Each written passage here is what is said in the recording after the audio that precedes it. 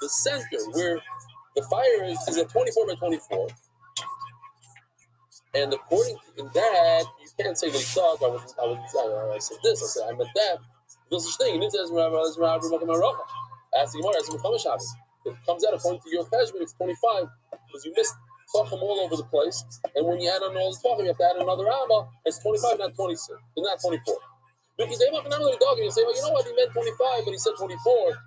No, that you can't do. But since it's a material process, the center is 24, you can't be doing that. It's 24, it's even 40. Maybe say it's only 12 by 12. No, that's the picture I showed you. Thank you. It's this guy right over here that you start from the center, like over here. So we're talking about the middle. The Torah calls this square, which is 24, it calls it 12. Because when you start from the middle of 24, it's 12 to each side. Okay, so we'll stop over here. A boy side. Have a wonderful week. A good day. Start for coming. A good day. Merit Disclosure, spreading Torah throughout the world. Sponsor a share today. MDYsponsor.com. Sponsor MDY.com.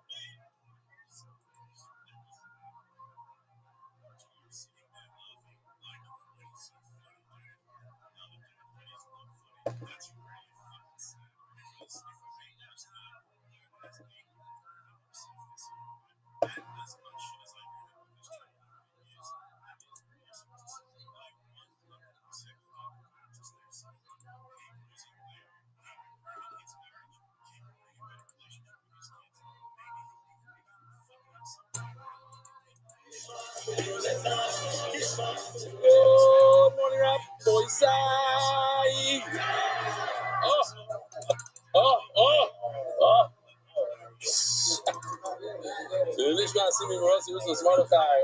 We're holding up Tzadik Bava out by the Mishnah. Says the Mishnah, Chavite Koyin Gadol.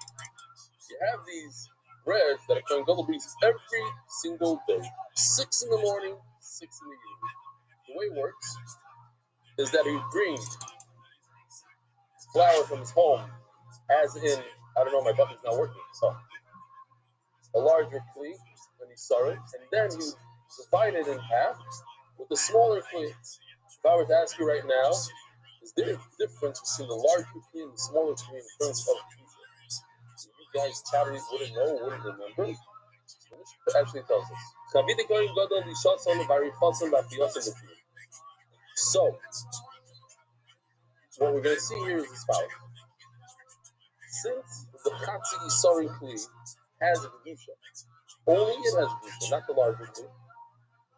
The larger Kli doesn't have Kedusha. So if you take a look at the Mishnah of Tzadik Kei Beis, just throwing it out there, maybe out of order, but it says, Achas Shtei Alechem v'Achas Lechem Aponim, the 2 breads of Shavuos, and the Lechem Aponim that we put on the Shulchan every week, the Shasan v'Arichasan B'chutz, you can do it outside of that Zara. Now look at this Mishnah. Why? Why the difference? The answer is very simple. Because Shtei Alechem and Lechem Aponim, we use the larger kli called the Yisara, and that doesn't have Kedusha. The Chavite Kohen Gadol, we use the smaller kli that has Kedusha. Once it has Kedusha, the clock starts ticking. Yisur will come into effect. What Yisur? The Yisur Yotzer. It's a Luna. All these Yisurim start coming into effect. So you can't take it out of the base of Leda. Therefore, if you use the smaller kli, so you can't be in your home. You can't do the smaller kli in your home because now you just get a Kedusha, and now it's in your home, which is outside of the base of Leda. So you're never going to on the spot. So therefore, if I get the point of you show somebody calling up, you also with me. Let me just show you Rashi real quickly. I'm going to show you a beautiful video. Instead of even better. It says Rashi. So what is the difference between the large kli and the small kli?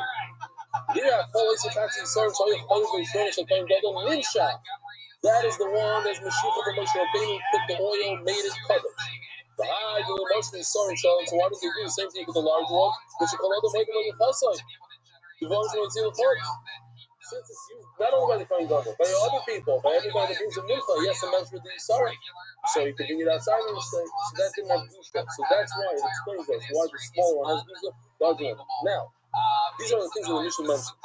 In the Mishnah, we're going to see Lisha, the kneading of the Arifa, putting it into a form, the Fiyasa, means it is the baking. Then you have Pina and Harkada. Pina is to grind it, Harkada is to sift the flour. These are the 5 things. So some of them happen before the half of food, the half of sorry. So they don't have the Dusha. And it's not a problem of Yotze, right? It's grinding. You can grind outside of the English. You don't have to be a grinding because you didn't put it into the Kriya. So let's see what we go.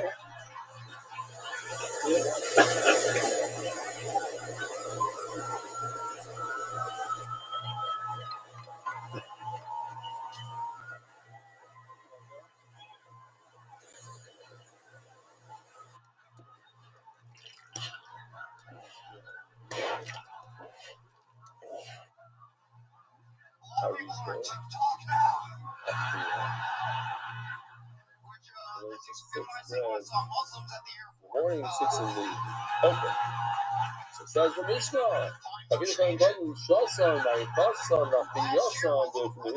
Memela, the Arifa, the Lisha, the Afia, this is all post the Chachi Sankli. So it already has juices, so you have to make sure it's already something because there's no places of Shabbos.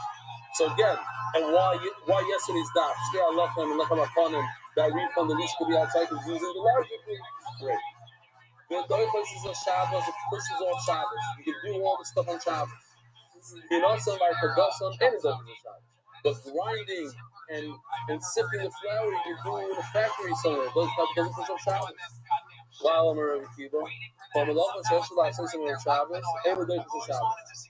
Any malacha that you can do before Shabbos, like in Bruce Lee, had the same thing. You bring the example, you can bring the knife before Shabbos, so you do before Shabbos. And it doesn't Shabbos. You can't push off Shabbos again. So she has to know last week's Shabbos. But anything that you can't do before Shabbos is good for Shabbos. All the yes, Kohen, Maisiv, Kli, B'fnim. All the Menachos, you have to do the different Avodah, Lisha, and Arifa inside the Kli, inside the Beis Hamikdash, B'fnim. You do it with the Kli inside the Beis Hamikdash. But anybody Maisiv, Kli, B'chol, you don't do these things outside of the Beis Hamikdash. The Lisha, the Arifa, the kneading, the forming of the bread. Today I left them 2 reds, Arko, Shiva Tzachim. Okay, so a tefach is not like between time 1 and an inch. There's a tefach like 4 inches or 3 inches, 8 centimeters or 10 centimeters. I forgot, I put my tape measure, my American one. I forgot to bring it. I have the Israeli one, 10 centimeters. This is 10 centimeters, like 4 inches. So we're going to go, let's say, with this cousin, 10. So 70, 7, it says 7 talking, right? Shiva talking, like this. And Rachba are both talking. It's a suitcase, basically. It's the size of a suitcase. The problem is, here, we're going to get that problem with the suitcase.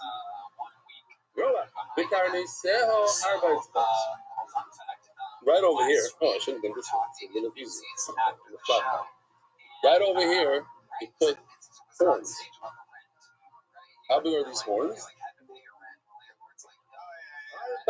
It's bones. 4 fingers. Basically, almost a perfect.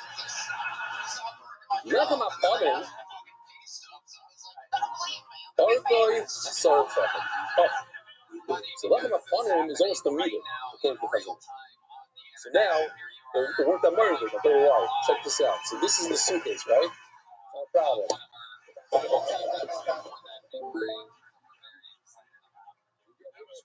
I need another 30, right?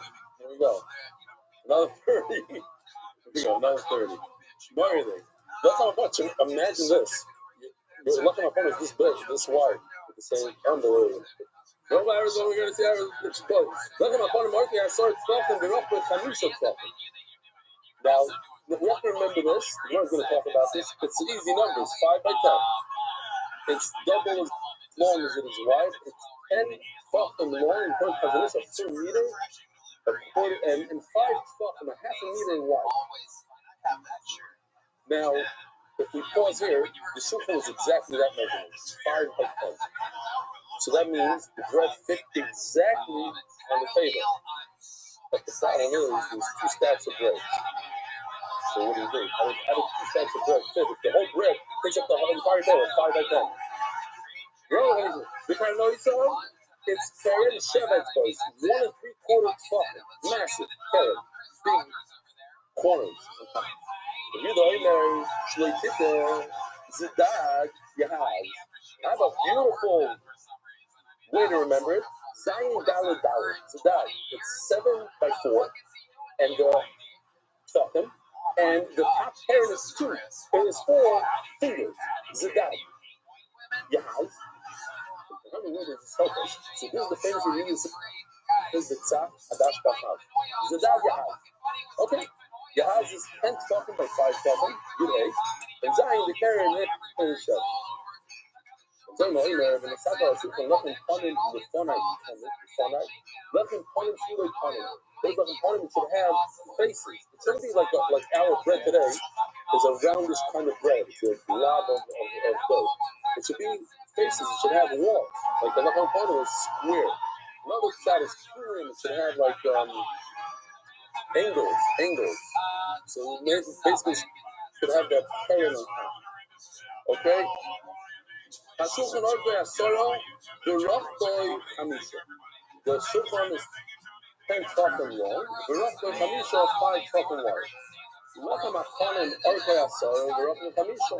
Each bread is the same exact measurement, 10 by 5. So what do? You take the long way, the 10 tefachim, and put it on the short way, on the 5 tefachim. Noisen Aruch, the Rachtoi Shulchan. You take the long bread and you put it on short. So now you have a couple of tefachim extra on each side. How many total tefachim do we have extra? We have 5 total, and on each side we divide the 5 by 2. It's 2.5 on each side. Again, it's 10 tefachim long, and you put it on the 5 tefachim width. So you're missing in the overhang is 5 tefachim. If you to do it on one side, it'd be 5 tefachim. And then you break it up in 2, and you do it on 2 sides. 2.5 tefachim on this side, 2.5 tefachim on this side. Then what? So you take it and you fold it up. You fold the bread up. So that the bottom of the bread is only 5 tefachim, and it sits on the width of the table 5 tefachim. No, you said, you're going to run with the coin, the kind of next week, I'm going to do it. The insult, you're going to run with the so it comes out to your 5 tefachim on the table. Do review. Remember review to argue on one thing. How much is the tefach? An ammo either.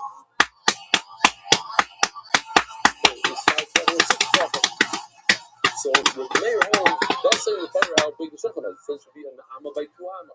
But how many tefachim does an amma have? The mayor home, the amma has 6 tefachim. So 6 times 2 is 12. A shulchan aruch is same or so. And it's 1 amma wide. Amma wide is not 5 tefachim, it's 6 tefachim. Rach b'shisha. But the lechem afanim is the same size according to the mayor. Aruch asar rach b'chamisha. Notice an aruch can get rach b'shisha.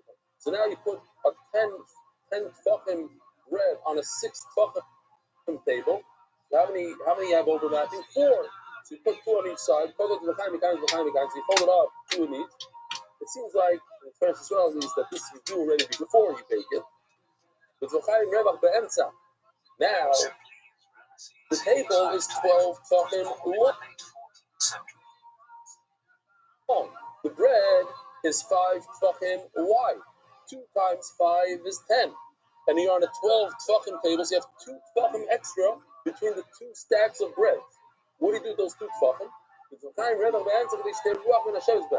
should have a lot of nice wind, they asked. Somewhere in there, you're going to mention a story that we spoke about, that that came out of the bread a week later. It was one of the Nisim and the Nisim. So why do we need to be careful about the wind? And it was a nace, the whole thing. But at the end of the day, you have to act the derech hateva, and then expect the nace. And sometimes maybe fight for what results in this different kufos and values.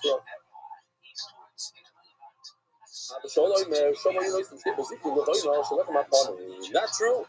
As we had many times, here, the Bezichon, the two spoons of the Levina were in between the bread and the bottom. That's why I need to not for the ear. Sorry, it says how. You should put the Levina al on top of. If you're going to take the word al literally, so that time is going to be under Menach. The Menach is going to be sitting on top of them. It means, what does it mean? It means that they're going to be living next to, not on top of. So here also, the Levine is next to, not on top of. So these people we talked about the other day, it looks something like, if I can find it, sniffing. These walls, according to one sheet, there were wide walls, there were 4 of them, 2 for each stack of breads, and they kind of held the breads in place. So you see, because about you, their heads split, so you saw from behind, and they were put on them shnayim, so each stack of bread got 2. They had 28 pipes, and they were cut in half. Our boss will say, is there 14, 28 divided by 2 is 14 to each side. Our boss will say, if you have 6 breads, and each bread got 3, so 3 times 6, or actually 3 times 12 is 36. But there's only 28 because the top ones didn't get, and we'll see that in the Gemara. But anyways, here the Khanim, he's putting in the Khanim, it's not 100% accurate. There's more AI because it seems like the Khanim is longer, it's already in place, and it's already sticking out. Well, you get the idea. This for later on, right here, for this part. They see the Khanim related to loss and break of the Shabbos. To do what he's doing in this picture, to put these Khanim in place, you cannot do on Shabbos because that's opinion. And to take them out would be stira. So you can't do that on Shabbos. Because we're on Shabbos, you do this on Shabbos, when the bread's already there, you remove the nice side, the archive, shell, and you put it over here. Like in this picture, see in the bottom, the Khanim are laying underneath the table. But to the length of the table, not to the width of the table. It could be has to do with this last line. How do you place the... I don't have a great picture here. This should do for us. This is the length of the base on English, the red arrow. You're coming from the Mizrach, you're facing Ma'ariv, the place of Kedoshim is a Ma'ariv. So when you're placing the shulchan, the menorah, it should be on the line of the arrow, the red arrow. That's the direction it should be facing. So if you take a look at this picture, it's not a shtlach. Over here, you have the shulchan. It's in the direction of the arrow towards between Mizrach and Ma'ariv, not between north and south and south and dark. Okay. It says tomorrow I'm just going to nice minutes. Charles Rebbe, that's Rebbe. Zimonai, how do you know the Kalisha, Darucha, need a plea? All my life, Maria, what is your food? Whenever I lie, Zama, go show you back to Yanin. By the Testament, got a Nebuah. This place right over here, you see the Mount Thousand. This is where they're going to cook the Ashram, the Chatas. Yeah, because listen, show me times the Chatas in the Ashram. How are you going to eat a Chatas in the Ashram? Chatas Ashram is playing with fear. Where do you cook it? You bring it home and cook it? You can. Why can't you? Yotze. Once you take it out, it's a big problem. Yotze. So you have to cook it inside the Beis Hamikdash. Where are you cooking it? Inside a plea. So he says, after Yotze is on Mincha, and also he sticks in right after the Chayyim Lashon. The Mincha. Baking the Mincha. The bit the Yotze in the Chatzah Chitzavis. You don't take it outside. Mincha do the Lashon Mechatas. Exactly. The Mincha is sitting in the Lashon Mechatas. Ma'al Mechatas in plea. Just like Lashon Mechatas, you put it in a pot. That's how I know you need a kli, and if you need a kli, it has to be done inside because it gives you dusha. If it gives you dusha, you don't have to get outside. Says the Gemara.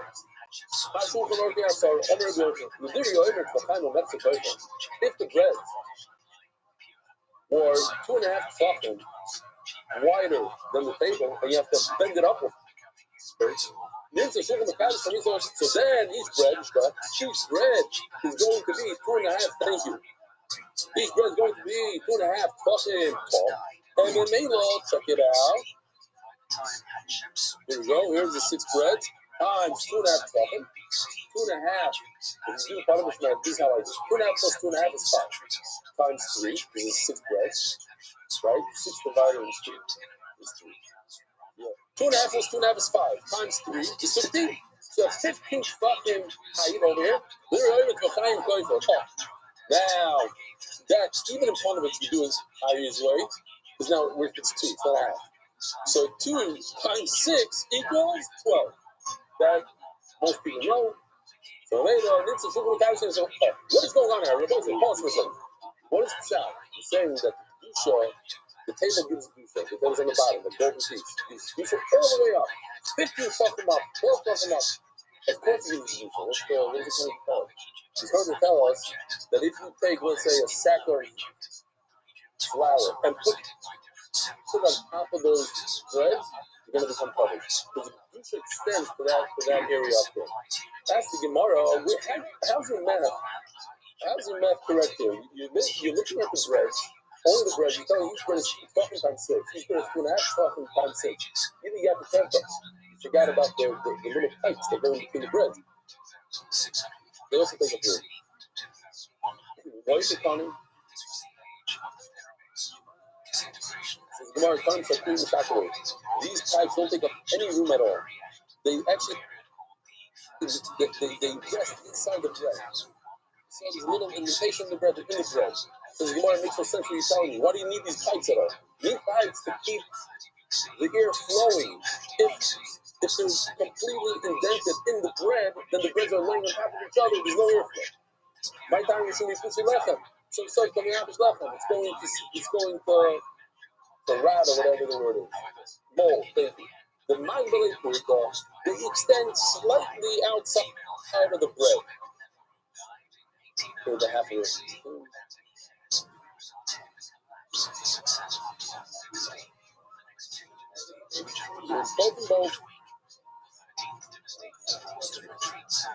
Oh, look at this. It's a beauty. Murray. The Mangalay Purta, it's 6 out of 7. So it says more about Mangalay Purta. It's not 15. It's 15 plus that little drop that extends. Well, you're right. We're not going to count that small amount that's extended. Ask tomorrow about the Bezikin. What about the Bezikin that lay on top of the bread? According to this Vandala that says it's on top of the bread, so now they extend more than 15 plus a spoon. Because there's a level I'll be asking. They're inside. They didn't take up any room. They were on the bottom. And on top, so basically, yeah, the body left them on the time, they're inside. Very good point. But what about the corners? You have these giant corners that are 7 fingers each by 7 fingers. It's 4 by 4. 7 fingers is 1 3/4 fucking, so pretty significant area. So the Gemara promised that the left and Kaisi, they have to bend them inside, like this picture right over here. You have the corners bent inside. The left hand allow you not like, and then you put bread on top of each other. The art scroll wonders if these corners are bent inward, and they're 1 3/4 fucking, but you also have the actual width of the bread, which is a tefa. So it bends, you can actually see right over here. You see that little square, but it's 1 tefa plus 1 3/4 fucking. Side is 1 3/4 fucking is just the corner, that piece by itself, plus the width of the bread. That's 2 3/4. 2 3/4 plus 2 3/4 is more. I don't know the math, but it's more than 5. 5.5. Oh, 5.5. 5.5. I know the math. It's 5.5, but it's more than 5. So in Mela, if you look at the art scroll, it comes one side, he has a shot that they go inward. This way he has these funny looking corners, but they're like this. First of all, what is funerary covers? So you sent me a very nice picture, so I'm going to show that picture. This is a nice funerary cover. According to Sfira Kenis, it's a balagan. I'm not going to get into it. But yes, the Houston, they're on an angle, and it's like this, different angles. It's a support. I'm not getting into the Sfira Kenis. Voikum is Garton. Oh, beautiful. I want to remind the Oilam, this Garton Lamala is, you see over here, there's a frame around the shulchan on top. Now, this frame is exactly the 5 by 10. The bread is 5 by 10. It's 5. It cannot fit into this mascara. So it has to lay on top of this guy. Even that little amount. No, you can't push around in this one. Everything's exact. So it has to be on this mascara. Now, the mascara is tall. So you got to count this. So it's not 15 fucking. It's not 40. It's more. So you know, I don't mind this guy to the mock-up. Here, something like this. There's that decorative thing on the bottom. That's the mascara. So the top of the table is complete flat. In the Mando Uptime, this guy to the Malo also. Now, even according to the Mando Uptime, it says that we did have mascaras. Have you seen mascaras in English? Afraid. On top. That you can answer Karkude Hava with Arkido. Check this out. I think Yoshi did this one. But basically, it tilts a little bit. Like a guy leaning on a rocking chair, some sort of chair. He's a lazy boy laying backwards a little bit. So there's a little bit of an angle to that frame, and therefore the bread, which is exactly 5 tefachim, fits beautifully inside. The left of the bread is also not enough. The bread will fit inside. You can just sign it like we learned in Yossi Oimer. Rabbi Yossi argues on this whole thing, on this whole picture right over here. He disagrees. He says we didn't have these walls, these sniffing. Let's say the term sniffing, so I think he says that the frame, this frame, and that's it. That's what held the bread in place. They didn't let it shift.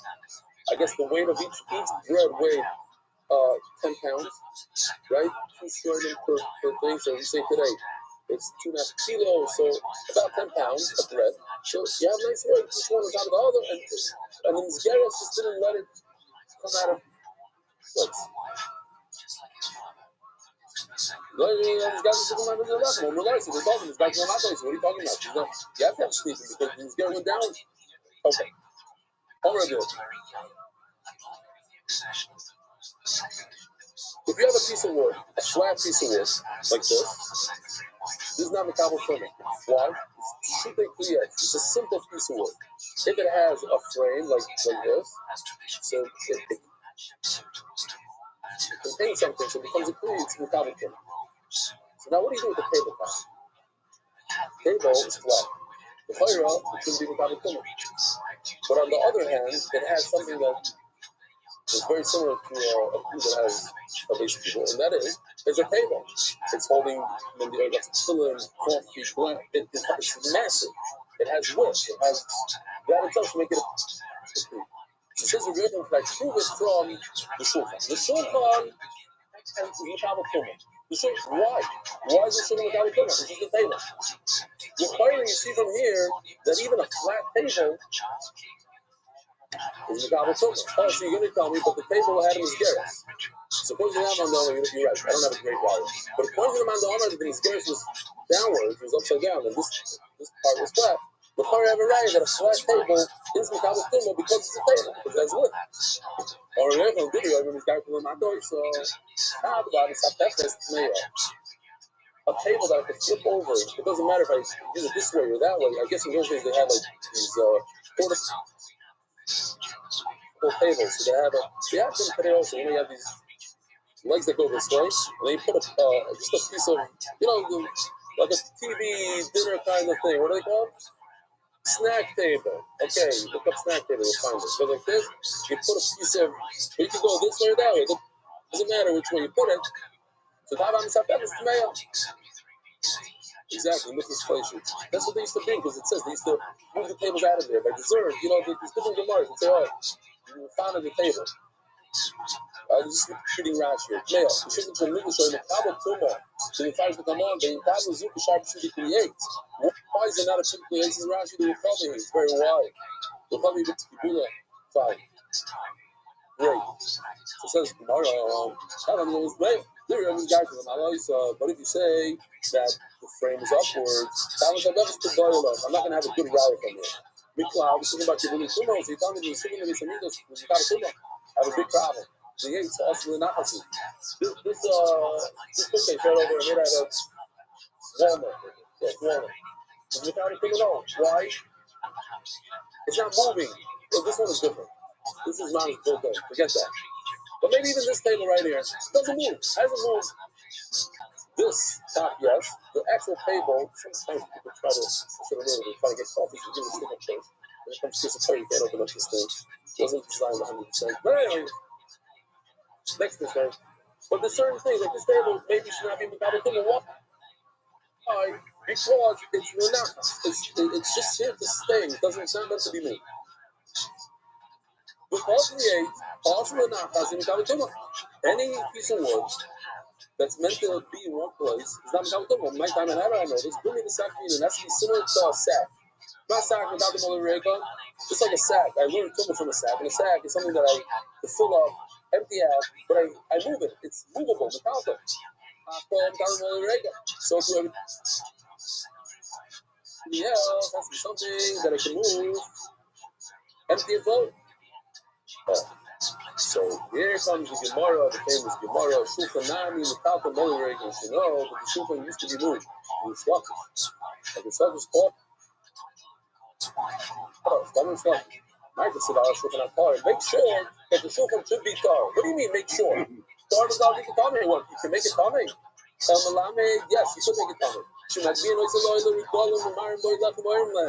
used to raise it up and show all the people that came for Yom Tov.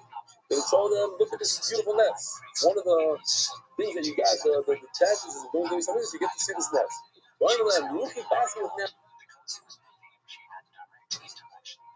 Come up and look how much of his boss loves you to deliver Yeshua and lady. Don't Yeshua lady. Nays, Gotham National, Belachem Aponim.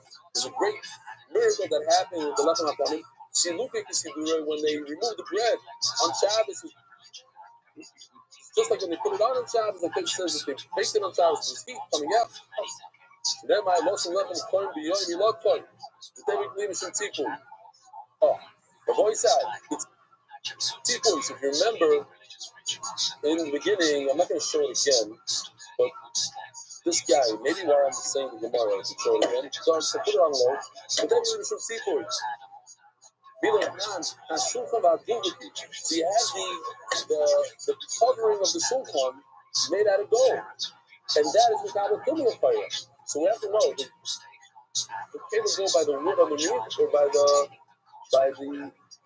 not the covering, that's the good word. The plating on top. The plating is Makabel Tumah. Says you have a shulchan Abdullah, you have a folding chair, Shinishasi got broken, and should keep them beside you.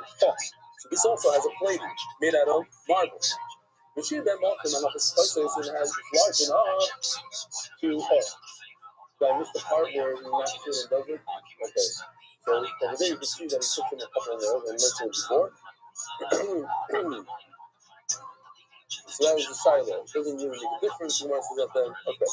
You see we're going to have these places. So you have a broken folding chair, but it has enough room to put some cups on it. Put your beer and go to the beach, whatever people do. Right. Name, comment. If you do the not not good enough to put your beer can, you need a larger place to put your steak down. Barbecue. But the one here in it's only if you have enough space to put your cup. But if not. Why? Why is it not? Why is it not Makabel Tumah? Because the covering, the plating of the marble takes over. And the plating of marble is not Makabel Tumah. So you see the plating, you have to consider it the plating. And over here, it's plated with gold, and gold is Makabel Tumah. So maybe that's what are you telling me That they moved it, they didn't. Who cares if they moved it? Even if it's definitely wrong, they never moved it. It's the Kavatuma because it has gold. It's a gold clean. Gold is not wood. Gold is the Kavatuma. If they have a Kamatziba already, the Kamatziba Shani Oil, they tell me, oh no. The Nafkamina, the Shulchan has a covering that didn't use nails. It doesn't use nails. You pop it off, it's not considered a real gold plating. The boy may be talking from Rabbi Yochanan, but this is exactly what it says from Rabbi Yochanan. Did the Shulchan have a plating that had nice nails? Couldn't remove it or not? Bishop Iba has the Bashbazin over here. In my Gemara, it says the Bashbazin, but in Rashi, it says the Bashbazin, and a lot of Gemara says the Bashbazin. Both readings. I don't know why they said the Bashbazin. I don't know. Oh, Bishaloi Chipa is the business of. I know they did a lot of work to get the pronunciation correctly, but Rashi says for sure the business thing. The nun. Fine. What? Oh, Chipa. Okay, fine. That's right. Oh, it's Loy Chipa is the business of. Yeah, my leg, Loisman. So Rabbi Yochanan says, I don't care. It doesn't make a difference. It doesn't matter if you're not getting nails, he's full. Loisman Chipa is the business of Loisman. Whether you covered the frame, you didn't, it goes by what you covered it with, and so therefore if you covered it with gold, it should be Makabel Tumor, a Boisai, have a wonderful day, have a good Shabbos. Marriage is Swift and spreading Torah throughout the world. Sponsor a share today. MDYsponsor.com and sponsor at MDY.com.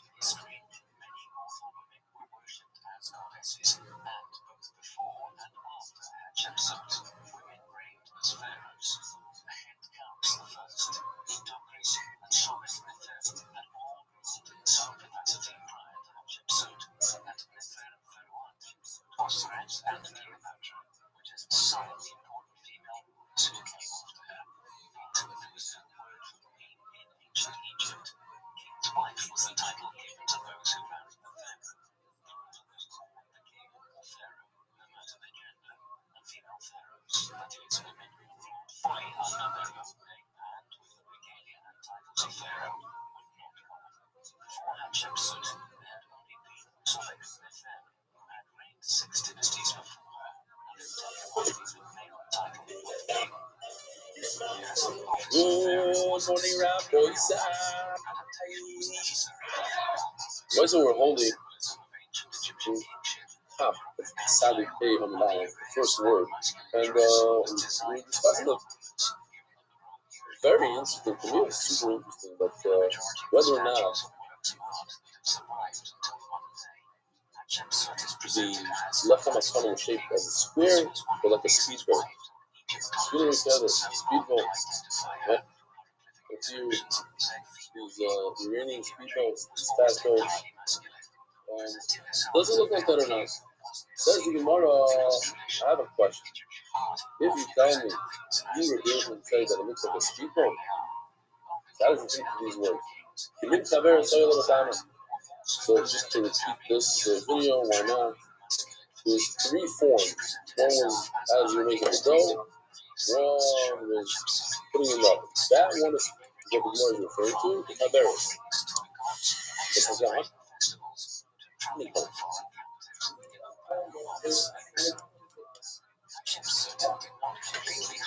Isis holds that. The form is in the inside. We're going with Rashi. So, the kaberos, if you take this as deformed from the oven, or look at this. This is very difficult. I don't know how we did it. But very impressive. We're able to manipulate AI to do a formula that in the shape of a dough. I'm sure we'll need. But it says in the Furush that this form was like a basket, like a American, or a honeycomb, I think. In other words, it had a bunch of holes. That's a honeycomb. But unlike a honeycomb, which is rounder, the honeycomb is square. How's it going to get out of this one? It says it's square, not like a book. So you are able to feel good to this happening about the top was square, whatever it means exactly, maybe for the form inside that was square. Maybe the outside was square towards the top. But the bottom was like the boat. I command the Omer from the spinning with them. Whatever Raya got to it. It seems like he was actually a speaker. Saying our boss, Stephen Shizam, Aisha, and Shizam, discussing the walls that go up to the top of the shulchan called the Slifim. They were split on the top and they looked like the plumbing, almost like branches. So Yoshi did something, obviously didn't look like this. But, he asked me to throw it away. I said, no, maybe I'll give somebody some sort of idea. It looked like some sort of flower. If you look at it from the side, it looks a little bit, comes out, really running away. She still remembers a lot that they would rest the bread on it. But the point of this whole thing is to learn to make spino with feathers, the bread similar to the shape of spino. Okay, now we have a bit of a sugya, a completely different topic. It's not even the whole on this, but a very, very interesting question. Let me show you this video. Phenomenal video. We're talking about the Lechem HaPanim. Lechem HaPanim are 12 breads that are on the table, the shulchan, and every Shabbos you replace them with the new breads. You can only get the old breads that sat in the shulchan for a week. Smoke them out of them. You show the pie smoke, nice and fresh.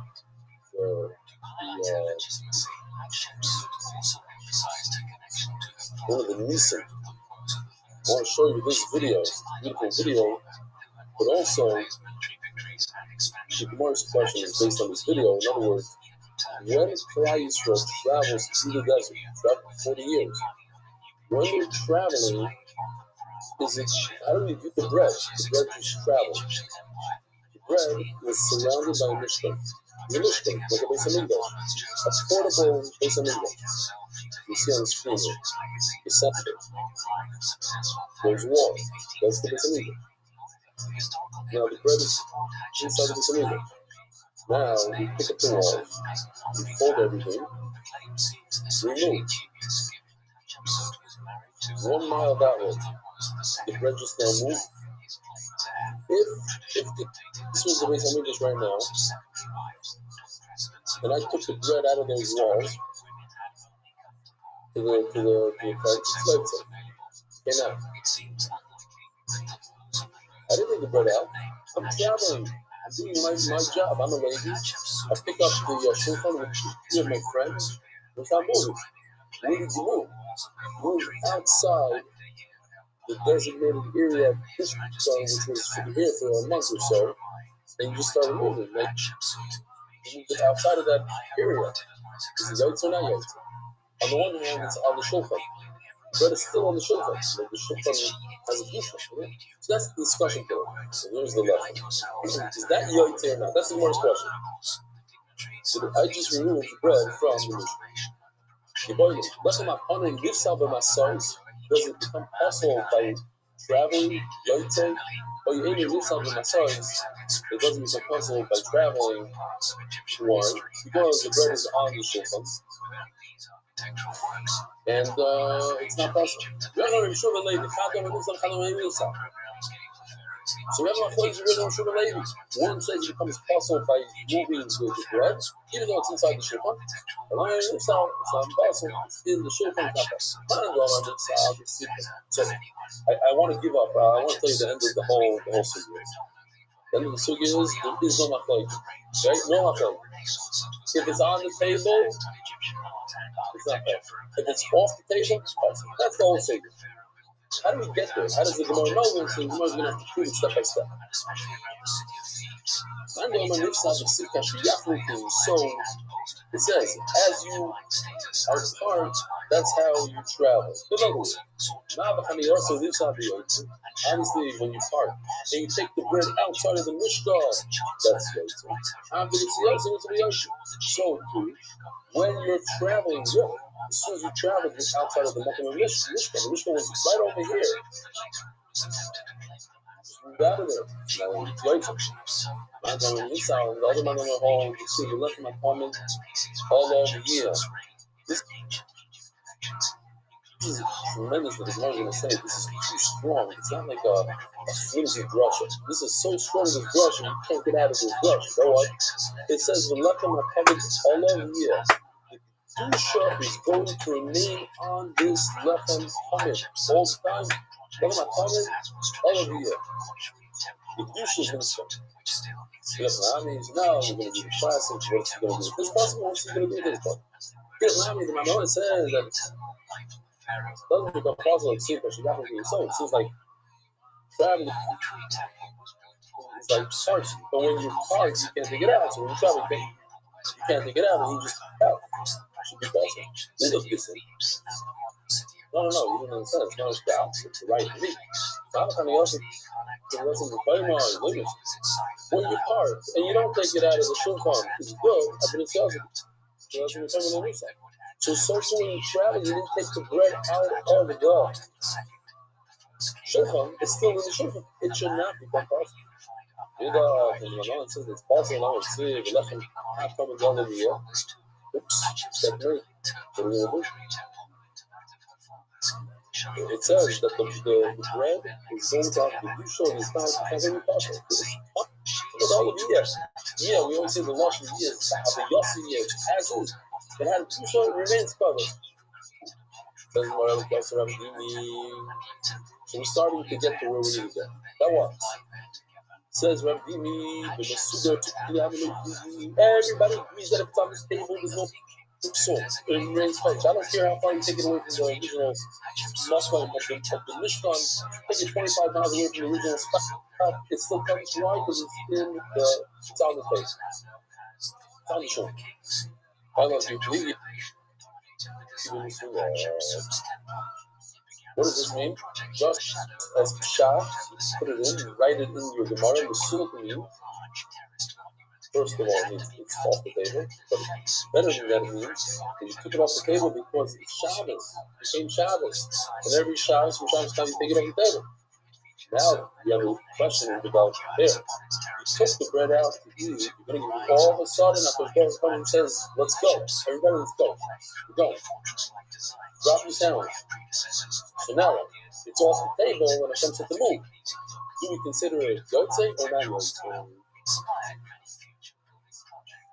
That's my point. But if it's on the table, it's 100% different. It's not possible.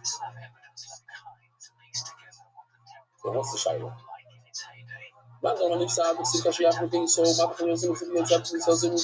Same thing like we have before twice, that the parking is like the travel. And when you travel, if you take it out of the Mishkan, it's happened to see us. You saw two over here. Since it came out of the mud, it's possible. Remember, I'm going to the beginning, so it's not possible. It's sticking us all the way. Really is. I don't care. Wherever Loyal is, even if it's traveling, it's considered a Loyal. But now, this is interesting because now we've expanded. All of a sudden now, as you travel, this could be a good muscle for dollars. Dollars is an expansion of Kedusha. But the Matan of Bia is like the Oil Moed. Before it was restricted to the Oil Moed. Now it expands to the whole Matan of Bia. All blue here. Before, very nice. Before it was only where it says Matan Shkin on red. Now it's to the entire blue. As you're traveling the whole blue, and we travel, as we can see in a second, we travel in a certain formation. And that formation of blue is the Kedusha of the Oil Moed. It doesn't say, it says V'nosad that it travels and it remains Oil Moed. That's tomorrow. Nami, you can see it, because you have to do so. What's he going to do? If he already learned that as you're traveling, Kedusha, no, sorry, not that. Nami, because you have to do so. it should be possible with Yotzeh. Asher Yachal came so, and he went out. They went out of the life. It should be possible. No, like we said before, he did pizza, the opposite. Not honey. It's like parking. When you're parked and you don't move it, it's not possible. I'm going to say, okay, you didn't come out of the Machon. You're still within the blue square. Within the blue square, nah. The license says that the oil moyes travel.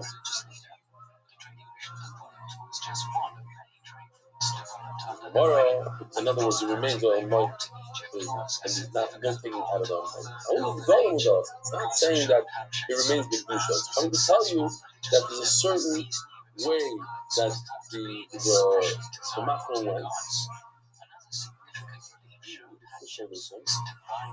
There's each Shevet had its flag, and they had they three shvatim at a time. They travel in a certain way. These three shvatim started going, and these, there's a certain formation, and that's what the Torah is saying. The Nasa and Mayim, they have to travel in a certain way.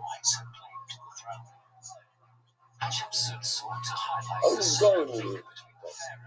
And how is the other man not going to know this idea of going? If he uses up the pasuk already, that the still Kedusha when it doesn't have a good pasuk. That's why the Moshe is telling us that it's Kedusha when you travel, not that you have to travel with a formation. So,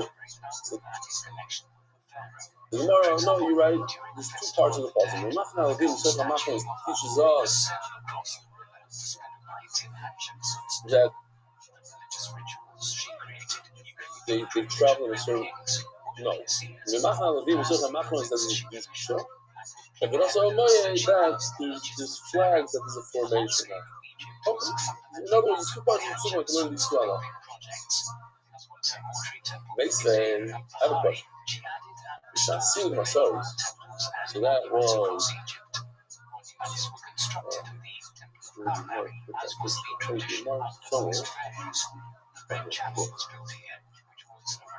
Yeah, this picture is shot in the video, but you see how they're breaking down the walls of the entire Mishkan. So by breaking down the walls, what happens? The moment you break down the walls, there's no more Mishkan. There's no more Mishkan. Then what happens to all the korbanos that are inside? No more Mishkan. What happens to the Mitzvah itself? He has to start moving as well. So it says, Mishan Sil Masois, Kadashim Yisrael. So let's remember these words, Kadashim Yisrael, because we're going to talk about it like the 10-12 lines, that let's say I'm shechting a carbon chatos, and Hashem says, take down the wall. Now the chatos all of a sudden is exposed to the middle of the desert. He's not in the Mishkan. He's now possible because he went outside of the Mishkan.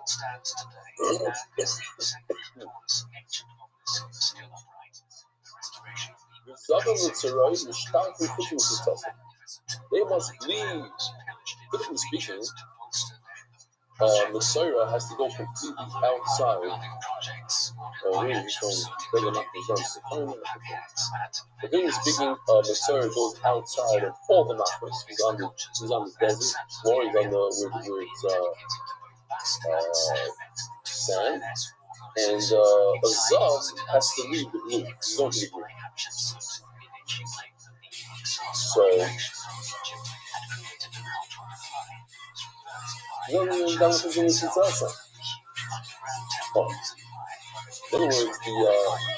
Machne Ria and Yisrael still have Kedusha. They have to leave here. The Kedusha from the Machne Shkina, but the Kedusha of the Ria and Yisrael remains, and you have to get out of it. If you're mature, you can't be in there. You didn't have Kedusha, they wouldn't have to leave. Part of it says that what happens to where the Machne Ria is? The Machne Shkina. The Mishkan. What happens to that? It says this. You have a carbon in there, it becomes possible. Why? Because there's no more Kedusha. There's no more Machne Shkina. No. So then the Lechem Aponim should the same thing should happen to the Lechem Aponim.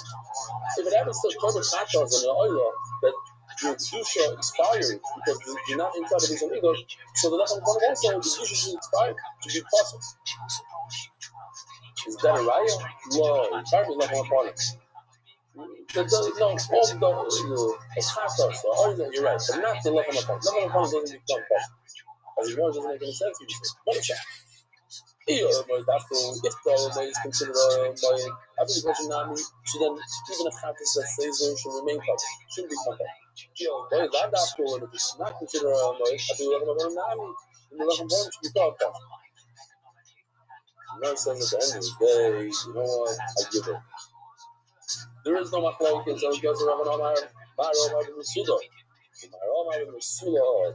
There's no machlokes. In other words, the man Omar that says the bread is partial because it's off the table. Somebody moved it to eat. So it became possible. But if it's on the table, it's no machlokes. That's the bottom line of this figure.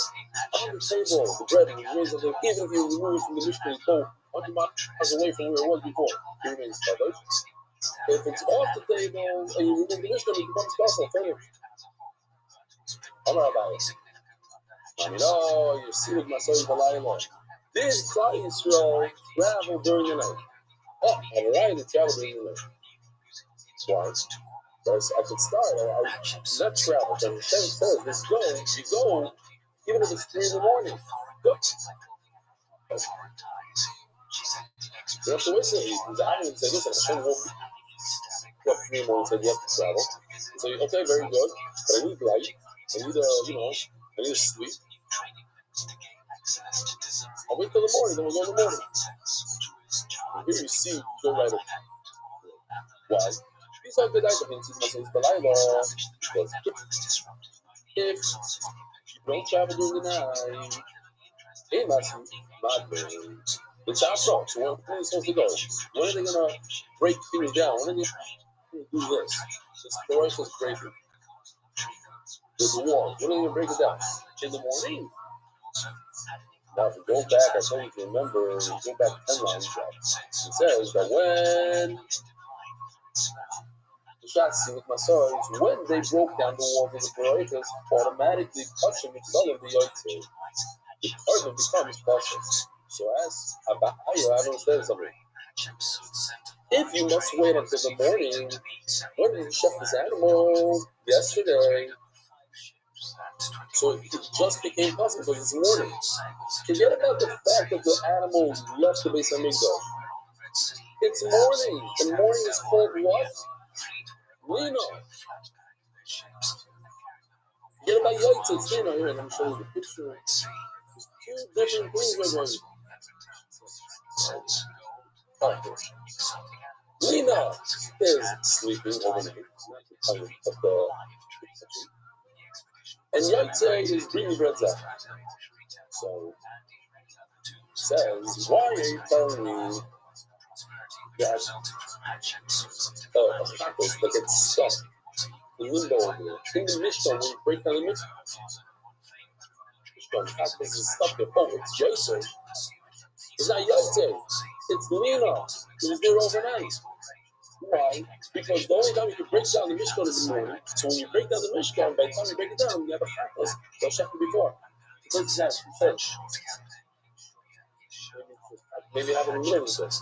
Maybe, okay, fine, different passions to grab over here.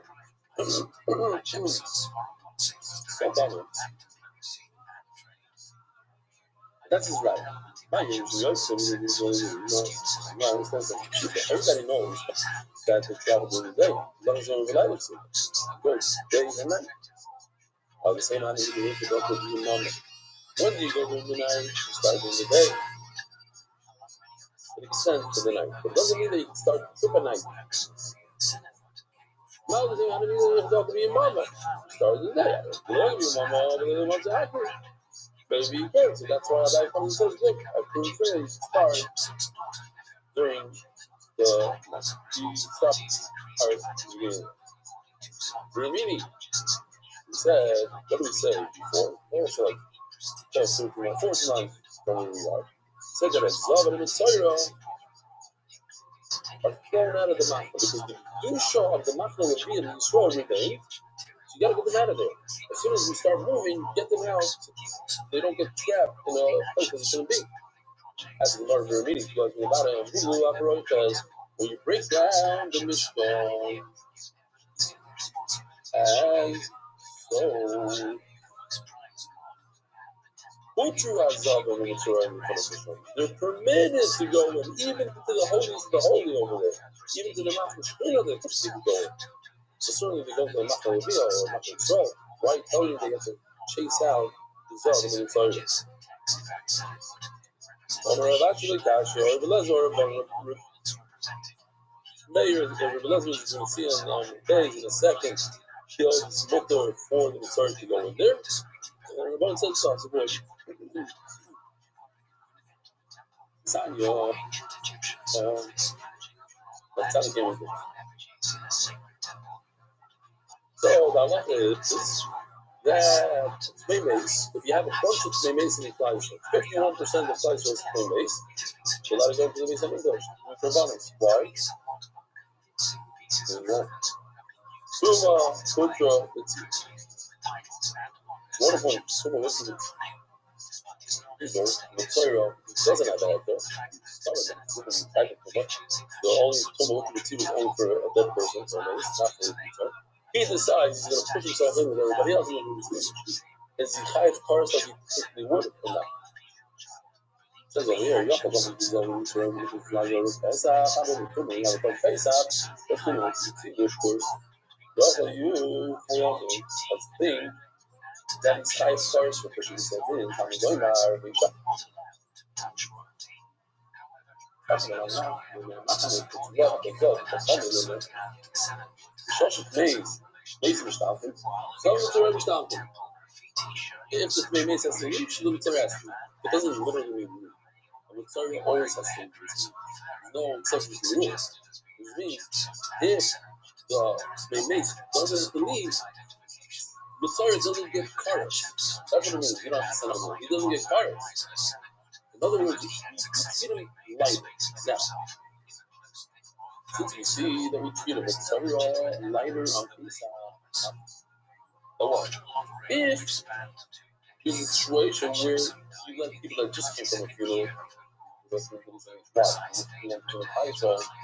they all just went, there was a lot of such funeral. I'm saying, like, all guys will go to God's funeral. They all coming. They all went within 4 hours of the day. You let them know there was some Mikdash.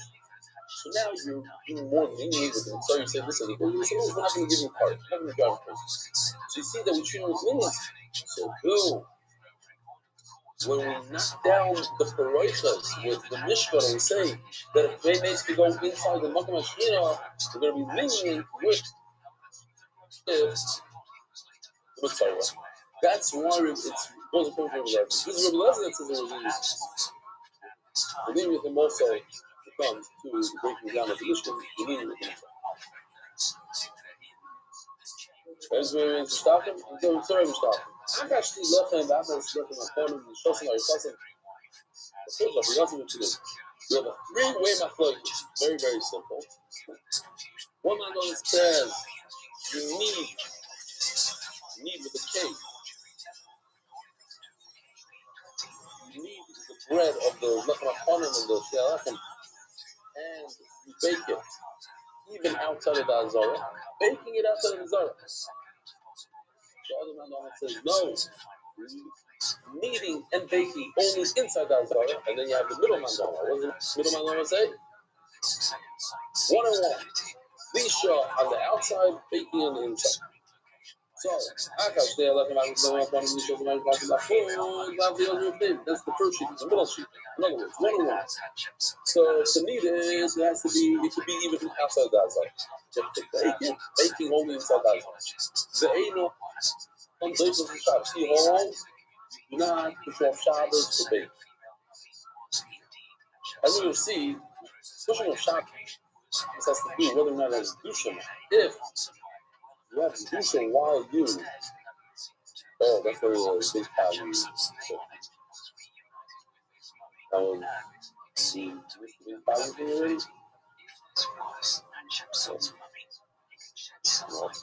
Okay. Coming up at the end of the Mishnah.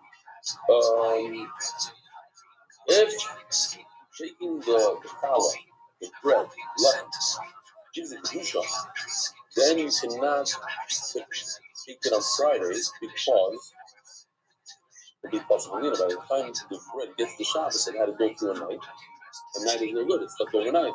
If it doesn't give it any kedusha, so then you can bake it on Friday.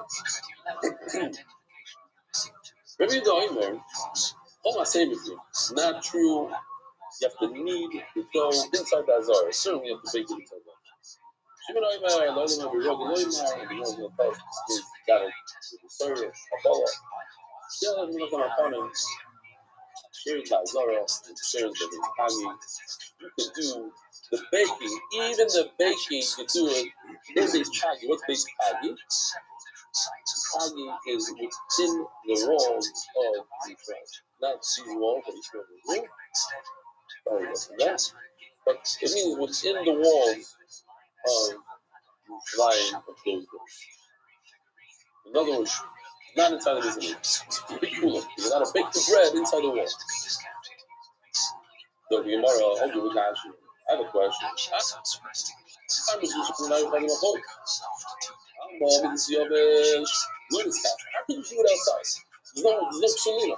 If the flea, the Sisarim, remember we had that flea that we spoke about the Sisarim? I don't know why. But the Sisarim holds a certain amount of flour. If it gives it juice, how can you do it outside of the psalina? As soon as you put inside the flea, it becomes Kodesh, like outside of the beginning. So must be that flea. So, yeah. If it's a flea that measures wine and oil, that gives it juice. But we have it in my plate is whether or not the solid flea for flour gives it juice. The first, so we're going according to the manama that says no juice. But then you tell me they should bake it inside the inside of it. Why? Inside the azar. I don't know. Maybe that's the other scotch. In other words, the oven is a kedusha. So what's the obvious answer?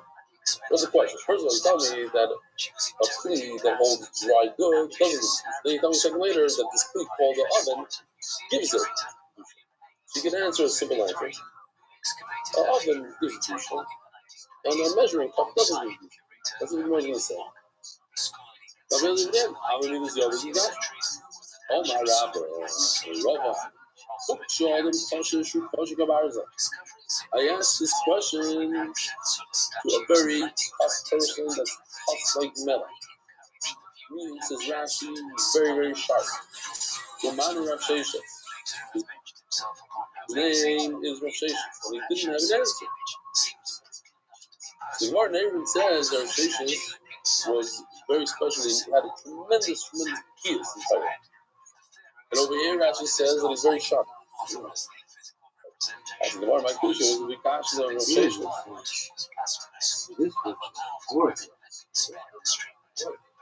Bilbo, or that the answer is Bilbo, you saw him on the couch. You're right, the measuring cup doesn't use how many times, but the oven, even though it's for dry good, it gives you two shots. Ellie, how much spread? Well, about the other machine. Where do you bake the bread? Inside the bread. Inside the azar. Why are you doing it inside? Because the oven gives you kedusha. If you sit it outside, it would be Kodesh and it would be possible to Yosha. But it doesn't Shabbos. It doesn't push off Shabbos. Why? Because the Lina. You got a big problem. If you cannot bake on Shabbos and the oven gives you kedusha, so now the bread is a day old. If the bread is a day old, it becomes possible because it's left overnight. When did you make the bread? On Erev Shabbos, on Friday. You can't do it on Shabbos because it doesn't push off Shabbos. You have to do it on Friday. And if it gives it kedusha, like you told me it gives it kedusha, then it should become possible. Amarava, So what on this is Rava. Whether it's Rav over there, Rav over here, I don't know. Over here we ask Rav Sheshes question. Buksha the Pashke Barzal, sharp one, very sharp person. Umano Rav Sheshes. And he didn't have what to answer. This is shit. Oh, Rav Ashi, let me take a stab at this, he says. Mike Kushia, but it doesn't sound like this. It's Mike Kushia. I don't understand the Kasha of doing my bifnim. The Muslim's reason. To me, it would seem almost like a doichak, but he says like Mike Kushia. What does it mean that that you bake the bread inside the azar? No, you bake the bread outside. So I say bifnim. The Muslim's reason. These are people that work inside. They're very, very careful that it shouldn't become chametz. You got to be careful not to make it chametz. The Rav Ashi, sometimes the girls you saw them. So he was off. Why? Makes no sense. What are you're careful about chametz? So think about it. Get a matzah bakery. You're gonna do half the line. We're very, very supermarket. From here, we're brisket. From here, we don't care at all. Makes no sense. If you have to care, you have to care from the moment the dough is mixed to the oven. You can't say, "Oh, I'm only careful over here."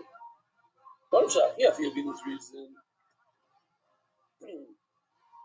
If by the baking, that's the hardest job. Yeah, for your this reason, this is very this reason. Marsha. Then you have to be very careful when you bake it. You have to be very careful when you're kneading. This reason, and you don't need to be careful when you're making the dough. I feel nami you don't need to be careful when you're baking it. Tell Rav Ashi, Bruce, you don't like Rav Ashi. Says again. We learn in the Mishnah review the Omer.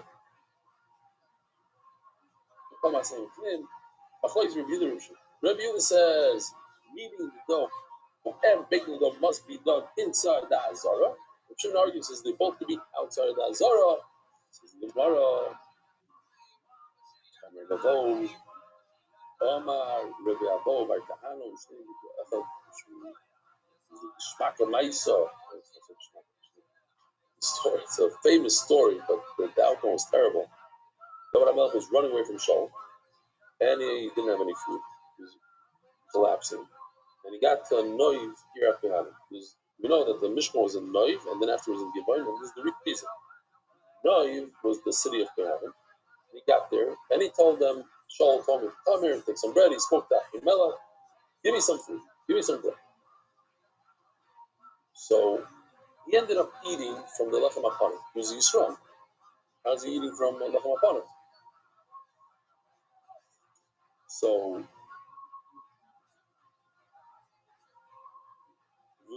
he tells them, Achimelech, Derech Chayil.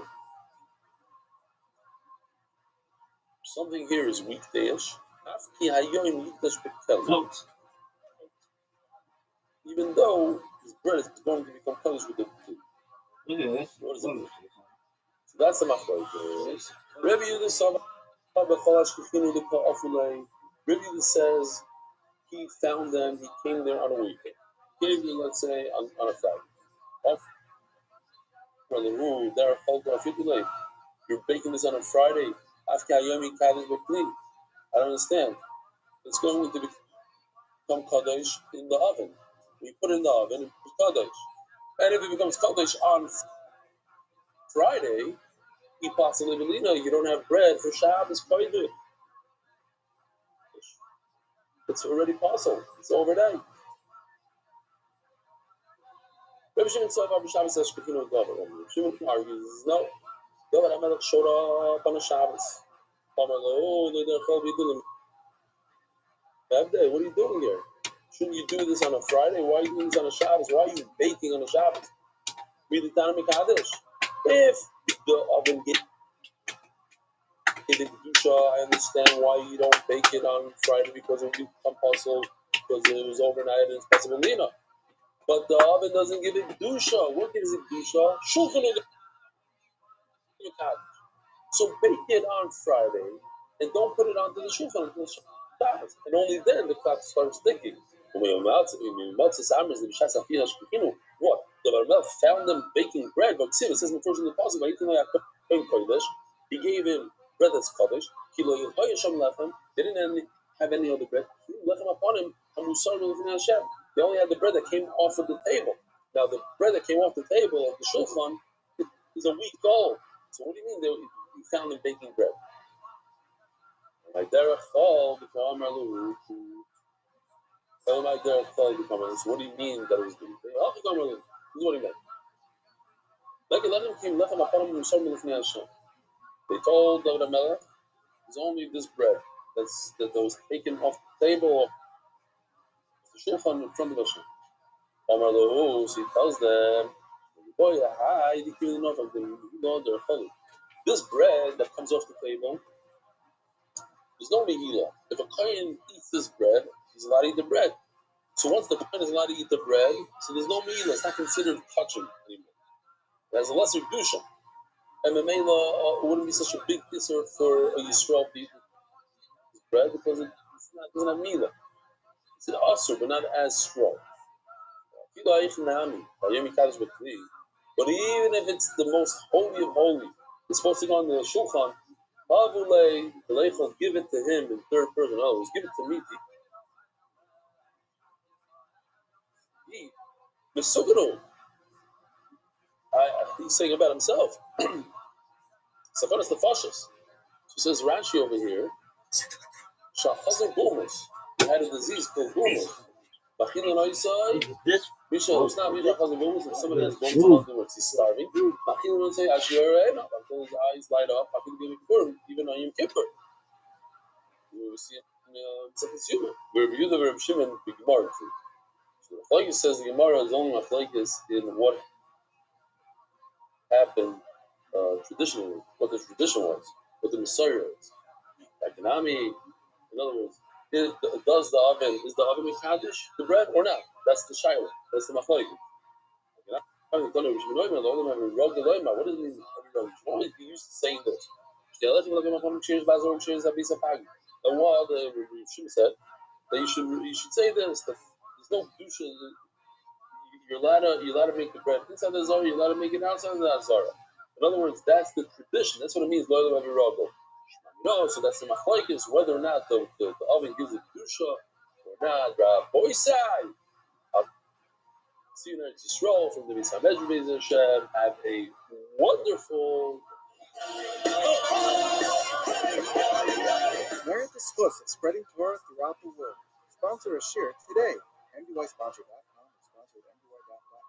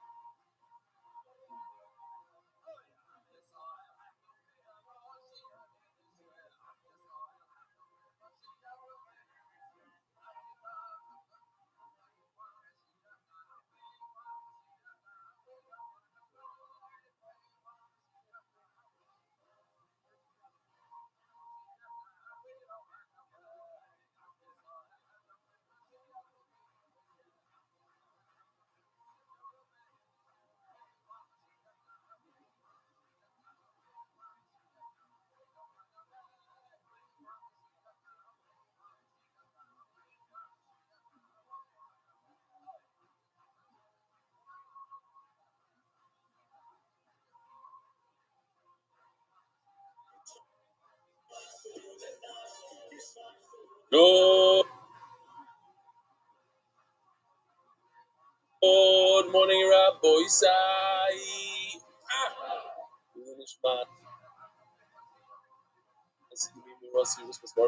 Says the Mishnah, all the way in the bottom of the Tzadik Gimel and Beit is brand new Mishnah. Chomer b'smicha mibit. So we discussed smicha means to lean on the animal, and knufa means to wave the animal, lift him up and wave. This two different things. There's certain chumras that you have in a smicha, and certain chumras you have in a knufa. If a knufa is smicha, go ahead. 3 lines from the bottom. When it comes to knufa, it's enough that one person does it for the whole crew, for all the partners. Whereas smicha, we said yesterday, each and every person says korbanah. We learned each and every person must do the smicha. And chayim with knufa, and what's the chum that knufa has that smicha does not? Shat knufa neheges b'korbanis hayachid b'korbanis hatzibur. You have to do it in all types of korbanis. Korban yachid, for instance, the shlamim. So here's a picture that we showed yesterday. The shlamim knufa has in the shaykh. We also have the tzibur knufa. This is tzibur knufa. What is this? This is the shtei alechem with the shalmei. What do you call Shami Tzibur? Two sheep that we bring on Shavuos coming up. Shloshim Yom Kodem L'Chag. Mamish.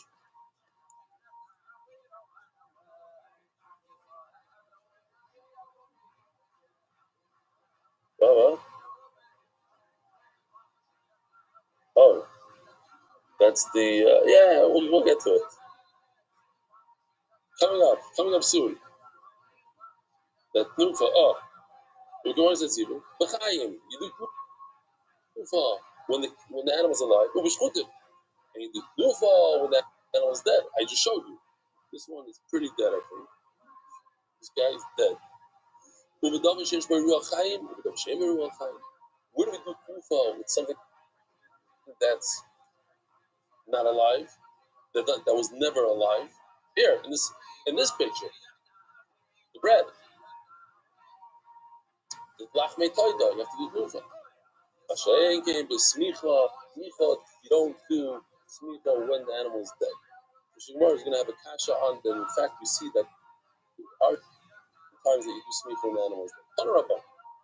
Korban the rabbis kol bali korban smicha. Korban by Shlomo says the word korban comes to include all the owners must do smicha. About a dinner, I think, maybe it's a kavachomer, simple kavachomer. Nufa should straps of the Nufa, you have to do even after the animal is dead sometimes. Nismat the korban. There's no nufa when you have partners. Smicha should straps of the and we did nismat the korban. It's a smicha that you don't do smicha on a dead animal. So certainly you shouldn't do it when this partner is hamadon korban. The rabbis called out korban smicha that all the partners must do smicha. 10 partners, each one comes over, leans on it, and goes away. The next one that says in the Gemara, this rabbis nufa b'chibor b'kavachomer. You should do nufa when you have a bunch of partners. You should all take it, like sometimes you do in shul. Take a lulav, and then you say, could I borrow you a lulav? And the next guy does it. Each guy should shake it. That's nufa. The shaking. We learned the shaking of a lulav from nufa. So just like by a lulav, everybody should do nufa. What's the kavachomer? Simple kavachomer. Smicha shlo nisrabsa b'shkutim nisrabsa b'keivarim. Smicha, you don't do it when the animal's dead, but you do it when it's partners. So certainly, nufa that you do it when it's shachar. Certainly, you should do it when it's partners. Nufa shlo nisrabsa b'shkutim. In addition, nisrabsa b'keivarim. Says the Gemara, it's impossible. How are you going to do it? There's 20 partners. Nufa kuba adadi. Have a chatzitza. You can't all touch the animal. There's going to be a big problem with chatzitza. Here, check this out. We have a picture of that. They're all going to do nufa. somebody's hands have going to be under the other person's head, and each person must be touching the animal. Otherwise, it's chatzitza. So Rashi asked a great question. The question is easier to understand than the answer. But Rashi says 3 lines from the top, Vikashya, and everybody remembers we had a few times that the owners, the client's hand is under the Israel's hand. And sometimes we even said, I remind Oilam, by a soita, by a woman. And so he says, how could a man touch a woman? This is the old man. Bring an old kohen or bring a little kid. But bottom line is, sometimes the kohen's hand is underneath the owner's hand, and it's not touching the animals. It's chatzitza. That's Rashi. Places also talks about it. So Rashi says an interesting answer that the kohen is not so important over here. He does, he helps out, whatever. But when the Torah says that each and every person has to do shnufa, so each and every person is important. Each one is as important as the other. And if I'm important, my hand has to be touching the animal. And how can I be touching the animal? There's 20 other people there. So since it's impossible, obviously the Torah doesn't care that everybody touches the animal. Says the Gemara, that's why it's impossible. Okay, so each one should do shnufa by himself. Lift it up, put it down, and let the next guy do it. This is you have to do it together. This is why, because it says, special Yachid, it's done once, not twice. They explain very nicely. It is like a yeshivish style part. That when it comes to Knufa, the Knufa is on the Hefza. There's a difference between a Gabra and a Hefza. The Hefza, the animal itself, has to be lifted up. So sometimes it doesn't even matter who lifts it. Maybe the Kohen can do it for you, not everybody has to do it. The animal was lifted up in Shalom Yisrael. But when the mitzvah is in the person, that's smicha. The mitzvah, it's not a mitzvah that the animal should have smicha done to it. It's a mitzvah that each person should do smicha, and that's why there's a difference how many people do it. One or all the parties. Smicha b'shluchim lesa. Telling me there's no such thing as smicha when the animal shafted. Here, it says in the first that the smicha after the animal dies. It's not. So the Kohen Gadol has the right. Say, I want to do that avodah right now, today. So imagine, I'm just thinking to myself, a typical Kohen goes to this English to do this performing avodah twice a year. In his Mishmah, and even in his Mishmah, his family lives in it. Finally, you get to do. You're there. You're ready to go. It's that one time a year that you do that avodah, and the Kohen Gadol can watch. Sorry, guys. Hey, can't say a word. You don't think so. So let's say you want to do the comment. I'm going to show you the picture. Soon as I show you the picture, you remember we had it, not too nice. By the time of the skating Gehanim that help out, this one carries the leg, and each one that carries, we learn that you don't show the cut where the animals cut in the butcher shop over there. They place it, nice. First guy, number 1 in line, he carries the head and one of the rear legs. The second guy in line carries the two front. And that's how each person carries something. So it says like this. So imagine here we go. The guy in the front, he's carrying the head and 1 foot. Second guy, 2 feet. See how it's positioned next to his body so you don't see the front. This guy in the back, he's not doing the walk. And that's how they walk. 13 guys. Up the run. Says Gemara, it says in the Mishnah. His man shot kohen, let's call it 9 lines from Genukah. His man shot kohen double right to the when he decides, right now I'm going to do the comment. You go up the ramp, second in command, second guy's waiting, but something happens to the kohen gadol, he becomes the kohen gadol. Yeah, that's it's kind of steep, so he needs to catch his breath. So this guy like kohen, he takes him with the right hand or low, pulls him up, helps him out. First guy walking around, he's holding the head, so he extends it, he gives it over to the Kohen Gadol. What does the Kohen Gadol do? This is the word that's not good for us. Soina. He does smicha. Smicha on a dead animal. It's the head without a body. Right? Soina Chalayim is Arba. After he does smicha. So it's a kasha when we said there's no smicha on a dead animal. Next, now the second guy in line, he has the two fences. He gives them, the Gemara says in hands, gives them to the first part. Notice the Kohen Gadol. He gives to the first Kohen Shneidam, notice the Kohen, and the first Kohen gives it to the Kohen Gadol. So Nechalei Ami does Smicha, the Zarkad, and the Kohen Gadol passes it into the fire. Great. Notice the Kohen Gadol. So the second guy doesn't mention the first guy. The second guy gets out of line and goes back home. And all the limbs, the third guy gets to the first, faces the Kohen, he passes it in. The third guy goes home. Then the fourth guy gives to the first guy uses the right.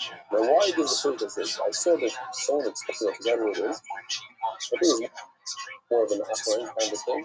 That since the first guy, he was supposed to be the main person, and then the Kohen Gadol decided it. Now, so we let him stay on his back for as long as he wants, and he's a big performer. So the Kohen Gadol keeps putting smicha on every single limb, smicha, so he will let up. Okay. It was not true, right? So if the Kohen Gadol is too weak, he can't.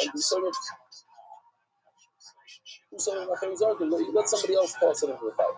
How do we see that the Kohen Gadol does do smicha on a dead animal? So why are you telling me, smicha, only smicha is on a dead animal and smicha on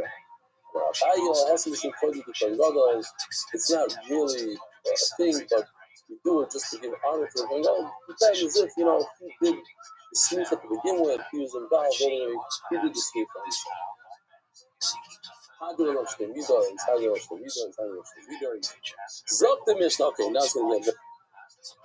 very interesting.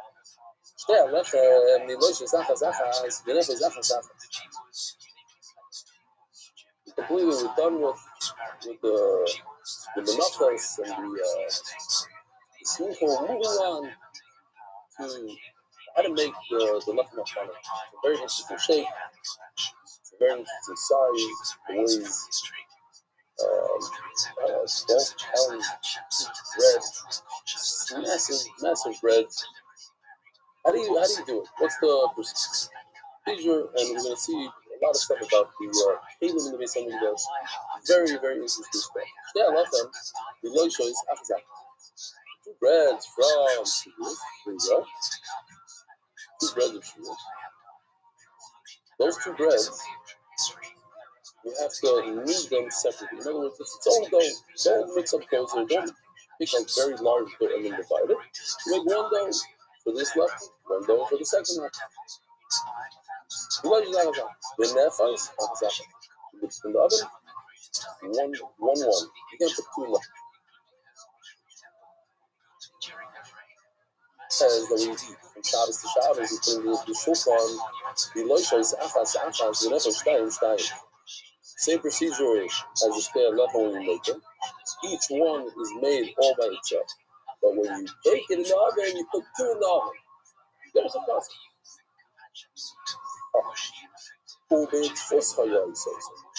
The lechem hachana, you have to put it in a mold. What does it say? 3 molds. So as you make it, you put it in the mold. I'll show you a little video or whatever in a second. If you right done, and when you take it out of the oven, nice long litfus. You put it into another mold. This only mentions 2, but the price says it's actually 3. They shall know is calculated. So if the breads don't fall apart, I'm going to show you here. Let's call this a mold. This is as its dough. And then you put it into the oven into a separate mold. That mold has, you see tomorrow also, it has like holes in the bottom. Those square molds with holes in the bottom. And then because during the baking process it expands, you put in a third mold when it's still hot. You don't want it to fall apart when you take it out of the oven. So there's 3 molds. It says, how do I know about kneading it one by one, putting it in the oven? How do you know these things? At the beginning of the Mishnah, the lechem hapanim is 2 esronim. In sorry, we said it's about 2.5 kilo of flour, 2.2. That's what we women men also we take challah when we have 2.2 kilos, like 5 pounds. So this double that, 10 pounds per challah, massive. It's like a chassan of challah. So it says ha'echas, shnei ha'echas. You make them as one by one. How do you know that each lechem of the 2 lechems of Shavuos? I see lechem, probably the common, but I'm in America. They don't know what the common is. Lechems, siddurs, instead of siddur. Lechem. How do you know that you need them individually? Should be like in one place. How do you know that you bake the lechem hapanim to? You should place them. Samtah is lashon yachid, some lashon rabbi. You should place one placement of 2 bread. Okay, maybe you should also do this. No, the same word that we used a second ago, we're going to learn a second from it. But not as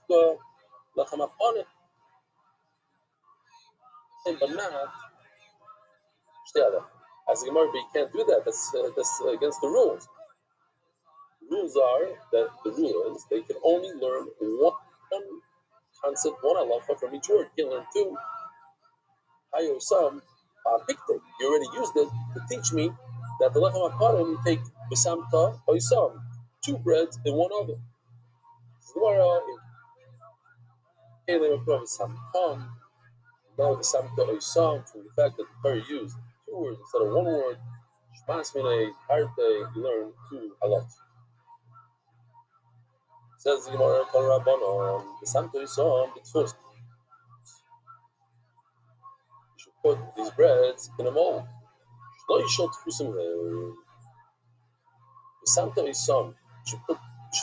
put them in. It doesn't say the way they learn it. It doesn't say v'nasakta. It says v'samta. So you're putting it in some sort of mold. You should know these 3. Noise l'tfos. This one. I'll show it again as I'm talking. So noise l'tfos v'adayni batzak. You put it in while it's the dough. And had a special mold in the oven. And you notice in this mold, that in Yoshi's thing here, design, there's holes in it so the heat transfers through. When he takes it out, noise it with force, he puts it in a 3rd mold, light the scalpel, that it shouldn't fall apart. Ask the Gemara, why do you need 3? 1, okay. 1 you put it into, you shape it, and the Rambam says it's made out of gold. Then you put it in the oven. So what's the problem? Use it again. Use the same. When you take it out of the oven, put it in the original one. This is work. Keep the oven on after, because once you bake it, it spreads. It rises. It turns. It's a different shape. It's not the same shape. It's not the same size as the original one. Some explain that it comes from the top. Like when you make a challah, it goes over. Whatever the pshat is, it does not fit into the original one. Great. Says the Gemara, Itma, lechem hapanim ketzad oisanois. How do you make the lechem hapanim? That telling dollar in base. One is an open box. It's a box that exploded. Imagine you have a bomb inside. What's going to happen? The top will fly off. There may be one or two walls. So that's what the Lechem HaPonim looks like. That's the one we're familiar with. Teva Prutza looks like this. The one on the left.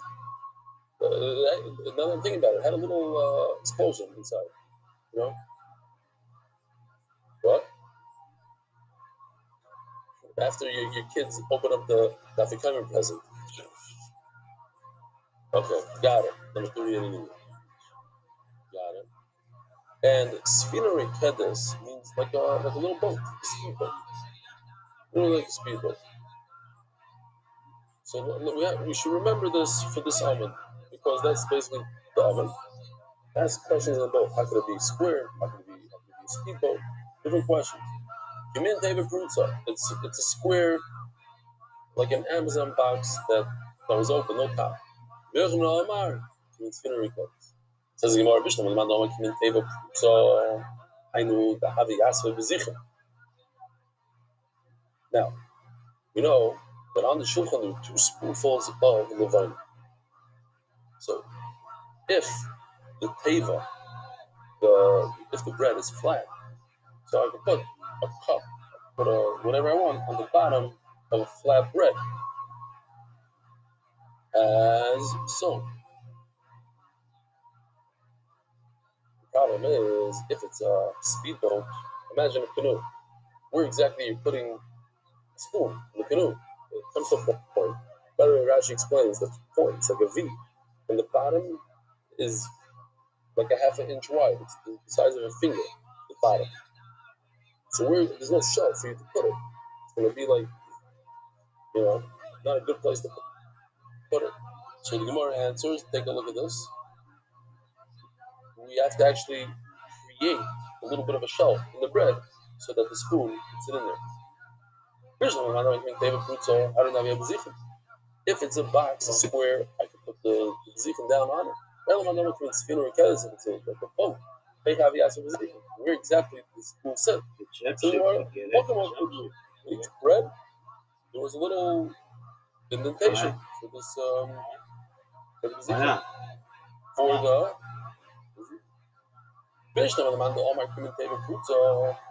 so we're really hitting up. We're gonna go after the speedboat. Then we're gonna have one cash on the speedboat. If you say that it's an open box, I'm gonna have a yastik funny. So now, check this out. Between each bread, that half pipes. Take a pipe, cut it down the middle, and have a pipe. And on those half pipes, they would lay the second layer of bread. In other words, the breads could actually lay on top of each other, like boxes, like 6 Amazon boxes. That's fine. It worked. It's like 6 shoe boxes. Why not? I've seen it all the time in the warehouse. They're hot breads. You need the air to flow in between the breads. Otherwise, there'll be too much moisture build up. So you put these little half straws in there. Here, let me show you. Like this. Never. They have 3 going through each bread. It works well if a bread is a square, so you can put 3 pipes on it. But if a bread is like a speedboat, like a canoe, how exactly is a pipe gonna sit at the end of the canoe?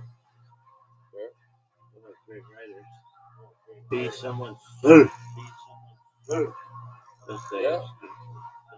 It doesn't really work. So you must say that there's an extra piece over there, like a square piece. And it could sit. It's not optimal. It doesn't have the full width of a square bread, but it has more width than just a narrow thing.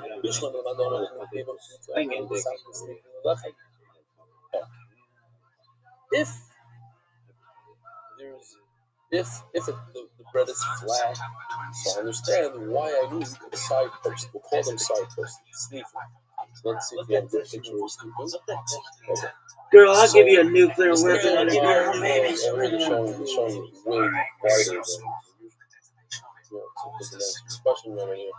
But over here, these walls that go up, what are they doing? They're holding the bread in place. But imagine if you have a canoe. You put a canoe between two walls. What's going to happen to the canoe? It's tip over. A straight canoe between two walls.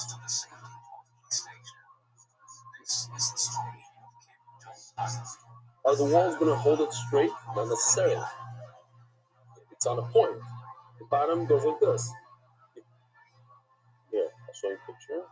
You're looking at it, I'm crazy. So over here, the walls hold the bread in place. Over here, the wall does not hold the bread in place. Why? It's going to fall over to one side.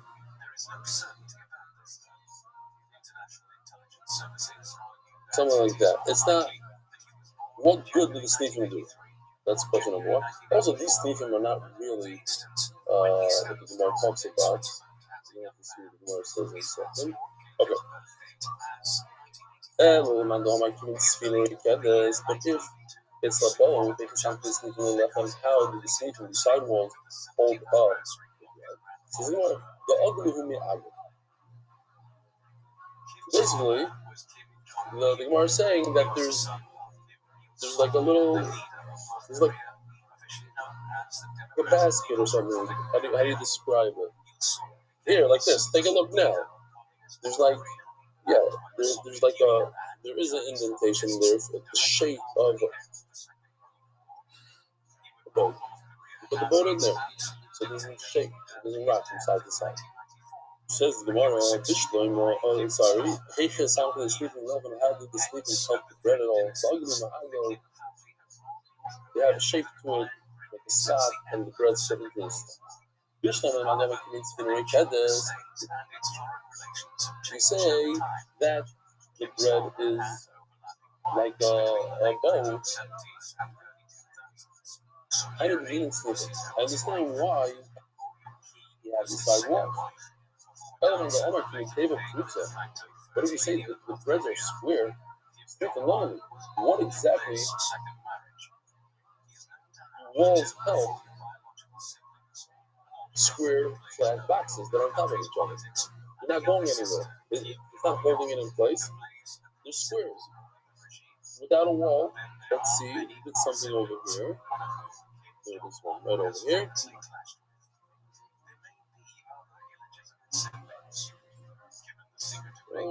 The breads are good without the walls. The breads are not moving. So Gemara, the lechem, because of the weight of the bread, they'll break.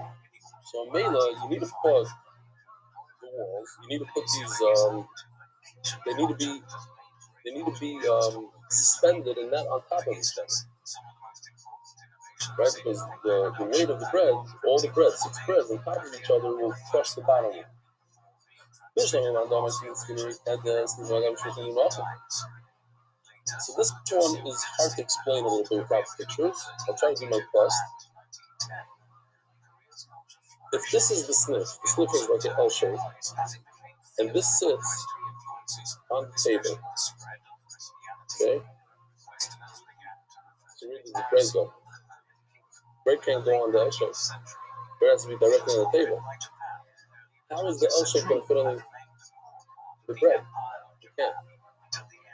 But if it's a boat, so the shape of the boat is like this, so the L shape fits right underneath the boat. Yeah? Are you with me?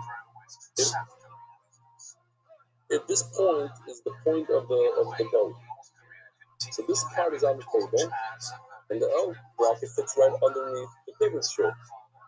Yeah? I'm asking. Let's see if we can find something here. So this bracket right over here,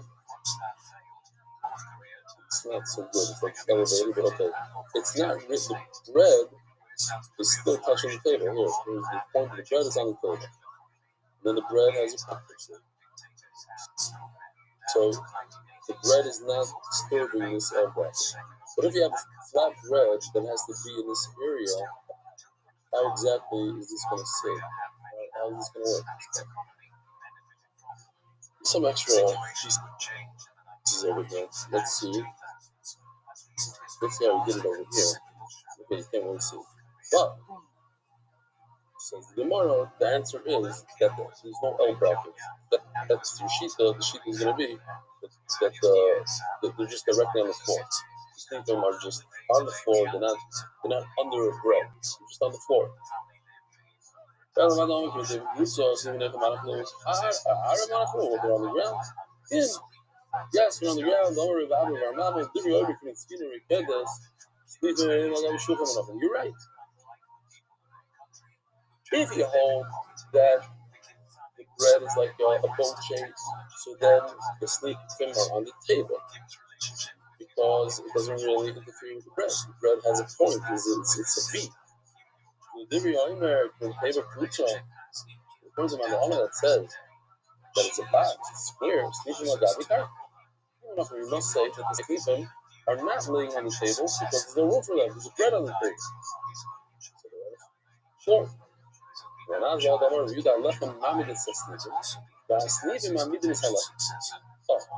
So if you notice, the bread actually holds down the walls, and the walls hold the bread in place. They help each other out. Without the bread, the walls will fall backwards. We should have put the pressure on. But without the walls, the bread will tilt, will tip over. So each one helps the other. But if the bread are square, so the breads are not on top of the sleeping. They're not holding the sleeping in place. The sleeping we sit on the ground. So the bread is not helping the wall. And what exactly is the wall helping the bread? So therefore, it doesn't go up. More says,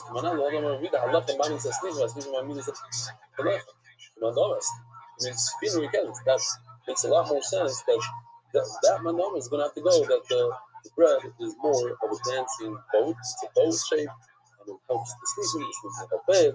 The boy side have a wonderful. Learn exclusive spreading Torah throughout the world. Sponsor a share today.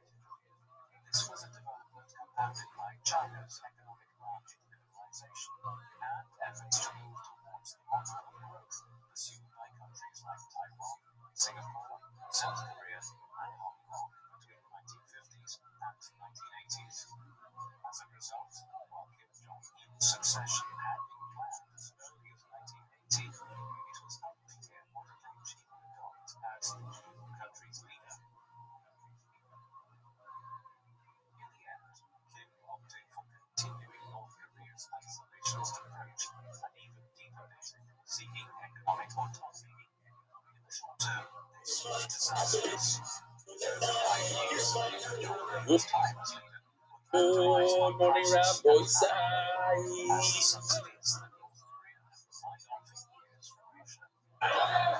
Right, so we're holding top Sadi Pei Hamadan, the first word.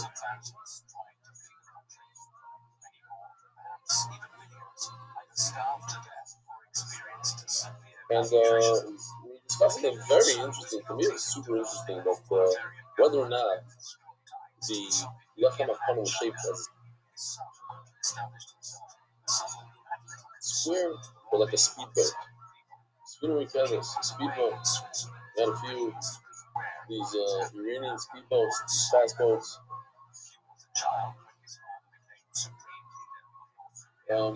Doesn't look like that or not.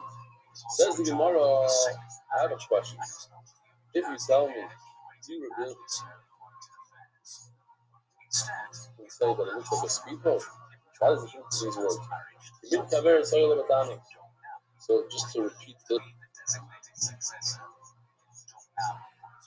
video, why not? There's three forms. One was as you make the dough. One was putting in the oven. That one is what the Gemara is referring to, the kaveris. It's like a honeycomb.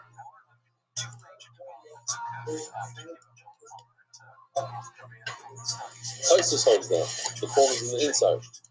We're going with Rashi. So the kaveris, if you take this as the form from the oven, or look at this. This is very good. I don't know how they did it. It's very impressive. They're able to manipulate AI to do a form like that in the shape of the bone. That's what it was. I'm sure it wasn't.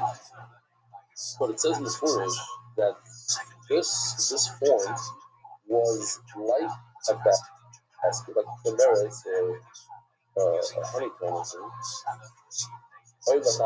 In other words, it had a bunch of holes like a honeycomb. So unlike a honeycomb, which is round, it was square. How's your going to get out of this one? It says it was square, not like a bunch. It says you are able to feel good, you can move out of the back. The square, whatever it means exactly, maybe we could have formed inside that was square. Maybe the outside was square towards the top, but the bottom was like a boat. Whatever raya to it. It seems like it was actually a speedboat. It's on the boss sleeping Shazam, Hosham, Kutzam, we discussed the walls that go up the top of the shulchan called the sleeping. They were split on the top and they looked like running, almost like branches. So Yosha did something, obviously it didn't look like this. But, he asked me to throw it away. I said, no. Maybe I'll give somebody some sort of idea. It looked like some sort of flower. You look at it from the side, it looks a little interesting. Comes out, when you're running away. She said from them it's a lesson that they would rest the bread on it. But the point of this whole thing is, rejoice to this feeling and said this that the bread is similar to the shape of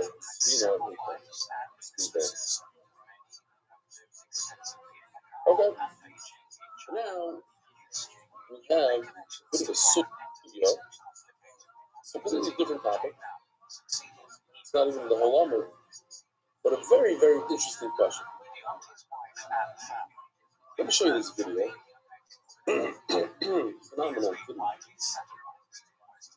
We're talking about the Lechem HaKanim. Lechem HaKanim are 12 breads that are on the table, the shulchan, and every Shabbos you replace them with the new breads. The Kohanim get the old breads that sat in the shulchan for a week. Smoke came out of them. You would show the Klal Yisrael. That's nice and fresh.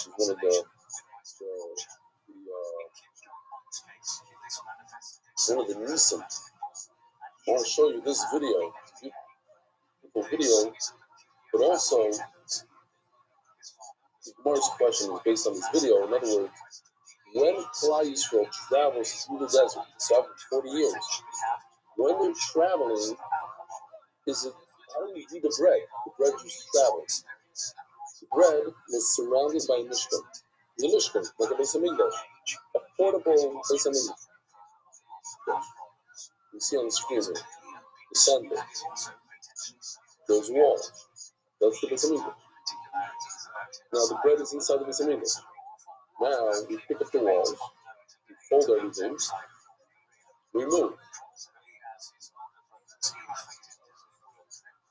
1 mile that way, the bread just now moved. If this was the Beis Hamikdash right now, and I took the bread out of those walls to the fence, it's like it came out. I didn't take the bread out. I'm traveling. I'm doing my job. I'm a Levi. I pick up the shulchan with 3 of my friends. It's not moving. Where did you move? Moved outside the designated area of the Mishkan, which was here for a month or so, and you just started moving. Now you moved it outside of that area. Is it yaitz or not yaitz? On the one hand, it's on the shulchan. The bread is still on the shulchan, but the shulchan has a kusha. So that's the discussion today. And here's the lesson. Is that yaitz or not? That's the Gemara's question. I just removed the bread from the Mishkan. Does it become possible by travel? Yaitz, or you ain't in this of it doesn't become possible by traveling. Why? Because the bread is on the shulchan, and it's not possible. So we have a Levi. One says it becomes possible by moving the bread, even though it's inside the shulchan. It's not possible. It's in the shulchan. So I want to give up. I want to tell you the end of the whole sugya. The end of the sugya is there is no machlokes. Okay, no machlokes. If it's on the table, it's not possible. If it's off the table, that's the whole sugya. How do we get there? How does the Gemara know this? The Gemara is going to have to prove it step by step. So it says, as you are parked, that's how you travel. In other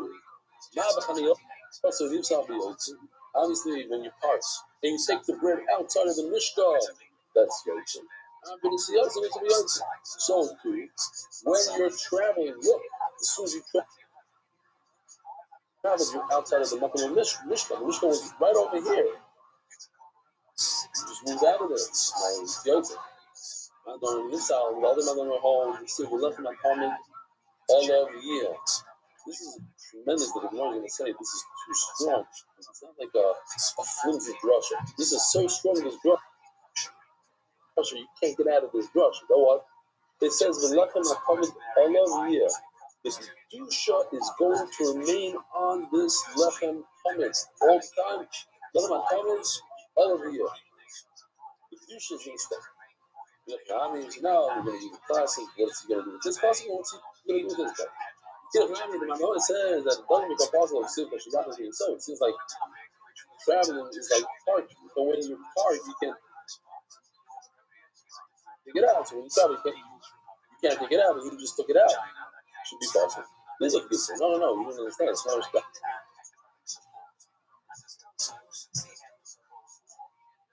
It's right to me. When you park and you don't take it out of the shulchan, it's good. So too when you travel, you didn't take the bread out of the shulchan. It's still in the shulchan. It should not become possible.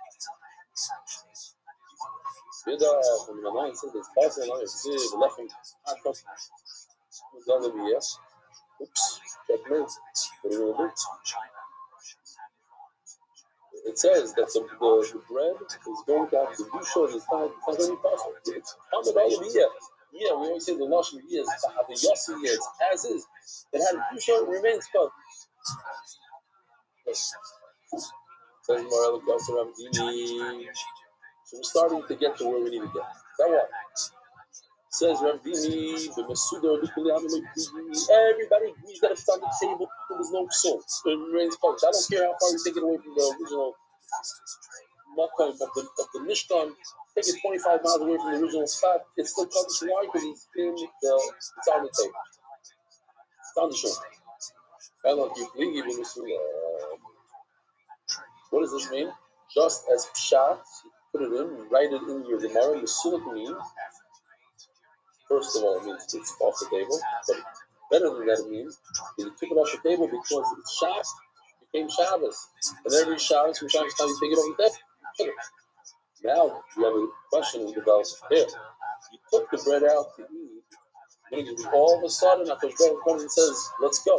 Everybody, let's go. We're going. Drop your sandwich. So now, it's off the table when Hashem said to move. Do we consider it Yotzei or not Yotzei? That's my point. But if it's on the table, it's 100% okay. It's not possible.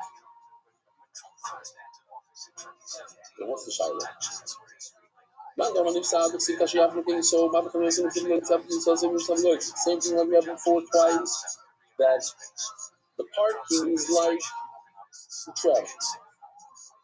And when you travel, if you take it out of the Mishkan, it's possible. After the Siyasa, so two over here, since it came out of the Mayat, it's possible. So man, Kama, that's not possible. The Sivin Asa Mayat.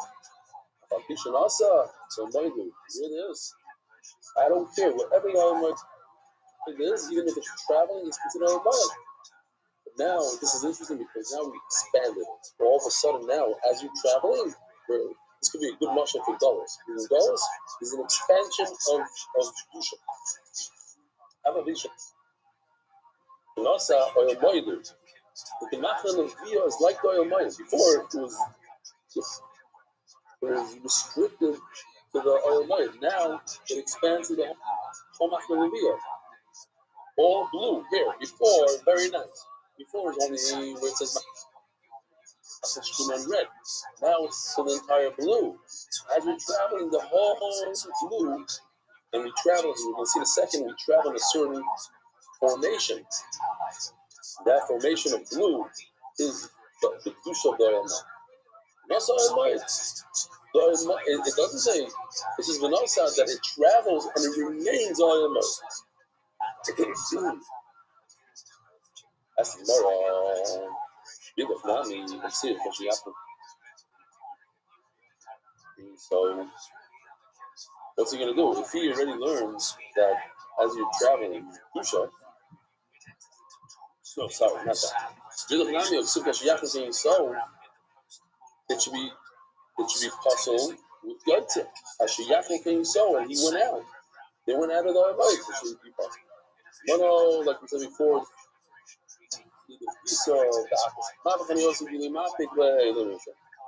it's like park when you're parked and you don't move it. It's not possible. But it's also you didn't come out of the Machloavia. You're still within the blue square. Within the blue square. Now, the Maisa says that the oil moed travel. Tomorrow, in other words, it remains oil moed and there's no taking out of the oil moed. I wonder if Jala with us. It's not saying that it remains Bigdusha. It's coming to tell you that there's a certain way that the macro went. Show this one. There was each Shaven had its flag, and they had they three shvatim at a time. They traveled in a certain way. These three shvatim started going, and then these, there's a certain formation, and that's what the Torah is saying. The Nasar might they have to travel in a certain way. How is it going with you? And how is the other man? I don't know this idea of going. If he uses up the pasuk already, that the still do show when they travel. He doesn't have a good pasuk. That's why the is telling us that there's do show when you travel, not that you have to travel with a formation. So tomorrow, no, you're right. There's two parts of the pasuk. The Machna, Kim Socha Machna teaches us that they travel in a certain. No. The Machna is that there's a Kedusha. But also Maya is that there's flags that there's a formation now. Also, in other words, two parts of the Sukkah to learn these two halachas. Basically, I have a question. So that was somewhere. Yeah. This picture is shot in the video, but you see how they're breaking down the walls of the entire Mishkan. So by breaking down the walls, what happens? The moment you break down the wall, there's no more Mishkan. No more Mishkan. Then what happens to all the korbanos that are inside? No more Mishkan. What happens to the Mitzvah? So does he have to start moving as well? So it says, "V'shas silig masoyis, kedashim u'salim." So let's remember these words, kedashim u'salim, because we're going to talk about it like in 10, 12 lines from now. That let's say I'm shechting a carbon chatas, and Hashem says, take down the wall, take down the wall. Now the chatas all of a sudden is exposed for it's the middle of the desert. He's not in a mishkan. So he's now possible because he went outside of the mishkan.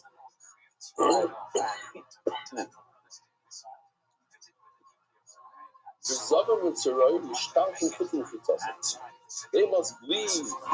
Typically speaking, Mitzvah has to go completely outside.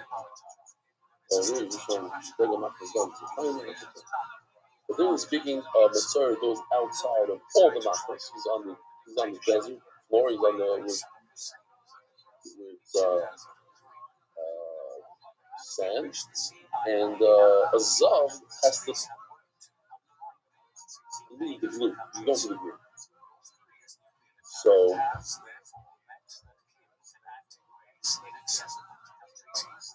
in other words,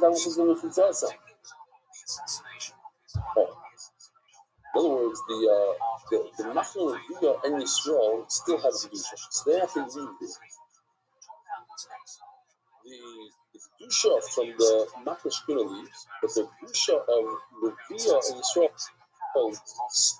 remains, and you have to get out of there. If you're a Mitzvah, you can't be in there. If you didn't have Kedusha, they wouldn't have believed. Part of it says that what happens to where the Machal is? The Machal Shkina, the Mishkan. What happens to that? It says that if you have a carbon in there, it becomes possible. Why? Because there's no more Kedusha. There's no more Machal Shkina. No. So then the Lechem HaKonim should the same thing should happen to the Lechem HaKonim. If it happens to carbon chatas and the oil, that your Kedusha expires because you're not inside of Beis Hamikdash, so the Lechem HaKonim also, the Kedusha should expire to be possible. Is that a raya? No, hardly Lechem HaKonim. No, all the chatas, the oil, you're right, but not the Lechem HaKonim. Lechem HaKonim doesn't become possible. As a word, it doesn't make any sense when you say one of shots. If the oil is considered so then even a chatas that stays there shouldn't become possible. When it's not considered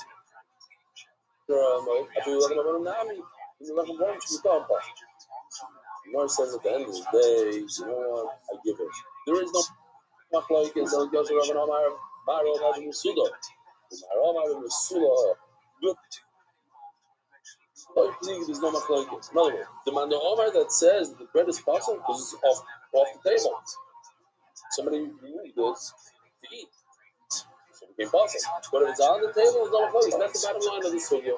On the table, the bread remains of the even if you remove it from the Mishnah, you go 100 miles away from where it was before. It remains kadosh.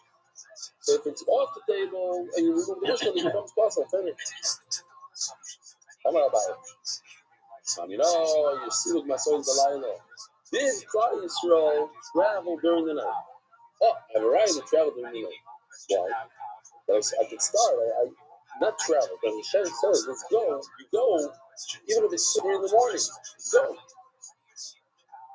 You don't have to wait till the Havim will say, listen, Hashem woke you up at 3 in the morning, so you have to travel. You say, okay, very good, but I need light. I need, I need to sleep. I'll wait till the morning, then we'll go in the morning. Here you see, you go right away. Why? These are good items. She's my son's Balayla. Because if you don't travel during the night, they must not do the Tafra. So when are they supposed to go? When are they going to break things down? They're going to do this ferocious breakage. The wood. When are they going to break it down? In the morning. Now, if we go back, I told you to remember, we should go back 10 lines. It says that when they broke down the walls of the Paroikas, automatically touching the soul of the Yotzei, the carbon becomes possible. So as Abaya, I understand something. If you must wait until the morning, when did you chef this animal? Yesterday. So it just became possible because it's morning. Forget about the fact that the animal left the Beis Hamikdash. It's morning, and morning is called what? Lino. Forget about Yaitz, it's Lino. Here, let me show you the picture. There's two different things are going on. Oh, Lina is sleeping overnight, not the Kayyim, but the Kachim. And Yaitse is bringing breads out. So, it says, why are you telling me that a chakis that gets stuck in limbo over here, in the Mishkan, when you break down the Mishkan, chakis is stuck there. Oh, it's Yaitse. It's not Yaitse. It's Lina. It was there overnight. Why? Because the only time you can break down the Mishkan is in the morning. So when you break down the Mishkan, by the time you break it down, you have a chakras that shafted before. So this is that he says maybe it happened in the middle of the day. Maybe okay, fine, different consciousness that we have over here. Don't bother him. That's his not your reason, not understand something cheap. Everybody knows that they travel during the day. Nothing's going to be like it. Good day and night. So the same animal they don't go to the mama. When do you go during the night? It starts in the day. It extends to the night. But it doesn't mean that you start to trip at night. Now the same animal you have to be a mama. Starts in the day. You're not going to be a mama, but maybe you can't. So that's why Rabbi Funny says, look, I prove sure you start during the night. You start your meaning. It says, what do we say before? I said like 12, 13, 14 lines from where we are. It said that a Zav and a Mitzayra are thrown out of the Machna because the Dusha of the Machna Levi and Yisrael remain. So you got to get them out of there. As soon as we start moving, get them out so they don't get trapped in a place that they shouldn't be. As the Gemara very meeting tells you about it, and Hulu Aperoi says, when you break down the Mishkan, and so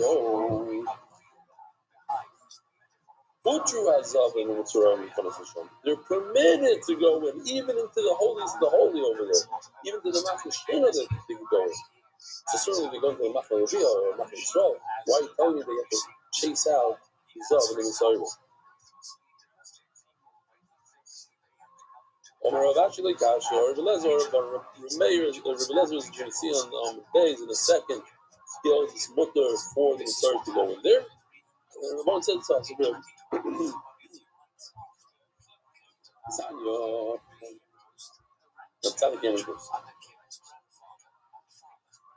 So the halacha is that if you have a bunch of Mason flies, 51% of the flies are tmeis, you're allowed to go to the Beis Hamikdash. Why? Tuma Putra Tzibur. What if when Tuma looks at the Tzibur, Mitzayra doesn't have a heker? It's kind of a different type of Tuma. So only Tuma looks at the Tzibur is only for a dead person, for a mace, not for the Mitzayra.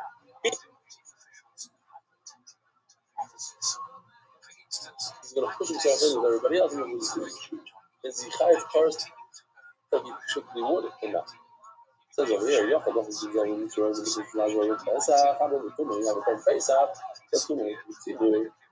Yachad, you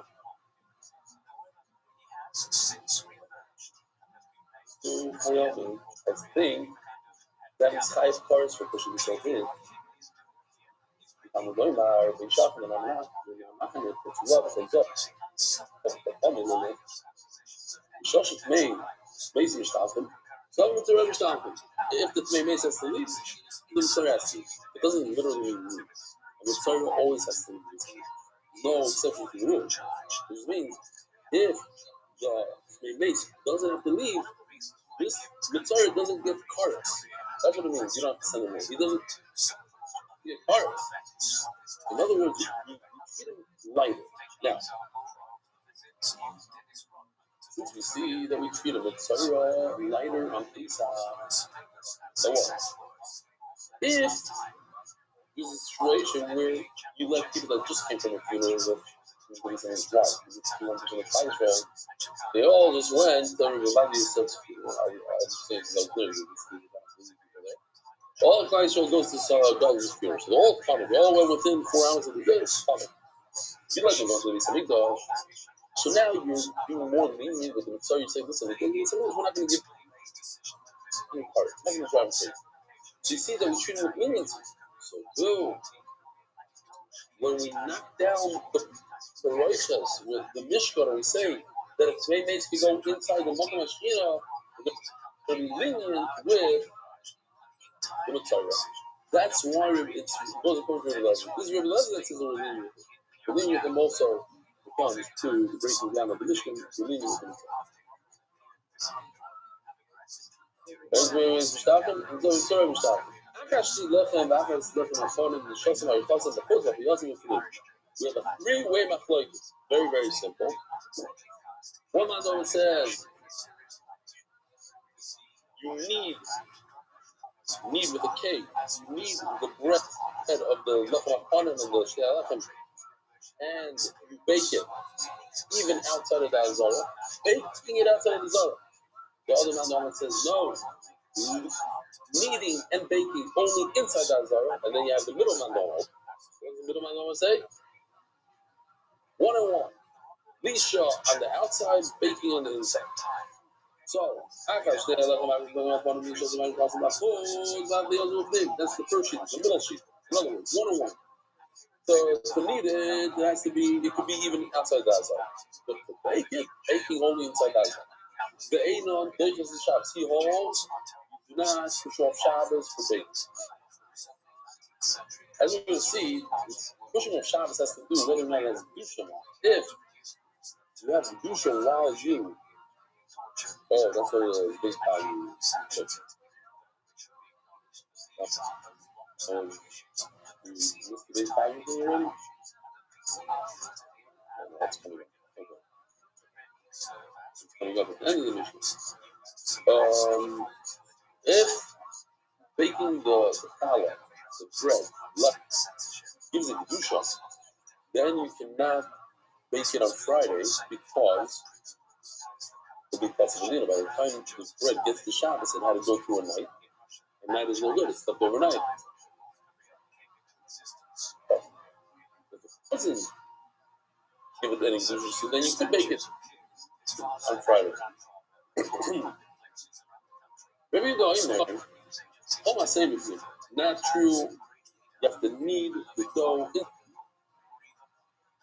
inside the azar. Certainly you have to bake it inside the azar. Shimon Omer, Loilamar, Beroga Loimar, and the ones that tell us this means got it. There's a servant, a bola. Still, I'm not going to shares by Zara, shares by his Pagis. You can do the baking, even the baking, you can do it in base Pagi. What's base Pagi? Pagi is within the walls of the child. Not these walls that we still in the room. Sorry about that. But it means within the walls of the lion of those buildings. In other words, not inside of his image. It's a big cooler. You're allowed to bake bread inside the wall. So the Gemara, I'll do the guys. I have a question. I'm just showing you my fucking post. I'm this is your how could you do it outside? There's no psalina. If the kli, just the sarin. Remember we had that kli that we spoke about, the sarin. I don't think we have it here. But the sarin holds a certain amount of flour. If it gives a kedusha, how can you do it outside of the samina? As soon as you put it inside the kli, poof, it becomes kodesh. Starts outside of the samina, becomes kodesh. So must be that kli, yeah. If it's a kli that measures wine and oil, that gives the kedusha. So we have a machlokes whether or not the solid kli for flour gives the kedusha. The Pharaoh, we're going according to the manama that says no kedusha. But then you tell me that you should bake it inside the inside the Mishnah. Why? Inside the Azar. I don't know. I mean, that's the other discussion. In other words, the oven is the kedusha. So what's the obvious answer? What's the question? First of all, you tell me that a kli that holds dry goods doesn't get kedusha. Then you tell me a second later that this place called the oven gives it. So you can answer a simple answer. Our oven gives it. And a measuring cup doesn't give it. That's what the Gemara is going to say. Oh my Rabbi, I asked this question to a very tough person that's tough like metal. Meaning, says Rashi, is very, very sharp. His name is Rav Sheshes, and he didn't have an answer. So the Gemara even says that Rav Sheshes was very special. He had a tremendous kiyas. And over here, Rashi says that he's very sharp. I said, Gemara, my kusha was a vikash of Rav Sheshes.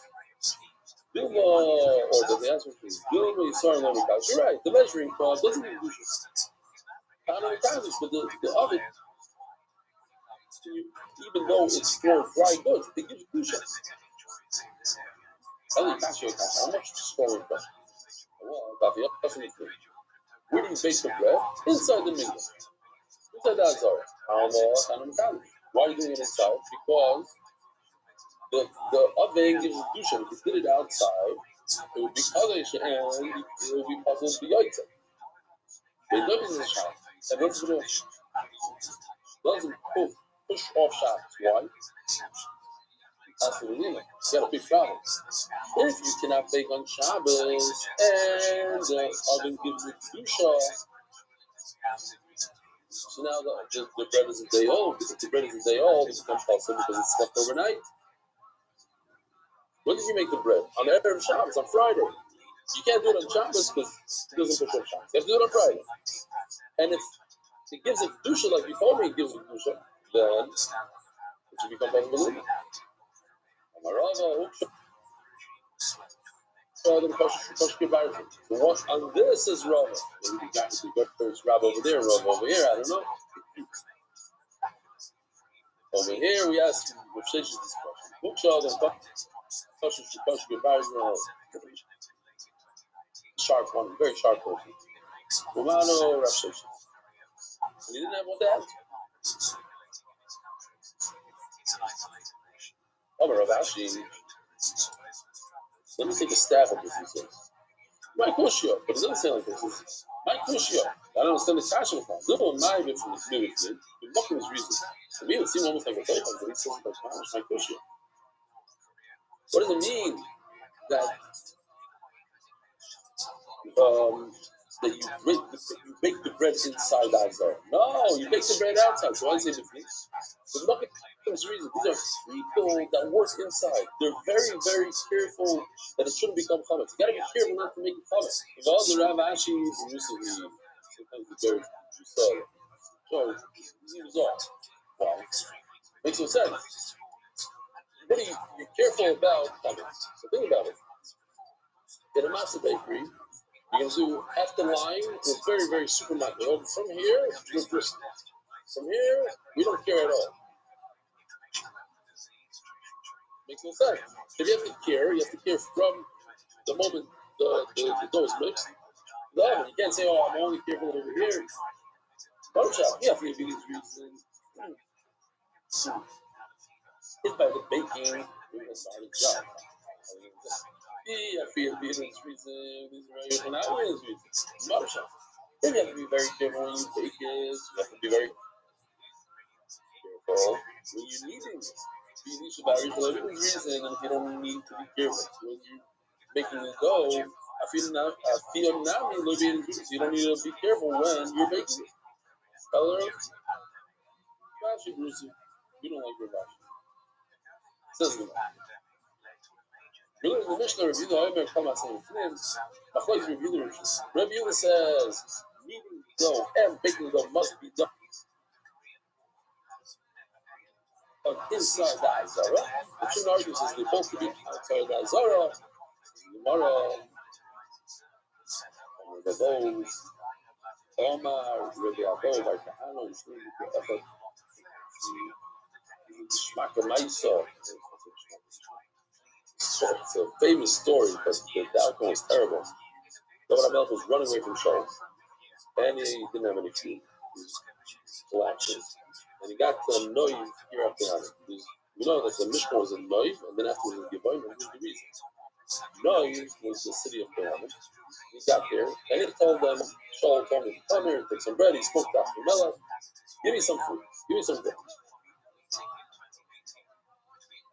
So he ended up eating from the Lechem HaPanim. He was Yisrael.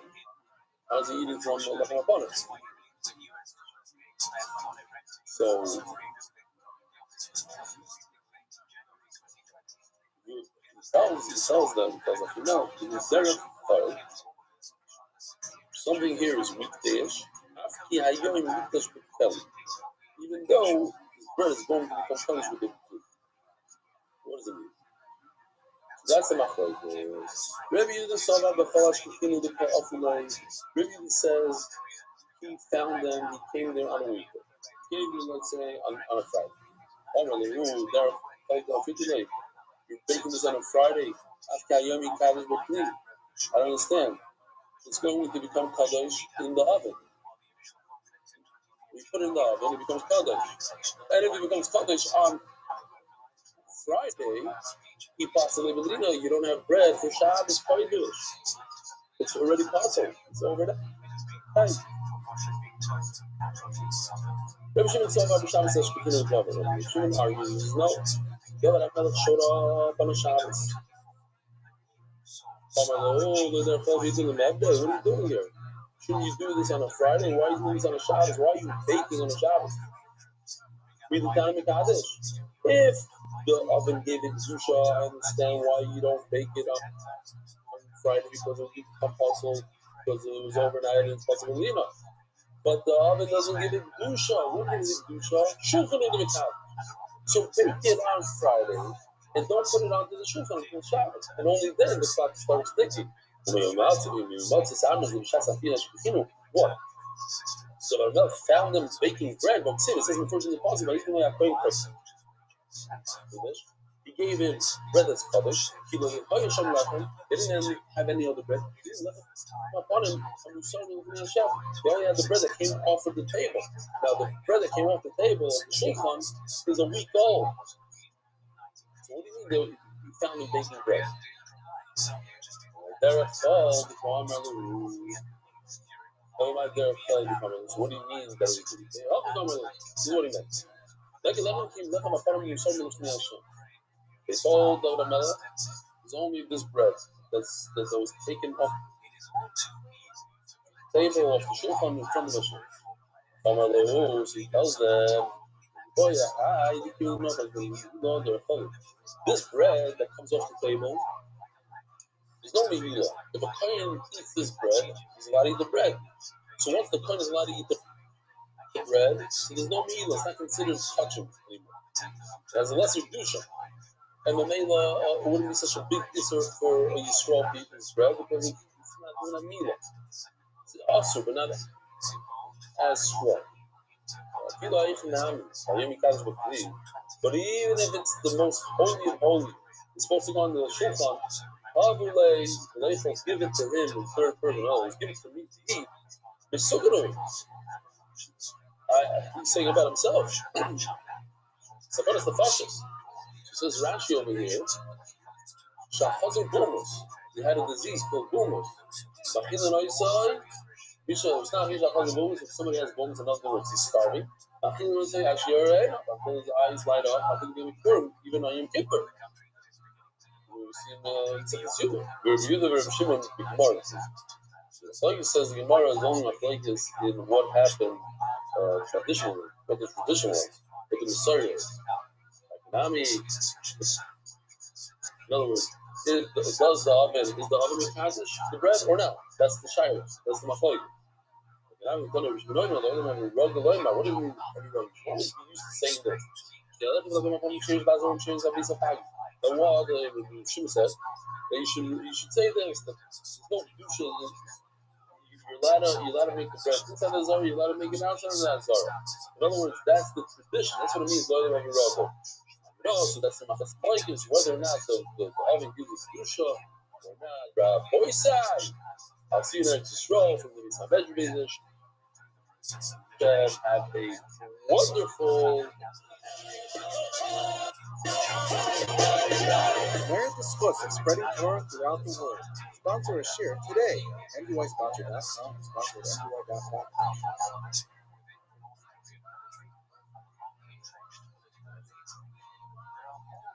Science that is actually well and truly in control of this highly authoritarian regime. It either eliminates rivals altogether, or else moves them around within the government in such a way which limits their capacity to become rivals for power. The assassination of his grandfather in such an audacious way demonstrates his ruthlessness. Perhaps the most striking thing of all is the way in which he has developed North Korea into a country with one of the most formidable nuclear and intercontinental ballistic weapons programs anywhere on Earth. Simply put, nobody can remove him from power from abroad. If the US or any other antagonist tried to do something, Seoul would risk being devastated by nuclear warheads and perhaps Tokyo too. No foreign power is likely to take that risk. Moreover, through his alliances in China, Iran, and Russia, Kim has strong Asian allies to ensure that the North Korean economy can potentially grow as part of a new emerging world order in the Far East. Good morning, boys. Oh.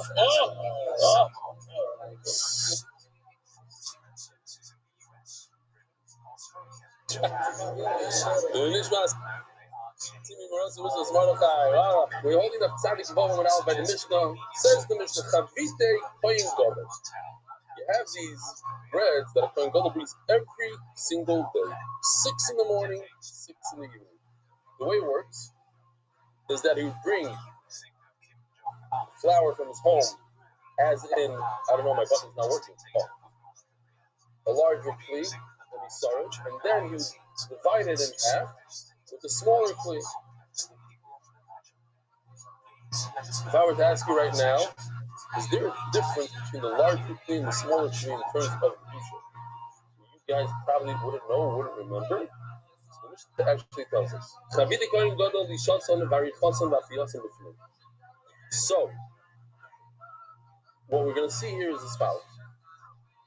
Since the Chatzi Isarin Kli has kedusha, only it has kedusha, not the larger kli. The larger kli doesn't have kedusha. So if you take a look at the Mishnah of Tzadikei Beis, just throwing it out there, maybe out of order, but it says Achas Shtei Alechem v'Achas Lechem Aponim, the two breads of Shavuos and the Lechem Aponim that we put on the shulchan every week. Lishasan b'Arichasan b'Chutz, you can do outside of that zara. Now look at this Mishnah. Chavite Koyin Gadol lishasan b'Arichasan v'Afiyasan b'Fnim. Why? Why the difference? The answer is very simple. Because Shtei Alechem and Lechem Aponim, we use the larger kli called the Isara, and that doesn't have kedusha. The Chavite Koyin Gadol, we use the smaller kli that has kedusha. Once it has kedusha, the clock starts ticking. Isurim come into effect. What Isur? The Isur Yotzei, the Isur Nina. All these Isurim start coming into effect. So you can't take it out of the Beis Hamikdash. Therefore, if you use the smaller kli, so you can't be in your home. You can't do the smaller kli because now you just get a kedusha, and now it's in your home, which is outside of the Beis Hamikdash. You're going to Yotzei on the spot. So therefore, let me just show you Rashi real quickly, then we'll show you a beautiful video. Understand it even better. It says Rashi. So what is the difference between the large and the small kli?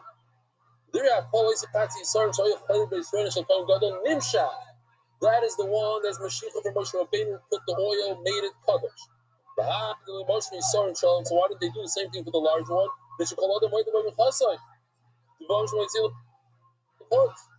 since it's used not only by the Kohen Gadol, by other people, by anybody that brings a mincha, he has to measure the Yisara. So he can bring it outside and stay. So that didn't have kedusha. So that's why it explains us why the smaller one has kedusha, the larger one. Now, these are the things that the Mishnah mentions. In the Mishnah, we're going to see Lisha, the kneading of the Aricha, putting it into a form, Bafiyosam is the baking. Then you have Pino and Harkada. Pino is to grind it. Harkada is to sift the flour. These are the 5 things. So some of them happen before they have the kli, they have a sorry. So they don't have the gusha, and it's not a problem of yaitza, like grinding. You can grind outside of the Beis Hamikdash. You don't have to bring a grinder into the Beis Hamikdash because you didn't put it into the kli. So let's see the video.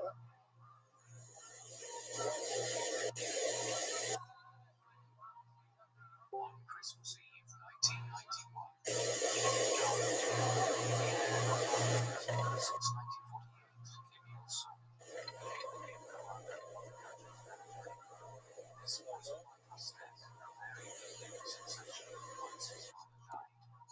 However, just 2 days after Kim's appointment in 1991, the Soviet Union, North Korea's longest standing ally, was dissolved. How would Kim Jong-il choose to rule North Korea after he succeeded? Would he Like fulfill the 6 the breads. post-Cold War era? Morning 6 in the okay. Isolating the world's So says the Mishnah. Avinu Kohen Gadol Yishasan Barikasan Yasam Bifnim. So Mamela, the Aricha, the Lisha, the Afia, this is all post the Chatzi Sarin Kli. So it already has a Gusha, so you have to make sure it's in the Beis Hamikdash.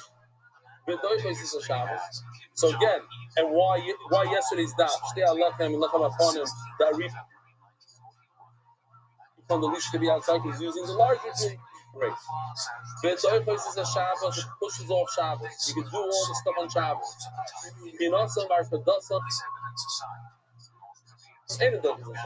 But grinding and sifting the flour you can do in a factory somewhere. It doesn't push up Shabbos. Wow, I'm a Rebbe Kiva. But Malacha Shef Shabbos says in Shabbos, and we do it Shabbos. Any malacha that you can do before Shabbos, like in Bris Milah at the same day, you can bring the zema, you can bring the neck before Shabbos. So you do before Shabbos.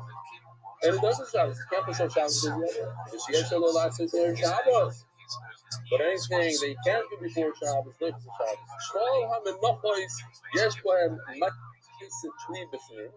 All menachas you have to do the different avodah, lisha, and aricha inside the kli, inside the Beis Hamikdash. You do it with the kli inside the Beis Hamikdash.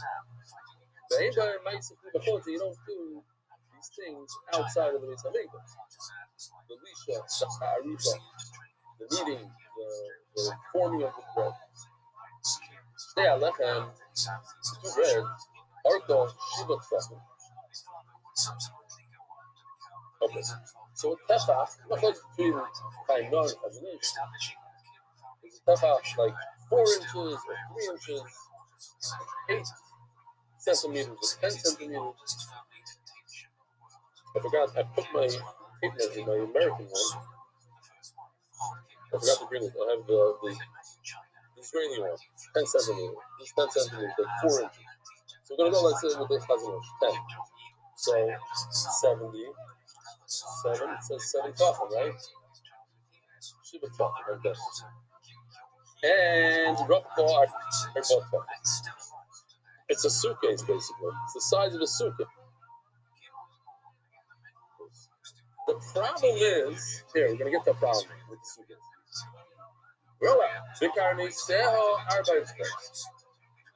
Right over here. Oh, I shouldn't have done this one. Let's use this. The flat one. Right over here, you put horns. How big are these horns? Arba etzbos. 4 fingers. Basically, almost a perfect. Lechem aponim. Arkoi asar tefachim.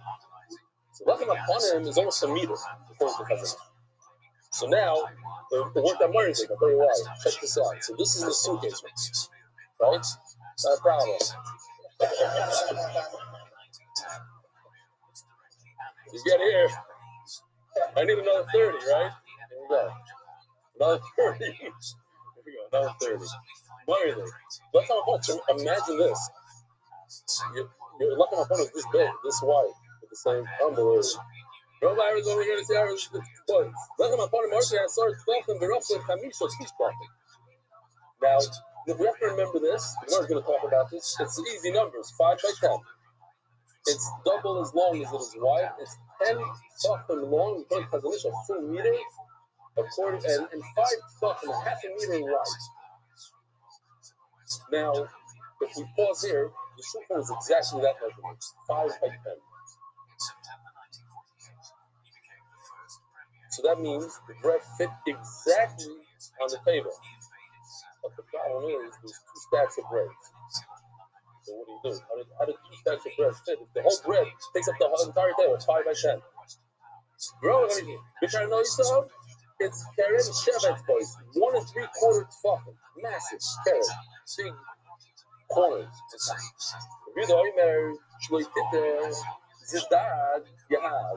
I have a beautiful way to remember it. Zion Dallas. Zedad. It's 7 by 4, and the tefachim, and the top keren is 2. There is 4 fingers. Zedad. Yahaz. So this is the famous review that says the Tzach Adash Bahaz. Zedad Yahaz. Okay. Yahaz is 10 tefachim by 5 tefachim. Good A. And Zion, the keren is 7. What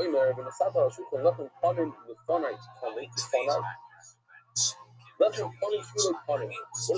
it should have faces. It's going to be like our bread today is a roundish kind of bread. It's a lob of dough. It should be faces. It should have wall. Like the lacham panim is square. Another shot is pirim. It should have like angles. So basically, it should have that keren on top. Okay. Hashulchan Aruch Asara Berachah Chamisha. The shulchan is 10 tefachim long. Berachah Chamisha 5 tefachim long. Lechem Achanim Aruch Asara Berachah Chamisha. Each bread is the same exact measurement, 10 by 5. So what do? You take the long way, the 10 tefachim, and put it on the short way, on the 5 tefachim. You take the long bread and you put it on the short. So now you have a couple of tefachim extra on each side. How many total tefachim we have extra? We have 5 total, and on each side we divide the 5 by 2. It's 2.5 on each side. Again, it's 10 tefachim long, and you put it on the 5 tefachim width. So you're missing, it's overhang, it's 5 tefachim. If you do it on one side, it would be 5 tefachim. And now you break it up in 2. You do it on 2.5 tefachim on this side, 2.5 tefachim on this side. Then what? And you take it and you fold it up. You fold the bread up. So that the bottom of the bread is only 5 tefachim, and it sits on the width of the table 5 tefachim. No, you cannot arguing that rubbish will be quite good. So it comes out that you're 5 tefachim on the table. Do a review. Your mayor review to argue on one thing. How much is a pesach? An amma either is 5 tefachim or 6 tefachim. So the mayor holds does say in the Torah how big the shulchan is. So it should be an amma by 2 amma. But how many tefachim does that amma have? The mayor holds the amma has 6 tefachim. So 6 times 2 is 12. Hashulchan Aruch Shnei. So, and it's 1 amma wide. Amma wide is not 5 tefachim, it's 6 tefachim. Roch Shisha. Lechem upon him, but the lechem upon him is the same size according to the Torah. Aruch Asar Roch Chamisha. Notice an Aruch can give Roch Shisha. So now you put a 10 tefachim bread on a 6 tefachim table. So how many you have overlapping? 4. So you put 4 on each side. Fold it to the behind. So you fold it up. 2 of each. It seems like the Spanish facilities that this is due already before you take it. Now, the table is 12 tefachim long. The bread is 5 tefachim wide. 2 times 5 is 10. And you're on a 12 tefachim table, so you have 2 tefachim extra between the 2 stacks of bread. What do you do with the first 2 tefachim? The time rather than answer to be stayed up in the show's bread. Should have a lot of nice wind, they ask. So we'll see at the end of the sugya. somewhere in there, we're going to mention the story that we spoke about, that there was heat that came out of the bread a week later. It was one of the Nisim in the Misamigdash. So why do we need to be careful about the wind? And it was a nace, the whole thing. But at the end of the day, you have to act the derech hateva and then expect the nace. And sometimes maybe Klaisol wasn't so goodness, different kufas and Klaisol.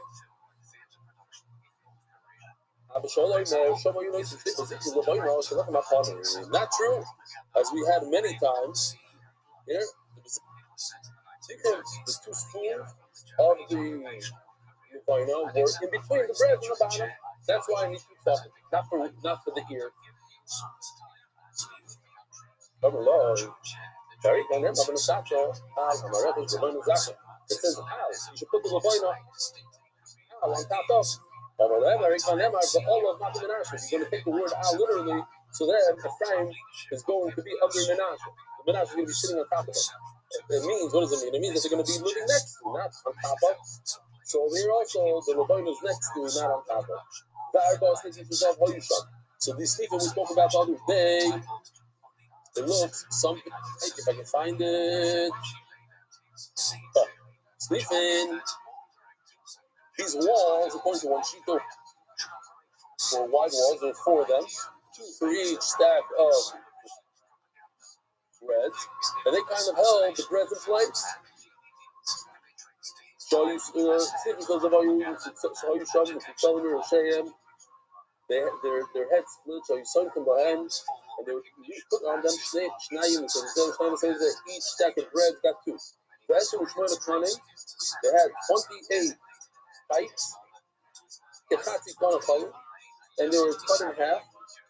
Our boss is saying that 28 divided by 2 is 14 to each side. Our boss is saying that if you have 6 breads and each bread got 3, so 3 times 6, or actually 3 times 12, 36.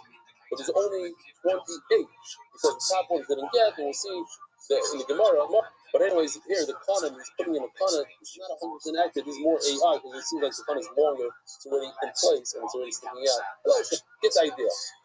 This is for later on.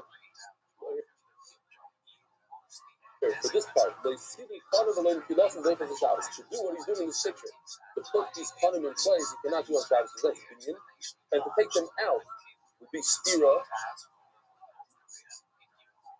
So you can't do that on Shabbos. Now, because they're on Shabbos, you do this shorto. When the bread's already there, you remove the arka, shell, and you put it over here. Like in this picture, see in the bottom, the kanim are laying underneath the table. But to the length of the table, not to the width of the table. It could be has to do with this last line. How do you place the... I don't have a great picture in here, but this should do for us. This is the length of the base on the red arrow. You're coming from the Mizrach, you're facing Ma'arav, the place of possession is a Ma'arav. So when you're placing the shulchan, the menorah, it should be on the line of the arrow, the red arrow. That's the direction it should be facing. So if you take a look at this picture, it's not a shvach. But over here, you have the shulchan, it's in the direction of the arrow towards between Mizrach and Ma'arav, not between north and south and south and Dara. Okay. Says the Gemara, Charles Rebbe, they ask Rebbe, Zuminayin, how do you know that the Lisha, Daricha, need a plea? All my life, Maria, what you mean to I'm going to show you Vashu, talking about the test we got in the pool.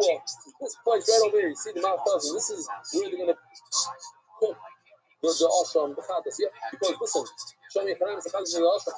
How are you going to eat the Chatas in Asham? Chatas Asham is part of the theater. Where do you cook it? You bring it home and cook it? You can't. Why can't you? Yoitze. Once you take it out, it's a big problem. Yoitze. So you have to cook it inside the Beis Hamikdash. Where are you cooking it? Inside a kli. So he says, after Yoitze was mincha, and also he sticks it right after the Chatas Asham. The mincha. Baking the mincha. The bit of Yoitze in the Chatas Asham, so you don't take it outside. Mincha didn't do Asham Chatas. It's accurate. The mincha is similar to Asham Chatas. Ma'ash and Chatas, so it's thing. Just like Asham Chatas, you cook it in a pot. That's why I know you need a tree. And if you give a kli, it has to be done inside because it gives a kedusha. Once it gives a kedusha, you're not going to take it outside. Says the Gemara.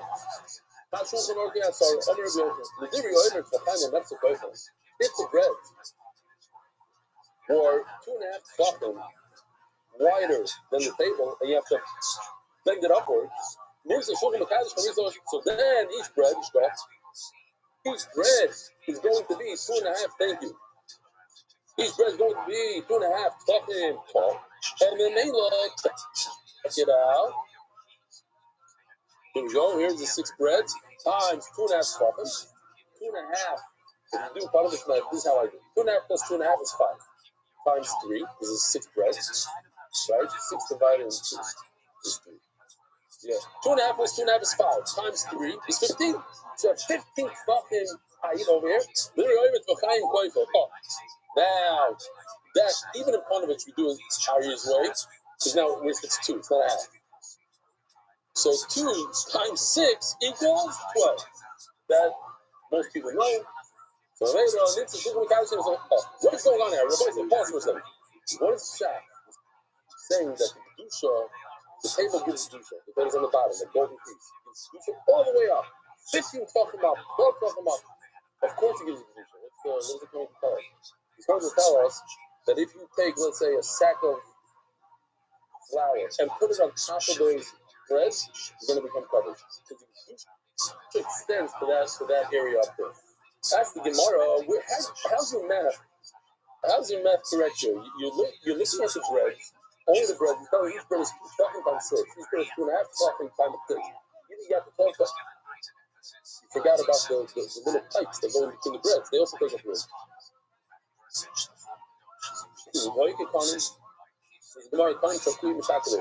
These pipes don't take up any room at all. They actually rest inside the bread. So there's a little indentation in the bread, So the Gemara makes no sense to you telling me, why do you need these pipes at all? You need pipes to keep the air flowing. If they're completely indented, that's in the bread, and the breads are laying on top of each other, there's no airflow. My time we should be pushing lechem. So coming out is lechem. It's going to rot or whatever the word is. Mold, thank you. The Magbele Purta, they extend slightly outside of the bread. The half of it.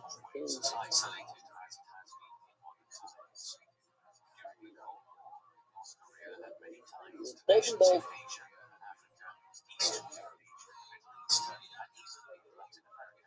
Oh, look at this. It's a beauty.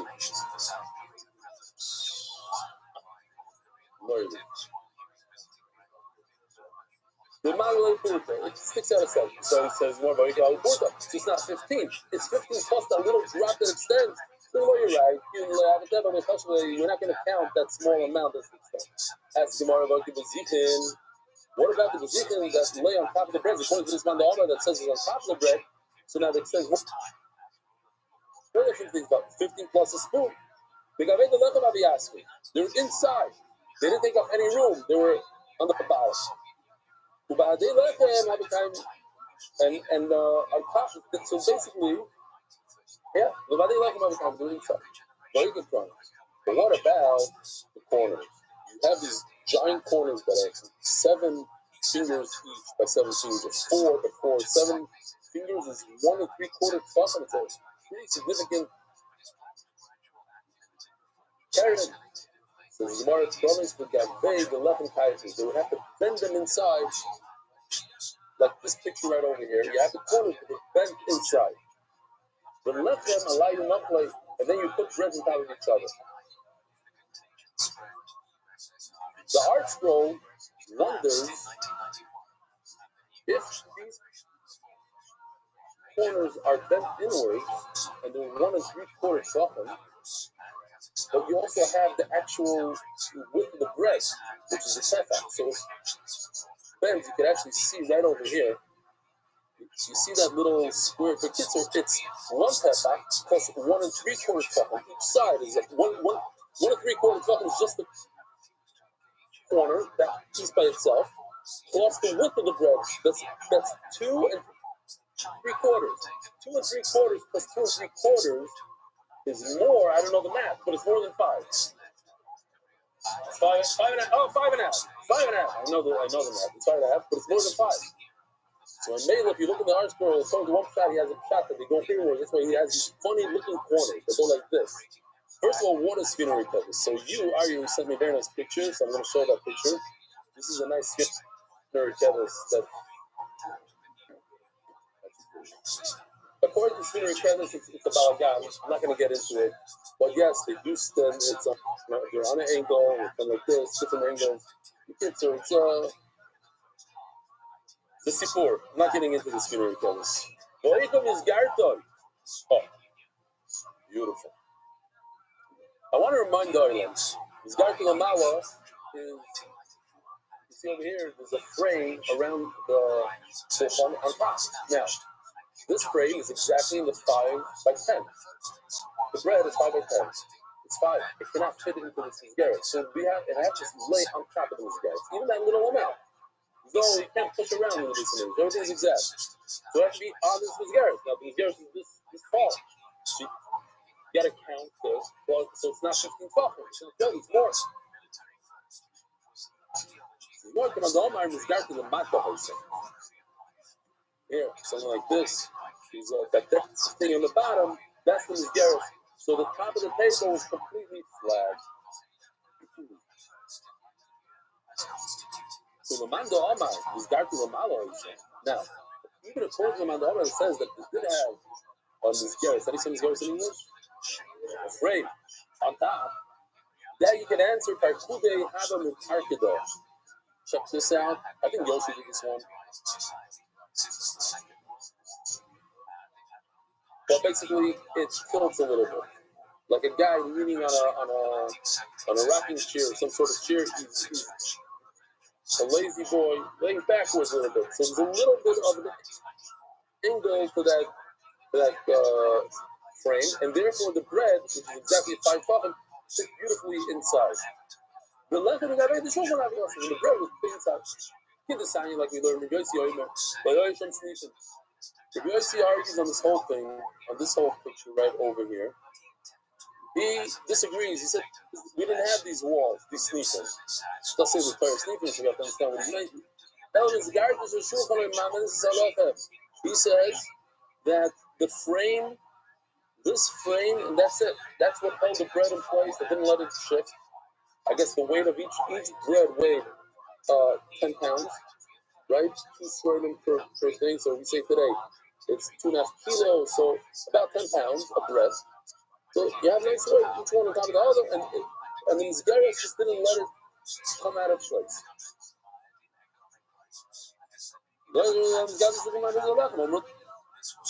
so they talk to me, what are you talking about? You have to have sleeping because these guys went down. Okay.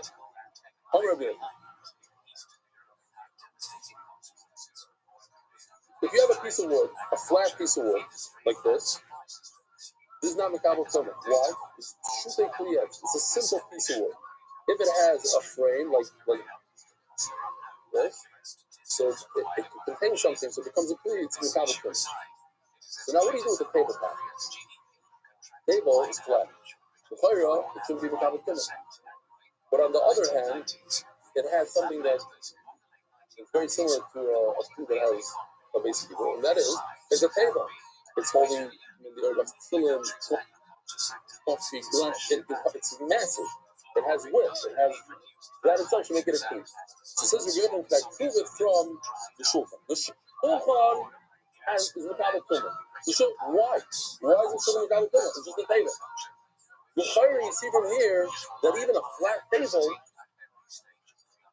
is Makabel Tumah. So you're going to tell me, but the table had him as Gerris. So according to the Mando, you're right. I don't have a great value. But according to the Mando, the Mizgeris was downwards, it was upside down, and this part was flat. The Chayra have a right that a flat table is Makabel Tumah because it's a table, because it has width. Or we have on Zivri, these guys in the Mando, so a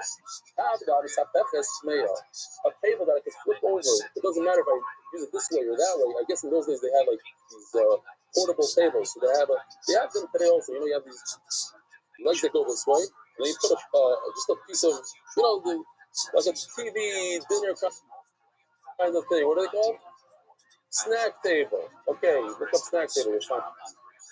Go like this. You put a piece of, or you can go this way or that way. It doesn't matter which way you put it. So exactly, different stations. That's what they used to bring, because it says they used to move the tables out of there by dessert. These different gemaras would say, "Oh, you found at the table." I'm just reading Rashi.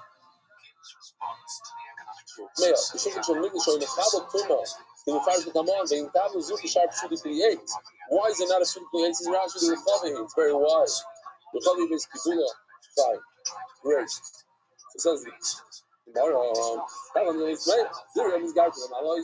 if you say that the frame is upwards, I'm not going to have a good rally from you. Meanwhile, the Shulchan Bar Kibbutz Tumos, you tell me the Shulchan Beis Hamikdash is in Kabbalah Tumah. I have a big problem. The gates are also Nachasu. This picture is right over here, made out of walnut. It's walnut. It's Kabbalah Tumah, no. Why? It's not moving. This one is different. This is not a good thing. Forget that. But maybe even this table right here doesn't move. Hasn't moved. This top, yes. The actual table, sometimes people try to get caught with doing simple first. When it comes to security, you can't open up this thing. It wasn't designed 100%. But anyway, next concern. But there's certain things, like this table maybe should not be Mekabel. Why? Because it's Lenachas. It's just here to stay. It's not meant to be moved.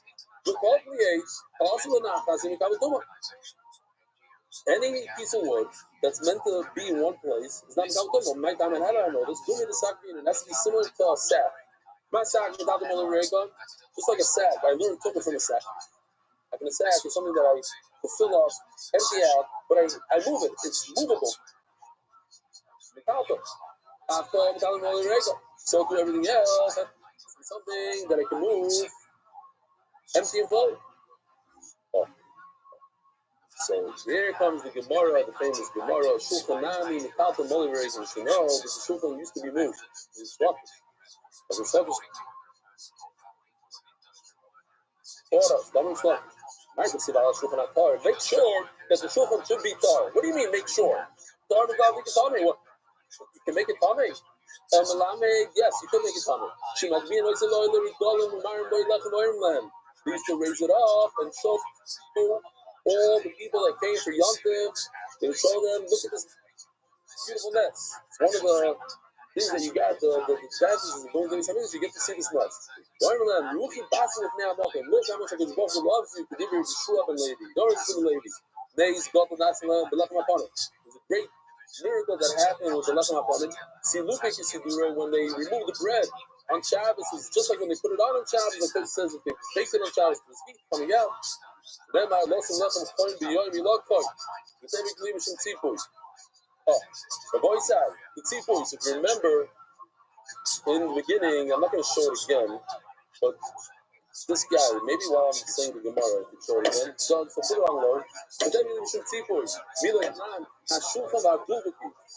the covering of the shulchan made out of gold.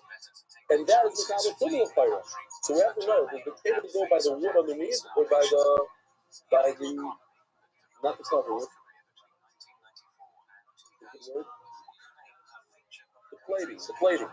the plating on top. The plating is in Kabbalah. It says you have a shulchan. You have a folding chair. This person got broken and she'll keep on beside you. So this also has a plate made out of marble. If she then welcome enough process and has it's large enough to that's I missed the part where he knocks it and does it. Okay. So over there you can see that he puts in a couple in there and mentioned it before.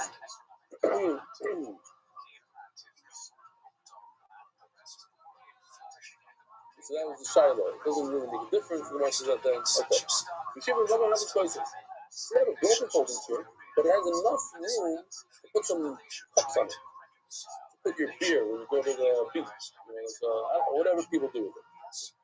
Oh, Layers. Thomas. Rabbi Yehuda Omer. Mokoim Anochas Chadicha. It's not good enough to put your beer can. You need a larger place to put your steak down for the barbecue.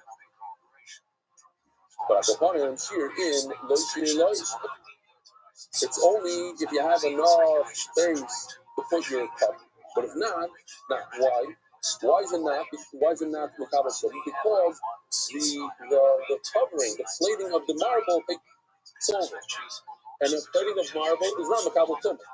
So you see the plating, you have to consider the plating. And over here, it's plated with gold, and gold is Makabal Tumah. So maybe that's why you're telling me that they moved it.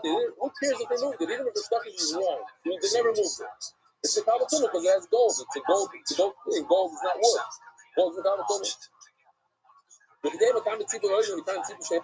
You tell me, oh no. The Nafkamina, the Shulchan has a covering that didn't use nails. It doesn't use nails. You pop it off. It's not considered a real gold plating. But boy, when you start from but this is exactly what we're talking about from Yochanan. Did the Shulchan have a plating that had nice nails? You couldn't remove it or not? Christian people has the Bazazin over here. In my Gemara says the Bazazin drunk, but in Rashi says the Bazazin, and a lot of Gemara says the Bazazin. Both readers, I don't know why they said the Bazazin business. I don't know. Oh, you Bishalei people is the business. I know they did a lot of work to get the pronunciation correctly, but Rashi says for sure the business in the mill. Fine. What? Oh, it's the Shita. Okay, fine. That's right. So Rabbi Yochanan says, I don't care. It doesn't make a difference. It doesn't matter if he's not good with nails, it's glue. Whether you covered the frame, you didn't. It goes by what you covered it with. And so therefore, if you covered it with gold, it should be Makabal Tumah. Rabbi Isai, have a wonderful day. Have a good Shabbos.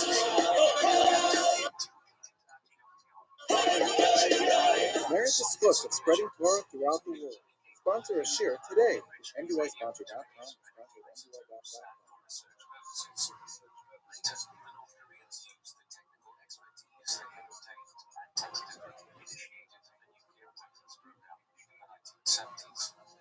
This was a stop-start initiative. In 1985, for instance, the Yusuf had agreed to sign the Treaty on the Non-Proliferation of Nuclear Weapons. And in the 1990s, the government had agreed with South Korea that it would step back from trying to acquire weapons of mass destruction in the establishment of the large stockpiles of US nuclear weapons, which have been maintained in such a country since the 1950s. That strategy was incrementally abandoned in the 1990s, and in the early 2000s, geopolitics ministers, the military, and countries' nuclear scientists to begin accelerating their work to acquire a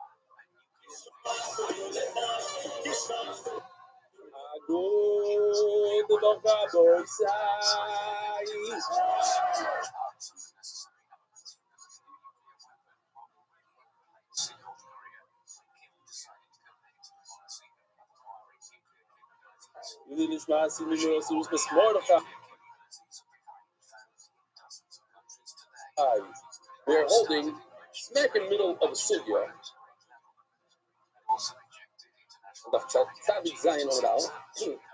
No need to know what we were learning before and say it over. We'll just Chazar over. Why not?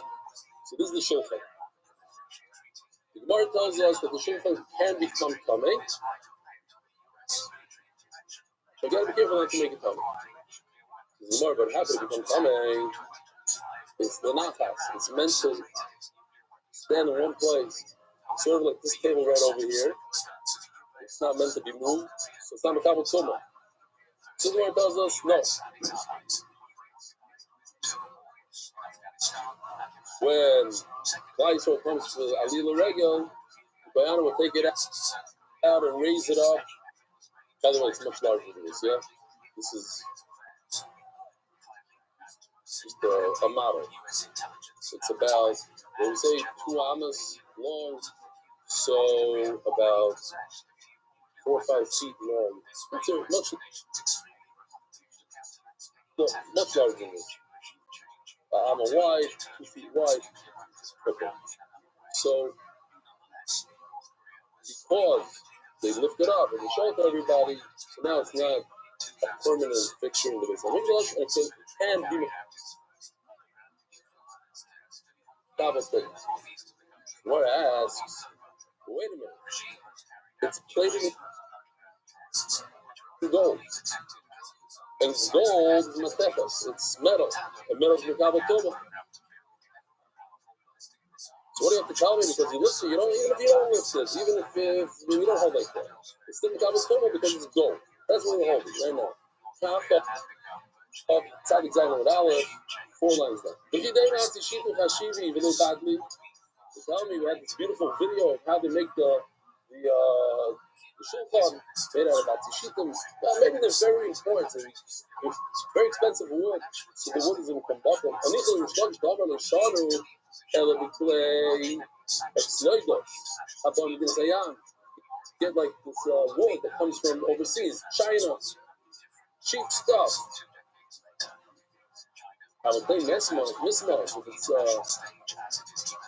walnut, like here in the Mismos, Tashivi Vidobatli. Maybe you'll tell me, oh, it's such wonderful wood that even the gold that plates it doesn't, it's not butter. And the Mela, it's not a Kabbasuna. Shapir, that would be okay. However, if you don't claim this Nami badly, they're going to be open on even expensive wood. Like that, the shipping is buckled to the gold, making them came out. It comes coming anyway because it's a metal cleat. Says Shani Shulchan, the Rachmana, Karye Yates. Torah calls a word, Shemar and Mizbeach, 8. Sholish Amish Gavoya. The Mizbeach, the word Mizbeach is referring to the Shulchan, because it's problematic, this passage. And you have to understand it in the Nebuah. That's what sees a Shulchan that's 3 amas. So we know that the Shulchan, our Shulchan, is not 3 amas. We have to explain that. But the next part fits the Arko Shtayim Amos. That we know our Shulchan is 2 amas long. From here to here, 2 amas. Ulitzah is loy, and it has angles. It's like a square. The Arko, and it's top. The kiros of 8, all made out of wood. You see now, the passage calls it a shulchan. Before it was bad. Okay, so Torah calls it wood. It's wood, it's not gold. So therefore, it's not buckled to the gold. And it becomes wood. So now you have to understand, how does it become Tame? You have to explain that they raised it, and that's why you get change. They could become Tame. As the Gemara, you see in the Shulchan. As the Gemara, Pasuk is better. The same thing. The Pasuk. Why did the Pasuk have his back? It also says, "That realizes that Shulchan." So says the Gemara, so why does the Torah start with the Navi? Why does it start with his back and go to Shulchan? The others they don't say this man should be Saminish Kayo. When we have the Beis Hamikdash, and that's why we miss the Beis Hamikdash so much. That's one of the main reasons. We want the Beis Hamikdash because we get a kapara. If you sin, you go to the Beis Hamikdash, just bring a carbon, and that's it. You're done. Today, you have to choose one. You don't know if it's accepted. Now it's a whole, it's a process. We have a virus, and you just go to the Beis Hamikdash. Just pay after the kapara aloda. The hapshav shei Beis Hamikdash ayon. So how? What do you do today? Today it's your table that's using the far. How? Says Rashi by doing a first and sarkin. This is it's coming up. Plus the sarkin, the kafir. That's how it's the kafir. The Marsha says by saying the Torah as a table. Okay, that's how you get a kapar. Our boss nifim shazam how you show. The solution, those 4 walls you put up there, according to one sheet is that wide. 4 walls, 2 to each row of bread. You're not immediately. Omar Rav Katino Omar Krova Sisa Karoisa V'Kapoisa V'Ksosoisa V'Menakiyoisa. All these interesting words. What does it mean? Karoisa Ilutu. These are the molds. Thank you. The molds that we make the bread with. Kapoisa Ilu Bezichim. Those are the spoons. I could even show you the. You have it here anyway, probably. No, that's next time. Okay, the Bezichim are the two spoons full of levaima that are on the shulchan. So Elu sniffing. Oh, now you see over here in the Passover that there should be sniffing. You walk on the side here, these guys right over here. These guys sniffing. How do you know sniffing? Because it says so. What do you do with that? Elu Kohen. These are the rods. Asher Yusach Kohen. Shemesachtin Kohen is halacha. Here, these rods, they're like snot. If I put a bread in here, it's like people use this as cups. They use reeds. Bamboo, right? Back when I was a kid, the elders used to use it. For example, there's mass. So it's kind of exactly kindness. The kindness is made out of this. This is actually better than reeds. This is like the kindness, because kindness is half. It's cut in half. Moisty Rava, you see there are kind of related to lots of Shabbos. We learned you cannot remove those rods that hold up the breads on Shabbos. You can remove them, you can put them on. Be so that I was a Raisa, I might have a Shabbos. If you tell me Melach Yosef, means these rods have certain portions of the Torah. And when do you replace the bread? On Shabbos.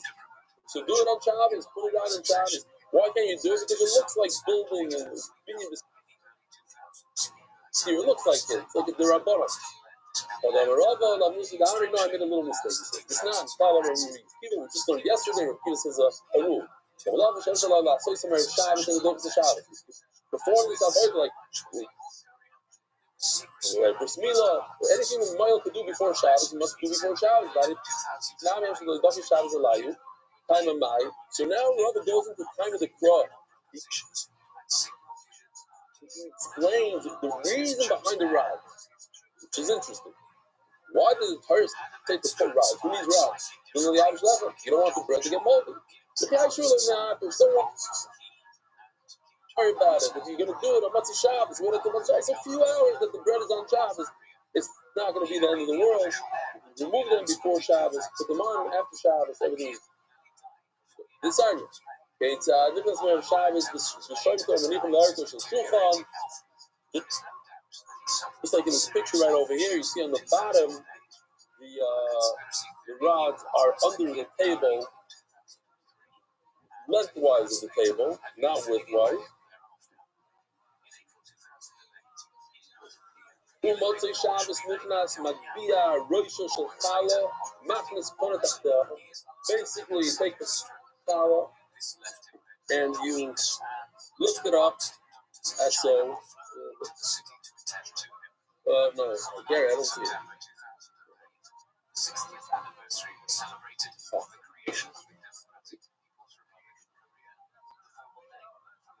Lift up the challah. It's not like this.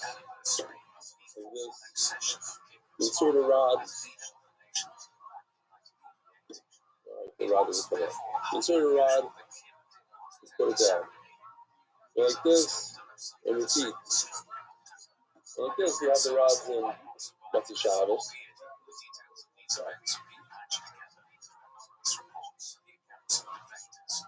Oh, explain why you look at it. You tell me. Okay, very good. But you're not like pushing it in.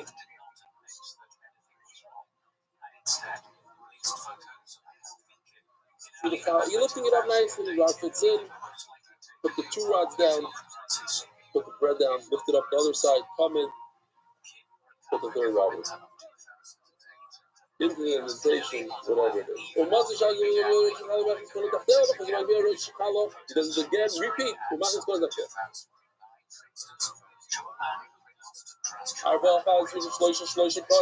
Each challah requires 3 rods. And here we but this answers your questions. Ain't no three fellows.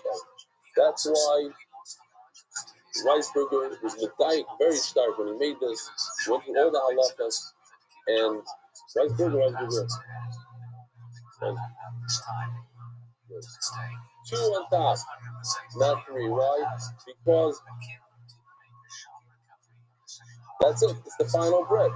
There's nothing else on top of it. It doesn't have to hold up two breads, so it's fine. Two is enough per bread.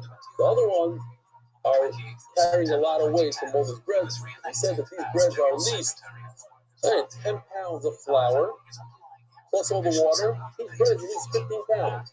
The fish ain't all that massive. It doesn't have that much weight. And the point ain't a sweet panikar, as you see right over here. The bottom one just gets inserted like this. It's not on any rod at all. Why?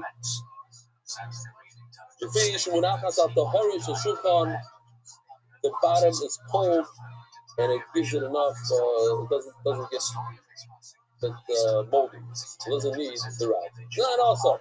All right, boys. I knew some. Okay. This is going to be Yishmak here. I need everybody to pay attention, no schmoozing, because we need mathematicians here. Part of it's math. There are three ways to count an amma. 5 tefachim, 6 tefachim. 5 is the least, 6 is the middle, and then you have 6 and a finger. We'll see exactly. Half a finger. So Beinunis is the middle one. So that's 6 tefachim.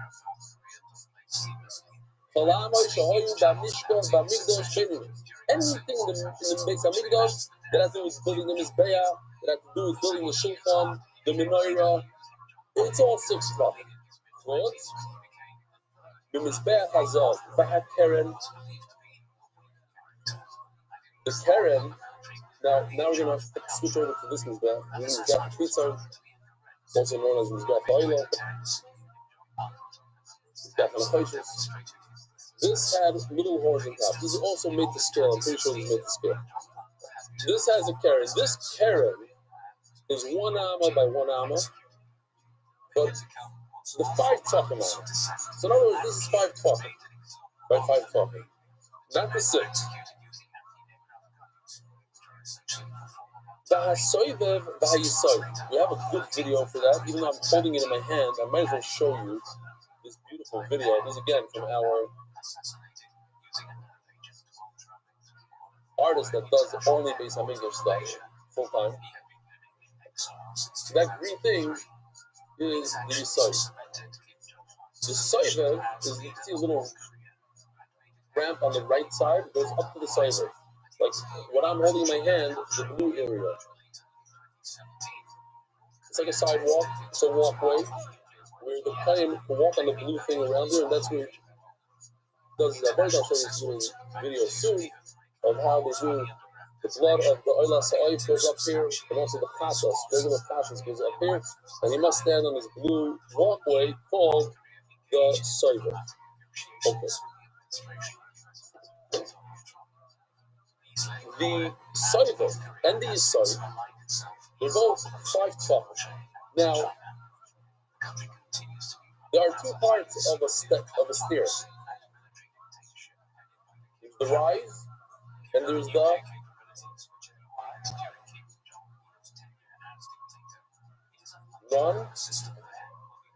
run. Tread is another way to put it. There's the rise and the run. So when the Gemara says that it's a 5 tefachim, what is the Gemara referring to? The height or the width? The height of the stair, the rise, or the run? What? You say run? Who says run? Why you say run? Because we both. Okay, so anyways, let's see. Anyway, review the argument. Rebuta argues, Amas binyan shishit tefachim. No. Anything that you build with the Mizbeah is a 6 tefachim amma. Which are Caleb, but anything that has to do with the Kli, like the Menorah, the Shulchan, please, that's Hamisha.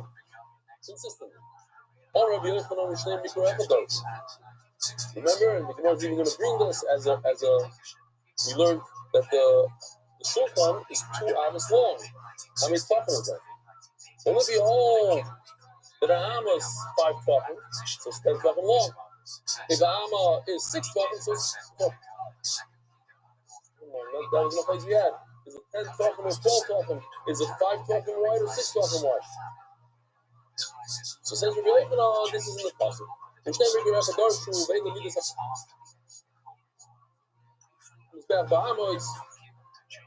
The outside, this is back right over here. In other words, it's an amo b'tefach. Another tefach, it's a 6. An amo of 6 tefachim. That's how it's out on his base. The chekah, because he's butt, it's hard to. The chekah amo. You want to know the things that are 5 amo, 5 tefachim per amo. The amo roichav. Uvula, El Svasa, Sabu, Zeres, or Echad, and Zay Gav is best. The Gemara is going to explain every word here. Take Ha'ama to Yisrael. Okay? So, back to this picture, that green little guy on the left corner, the Yisrael, the base of the Mizbeach, on this Mizbeach right over here, the red guy that goes almost, it doesn't go around the whole Mizbeach, but there's a base. Okay?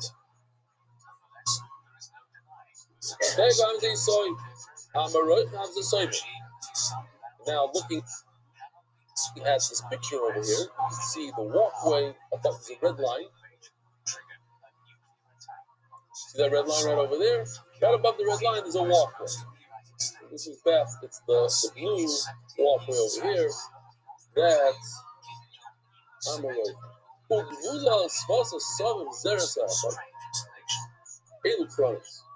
So we'll see later. Zeres is from here to here. This is a half hour. So I could call an amma a half hour. Why?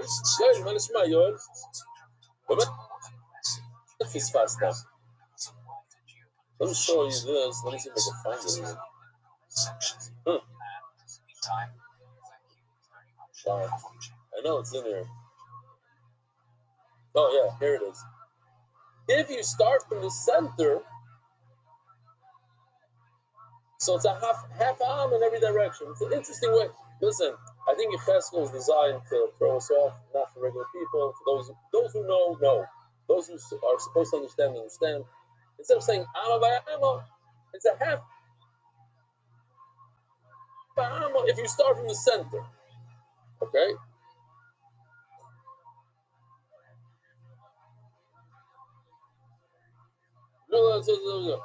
Zegav Hamizbeach. Oh, we have 10 minutes to end the show, and this is not a big deal. It's a very Zegav Hamizbeach. What does it mean when the pasuk says Zegav Hamizbeach? Zem Mizbach Hazov. Mizbach Hazov. All these things that we just mentioned, they're all 5 tefachim. The Yisoid, the Soivev, the Kronos, the horns on the Mizbeach, the Mizbeach Hazov, this golden guy. He's trying to find him with this video. This guy, it's 5 tefachim. Oh, there was my. Very well. Looks so. Okay.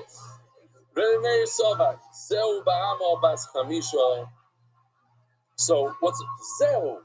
This Mizbeach Hazov. This guy is 5. That's it. Zeu.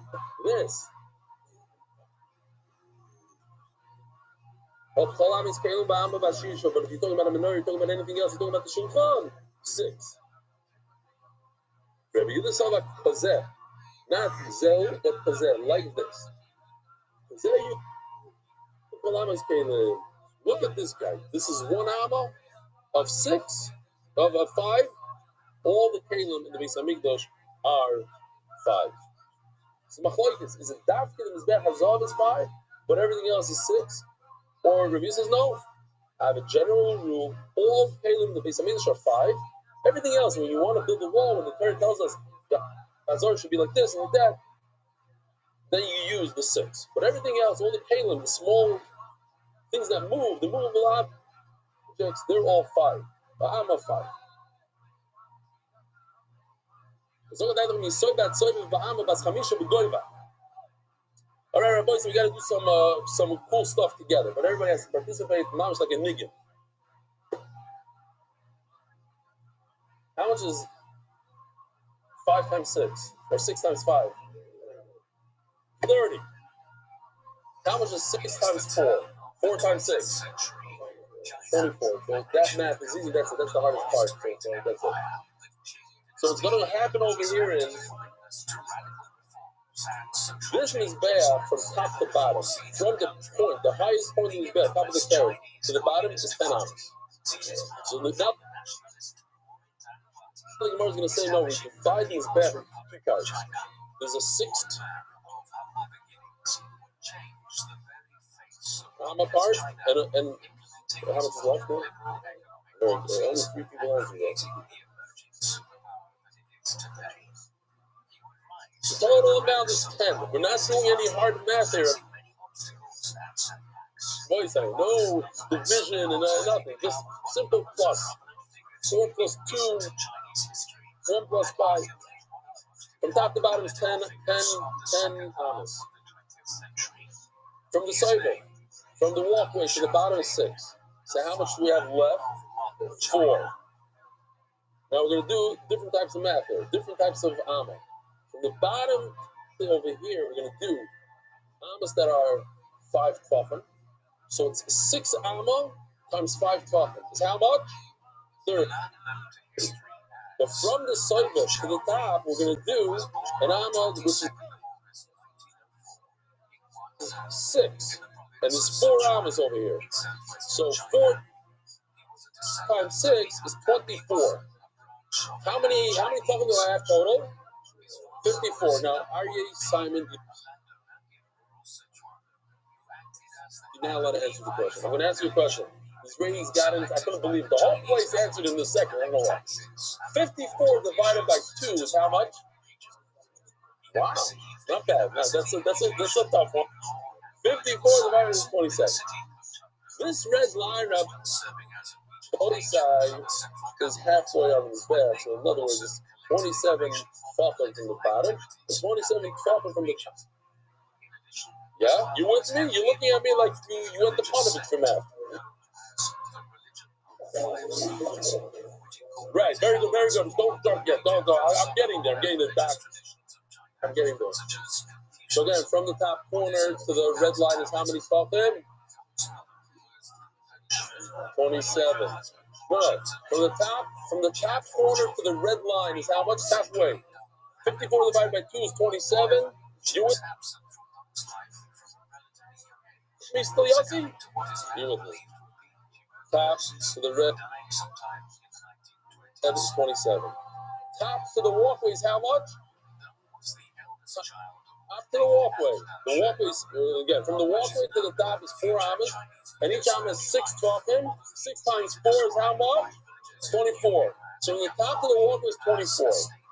From the top to the red line is how much? 27. Does anybody know math there? If you take 27, you take off 24 from it. How many have remained? No way. You guys are good. You guys are unbelievable. They're giving themselves so excited. 24 by 20. You're not allowed to answer any of these questions. Yeah. So, I have a question for you.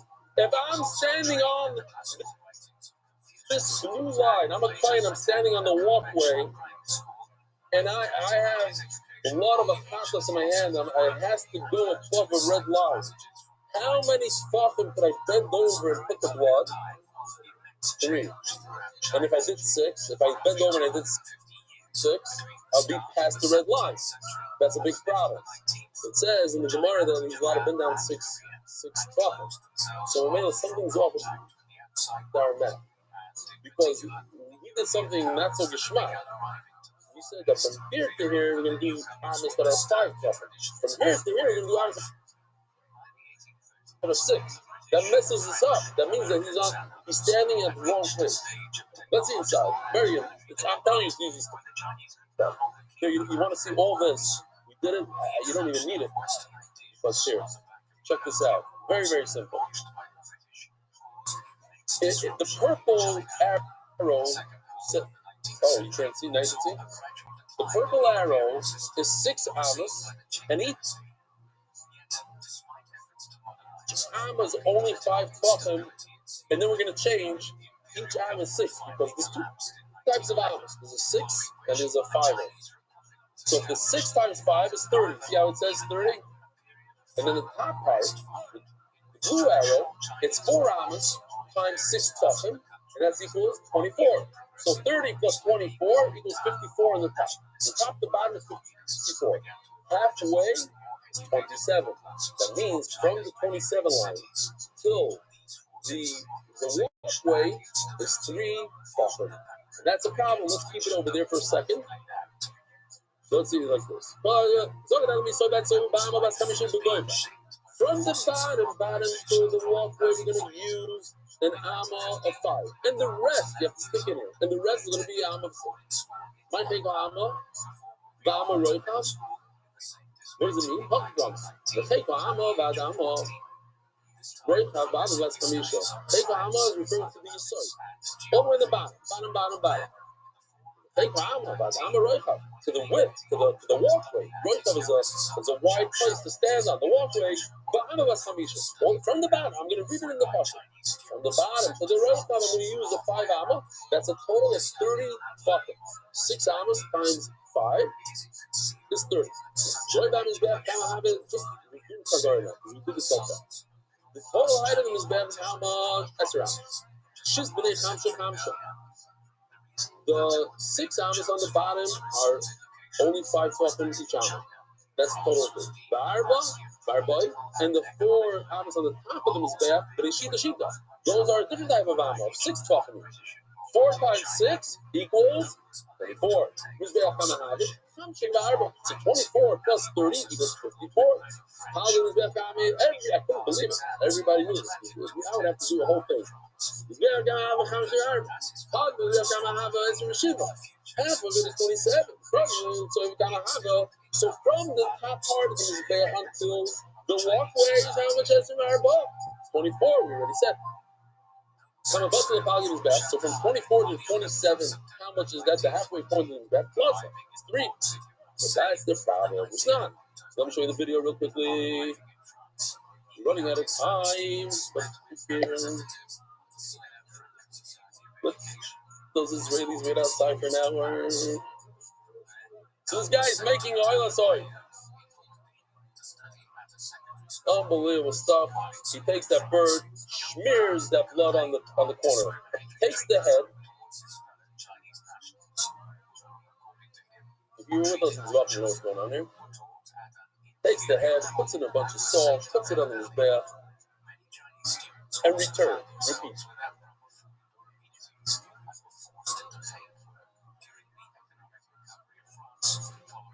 Okay, but Shreki, you're not going to forget this in your entire life. You know how to do it.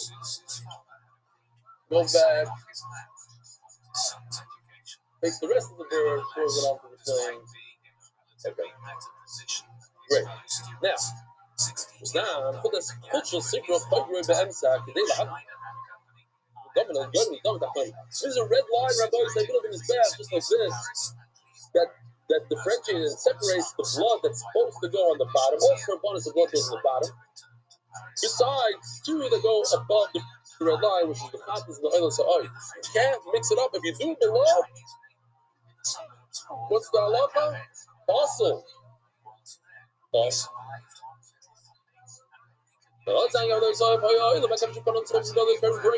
showed him the video. He goes up the ramp. He goes to the corners, the southern corner of Mizrach is east, southeast, east. And one of these Roisha, the Monarcha, the Master of Might says, Dama, Kiram, is Be'af, and he does everything he saw in the video, but Masada Matam Raglo. And if he bends over below his feet, he's on the walkway. Afilu Amma Afas Kshera, even 1 Amma, call it an Amma 5, call it Amma 6. The problem is, he only has 3 tefachim to go below his feet, and you're telling me he's allowed to go below his feet 6 tefachim. It's a problem. So how are we going to fix the problem? So now, since the Gemara, what the Torah is telling us that it's 5, it's not referring to the rise, to the height. It's referring to the run, the step, the part that you step on. That part is 5 tefachim. So what I'm telling you, and I'll explain everything. Not that this you saw, this red part is 5 tefachim tall. It's actually 6 tefachim tall. So what's 5 tefachim? The Torah says it's 5. The pasuk in the Pasuk says 5. No, the part that you could stand on. This part is 5. The soive is an amma wide. No, it's not a full amma of 6 tefachim. It's only 5 tefachim wide. It's the knisa, the stuff that you stand on. And now everything works out gevaldig. Why? Check it out. Rabbi, so we can do the math now. This is easier than before. If you have quickly, the mizrach is how tall? 10 amas. Each amma is going to be 6, from top to bottom 6. 6 times 10, Rabbi said, do you know this one? 60. Half of 60 is how much? 30. Where is the walkway at? What point from the top to the walkway is how many tefachim? 4 amas times 6 tefachim is how much? He's standing on 24. From the 24 point to the halfway point, which is 30, 24 to 30 is how many tefachim? 6. That's why it says if he stands on the walkway, he can bend over up to 6. That works out great. But the pasuk says that there's a 5 tefachim, something's 5 tefachim. You just made everything 6 tefachim. Okay, so the height, everything is 6 tefachim. That's gevaldig. Now we're going to have to make our mizbeach narrower. We're going to have to make it this way because the pasuk says some of it is at 5 tefachim. We're measuring 5 tefachim. How?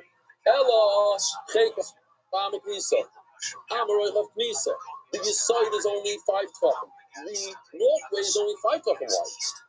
Imagine you're a kohen walking on a narrow walkway. Up until now, I thought you had 6 tefachim. Now it turns out he only has 5 tefachim to walk. That's to be super careful.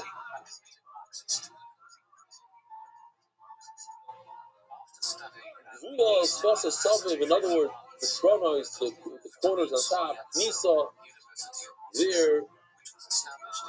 top is 5. So now the Gemara just says exactly what we did about that. The total height of the Mizbeach is 10 amas times 6 tefachim is Shittin 60. How the Mizbeach, how much is half of 60? Kamahavik loss is 30. 3 quarters. It's about so from the top part, which is 4 amas to the wall. 4 times 6 is how much? Because that's going to 24. I'm about to the positive basket from 24 to get to 30 how much is that? Shisha. It's 9, and that's why it says if you do that, but underneath your feet, that's carrots give baldic. But my gives the Beknisha. You tell me, you're talking about the run that you step on, the step, the tread that you step on, that's only 5 tefachim. That's the Gemara wants to make the Beknisha. That's 9. Allah, mother Panasama, though you saw. The bottom one is 32 tefachim. 32 amas. Correct. 32 amas. Then comes another stage. See over here, the wood. That's that brown stuff. So how much is that? That's 30. 30. Why? Because if you take off an amma from here, so you just take off 2 ammas. So instead of it being 32 by 32, the inside is 30 by 30. All we need to understand is this, and the Gemara is going to do this 4 times. But if this part from the top to the red is not a full amma, it's not 6, it's only 5, because it's a tread. You can stand on it. This is the base. How many tefachim is it from here to the red? 5. So how big is this red square? It's not 30. it's 30 plus 1 tefach on this side, 30 plus 1 tefach on this side, because I didn't take off the full 6 tefachim. If I take off 6 tefachim, then this is 30 by 30. But you're just trying to tell me that we're not taking off tefachim from the height. We're taking tefachim off from the width. This is the width. I'm showing you it's supposed to be like this, right? The base. This is the base of the mizbeach that we just saw them pouring the cement is 32 by 32. The white thing that just took out the form is 32 by 32. The next thing that they're going to pour now cement is going to be 30 by 30. But that's not accurate because the base is not a full 6 tefachim around and around. It's only 5 tefachim. So there's only 5 tefachim. You have to add 2 tefachim. So now this red thing just became 30.2 tefachim. This square is 32 by 32. If I take off 1 amma from the top and 1 amma from the bottom, how big will if I make a square inside and I just make it 1 amma smaller on each side? 30. Very good. And what if I don't take off a full amma? I take off a little less than a full amma. Exactly. And that's the right question. I didn't take off the full amma now because now I'm playing games with the numbers. I'm saying an amma is not 6 tefachim. Now it's only 5. Now it's only 5. Then, no, this bottom was made with a 6 amma. It's 32. First, it's only the step. This part that I walk on, this side, is only 5 tefachim. So then I didn't make a square that's 30 by 30. I made a square that's more than 30 by 30 because if I take off a full amma, then this square will be 30 by 30. I'm not thinking of full amma. I'm thinking of a little less than a full amma. I'm only thinking 5 tefachim instead of 6 tefachim. So now this square could be 31. We're going to call it 30.2. Is that okay? Okay, great. So now we move on. So your number is not accurate. Don't tell me that the middle square is 30 when in fact it's 30.2. It's 31. Call it whatever you want. But it's larger than 30. Why? Because you didn't take off a full arm on all sides. But no,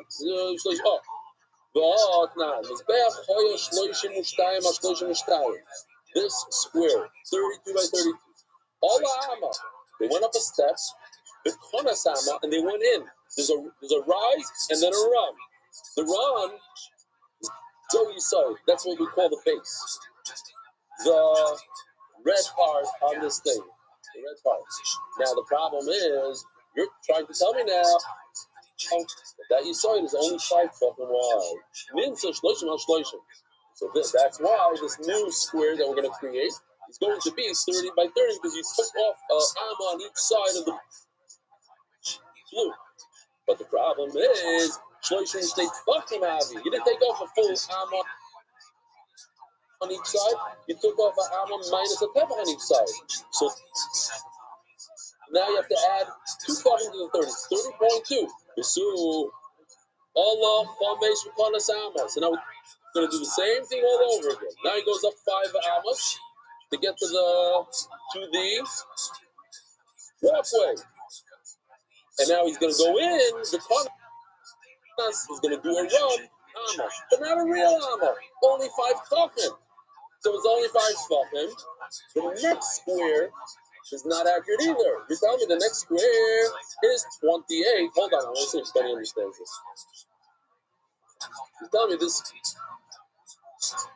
green square is a 28. How much is it really? Well, you didn't take off a full amma. You only took off minus a tefach of ammas. Only 5. So now, this, before you were missing 2 tefachim, now you're missing a total of another 2 tefachim. For this square, there's a total of 4 tefachim you're missing. This part is 2 tefachim missing. The red part is 2 tefachim. You know what it says? It says in Mishmar about both tefachim. You're missing 4 tefachim. You're not counting. You know, 4 is not a big deal. We're not going to discuss 4s. So you're saying, I don't care about the 4 tefachim. I rounded it out. I called it 28, but it's really 28.4. But there's another box on top. That's where these horns are. The chronoid. How much is that? That we know is 26. But it's not 26 because the current itself is not really 6 tefachim. It's only 5 tefachim. But now that we have 6 tefachim missing, 2 from the bottom, 2 from the middle, 2 from the top. That's a total of 6 tefachim. 6 tefachim equals to 1 full amma. So now why it's calling it 26?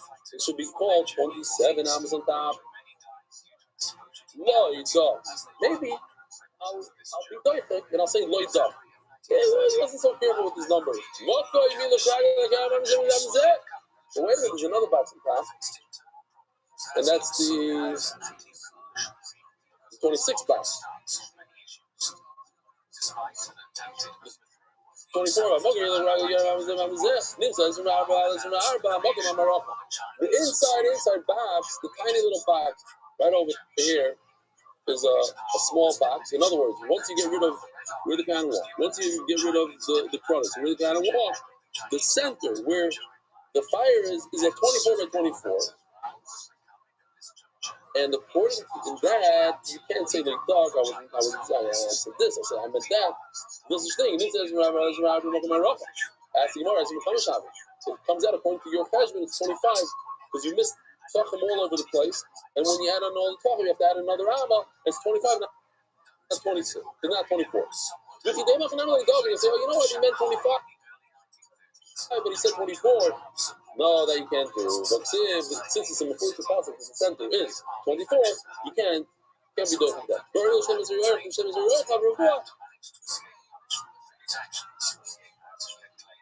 It's 24, it's in the Furush.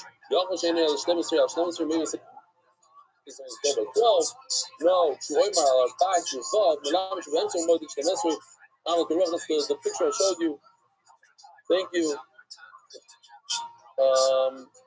It's this guy right over here that you start from the center, like over here. Talking about the middle.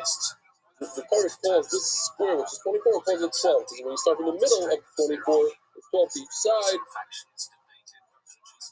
Okay, so we'll stop up over here. Boy side, have a wonderful week. A good day. Start coming.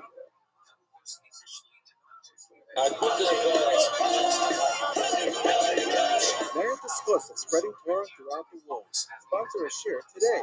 MDYsponsor.com. Sponsor MDY.com.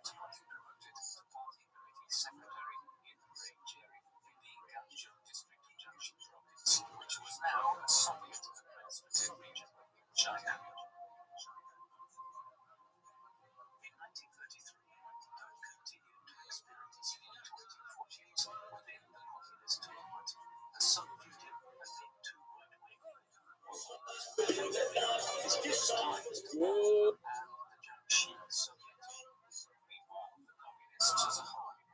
Good morning, Rabbi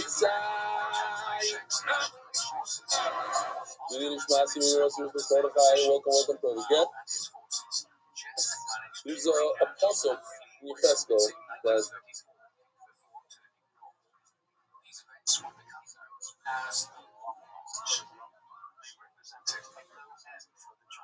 that needs a lot of explanation. And basically, the whole sugi discussing whether an amma is 6 tefachim or an amma is 5 tefachim. The pasuk seems to say that there are 2 parts of the mizbeach that we use as different measurement. We use the amma of 5 tefachim. What are the 2 parts? The base and the walkway. The yisoid and the soiber.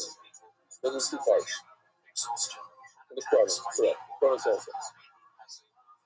5 tefachim instead of 6. We were discussing how it's impossible that's referring to the height of the mizbeach because that gave us a problem in math. It says in the Gemara that the Kohen would stand on this walkway on the sovet, and he was looking for him to bend over and apply the blood below his feet 6 tefachim.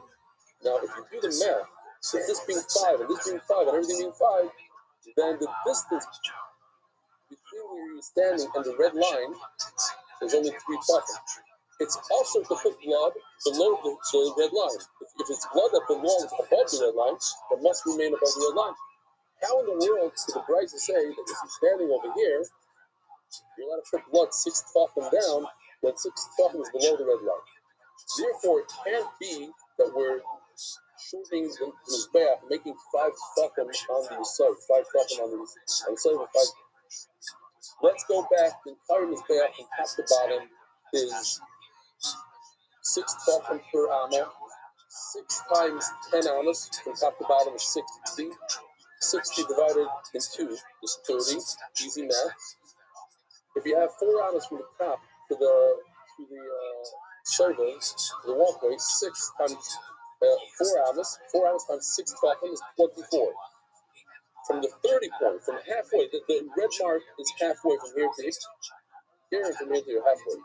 If it's 30 to the red line, and 24 from the top of the Mizbeach to the walkway, so from the walkway to the red line is how much? 6 tefachim, that works perfectly. The coin is on top on the 24 mark. You can bend down 6 tefachim to the 30 mark, beautiful. We still need to understand the process. It doesn't say that some of the amas of the Mizbeach are 5 tefachim. It can't be on the height. It must be on the width. It's the rise and the run. It's not on the rise. To prove it can't be on the rise. It must be on the run. It must be that the soil is 5, not 6. That form on the bottom is a 32 by 32. What we're building right now is 32 by 32. Then it steps in. It goes up 5 amas on top of that, and it steps in. Another piece that goes on top here, like this.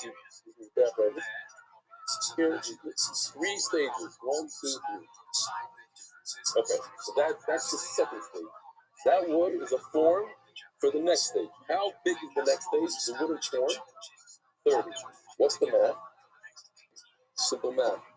If this is the bottom, this is the base plate. I'm just showing you this here. And then you put another step. You put a step that's 30 by 30. That means they took off 1 amma from every single direction. You take off an amma from the bottom, an amma from the top. So 32 minus 2 equals 30.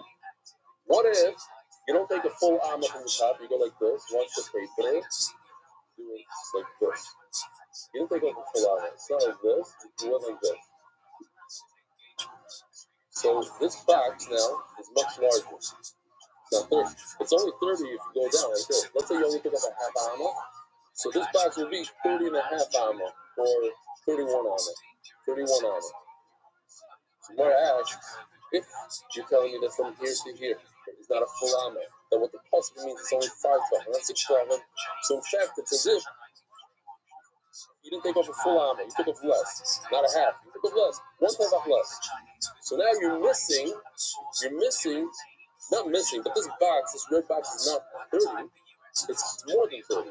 What he's showing here is the Mizbeach is 32 ammas. The purple, the purple is normal, 6 tefachim. If everything is normal, we're using 6 tefachim ammas. Then the middle box, the purple box is going to be 30 by 30. But if you're using 5 tefachim, then it's 30 plus 2 tefachim. And then the Gemara keeps on going on and on. As we get into the center, everything gets worse and worse. It's 28 and 4 tefachim. And the Gemara says, but maybe I'm not that. I don't care so much about the numbers. I said 26, but I really meant 27. So then what about the center box? The center box is 24. Oh, I'm not that. It's off by a amma. No, that can't be because the Torah refers 24. The middle is 24. So I can't say, oh, the Torah wasn't exact. The Torah is always exact. That's what we're holding right now. So says the Gemara, Mamash Middle story. 7 lines from the bottom. We have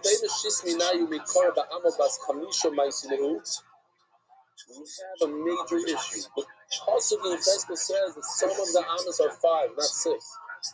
So maybe We can't go to the height, and we almost can't go to the width. So what do? We do something in between. We see some of the amas, some 6 out of the 32 are 5 fucking amas. I have nothing else to do there. I'm trying my hardest. Get this pasuk to work. It's all Kabbalah. It's all like Cheskel, and maybe some of the amas are.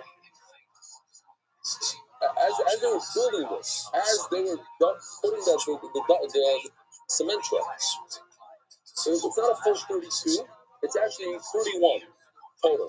Just 6 out of those 32 amas, 6. We're going to call them 32 amas, but it's really a total of 31. Why? Because 6 amas consist of 5 tefachim, not 6 tefachim. So it's total 31. Okay. That's going to solve a lot of our issues, all of our issues so far. Because then you don't have the extra tefachim, because it's not 28 point this, it's exactly the boxes on top. They do work out. The problem is that if the mizbeach, basing of mizbeach is 31, not 32, then the calculation of the width of the whole entire Beis Hamikdash is off. We know the width is 187 of the length. The length is 187. That's because we consider the mizbeach 32. But if the mizbeach is only 31, then the whole length is only 186. Problem. So let's see inside. I'm telling you, if you're spacing it out now, don't worry. You're going to wake up in a second. We have a lot of stuff coming. The problem is the Azara is no good. The calculation that we have with the Azara doesn't make sense. This is the Azara. This now, it was 187 long. You see, on top it says 187. That is screen won't change it. 187 on top. You see the top number 187. We're not discussing the width, which is 135. From east to west, 187. Look at the order on the right. There's dotted lines all the way on the right. 11 amma, 22 feet wide. That's it. That's all the Israelis get. Israelis get 22 feet, 11 amma. The Ezra's Kohanim, the other dotted lines, is another 11. 11 plus 11 Rabbois is how much? The width of the mizbeach is 32. 22 plus 32 is how much? 54. Now, if the mizbeach is only 31, this whole calculation goes tight. That's more stuff. Now let's continue. Between the mizbeach and the heichal, how much do we have over there? 22. You see the 22, number 22? That's between the mizbeach and the heichal. 22 plus 54 is how much? 76. 100 amma is the length of the entire heichal. 76 plus 100 is how much? 176. Plus 11, the area behind the heichal, 187. But if the mizbeach is 31, this doesn't work. We're 186. What is Israel? What is how many? That's 22. How is Be'er 54? Be'er is 76. Heichal Be'er 176. Behind the question is another 11. 187. Hello, says the Gemara. Now we're going to do something. We're going to mix it all up. Something, and then that's the last one. That's the end of it. The boys say, here we go. So we can look on the chart. Let's start from the bottom. Bottom. When you're talking about the height of the Yesoid, that's an amma of 5 seconds. And then it switches. Before we try to say the whole bottom part of the mizbeach is the amma of 5. And we did 5 times 6 equals 30. Now, no. Now it's just the bottom. One little piece on the bottom. This Yesoid, the red part on the bottom, is an amma of 5 seconds. We just lost one thing, huh? Then from that point on, all the way to the soivet, to the walkway, it's ammas of 6 seconds. So let's do the math. 6 times 5 is 30, plus the 5 on the bottom is 35. Now from the soivet, that's where it says number 23, that dotted line over there, that's the soivet, that's the walkway. Now we go up all the way to the horn, only to the horn. Those are ammas of 6. So you have 3 times 6 is how much? 18. But the Karen, once again, is a fiver. So if you look at it now, let's do it again. The top is an Amma 5. The bottom is an Amma 5. That's it. The rest of the entire Mizbeach is on the system. So when Yechezkel tells us, and he says specifically, there are two things on the Mizbeach that are an Amma 5. What two? We don't know. This Karen and the bottom. Sorry. How wide is the Karen? We don't care. It still doesn't make a difference to us. The height of the Karen is 5. What just happened? If you remember before, think about it. Before we said that from the top of the Mizbeach, the water was 24 tefachim. 6 times 4. Now we just lost 1 tefach. Why? Because the Karen is going to 23. Now, we also lost 1 tefach on the bottom. Before we had Rabbi, we had 60 tefachim on the entire Mizbeach. 10 times 6 amos. That's 10 times 6 tefachim, 60 tefachim. Now we just lost 2 tefachim, one from the top, one from the bottom. So it's 58. 58 divided by 2 is 29.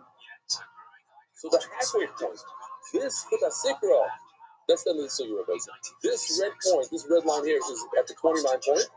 You standing on the 23 point. So you have 6 tefachim to bend down, and it fits right into that brisa. It's Yavalda. And that explains the puzzle, because there are some amos that are 5 tefachim instead of 6. It's referring only to the top, and the bottom. Shalom Yisrael, let's see inside.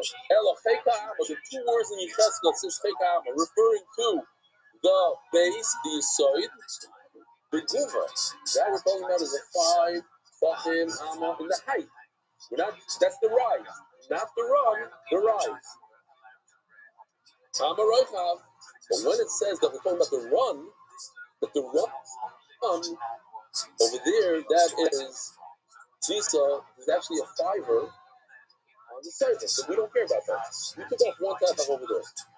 Zula Asfasa Savit, that's referring to the horn. The horn on top is only 5 tefachim tall. Now,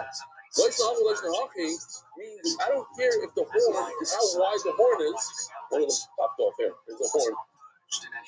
I don't care if this is 6 tefachim or 5 tefachim. All I care is like this right over here. From here to here is 5 tefachim. The width and that I don't care about. Put that back over here.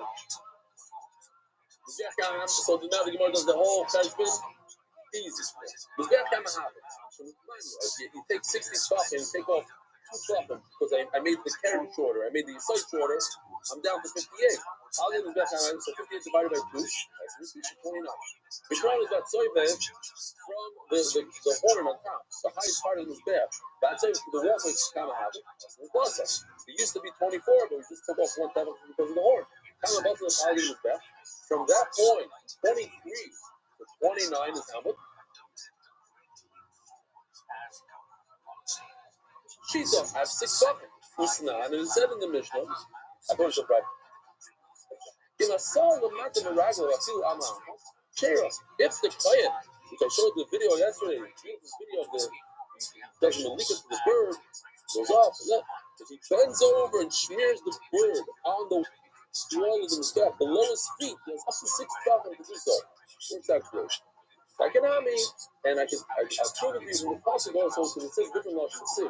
Base for Amma, the base, and then we're talking about the height. The Amma Rechav, and now we're talking about the ledge, the walkway, is also 5, so it uses different shaynas. Like Amma, the Amma Rechav. So Melo, sometimes we're talking about 5 tefachim height, and sometimes we're talking about 5 tefachim width, but at the end of the day, we could explain the possible way, but Amma Rechav is Mamino. Brand new sugya. But kind of baby. That took us 33 minutes to be there. Unbelievable. Okay. So a little bit of a sorrow now, but we'll see. Floods. God. So yesterday we mentioned the Gemara here, but 3 amos is a 5er, a 6er, and what else? A 6 and one finger, or a half finger.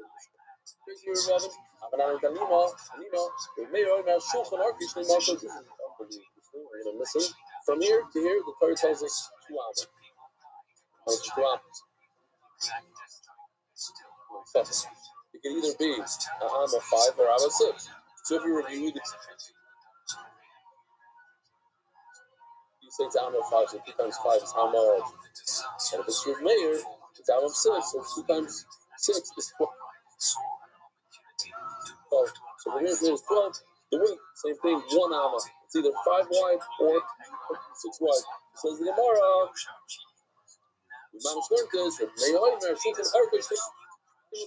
That's why the Rameir says that the table, the shulchan, was 12 miklau. So if you call it a medium size, you say 6 is a medium. What else is there besides 5 and 6? But now the fishing enough is larger in, yes, but not. There's 2 measuring sticks. What do you use a measuring stick for? I don't know. Like this taste use it different for tools. You know, stick in a stick that has lines on it. So there's 2 of them. Because this the entrance is on northeast. So northeast, meaning to the right of the doorway. Left of the doorway.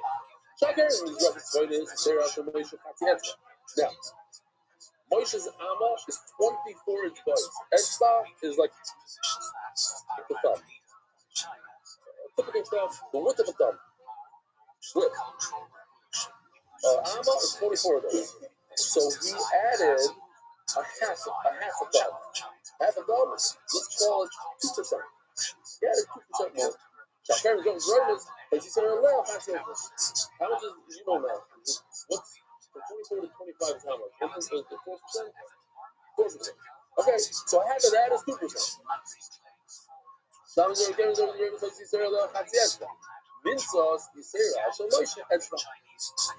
the one of the measuring sticks was a half a finger wider, and the other one was a full finger. One was 2% more, one was 4% more. Why did they do that? Then I'm a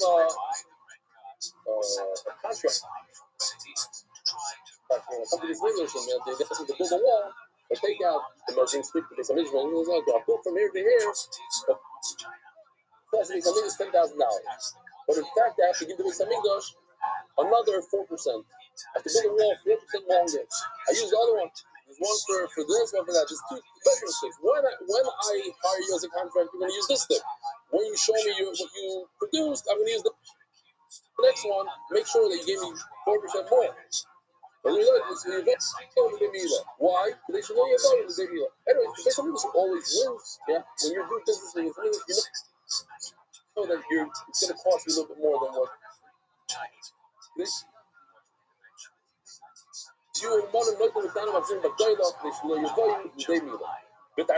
Okay, so why do you need 2 sticks?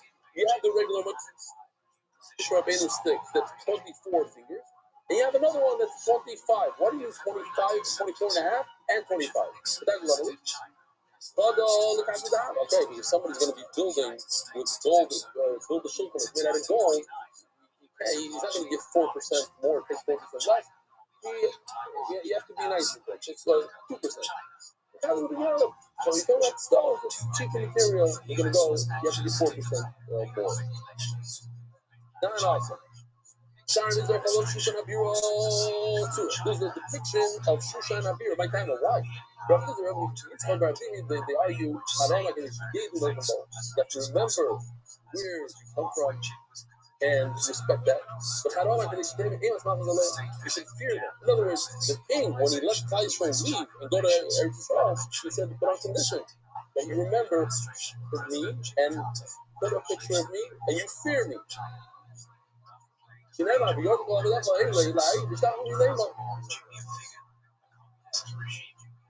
Oh, sorry. So it's many ways in England. He's saying that you should always fear the king. You can see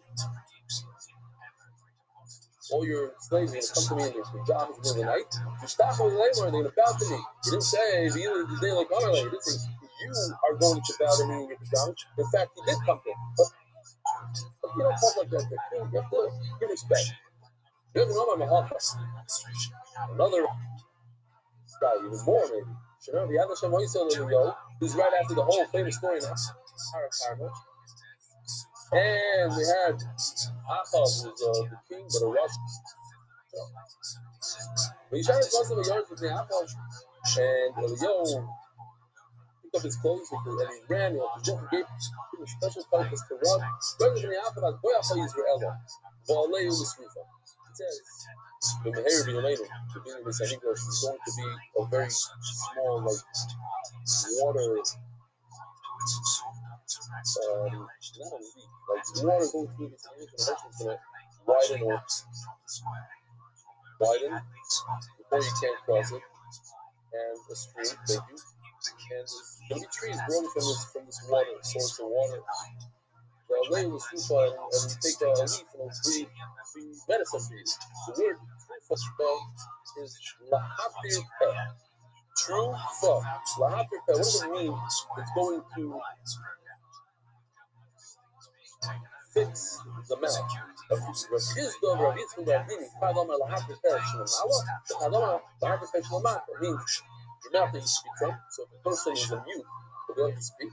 Or if a woman can't give birth, and the womb is closed, then it'll fix that. We didn't mind. It's the other, and over here the Gemara says in the foot, not the marker, but rather la'adipeh u'min, b'gaborama la'adipeh ha'kara. It's going to help. And ha'kara. Even remember the Kappa says, let's just do this off because it's super, super simple. And it's almost like a freebie. You got like 12 lines. There's a slide through here.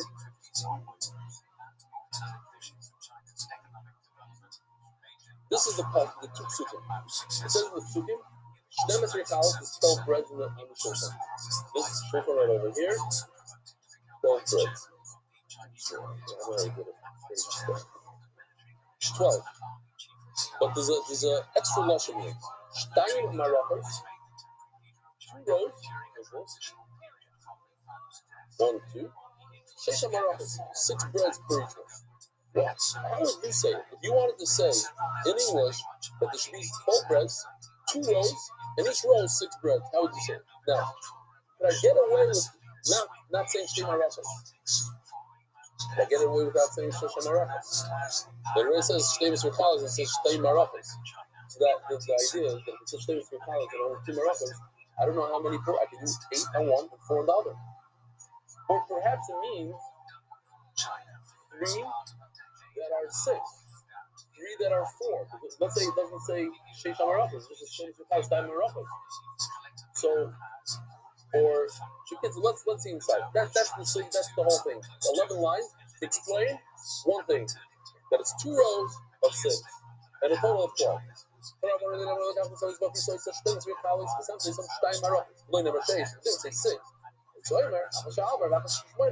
Let's say 6 and 6. Maybe it should be 1. You could even do 1, 4, and 1, 8, which is totally of 12. That's why it says it has to be 6. It doesn't say 12. It just says 2 rows of 6. Maybe Shtayim Marachos means 12 plus Shesha Marachos is another 6, total of 18. So now I have to give you a total. But you don't understand Rechalos. It's Marachos. It doesn't say 2.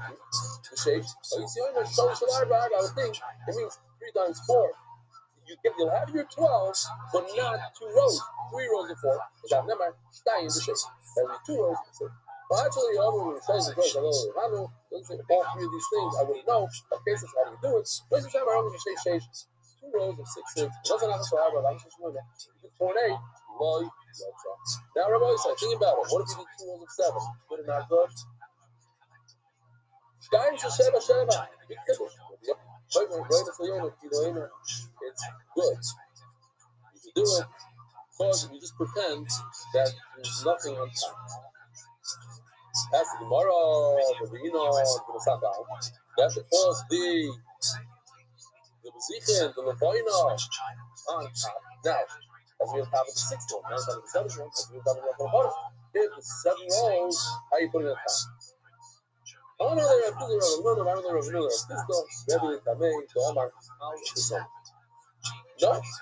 the Ezekiel's over here.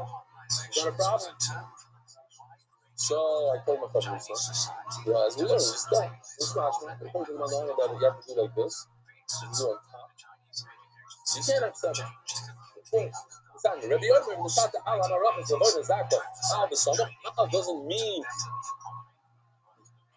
This is just a question that those who know don't answer. We had the same figure like a day ago, 2 days ago, and the Gemara brought a raya that Al does not mean on top, it means next to it. What was the raya from?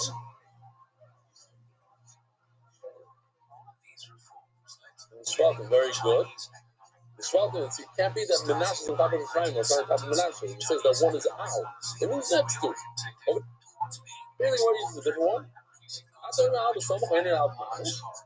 Maybe it means literally on top. It's a place for Al Ha'aretz. It's a Paroicha. You should put the Paroicha, the place, on top of the Aretz.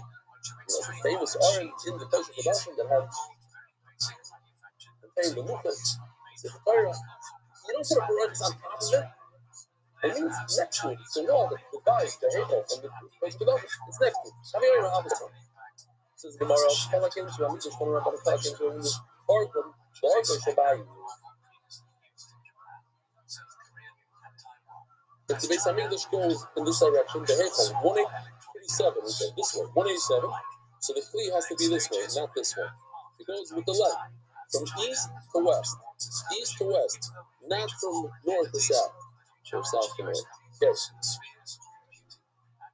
Says the Gemara. Argon argues no, it actually was not positioned like this, it was positioned like this. How do I know? It's poles, right? You see these poles? These are the poles of the Mizbech HaToros. We're not talking about the Mizbech HaToros, but it has poles. Because of the poles. What's the most we're talking about? My camera. Poles on it. How can we be about mid-dif? Here.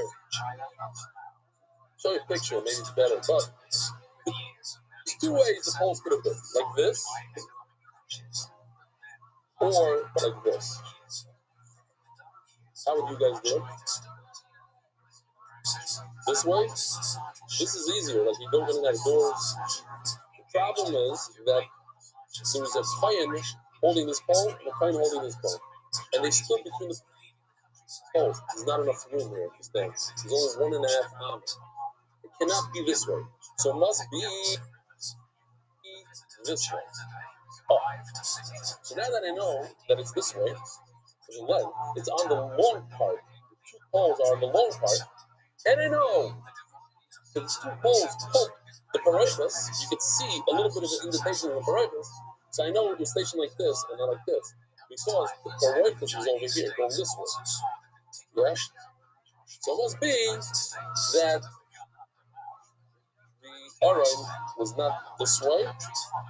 Because then it would have poked the parochus. It was this way, north-south. Great. There's a picture too. Here, this is where the poles are on the long way of the Aron, and this is the short way of the Aron. This is on the way. This can't be because you can't stand between the poles. Let's do this. Now you see the parochus behind? The poles went into the parochus. This is what they read for there. Give it a little poke.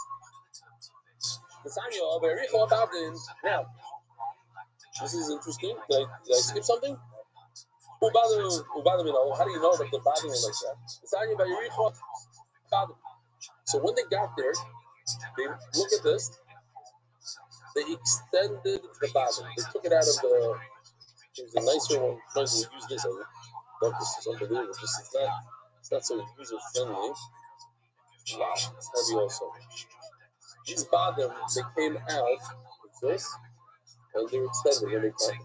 Okay, like it says in top, you can look at places that it was a lace. They didn't fall. Okay.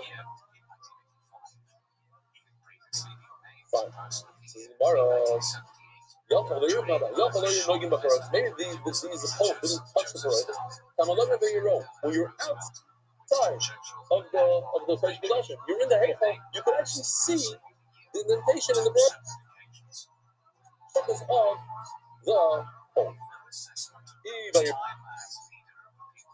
You literally saw the poles. Maybe there's two poles in the Paraitas, and the poles, you're able to see it. No, you don't see it. So, you see it or you don't see it. Okay, so as it works, that's the case of race. Push out the Paraitas. The diamond can stay by the Yisha. The single woman, Shanema Sroy Hamar, actually fits into the puzzle. Sroy Hamar, special, summer, fragrance, dirty leaf. So we're not saying that it's powerful, dirty. My beloved, his powerful is like a beautiful perfume. Being Shadayalif, powerful rest between the two poles of the Arim. Moving on, the battle of the Pussy, the Arim, and Javier Yasvi. How do you know that these poles were like this, not like this? Maybe they went with the length of the arm. How the two people stand inside that small area of 1.5. Moving along, the bar. Well, how do you know 4 people? We had a different picture that Kobe did back in the day. This is in our Gemara. It's based on the Sifta picture because the way I understood it is that each person put a pole on one pole, not on 2 like this. He's actually standing towards the Aron, so it's not exactly like that. I don't know where he got it from. What? Yeah, okay. Fine, a little more close between him and.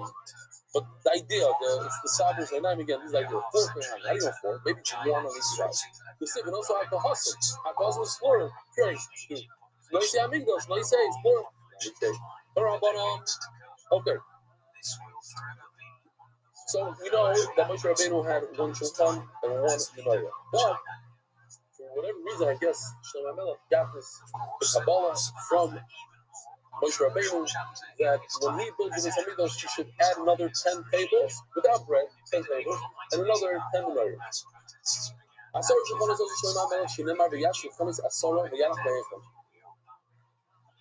10 tables. Now, where did he put these tables? Where did he put these extra menorahs? 5 to the right, 5 to the left. Now, you and I, when we read this, it's just normal reading. When you walk into the Heichal, 5 to the right, 5 to the left. That would be the normal way of understanding it here. Something like this. 5 to the right, 5 to the left. That's impossible. Why? And we're going to do the same exact thing with the menorah. Just the opposite. Why? Because you know the shulchan is on top of the picture on the north, and the menorahs are on the south. You can even see one on the north, one on the south, one on the left. It's impossible. 5 of them come out on the south. But the table should be on the north. The Chamishim Yemina, the Chamishim Yisrael, I don't have a good picture for the Shulchan, but I'll show you what it looks like with the menorah. Same idea. Moshe Rabbeinu was smack in the middle with a lighter color base, and 5 menorahs on the right of him, and 5 menorahs on the right, not of the door, of the Moshe's menorah. That's left and right. So now we do the same exact thing with the menorah. As menorahs on the start, Esther. 10. You mean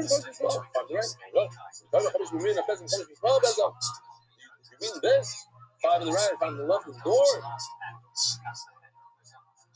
You gave it to Menorah and you have Menorahs on the north. Not very often. It's a Menorah on the Shulchan. It should be across from the Shulchan on the south. Hello, so Moshe Ben. So that we do have a great picture for this one right over here. It means the Menorah was on the wall, on the southern wall, and the 5 are on the south, and the 5 are on the south. The 5 are on the right of Moshe, the 5 on the left. Now, This is also super easy. We have a contradiction. Check this out. Oh. This is the Heichal and the Kodesh HaKodashim. Kodesh HaKodashim, Rabbi Hoisai is 20 amas wide. The Heichal, 40. Together, 60. It's 3 boxes of 20. If you want to do it, something like this. So, on the one hand, it says that all the Menayos in the Shulchan were on the left of that red line, where it says Shlish, with the arrow, big red arrow, on to the left of it. But it calls it on the other side of the halfway point. And in one place it says on the other side of the third. Which one is this? Very simple. If you're just viewing the Heichal itself without the Kodesh HaKodashim, that's the halfway point. And you have a box of 40. Halfway 20, it's on the other side, on the left of that box. But if you consider the Kodesh HaKodashim, so it's 60. So that line, that red line is the third. Behind, to the left of that red third line, and you say, it's not a contradiction.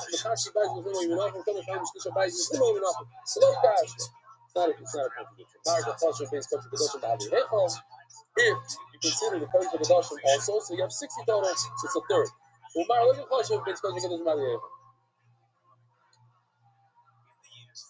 Torah Baran. You have 3 minutes. Let's see what we can do. Mizrach from Mayra, Menachem, the Rebbe.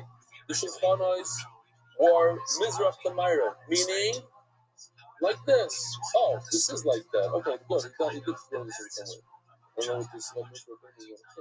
Mizrach from Mayra. You see this? East to west. Perfect. The Rebbe. Shimon Omer, Tzafim V'Dar. Let me see if I can find the Tzafim V'Dar one. Like this. Gaval is Tzafim V'Dar. North to south. By time of the Rebbe. Where did he come up with this? Go to the Menorah. He learned it from the Menorah, Mizrach Hamayra. Just like the Menorah was east to south, or west. Now the Mizrach Hamayra, east to south. Moving on, how do you know the Menorah is east to south? And then my Rabbi, Yaakov saw in Hashem. You hear this? The Torah tells us there's one candle out of the Menorah was on the west. How's that possible? If the Menorah was like this, right up against the curtain, let's say, every single one of those candles, every single one of the Neiros is on the west. Neither of them, none of them are closer or further away from the Parashas than each other. But if it's like this, if the Menorah is situated east to west, one of the candles, one of the lights, one of the flames is closer to the Parashas, like in that arrow. And it's called the Western Light. This is what not all of them are next to the Kodesh HaKodashim, only one. These are the Tzafim V'Dar. But if the Menorah goes live, this, we have a lot of pictures, but I didn't like them. Ones that are in the Gemara are very hard because this is in our Gemara, so I couldn't understand it so well. It's so clear.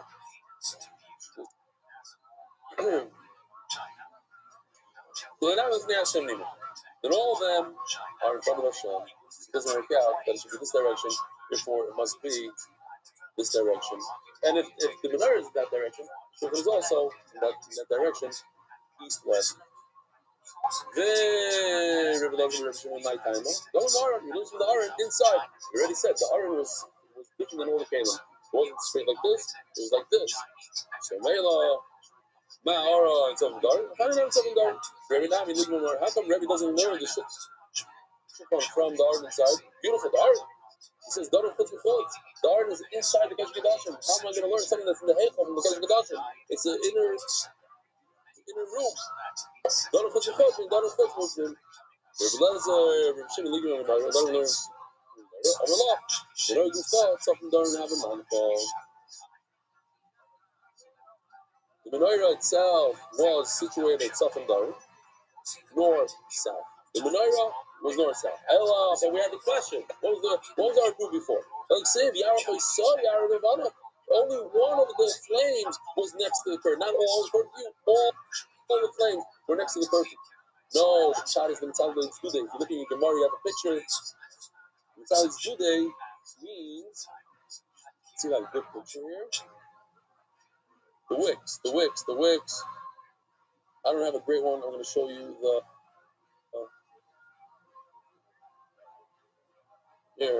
this, not this picture, from the art scroll. One wick was towards the black line, secondary, and the rest of the wicks were towards the middle one. So it's called, that's why the middle one is called the Mara, because it's wick, it's pointing towards the Mikdash. With other wicks, Warren. Let's just finish this line here. I'm sorry.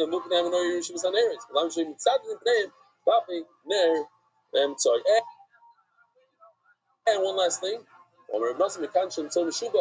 middle one is the most important one. Rabbi Sai, have a wonderful day.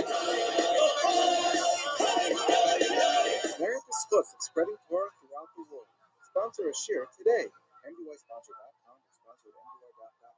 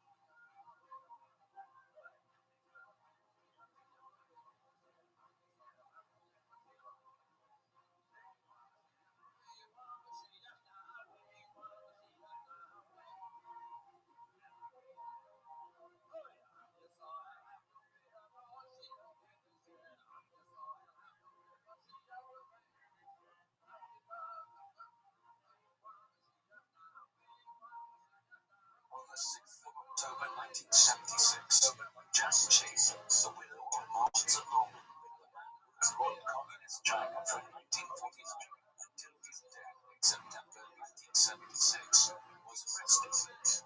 Janet was rare in communist China as a woman who had risen to play a prominent role in the country's politics. Yet even her position as nurse for her wife couldn't prevent her from being sentenced to life in prison. What had she done to promise the communist regime to destroy her once Mao's reign had ended? This is the story of Jiang Qing, the real driving force behind the Cultural Revolution.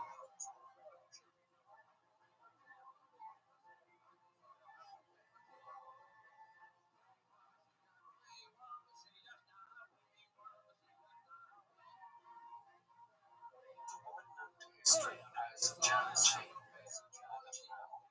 was born in the spring of 1914 in the town of Juchang in Shantou Province, China. Her exact date of birth is disputed, though she was almost certainly born in March 1914. Her parents gave her the name Liu Shui.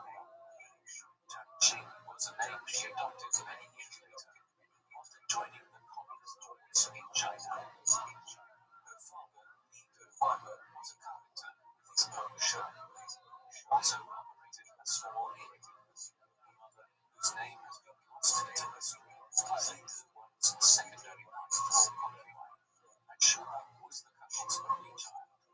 Though her father was a fairly prosperous tradesman, Shura had another true benefit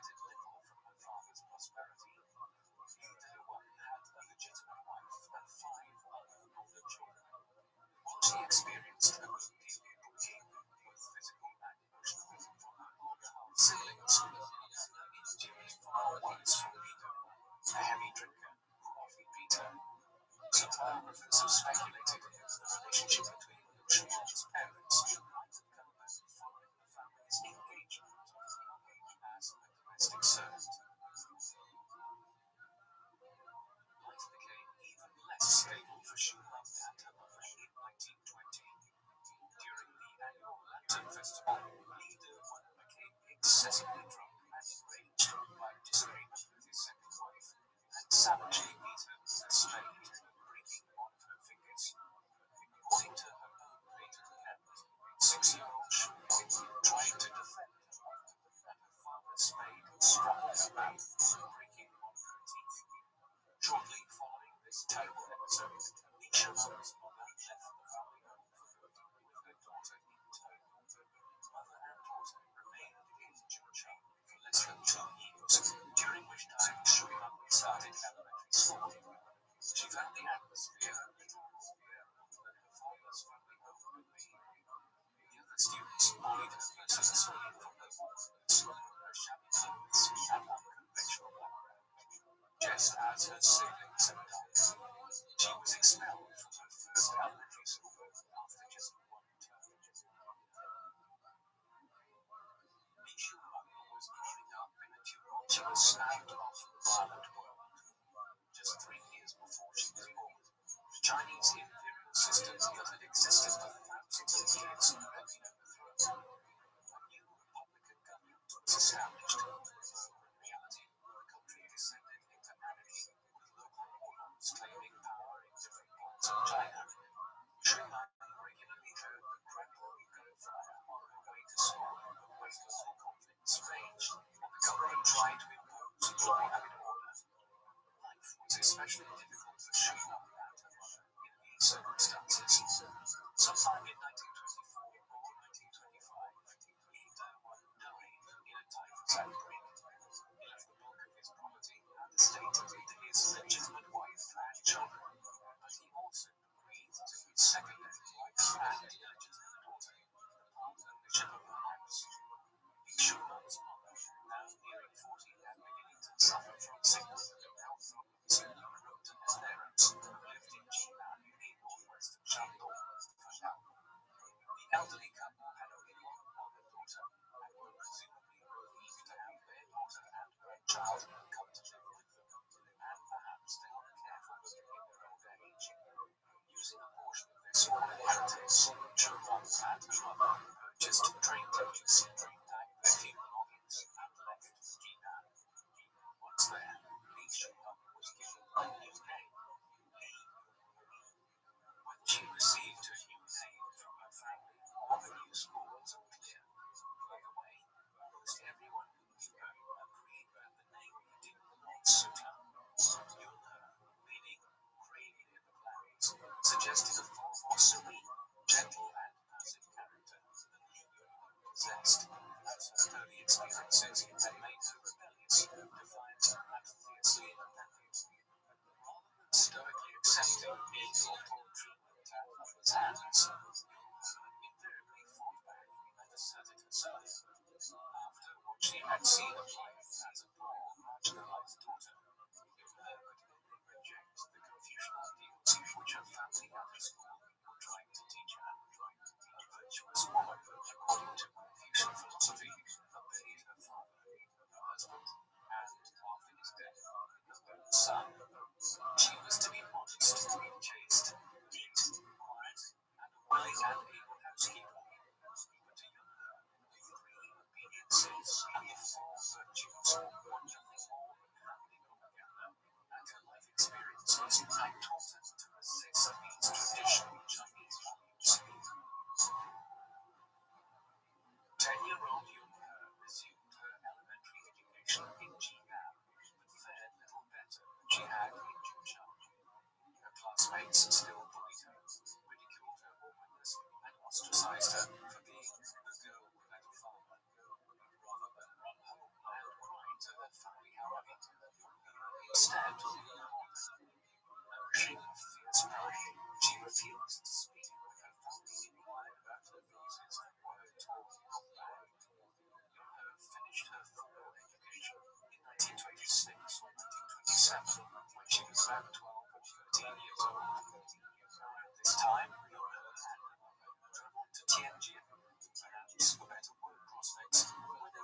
sent once with one of Ilher's half-sisters. Ilher did not return to school, but earned her keep doing housework for her older sister. She particularly hated having to do household chores and tried instead to get a job rolling tailor-made cigarettes from the local tobacco company, which her family was quick to forbid. In 1928, her mother married again, although the details of her marriage and new life are unknown. Young-her continued to live with her grandparents in G-Town for only a few months more. She did not return to school, and it is possible that her grandparents could not afford the fees. Instead, in a move that seemed to suit her unconventional university personality, she joined a local theatre troupe. It is unclear whether Ilher ran away from her grandparents' home to become an actor, or if she was coerced into doing so. Whatever the circumstances, Ilher appeared to love the performing life and remained with the company for a year or more. As Ilher gained more experience and was given more and more significant acting roles, she realized that directors and audiences liked her. She began to gain confidence in her developing artistic abilities as a result. One night, many months after Ilher had disappeared from her grandparents' home, the elderly couple attended a production of The Beijing opera Beauty and the Princess at a small suburban theatre in Jian. When the leading lady took the stage in a magnificent silk robe and a headdress identical with Ilher's grandparents were shocked to discover that the graceful and talented Elgin on stage was their married granddaughter. The couple were forced to pay an unknown but apparently exorbitant sum of money to persuade the theatre owner to release Ilher from the company and allow her to return home. We do not know what Ilher's reaction was to being removed from the theatre company, but there is reason to believe she was disappointed, for she actually sought more involvement in theatre and artistic training shortly after returning home with her grandparents. In 1929, Ilher passed preliminary exams and was accepted to the new Experimental Arts Academy funded by the Shandong provincial government. As one of the few low-income students to gain admission to the school, Ilher received subsidies in the form of free accommodation and meals, as well as a regular allowance of 6 yuan per month. She studied acting, playwriting, and music with accomplished professors, trained in Chinese and Western styles and techniques. It was during this year at theatre school that Ilher's later political beliefs and overall worldview began to develop. Although the school was established in an old Confucian temple in Jinan, the professors were young, with modern ideals and political beliefs much leaning closer to the communists than to the nationalists in the Chinese Civil War that had broken out between these two groups in 1927. The left-leaning stance of teachers and students of the acting academy did not lead to their opposing foreign influence in China or prevent them from embracing Western artistic mediums, styles, and techniques, or even European plays. Similarly, while they embraced the collectivist social and political ethic of communism, they admired the romance and individualism of Western art, many examples of which the later Chinese Communist Party would officially deem capitalistic and counter-revolutionary. It was during her year at this experimental theatre school that Ilher first read Henrik Ibsen's A Doll's House, an outright indictment of marriage as a social and political prison for women.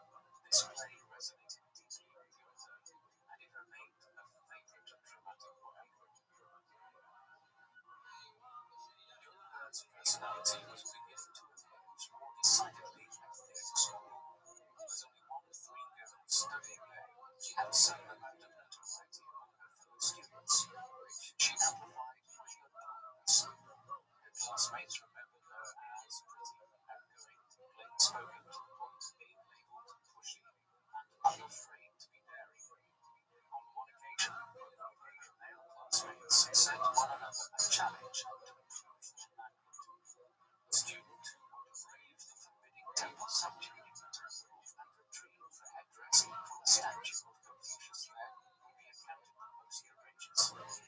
This challenge went unanswered for several days, as none of the boys were fearless enough to attempt it. They were shocked one evening to see Yui stroll casually out of the temple sanctuary with the headdress in hand. I never thought that a girl could do that, remembered one of her male classmates. Unfortunately, the experimental theatre school was closed a year after Utopia, a victim of the turbulent political environment.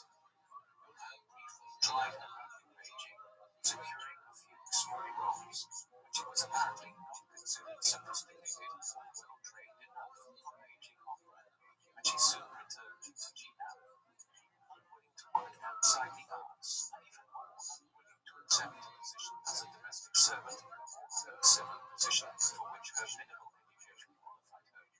16-year-old Yulhan married instead. Her husband, a wealthy merchant's son, David Fay, had first seen Yulhan in one of her early theatre productions and had become an instant and ardent admirer. Her family were widely believed. For instance, I often speculate that her grandparents were supportive of the marriage because a dowry was typically required, and there was no one else in Yulhan's life who could have provided it. Perhaps they were simply grateful that Yulhan had entered an honorable marriage and would now presumably settle down to a more traditional life, which would bring her security. As it turned out, Yulhan's first marriage lasted only a few months. No doubt found the prospect of marriage to an actress exciting initially. Fay soured on his new wife within weeks, and Yulhan returned with favor. As tradition demanded, she had moved into Fay's family home following their marriage. She had no intention of performing the traditional wifely role. Her mother-in-law disliked her for what she viewed as Yulhan's laziness. She slept late every morning, did few, if any, household chores, did no cooking, and went out to parties, dinners, and the theatre with her friends at night.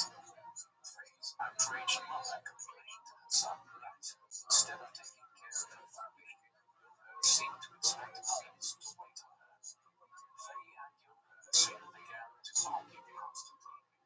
He had believed she would accept the traditional role and duties of marriage, but she was affronted by what she viewed as his unreasonable and unrealistic expectations. She gave Fay a choice: that of his family home with her, or grant an unconditional divorce.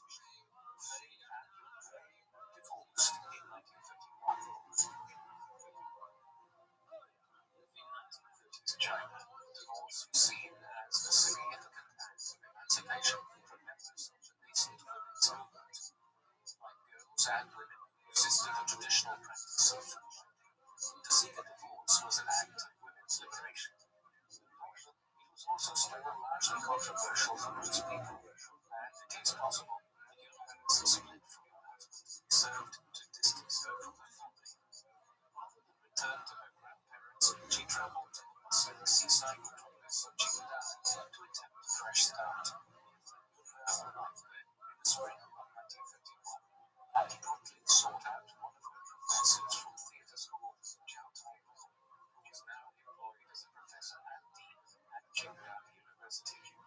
She did not have the academic credentials for a women's trade university, and neither did Dean Zhao know of any theatre work for which he could recommend her. But he kindly set her up with temporary accommodation in the university dormitories. Deciding to try another tactic, Yulhan paid a visit to Zhao's wife, Yu Shan. Moved to compassion by the girl's story, Yu used her influence to get Yulhan a job as a clerk in the university library on campus. Although she was described as pushy and unaccommodating when someone lived her there, Yulhan made the most of her new circumstances and received much of her political education while she was living in Qingdao. Though she could not formally register at the university, she attended lectures on theatre, literature, and music, as well as politics, history, and philosophy. Yulhan, well situated by her difficult childhood to absorb the outrage against the long-standing class system, readily subscribed to many of the central tenets of communism. Class struggle was a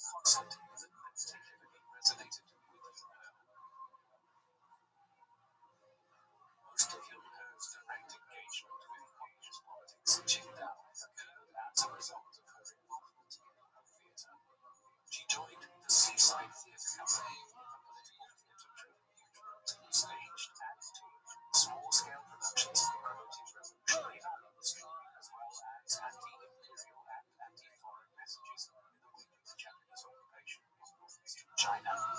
While most young Chinese artists at this time aligned more closely with the communists than the nationalists, few broadcast this fact at a time when the nationalists were close to defeating the communists in the Civil War. Nonetheless, Yun He secretly became a party member during her residence in Qingdao. Trends reflected years later that Yun He's understanding of politics and philosophy was never very sophisticated. In fact, one acquaintance remarked that Jing Liu explained clearly what capitalism actually was and what the distinctions between Keynesian and communism were. Despite her relative lack of political sophistication, Yun became a zealous party member. Another factor which strengthened Yun He's political education in Qingdao was a new relationship. Yu Jiwei was a genius and intelligent biology major at the university, the handsome younger brother of Dean Zhao's wife, Yu Shan. Yun and Jiwei met at his sister's house and soon began dating one another. They fell in love and opted for an informal cohabitation rather than a formalized marriage, which was unusual at the time. Jiwei was often a brave student. He spent most of his time engaged in politics, a fact reflected in his average grades. They worked together assiduously, both in secret and in public, for the general promotion of the cause, especially through the theatre, but also through participation in the Belgian protests. In late 1932, Jiwei was arrested for his political activities and only secured his release through the intervention of an influential uncle who worked for the nationalist government. Yun He was questioned by police about her partner's political activities, but it is unclear to what extent she cooperated with their investigation. When Jiwei was finally released, they not returned to Yun He and left Qingdao Yard to pursue another mission on the Communist Party's behalf. We do not know why his relationship with her remained so uncomplicated. Biographers have speculated that she may have incriminated him during her release in Views, whether intentionally or unintentionally. Whatever the reason, when Jiwei left, Yun He was heartbroken. As she had previously done when she left Jinan, she endeavored to move forward from Jianhui and decided to try for a new life in Shanghai, the center of the country's developing film industry. 19-year-old Yun He arrived in Shanghai in 1933. The richest and most cosmopolitan urban center in China, Shanghai was known as the city for sale, and the film industry attracted numerous young and hungry artists from all over China. As was the case in Beijing, casting directors and theater owners have been hopeful artists, and Yun He initially had a hard time becoming established here. She secured some limited work with local political theater troupes, similar to the one she had worked with in Qingdao. The newest artists and theater companies went out to him, sewing costumes, painting sets, and doing bit parts months before being offered more significant roles, if any. To make ends meet, Yun He took a teaching job, which luckily included a free accommodation. Yun He's busy new life did not preclude her continued involvement in politics, as most Shanghai artists at the time had communist political sympathies. The arts in China, especially theatre, had always been a political arena. In the former imperial era, theatre bolstered the class system, reinforced Confucian values, and encouraged social order. By the 1930s, theatre was expressing and disseminating revolutionary values. Yun He joined the League of Left-Wing Theatre Artists and also engaged in classes in the arts, politics, and philosophy at Shanghai University, where the academic establishment had similar communist leanings. Unfortunately for Yun He, these activities led to her imprisonment during the nationalist government lockdown of Shanghai. Differing accounts exist of Yun He's jail term. According to her own report, she remained incarcerated for 8 months and was subject to cruel and neglectful treatment. She claimed to have maintained a fierce and defiant attitude toward the authorities, and also noted that she lost a dangerous amount of weight in jail.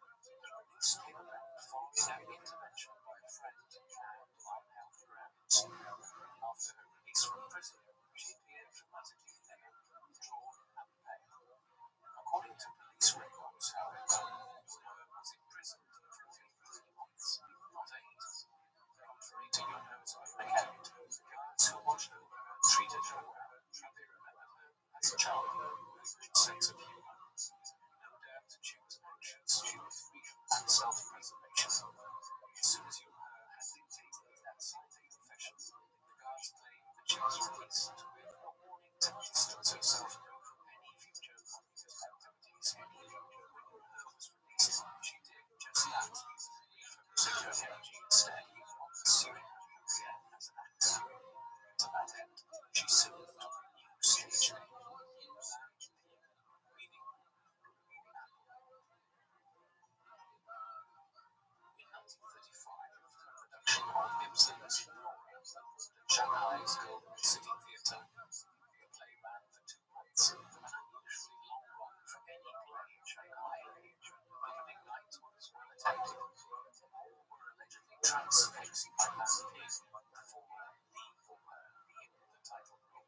Her reportedly incredible performance finally brought her to the notice of Shanghai's artistic community and theatre goers. 1935, according to one critic from a local newspaper, was the year of Nora. Lan Ping soon began to get steadier acting work. She never became wealthy, but nonetheless achieved greater financial security than she ever had before. She gladly embraced her new independence as it allowed her to upgrade her lifestyle. For a person with such a revolutionary mental mind, she enjoyed a rather bourgeois existence and embraced many Western attitudes and fashions. Like many young women artists in diverse and cosmopolitan Shanghai, she admired the films and attitudes of Greta Garbo and Mae West, and she often dressed and did her makeup in the Hollywood style. She pursued romantic relationships on her own terms. A Shanghai theatre critic first saw Lan Ping on stage as Nora in her breakout stage. He was greatly infatuated with her, and the two soon began dating, moving in together after a few months. As Lan Ping's star began to rise from the beginning of her film career, she and She was sometimes mentioned in Shanghai's gossip columns. Her visibility led to opportunities in both political film companies and major studios. She starred in at least 3 films during this period. Lan's biggest successes in Shanghai's film industry were Lord Bachelor One and Blood on Wolf Mountain. Despite the apparent horror of their life together, among the city's leading artists, Lan Ping and Tan Hao had a tempestuous and ultimately toxic relationship. Despite their issues, the couple married in 1956. The marriage fell apart within a year, and almost certainly should have ended before then. Both seemed to expect absolute faithfulness from the other, and yet neither seemed able to give it in return. Lan Ping favored a divorce, but was forced to remain with her husband for several more months after Tan Hao, in his despair at the prospect of losing her, attempted on several occasions to take his own life. By 1937, Shanghai, Lan Ping knew and loved, was beginning to disappear. The Japanese were poised to invade after the Marco Polo Bridge incident triggered the outbreak of the Second Sino-Japanese War, and the film and theatre industry would be short of crime homes in Shanghai. Local artists were already dispersing, and soon the communists and nationalists would put aside their differences to fight the common enemy in what was effectively the beginning of the Second World War in the Far East before it ever broke out in Europe. Before she left Shanghai, Lan Ping authored a local journal article entitled Our Life, a revolutionary artist's manifesto, which clearly presaged some of her most infamous later deeds during the Cultural Revolution of the 1960s. In this, she insisted that art and drama were social tools and vehicles for change, rather than bourgeois conversions.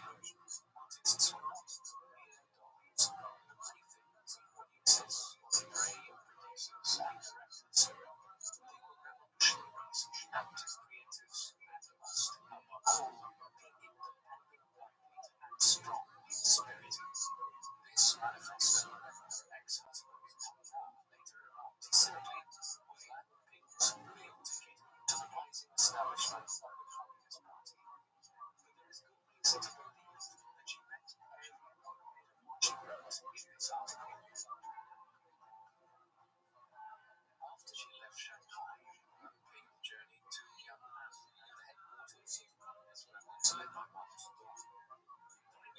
to China of imperialism and capitalism, and convinced her to pursue the revolutionary cause directly, rather than simply as an artist. She first reconnected with some of her past party comrades who were helpful in introducing her and vouching for her with the Communist Party officials in Surajul Mao. Lan Ping was accepted at Yan'an and began taking classes at Yushu College, where she also taught drama classes herself for part time. Mao Zedong's third marriage was on the rocks by this point. His then wife, Zheng, was one of the few revolutionary women who had been with Mao and his rebel army all through the Long March back in 1934 and 1935, when the communists had only barely managed to avoid complete defeat by the nationalists by breaking out of an encirclement and marching a long distance across China to regroup. Unfortunately, her husband had tired of her. Disgusted and betrayed, Zheng finally left Yan'an and Mao. Lan Ping and Mao Zedong first became acquainted in the fall of 1938, when Mao came to give a talk at the college. Lan Ping was present, listening raptly as Mao discussed the social and political importance of art, and she rose to her feet to clap enthusiastically when he finished his speech. Mao was much less reluctant to his supporters at this early stage, and easily approachable on the streets of Yan'an. Lan Ping found the courage to introduce herself to Mao after his lecture, and the two shared some brief and friendly conversation. They continued to meet and spend time together in the ensuing weeks, and soon became lovers. When they decided to marry, the couple encountered significant opposition from Mao's other party leaders, particularly the future Premier Zhou Enlai, General Zhou De, and Chief of Staff Liu Xiaoqi. Lan Ping was controversial. She had come to Yan'an from Shanghai, a nationalist stronghold, but most rural communists considered bloated bourgeois privilege, excess, and openness to capitalism and imperialism. She was also attractive, stylish, and modern, everything that the poor, unpolished, and hard-working proletariat was supposed to despise, according to communist theory. Mao insisted to his top officials, however, that his marriage to Lan was necessary. Without her love, he said, he could not continue the revolution. He even threatened to return home to Hunan province and become a mere farmer. The party and military officials surrounding Mao eventually relented. He was granted a divorce from her Zheng and permitted to marry Lan Ping, as long as she stayed at the running of the communist hierarchy. Thus, within just a year and a half of her arrival at Yan'an, Lan Ping was married to one of the most powerful men in China, and on the occasion of their wedding, they chose Lan Ping's new name together, Jiangqing, meaning Green River, in reference to life from sentimental Han dynasty poet. The first 10 years of Jiang and Mao's marriage were harmonious between them, though they were lived against the backdrop of the immensely destructive war with Japan down to 1945, and then the resumption of the civil war with the nationalists. Jiangqing gave birth to a daughter in 1940, whom Qiaoqi and Mao would have together. Interestingly, the girl was not given her father's name, instead being given Zhang's original maiden name. Li Na lived closely with both her parents during her early childhood, and could often be found playing on the floor of her father's office while Mao was working or taking meetings with party members. She was raised as a sister to her Zheng's youngest daughter, Li Min, who, strangely, was also given Zhang's maiden name. Though she had railed all her life against submitting to traditional marriage and domesticity, Zhang nonetheless seemed happy in these early years. She served as one of Mao's secretaries, a vague and barely articulated position which included report writing and general paperwork on Mao's behalf. She was of honored as Mao's wife and admired for her seeming grit during the war against the Japanese and later the struggle with the nationalists. As time went by, she began to demand special accommodations and was invariably catered to. Such was her influence in Mao. Even when the ardor of their marriage began to fade, and Mao's eye began to wander to younger women once again, Jiang did not react the way her predecessor had. She tolerated his many mistresses and affairs. In 1949, the communists finally defeated the nationalists, the remnants of which fled under the leadership of Chiang Kai-shek to Taiwan. Mao's triumphant establishment as the ruler of the new People's Republic of China created greater distance between husband and wife. Mao was now busier than ever, and the bureaucratic and security apparatus which grew up around him at the capital of Beijing served to remove Jiang Qing from her husband's daily routine. As the wife of the leading revolutionary on the throne, her presence during strategy and policy discussions had been accepted. Now, in the halls of power, where women were rarely, if ever, elevated to influential positions in China, she found herself excluded. She had faced significant health challenges during the war, even suffering from an attack of tuberculosis, for which she underwent a long treatment in the Soviet Union. But it was when Jiang Qing found herself blocked from any position of power that Jiang's health, physical and mental, began to suffer. Aware of her desire to be more than a secretary, Mao arranged for Jiang to head one or two committees charged with assessing theatre and film for alignment with party politics. Initially excited and motivated, Jiang dove into the work. But she soon began to find the position infuriating, as her recommendations were only heeded when Mao which he frequently did not.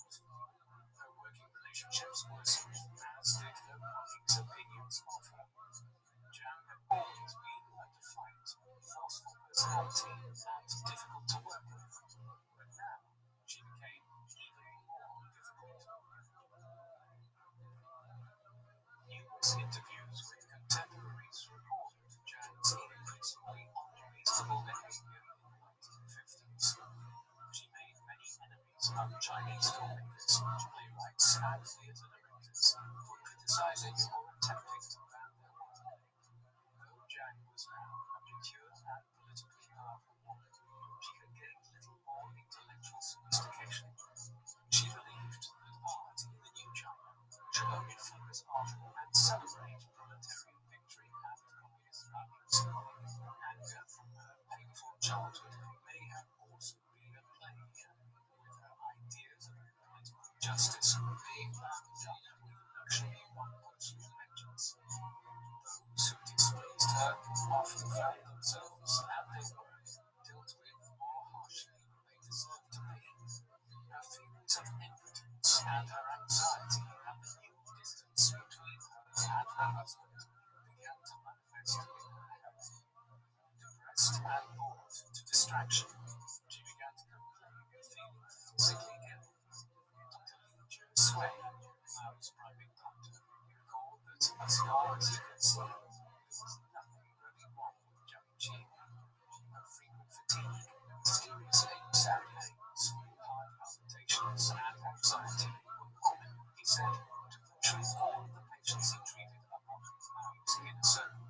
The exceptionally high stress and culture of fear which prevailed among those at the top of the power structure was striking.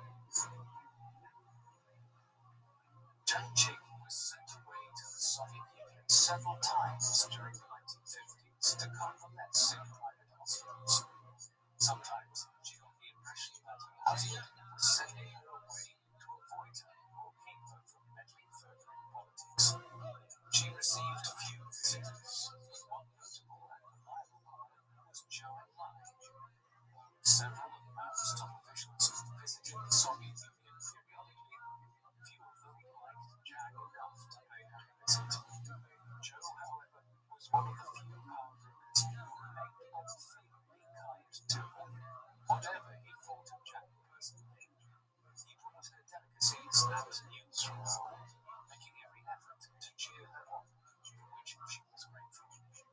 Despite this, Jack would eventually alienate him too, by attempting to have him removed from office. In 1955, it was confirmed that Jack was genuinely ill after tests revealed that she had cervical cancer. She returned to the Soviet Union for help on 60 treatments and remained there for over a year recovering.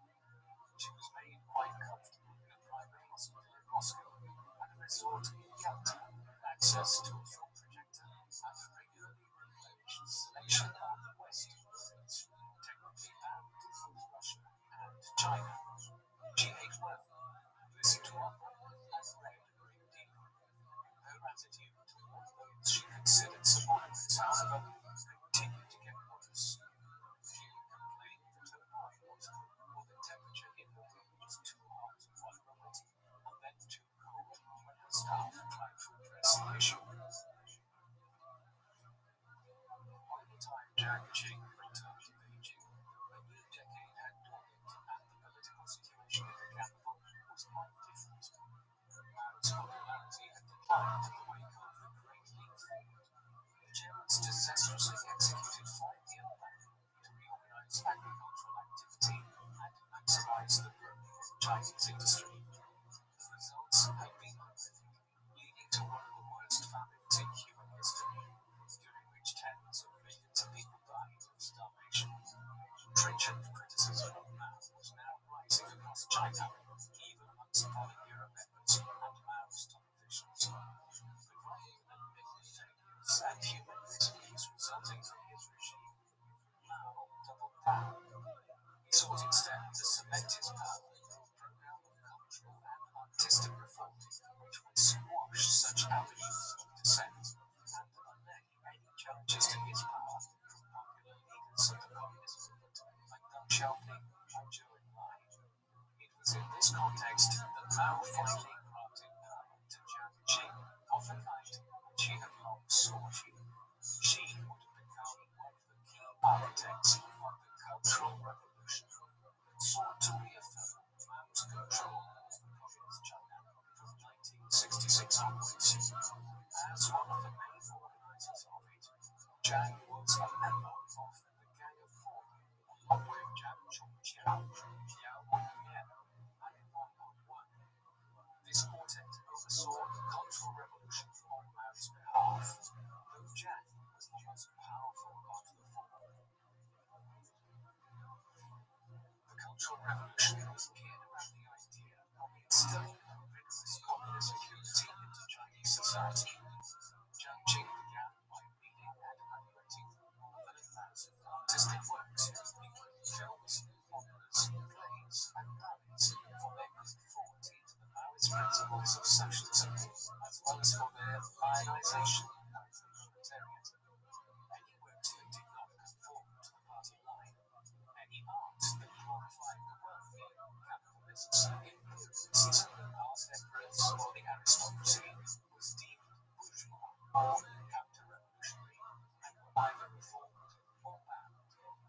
Jiang also undertook to identify the most superior works of art in this respect, and made sure they were recognized publicly as good art, both politically and morally sound. Thousands of artists whose works made them politically suspect had their reputations and livelihoods ruined, and came under attack from Red Guards, which were often little more than gangs of violent youths, whipped up into a frenzy by Mao's Cultural Revolution. Those whose political crimes were considered especially egregious were fired from their jobs or forced to undergo ritualized public humiliation, marching slowly through the streets in those caps while the crowds jeered and used them. The most controversial political offenders were imprisoned, some for years on end, and most without charge or trial. Worst of all, Jiang seemed often to wield a terrible influence on those against whom she held personal grudges. For Jiang, her struggle was a vengeful process in which the proletariat punished and subordinated their oppressors. Jiang's role in the Cultural Revolution saw her reach a position of power which she had never previously held.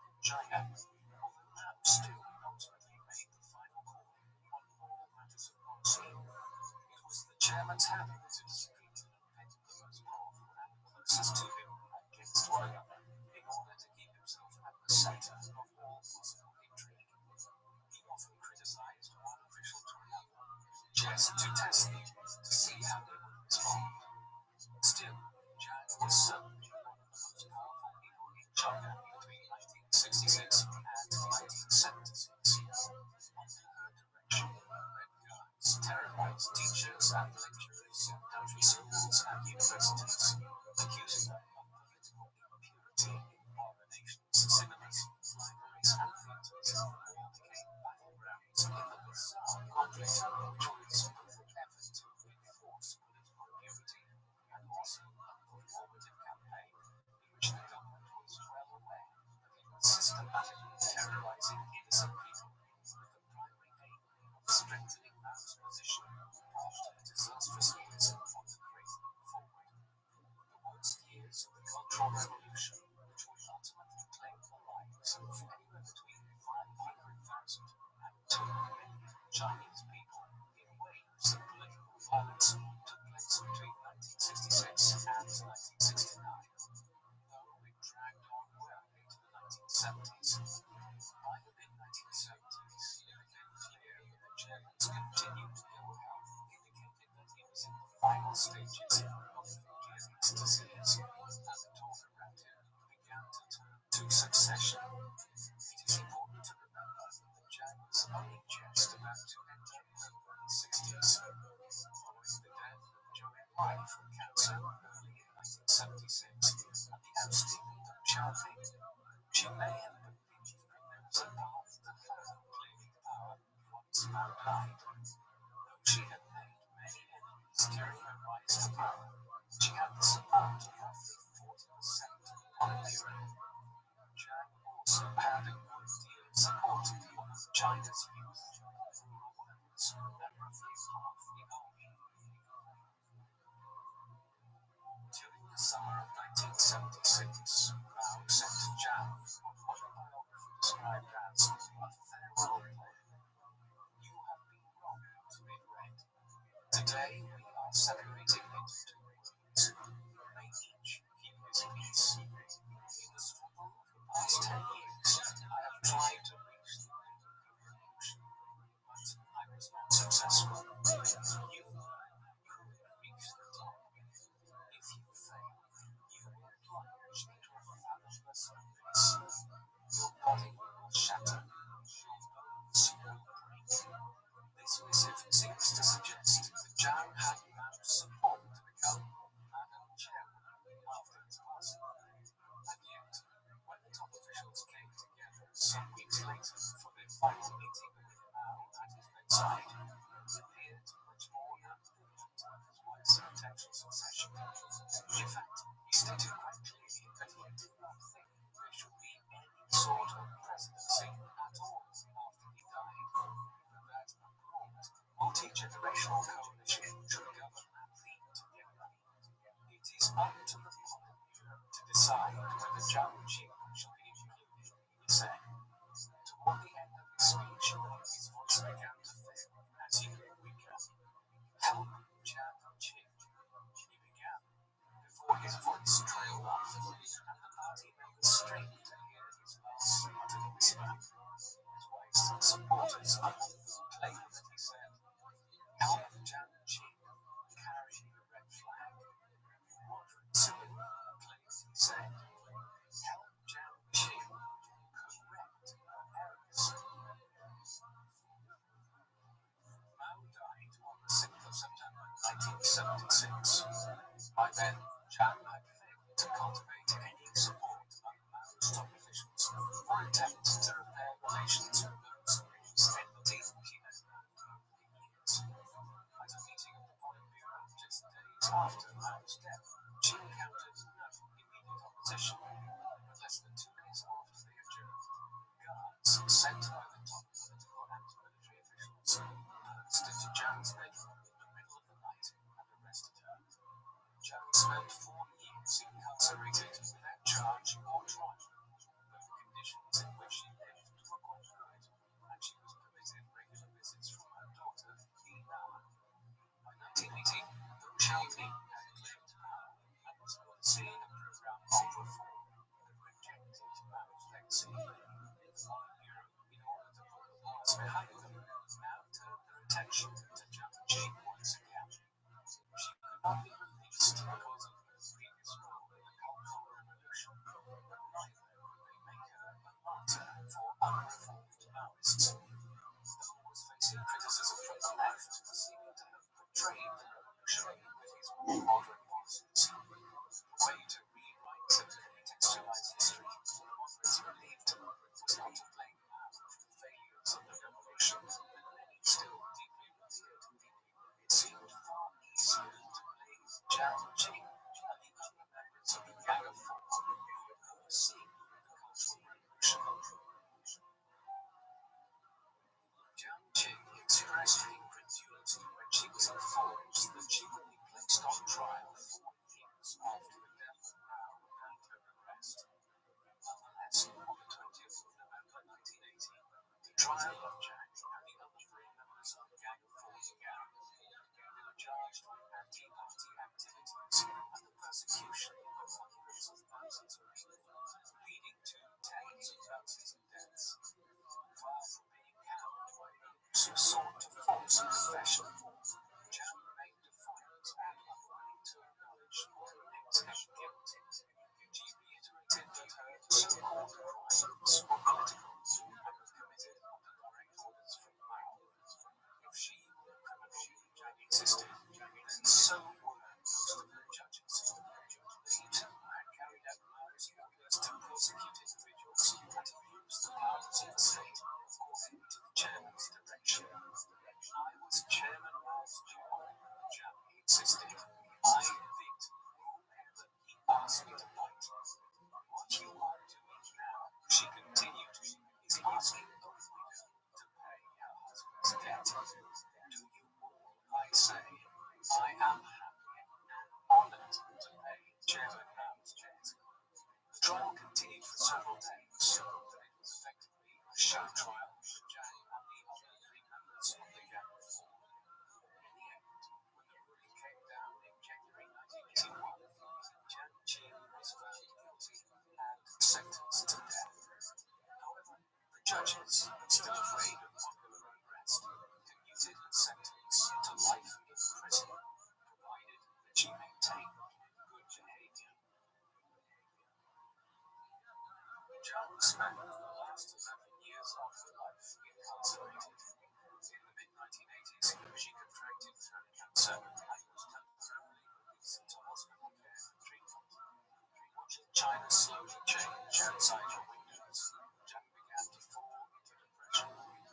Just as the Soviet Union had gradually reformed in the 1950s and 1960s after the passing of Joseph Stalin, so too China moved to a different model after Mao's time. A new economy with some Western elements was developing, one that would prove far more successful than the controlled economy Mao had disastrously tried to oversee. By the end of the 1980s, it was clear that a new country was emerging, in which those reforms were the key determinant out Mao's legacy.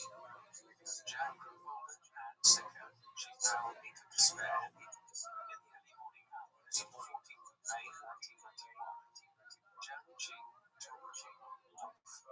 She was 77 years old. The note she left behind read, "Today, the revolution has been stolen by the revisionist clique, and the result of this omission is that unending evils have been unleashed on the Chinese people and nation. Chairman, your skilled outsider is coming to see you." The Politburo would not permit Jiang Qing that refusal. She and Mao had wished to be buried next to one another. Their last wishes were not adhered to. While Mao was mummified and placed on display in a memorial building in Tiananmen Square, a stern and forbidding center forever guarding the spirit of the revolution, Jiang was quietly cremated and her remains laid to rest in Tiananmen Cemetery in Beijing. Her grave marker bears the name Li Yong, not Jiang Qing.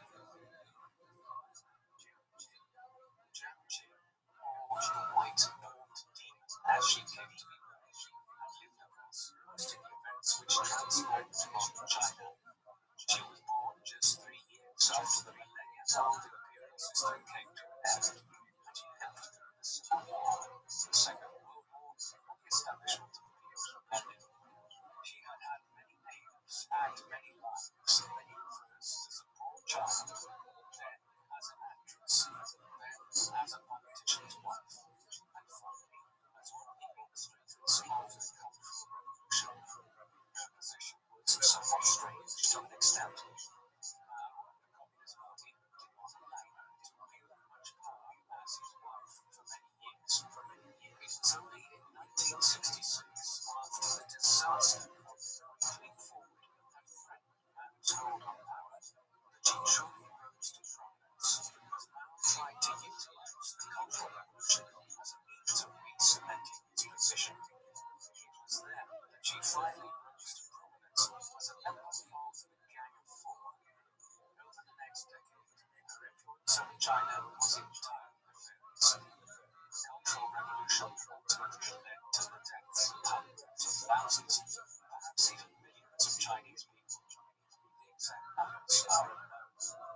Worse still was the collective scarring of Chinese society as it attacked itself for the better part of a decade. Though Mao could never be criticized for the government of the country he shaped so much in the 20th century, after his death, those who had survived saw it revenge against the Gang of Four.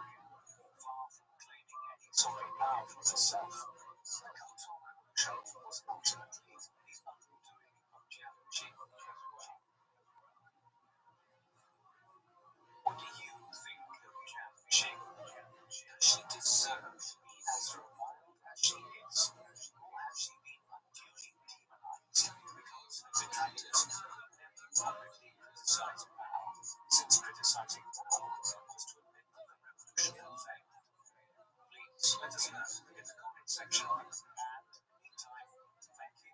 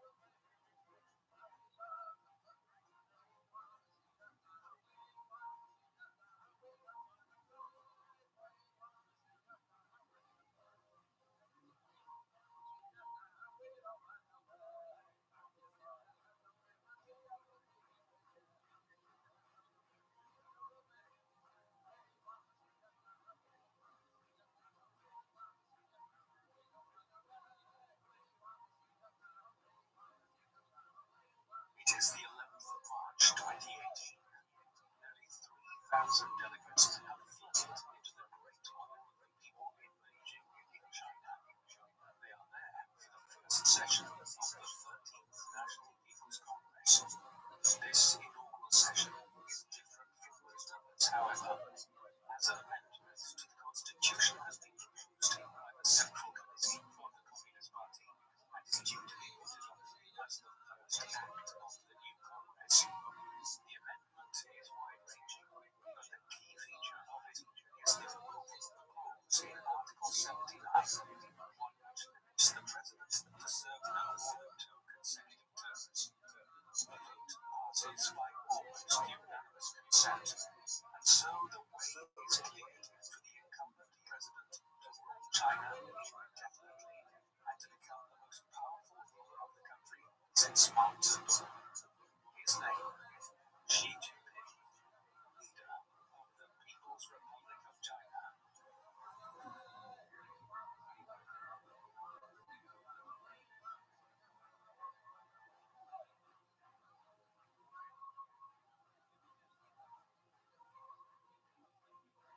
The man known to history as Xi Jinping was born on the 15th of June 1953 in the city of Beijing, in the People's Republic of China. Because of the way Chinese naming conventions work, Xi is his family name, while Jinping is his personal or given name. The reverse in Western naming traditions, where the personal name is first. Jinping's father was Xi Jinping. As barely a teenager, he had joined the Chinese Communist movement back in 1926 as the Northern Expedition that had brought the Chinese nationalists to power quickly turned into a civil war between them and their recent allies, the Communists. Zheng Shun sided with the Communists in the Civil War, which began their mafia. He remained so into the 1930s, despite coming under severe ideological scrutiny at one time. After the Japanese invasion of China in 1937, the nationalists and communists had temporarily put aside their differences to fight the foreign invader. Xi Jinping was amongst the communist fighters in the years of conflict that followed. After the war, he returned to the communist side, though, as we will see, in later years, his family can hardly be said to have been rewarded for his long service to the communist cause. Jinping's mother was Qi Xing, his father's second wife. He was one of 4 children the couple had, of which Jinping was the second youngest.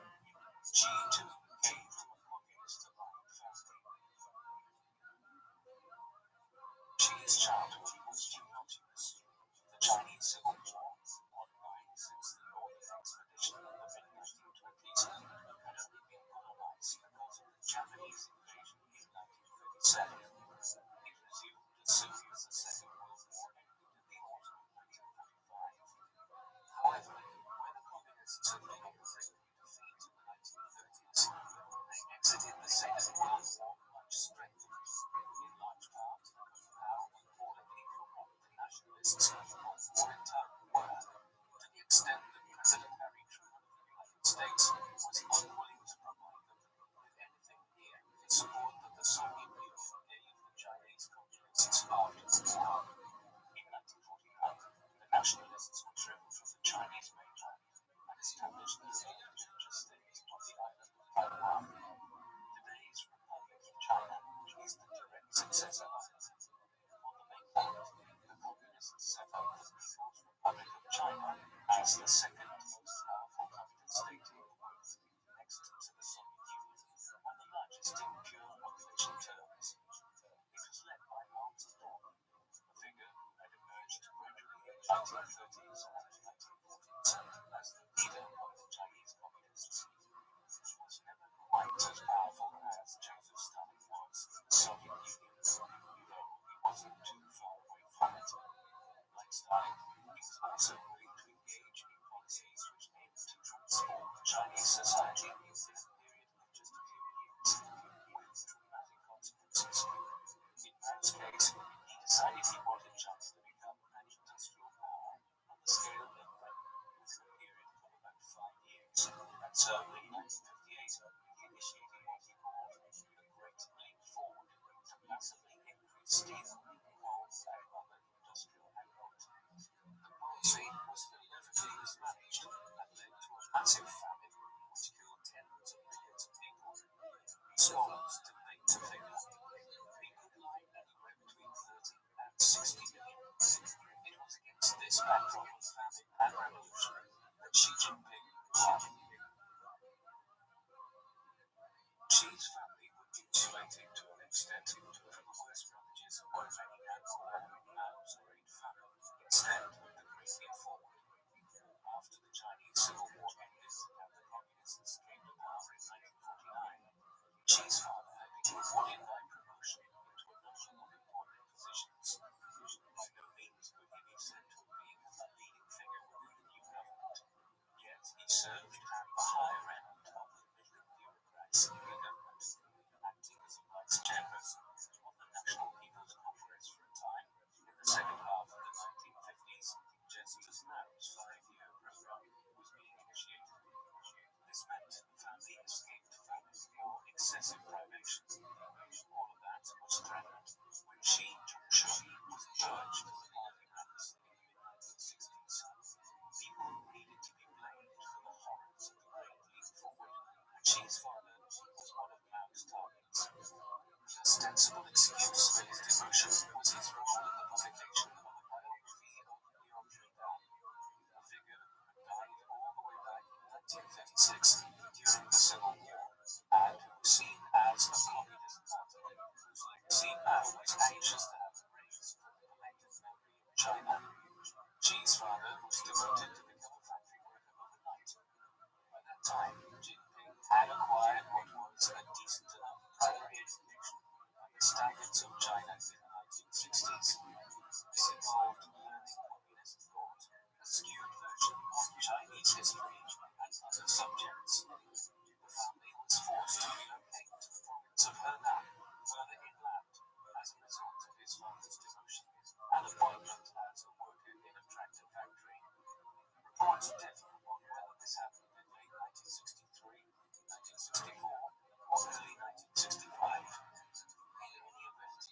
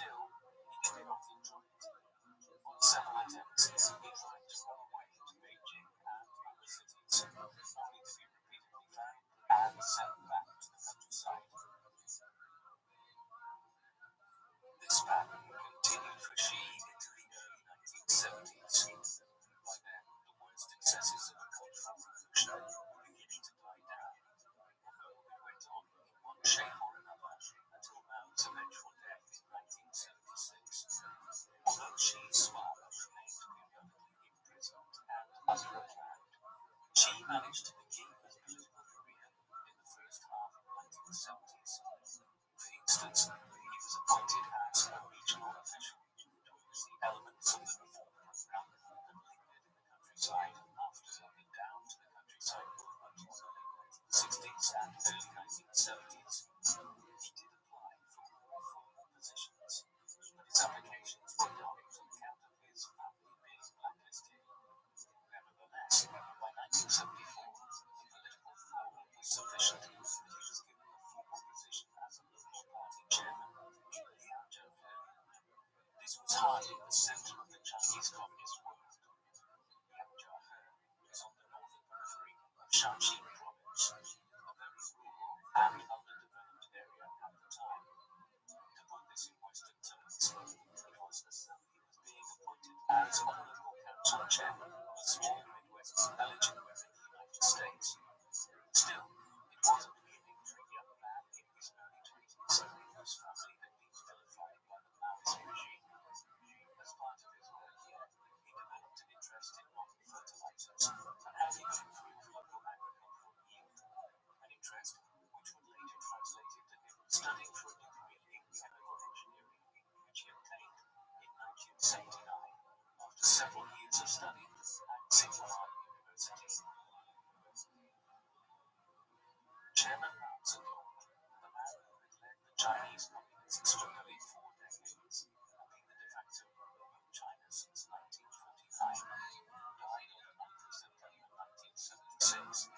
His death had the almost immediate impact of rehabilitating thousands of his victims, and so Xi's father was finally allowed to return to public life. He was quickly promoted again to become one of the senior officials within Hunan province. Interestingly, after he essentially became the governor of the province in January 1979, he began promoting the idea of special economic zones that would be used to build up China's economy. Meanwhile, his son had begun his studies at Tsinghua University to achieve the degree which was seen as a major boost to one's chances of promotion in any future political career. This was a period of profound change in China's political and economic life. It wasn't simply that the Maoist autocracy was at an end. There was a sea change in the ideological outlook of the government of the People's Republic as a new generation of leaders came to power. After a miniature power struggle in the late 1970s, though a peaceful one, Deng Xiaoping became the leader of the government in 1978. He was a communist of a kind, though one who was not bound by the ideological straitjackets displayed by his predecessors. Instead, observing the huge economic growth of other Far Eastern nations like South Korea, Japan, Taiwan, and Singapore had begun to enjoy in the aftermath of the Second World War, he decided to open up China's economy and make it more market-oriented. The government would remain an autocratic Soviet-style communist one, but economic policy would take on strong elements of the Western capitalist system, albeit always with the state presiding over affairs. This was the beginning of one of the most important developments in modern history.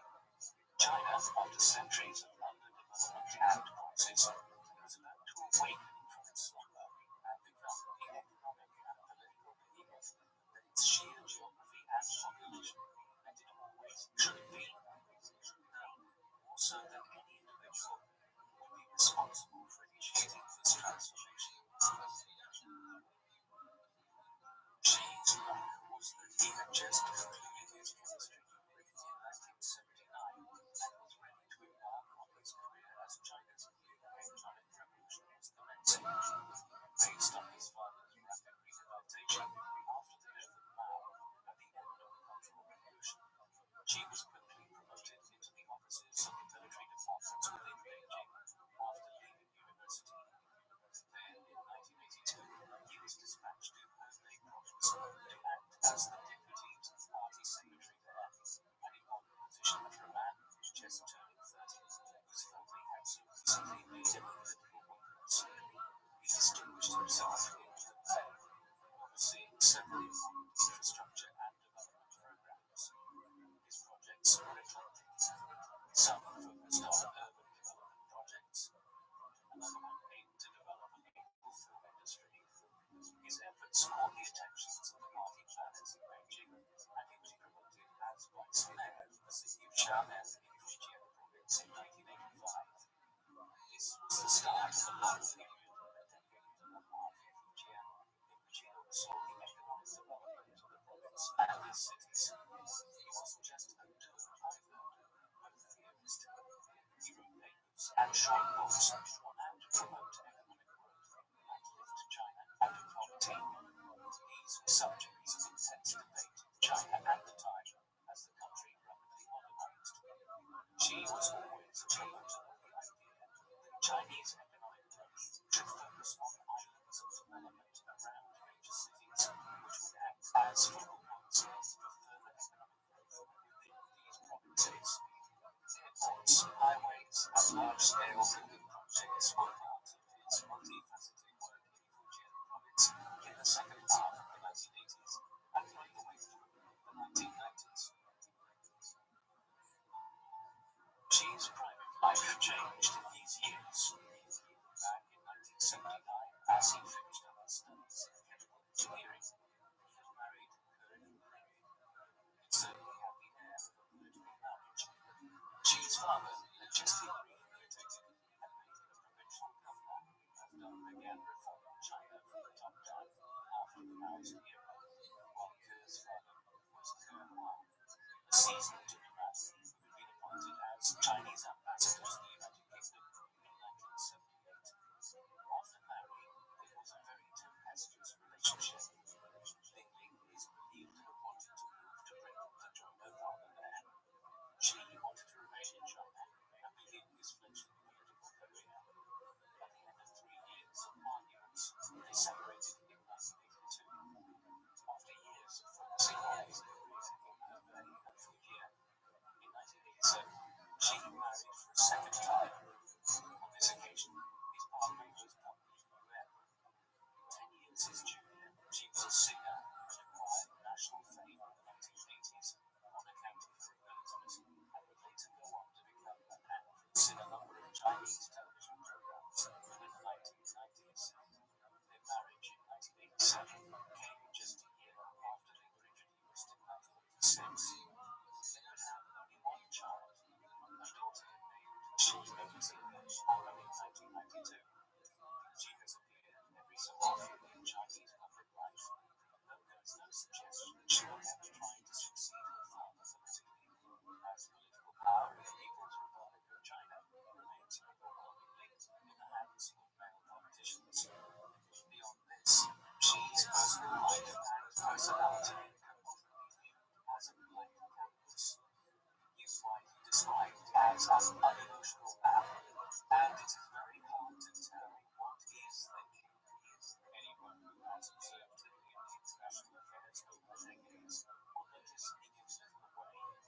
He has a number of long-standing and close friends and political allies, and is broadly characterized by his stability, both in personal and political affairs. In short, the man who should come to rule China in the early 21st century is something of an enigma. Xi's career took off against the backdrop of the beginning of China's economic jungle. The decision on the Belt to open up the economy was bearing fruit, while the 1950s and 1960s had been chaotic, depending on what policies Mao was overseeing. From 1977 onwards, China entered into a period of sustained economic expansion. GDP growth rates averaged between 8% and 11% in the 1980s. The Chinese economy is believed to have grown by nearly 15% in 1984 alone, right before Xi was promoted to Xi's new position in Fujian province. At first, this economic growth was about making China the workshop of the world when it came to simple goods. Textiles, small household goods, and trinkets of all kinds became the mainstay of Chinese industrial output. Still, while Xi was in Fujian, the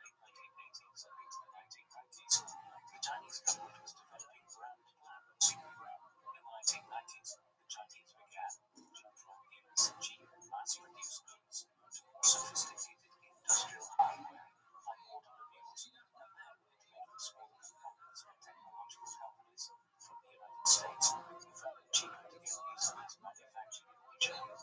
By the 1990s, the Chinese economy was surging. Hundreds of millions of people were beginning the largest mass migration in human history from the countryside to the cities and towns. Villages became cities in a matter of years. The humble eastern city of Beijing, for instance, had a population of not much more than 20,000 people in the 1950s.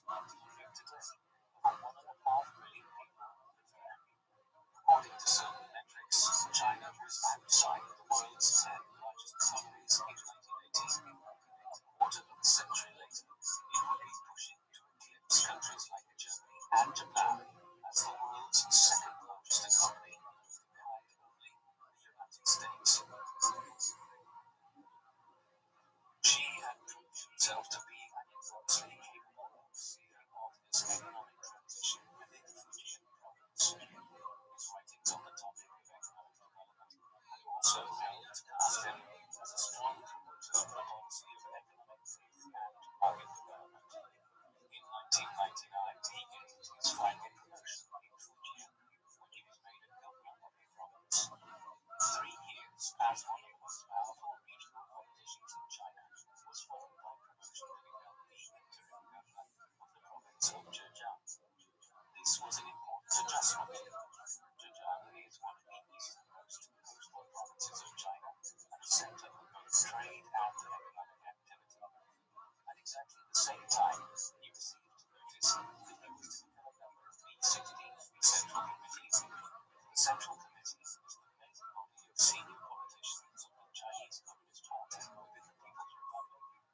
Members have been voted to age since before the Civil War, and its members were viewed as the most senior politicians in the country. These dual promotions in 2002 signified Xi's rise to become one of the few dozen most powerful politicians in China. In Zhejiang, he also had a reputation for taking a strong stance against corruption.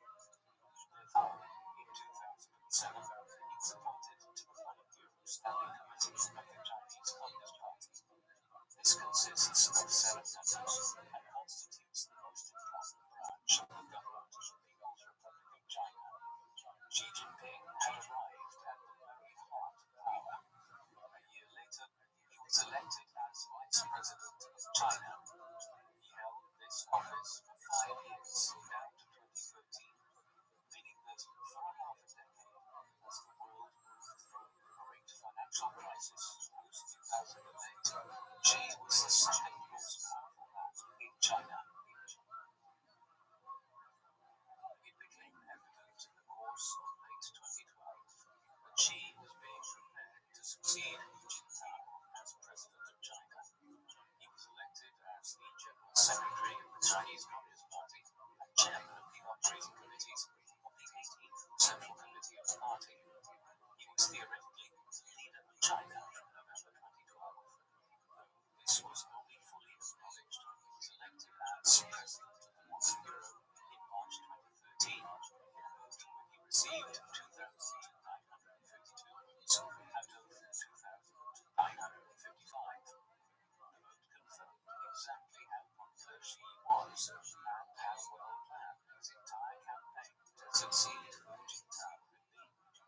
He has since become the most powerful political leader in China since China's adopted. It is difficult to determine exactly how long people remain in charge of China, because some leaders exercise their power as chairman of the Central Advisory Committee, some as General Secretary of the party, and others still as president. Deng Xiaoping, for instance, first came to power in 1978 as the chairman of the Chinese People's Political Consultative Conference. Later, he exercised his leadership as chairman of the Central Advisory Committee. Increasingly, though, whoever is president is leader of China. Since Mao's time, all Chinese leaders have served either 1 or 2 terms, regardless of what their official title was. Xi Jinping has served as president for 12 years and counting as of 2025, and is in the This was the original case in the course of 2022, as it became evident that he would be elected to a third term in 2023, having already had his position as General Secretary of the Chinese Communist Party confirmed in 2022. Effectively, Xi is the undisputed leader of China. There are no rivals to challenge him. Xi's methods as president have been a mix of pragmatic economic leadership and ideological rigidity. His overwhelming focus is on socio-economic life in China. While China had enjoyed an economic miracle between the 1980s and 2000s, much of its wealth was unevenly divided. Large parts of the country had been left behind, and there were hundreds of millions of people who still aspired to become middle class. Xi championed this program, calling for what he called common prosperity.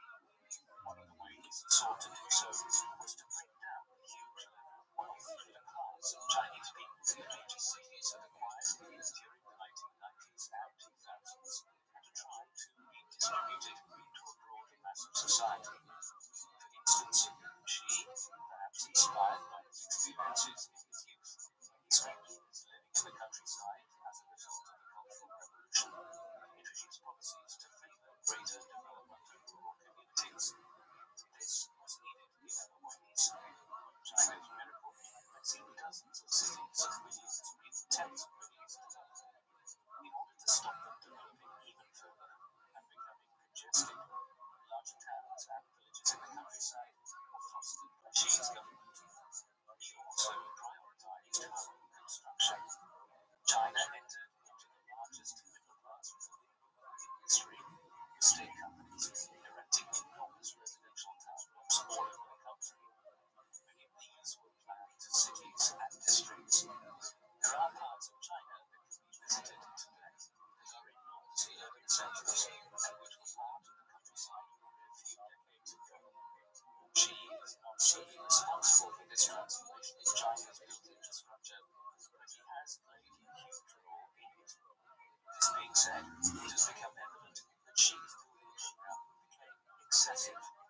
China's building conglomerates are in big financial trouble, and some of the planned towns and cities that have been constructed during Xi's time in power now lie as ghost states or entire ghost towns.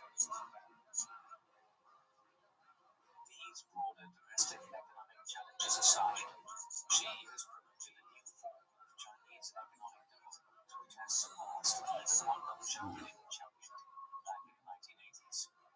Back then, the idea was to make China the world's workshop for cheap industrial goods.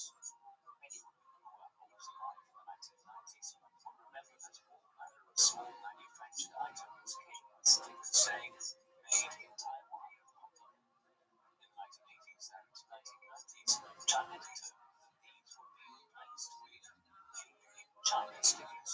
A more mature economic policy was developed in the 2000s and then really took off in the 2010s under Xi. Through this, Xi's governments have invested huge amounts of state capital into thousands of companies. Imagine that the Chinese government under Xi Jinping has become a giant startup investment agency. It invests into companies that develop electronic cars, technologically advanced solar panels, health phones, computers, software, online commerce platforms, search engine companies, and much more besides. The vast majority of these companies that Xi's government has funded have failed, often losing hundreds of millions of dollars in the process. However, for every 10 such companies that fail, one that succeeds. Then there are the enormous success stories that make it big, pay off the initial investments tenfold, and have become giants of the world economy. These are companies like DeepSeek, TikTok, and Unitary Robotics. Others like Alibaba, Tencent, BYD, Xiaomi, and Huawei were set up before Xi rose to power. Yet the way his government has championed them as international and not just domestic brands, they seem to become worldwide entities. BYD, for instance, was established in the mid-1990s. There is no denying that Xi's government redirected it to become a rival to Tesla in Often these earlier companies are now engaged in different activities, trying to outperform American rivals and becoming key suppliers in Asia, Africa, Latin America, and even Europe. However, the success of these companies has not come without accusations from Western competitors that intellectual property theft and industrial espionage are rife. China, with many claiming that Chinese companies, backed by the Chinese government, reverse engineer Western technology before mass producing cheaper alternatives which undercut the price of Western competitors for a comparably or slightly inferior standard of quality. Therefore, it could be stated that China's economic model is not based on innovations, but rather on copying Western products for the mass production of cheap alternatives. The Chinese government also uses state ownership of companies to maintain more effective control over China. Companies are expected to share massive amounts of data with the government in order to control Chinese society more effectively, or to promote values which align with the regime's goals. This extends also to Western companies that have major presences in China, because Apple has become so embedded in the Chinese economy, it has become a kind of foreign lobbyist for China, even within the United States, as seen in the clashes of the US-China tariffs in 2025, when Apple was essentially lobbying for tariffs on China to be kept low. Similarly, Volkswagen has become so dependent on the Chinese market in recent decades that it has become a kind of foreign promoter of Chinese interests in Europe, fostering stronger ties between Beijing and Berlin at a time when China is looking to expand its influence into Europe as much as possible. Mass-producing advanced technology and equipment is fine, and while China does have an enormous domestic market, with a population of around 1.4 billion people, it also needs to sell to other nations. Xi made this a top priority. In 2013, just as he took over as President of the People's Republic, he launched the Belt and Road Initiative, sometimes referred to as the New Silk Road. This is a program whereby China, by succinctly gives money to schools and nations to develop key infrastructure which allows for the speedy transport of Chinese goods to markets all over Asia, Africa, and Europe. There are a number of different roads. The main ones are the traditional Silk routes running from China westwards across Eurasia. One runs north over the Himalayas towards countries like Kazakhstan and then into Eastern Europe. Others run south of the Caspian Sea towards North Africa and the Mediterranean. Another running to India. Two routes are marine ones, running from China's ports to Indonesia and then further west to the Indian Ocean, switching off to either run north to the Horn of Africa, the Red Sea, and the Suez Canal, or else moving off southwards towards East Africa and the Cape of Good Hope. China has invested over $1 trillion in developing roads, bridges, ports, airports, and other pieces of vital infrastructure as part of the Belt and Road Initiative. A sign of how ambitious this has been is that when Greece was effectively bankrupt and involved in emergency loan negotiations with the European Union in the mid-2010s, the Chinese attempted to buy the port of Piraeus in Athens to use it as a major endpoint of one of the new Silk Roads in Europe. Xi's ambitions are vast. The Belt and Road Initiative has helped to foster China's soft power. The concept of hard and soft power is a fairly easy one to distinguish. When a country invades its neighbour and takes over a border territory, this is a clear case of hard military power. Soft power is where a state acquires influence and political power through more amiable and conciliatory means. For decades after the Second World War, the United States was the great soft power in the world, winning friends and allies, providing aid where needed, and fostering democratic governments that mirrored its own. China is slowly pushing it out of the way. For instance, if you go back 50 source of aid and cooperation across Africa was from successive American governments. Now, China is the biggest foreign player on the continent. If one arrives to a resource-rich part of the continent today, one is more likely to find the locals acquiring the expertise of Chinese mining companies rather than American ones. Xi's Belt and Road Initiative has accelerated this process, not least because he identified a number of key countries that China wants as allies there, notably Ethiopia, a regional power in the Horn of Africa, which plays a huge role in controlling access to the Red Sea and the Suez Canal. Nearly $10 billion worth of Chinese investments will be made in Ethiopia under Xi's direction. Many other examples can be cited. Although first created in 2004, the number of Confucius Institutes designed to promote Chinese culture and interests in foreign nations has also grown under Xi. In 2018, he ordered the creation of the International Communications Center to direct foreign military propaganda programs and efforts. Xi is very alive to the value of soft power. Chinese Foreign Minister Wang Yi seemed to be on an endless tour of world capitals in 2025 as the United States launched a tariff war against practically every nation on earth. Xi's government's message was clear: China can be your new partner in a new world order. Perhaps one of Xi's formalist accomplishments, which does not generate a lot of international attention, is the campaign he launched against corruption. Whenever a country experiences a huge economic boom, especially one the size of China, lots of opportunities for illegal enrichment. A building project can be located in a circular district if a local party official is given a payment. As a broadened system of social service abuses developed in China, payments were being made to long-dead relatives or to people who never existed in the first place. In other cities, people pretended to be government officials with fake cards. This extended all the way to the top of government. Xi made it a cornerstone of his government to net what he called the tigers and flies of Chinese corruption. Tigers being senior officials, senior flies, those committing smaller crimes lower down.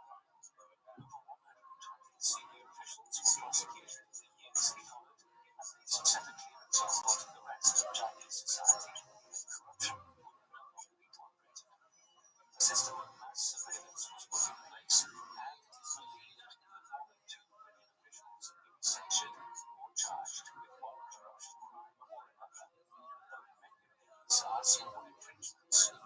Often this can be about clipping the wings of those who they believe are becoming too powerful. The example of Jack Ma, the head of Alibaba, is instructive. Late in 2020, after a number of thinly veiled criticisms of the government, Ma was basically removed from public view and had his positions drastically reduced. An IPO of his company on the Shanghai Stock Exchange was halted, and Ma was basically demoted out of existence by Xi's government, though he nominally retains much of his wealth, if not any influence. The anti-corruption drive is just one prong of Xi Jinping and Xi thought. Xi Jinping thought has become the orthodoxy of Chinese political and cultural life. This builds on earlier views expressed by Marx and Mao, while offering a 21st century vision of Chinese communism. The official name of it is Xi Jinping Thought on Socialism with Chinese Characteristics for a New Era. In many ways, it is actually a more developed form of Deng Xiaoping's views on China's open economy with socialist elements. Xi Jinping Thought is derived from both Xi's public speeches over the years and his written and published papers and books. It takes a long view of history and China's development. Xi stated in one of his speeches that the achievement of Chinese goals will take a long time and is the struggle of generations. A key concern of Xi in his writings and speeches has been to assess why the Soviet Union, after rising to such a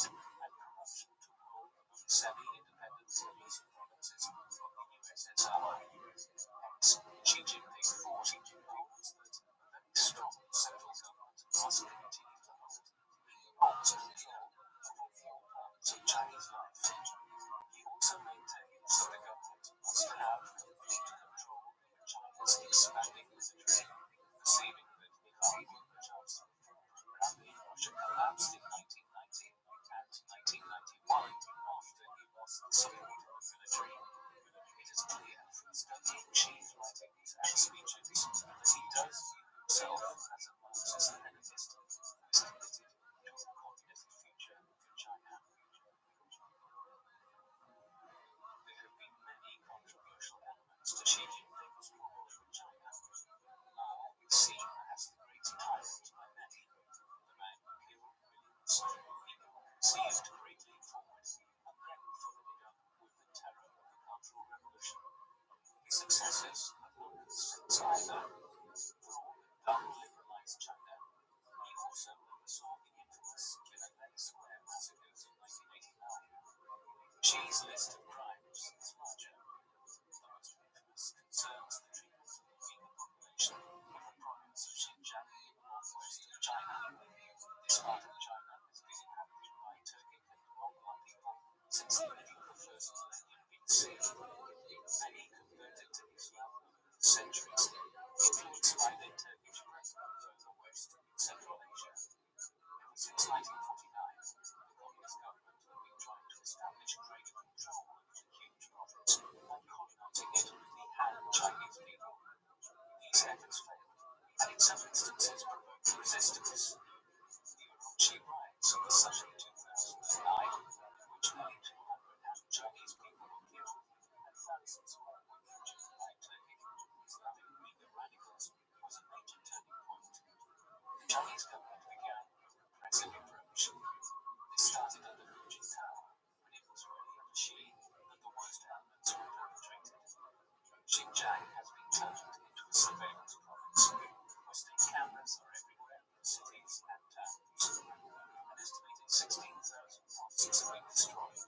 Huge re-education camps and prisons have been set up, through which millions of Uyghurs have passed. Most disconcertingly, birth rates in Xinjiang province have plummeted over the last decade, and it is understood that forced sterilization is being practiced by Xi's government amongst the Uyghurs. Policies like this constitute genocide under international law, although as other international crises have emerged in recent years, Uyghur atrocities have simply disappeared from the international agenda. The other element of Xi's provincial stance that has attracted international headlines over years is his approach towards Hong Kong. The island of Hong Kong was acquired by the British as a colony at the start of the 1840s and remained so until the UK granted it independence in 1997. In the process, it became a thriving metropolis and major Asian financial centre. When independence was granted in 1997, it was so under the aegis of the One Country, Two Systems rule. This was the idea that Hong Kong would become part of the People's Republic of China, but it would retain autonomy as a Western, liberal-style city-state for 50 years until 2047. In power as leader of China, Xi has crushed the One Country, Two Systems arrangement. In 2019, the Hong Kong government was pressured into passing an extradition law whereby people from Hong Kong can be sent to the Chinese mainland to face prosecution under Chinese law. Then, in 2020, came the much more serious Hong Kong national security law. This opened the door for Xi's government in Beijing to crack down on free speech in Hong Kong and to begin dismantling all of the things which made society here different from mainland China. In 2022, the process got along. Despite protests that captured the world's attention, Xi visited Hong Kong to appoint John Lee Ka-chiu as the chief executive of the regional government of Hong Kong. Chiu is a hardliner who is now overseeing the final dismantling of the One Country, Two Systems arrangement on Xi's behalf. Since 2022, the pair have worked hand in hand, with Xi publicly praising Chiu in 2024 for his oversight of security laws to crush free speech in Hong Kong. The situation in both Xinjiang province and Hong Kong correlates broadly with the decline of human rights in China under Xi. China is a police state. Its development under Mao mirrored the Soviet Union system of Joseph Stalin at the end of the Civil War and has now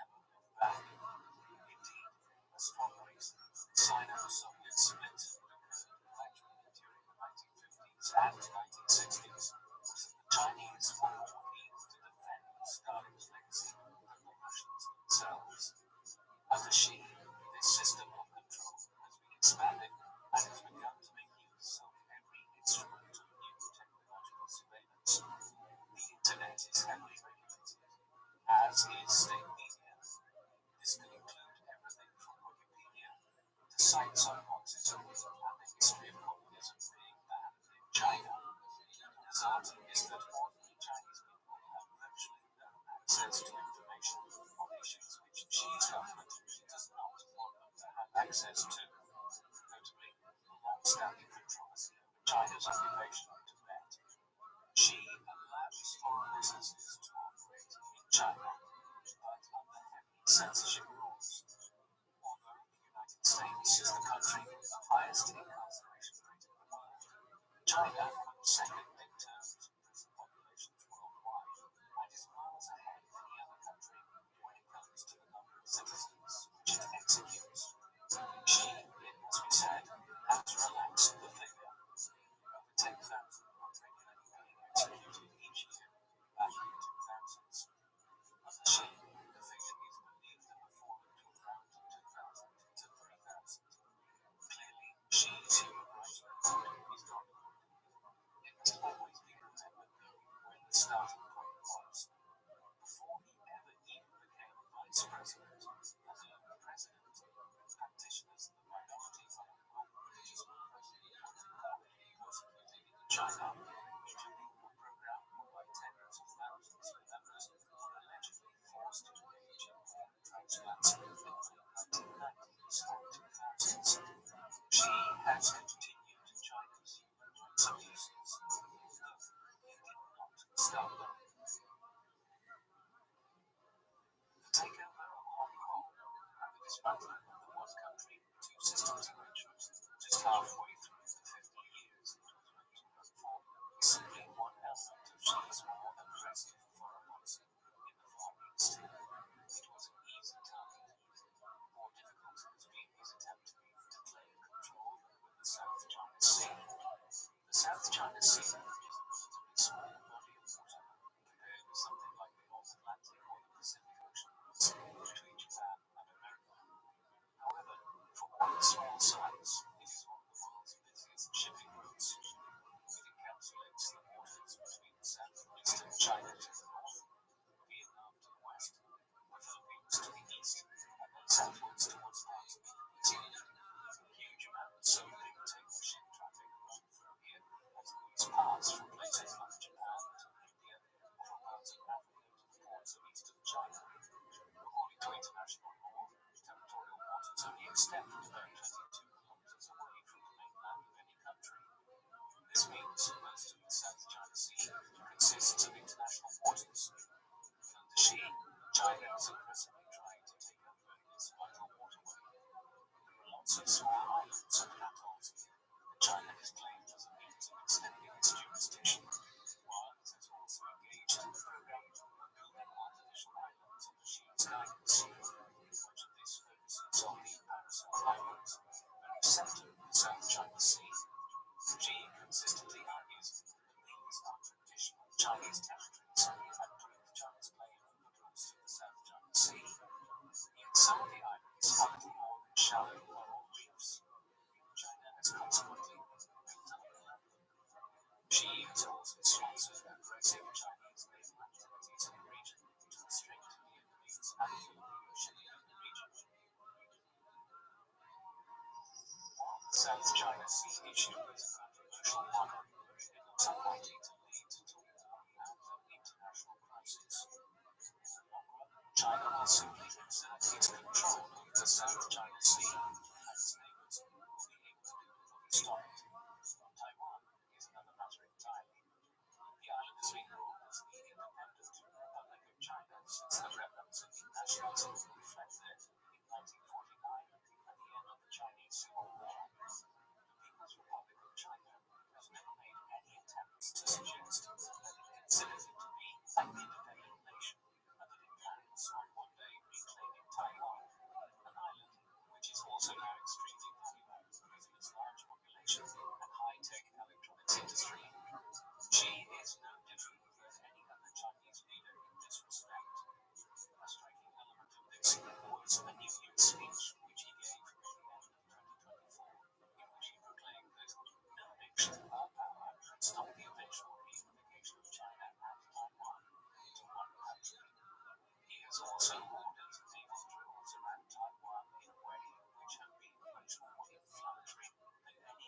Since Mao, in the 1950s, he was eventually dissuaded from attempting to invade Taiwan because of the threat from the United States if he did so. Does Xi intend on ever actually invading Taiwan?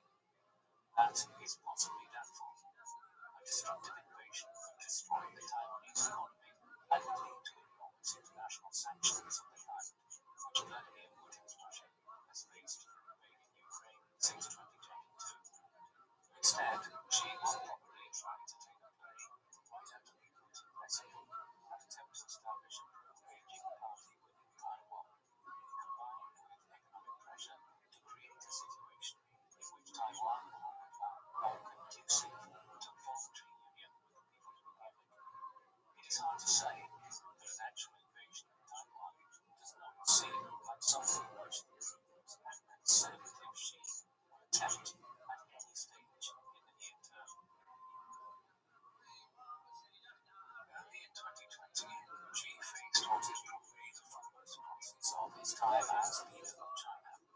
For most of the world, the COVID-19 pandemic came to their attention gradually in the first months of 2020.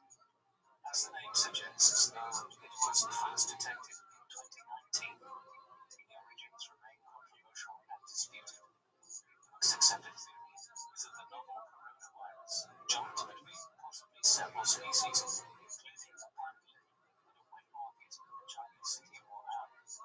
However, this theory is complicated by the fact that not far from this wet market is one of the world's largest virology laboratories.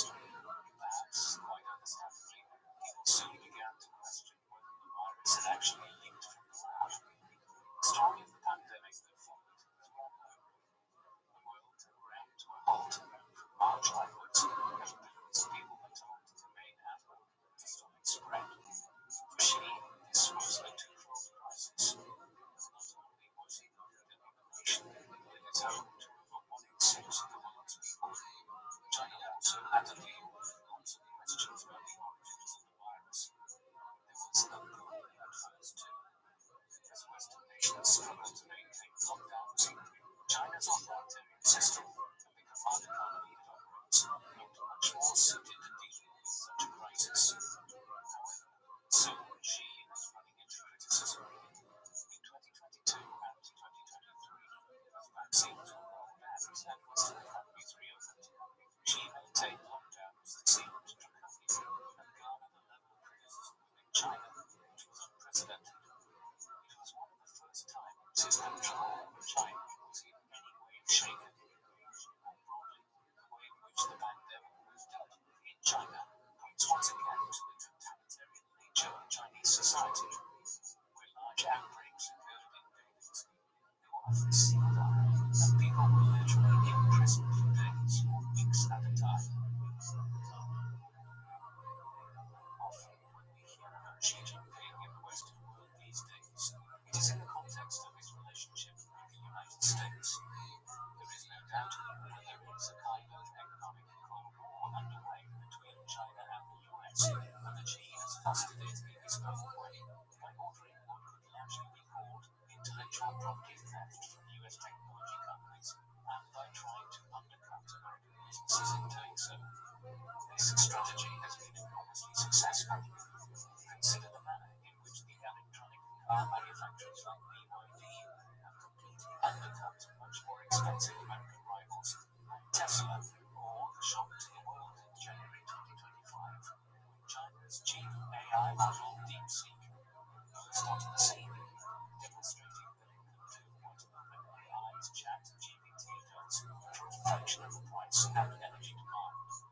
As all of this has occurred, American presidents have become more antagonistic towards Xi. The relationship that has captured the imagination of the public is that between Xi and Donald Trump, although Joe Biden was perhaps even more strident in his criticism of his Chinese counterpart, often referring to him as a dictator and slamming Chinese governance. Trump's relationship with Xi is peculiar. He clearly despises China's undermining of the American economy, although in reality, China has simply taken jobs that would be much more expensive to perform in the US. Strangely, he was decidedly muted on Xi in the first month or two presidency in 2025, before his all-entry war began to focus on China in particular in March and April 2025. Xi has not been docile. In a number of public pronouncements in the spring and early summer of 2025, he has made it clear that China is not some economic node to be bullied by the United States. It will strike back with sanctions of its own in the developing economic war. What implications all of this will have for future Sino-American relations remains to be seen. Of course, Xi Jinping's biography cannot be fully written. He is still alive. A seemingly healthy man who turned 72 years of age in June 2025. There is no sign that he intends to relinquish power anytime soon. Since Mao's death, tradition has been established that no Chinese leader served for longer than 2 5-year terms as president or leader in some other manner. Xi is now in the midst of his 3rd term and will almost certainly serve a 4th. If he does so, he would be entering his 80s upon seeking a 5th term.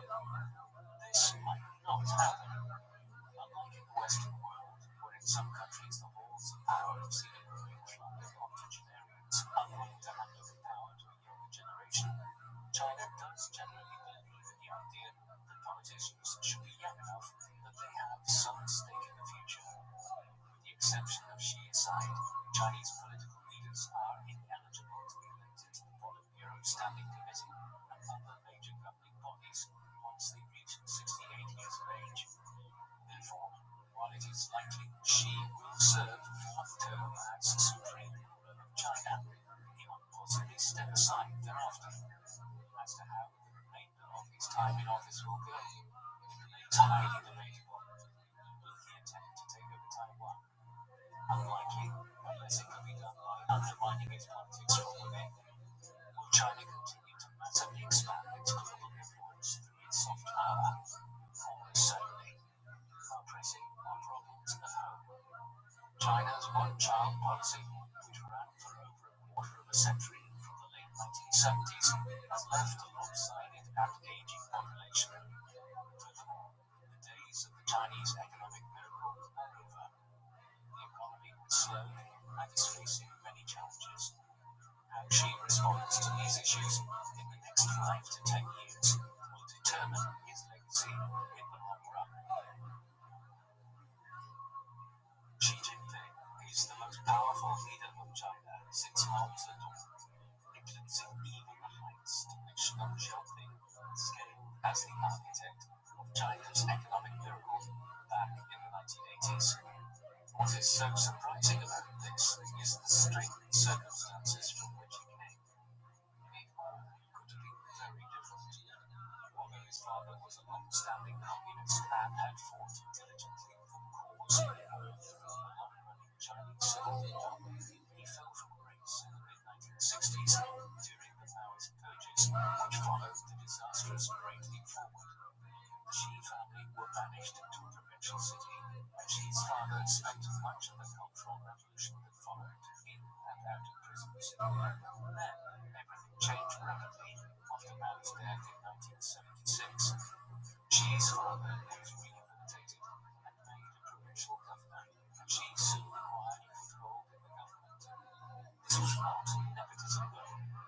His rise to power was based on his consistent and effective affiliation as a skilled regional administrator in Hebei, Fujian, and Zhejiang in the 1980s, 1990s, and early 2000s. This brought him to national attention and finally into the Politburo, where he successively became vice president in 2008 and then president in 2013.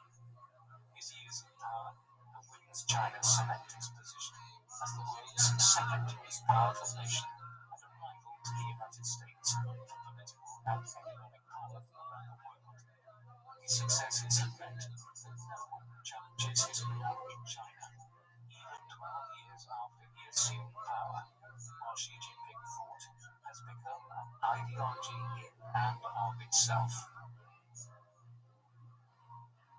There are certainly a lot of controversial elements to his role as leader of China, at least the quasi-genocide of the in Xinjiang province, the aggressive dismantling of the one country, two systems arrangement in Hong Kong, the aggressive rhetoric surrounding Taiwan, and the efforts to take over the South China Sea, despite it effectively constituting international waters. But few can doubt that under Xi's leadership, China has continued on the path to power that was started by them decades earlier. Unlike the Soviet Union, which experienced its own economic miracle in the 1950s and 1960s, and then descended into decay and decline, Xi has charted a path where China continues to grow and will quite possibly become the world's preeminent power in the second half of the 21st century. Whatever one thinks of him, and he is something of a chameleon in any event, there is no denying his impact on the history of the 21st century so far. What do you think of Xi Jinping? Is he as nefarious a leader of communist China as Mao Zedong was? Or is he basically a figure focused on an ordered state that maximizes economic growth and Chinese power at the expense of civil liberties? Please let us know in the comment section. And in the meantime, thank you very much for watching.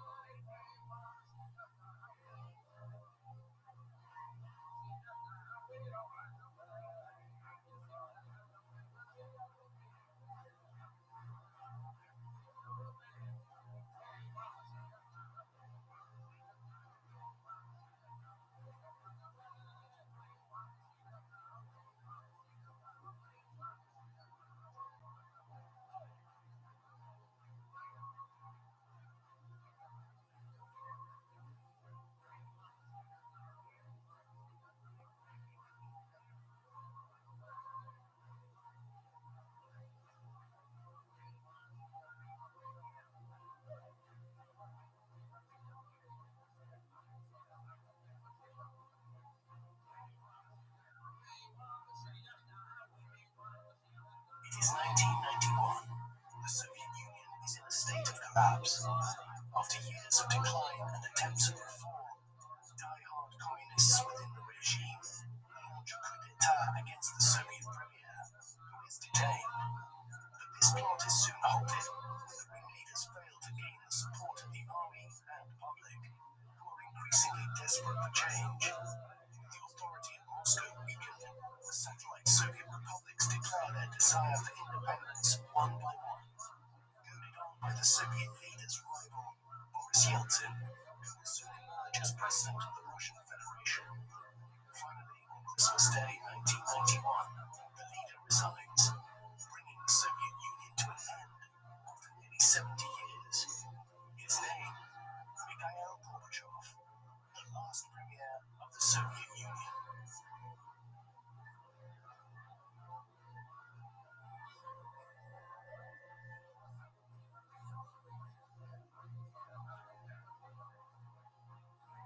The man known to history as Mikhail Gorbachev was born on the 2nd of March 1931 in the village of Privolnaya in the Stavropol Krai region of southwestern Russia. Privolnaya lies between the Sea of Azov and the northern end of the Black Sea and the Caspian Sea, south of both Rostov-on-Don and the city of Volgograd, the latter of which was known at the time as Stalingrad.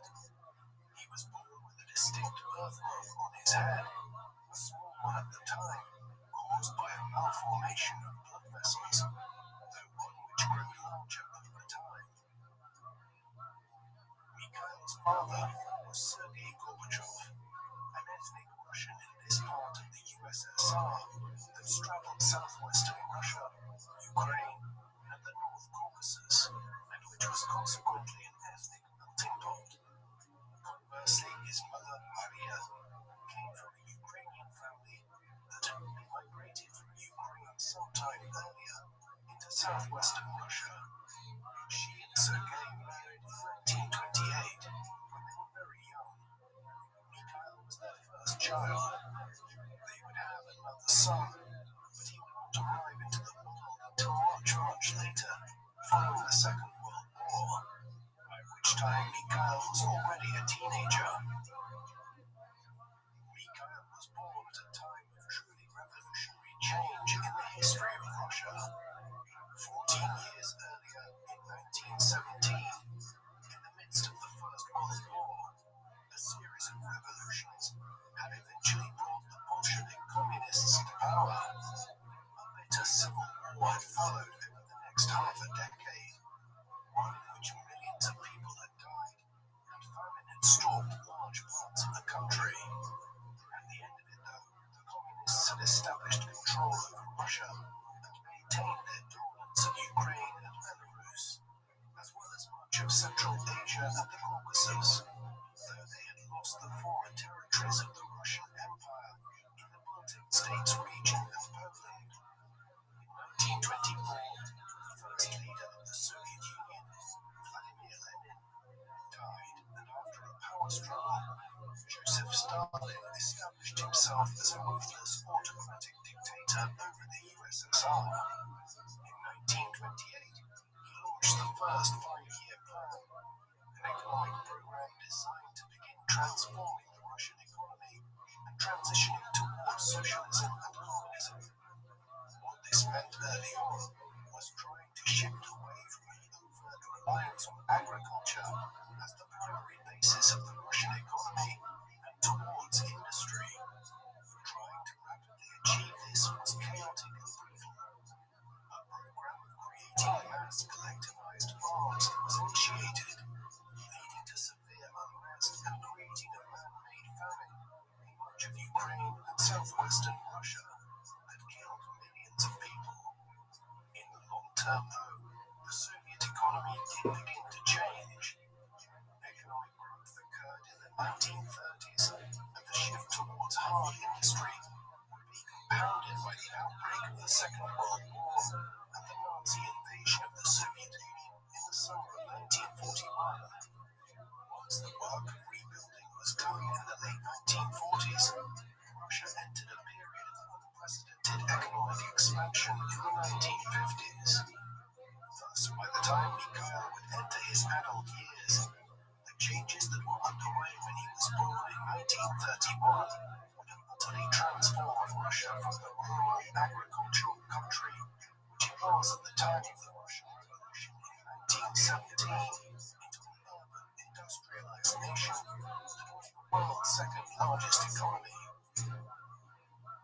Mikhail and his family experienced many tribulations while he was growing up. To begin with, they were living in the center of the region worst hit by the famine of the early 1930s. Though Mikhail would have been blissfully unaware of how bad things were at that time, it was a struggle with the Gorbachevs, who were poor peasant farmers trying to adjust to the government's traumatic imposition of the agricultural collectivization policy. Several extended members of the family, including young Mikhail's uncles and aunts, died during this time as a result of the food shortages. Nevertheless, both his father and mother's families were committed communists. Mikhail's grandfather on his father's side, in whose house they lived during his younger years, had helped organize one of the first collective farms in the district.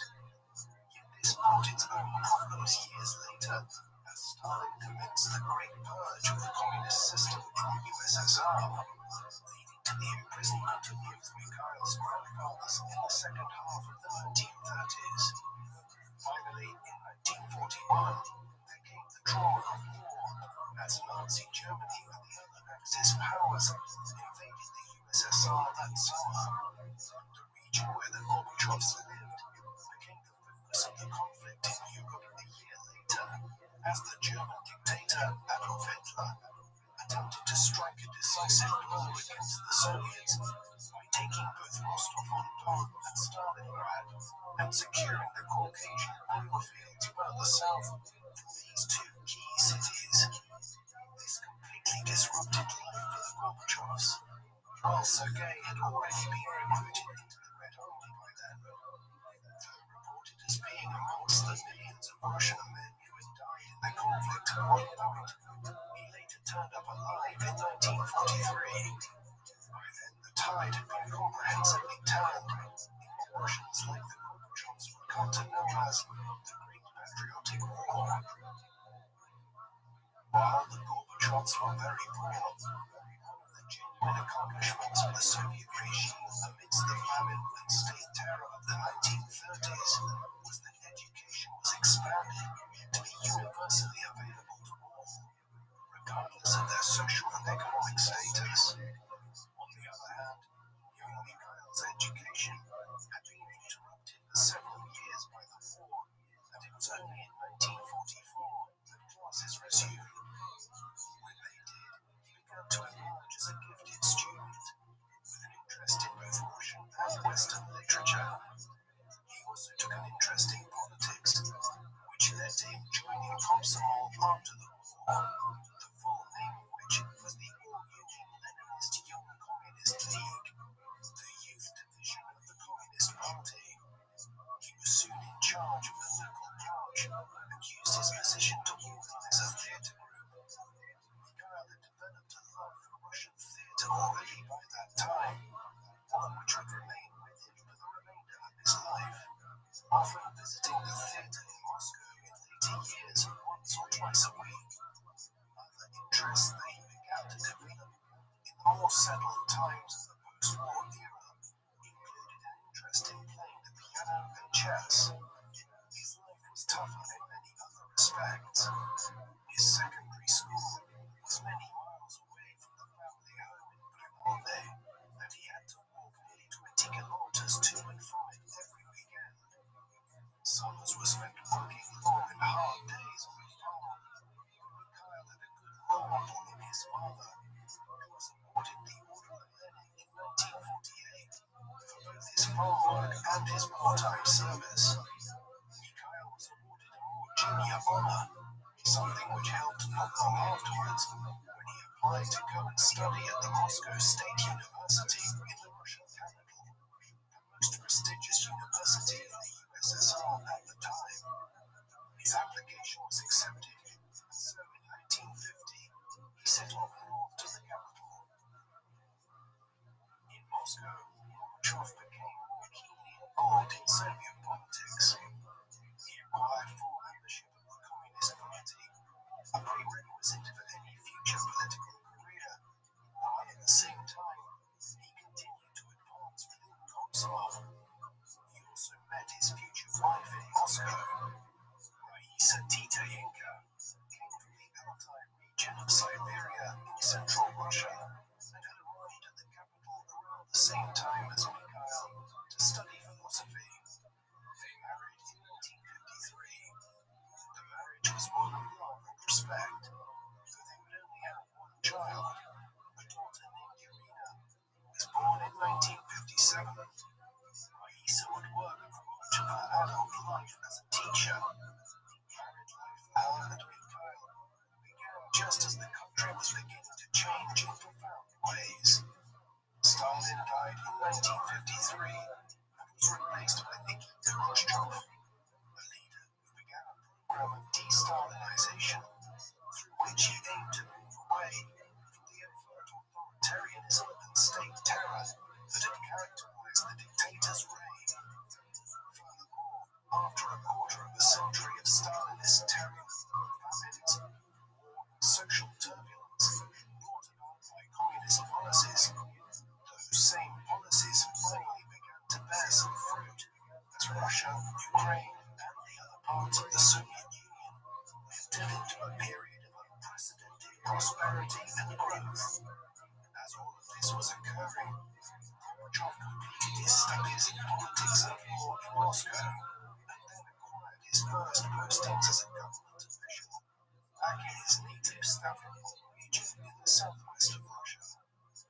Over the next several years here, he began a slow but steady progression up the local government administration. For his generation of Soviet politicians, this was how one earned promotion. It had been different in the days of the revolution, when promotion could be achieved much faster through having performed some daring act in the midst of the Civil War. Mikhail would spend the better part of 2 decades working as an official in Stavropol. His ascent in the regional politics of southwestern Russia was aided by the fact that he was personally inclined towards the more reform-minded politics of the age. He agreed with Khrushchev's criticisms of the excesses of Stalin's time in control of the USSR and believed that a more open and transparent form of politics would be better for Russia and its communist empire, a belief which he would hold his entire life. In the late 1950s and early 1960s, while he was still a young man himself, his primary role in Stavropol was to head up the regional Komsomol branches. In the mid-1960s, he was promoted through a number of different positions, working for a time within the Agriculture Bureau and on environmental policies. His relationships with several senior officials eventually led to his acquiring a position as a secretary within the local administration. In the second half of the decade, he undertook numerous trips to other parts of Eastern Europe, and these would prove formative in the development of his political ideology, as he came into contact with people who were a lot less happy about Soviet control over East Germany, Czechoslovakia, Hungary, and Poland via the Warsaw Pact, its Eastern European military alliance, and Soviet propaganda back home in Russia would have suggested. He was also sympathetic towards the cause of the reformers who led the Prague Spring in Czechoslovakia in 1968 and looked with disapproval at the violent Soviet repression on it later that year. The removal of the reformer Khrushchev from power in Moscow and his replacement with a much more conservative Leonid Brezhnev back in 1964 had also depressed him, and for a time he considered an alternative career path, though he ultimately remained in politics.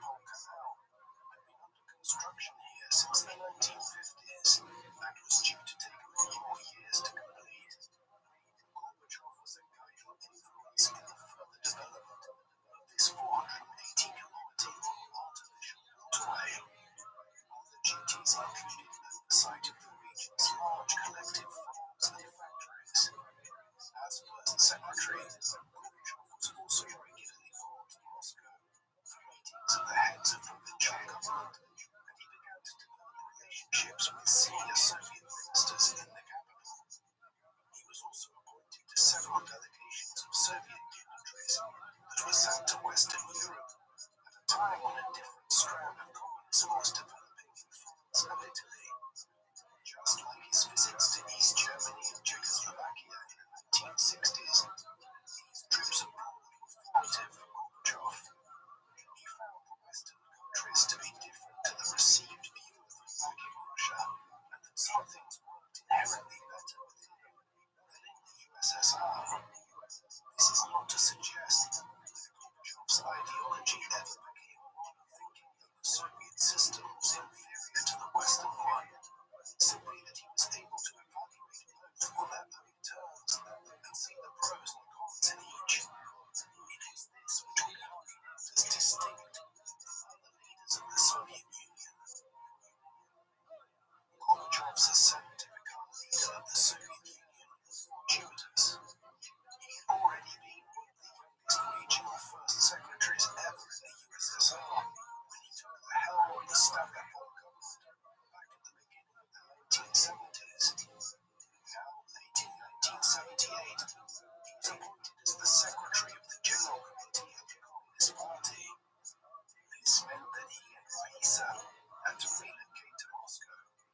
Though she was soon offered a new teaching position, and he was now at the very center of power in the capital. His work was varied here.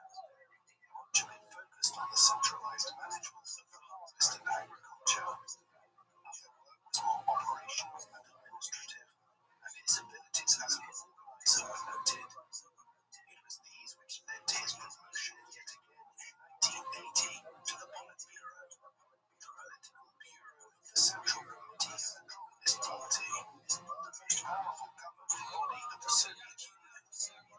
Gorbachev was appointed as its youngest member at that time, at 49 years of age. His timing could not have been better. The Central Governing Council at the time was staffed by aged individuals in the late 60s and 70s, men who had first risen within the Communist Party establishment during the war. Since 1964, Leonid Brezhnev had led this generation of Soviet politicians. He had been ill since the mid-1970s and eventually died in 1982.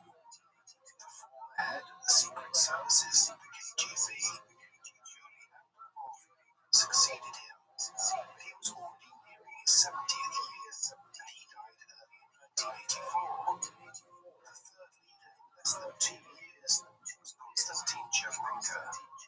At 72 years old when entering office, his appointment was hardly a long-term solution, and so it proved. Chevrenko died after just 13 months at the helm of state. It was then that the party establishment began considering who from amongst them might make for a suitable leader, and he lost more than a year or two. A younger man with new ideas was surely what was needed. Thus, Mikhail Gorbachev was made General Secretary of the Communist Party and the new leader of the Soviet Union in March 1985.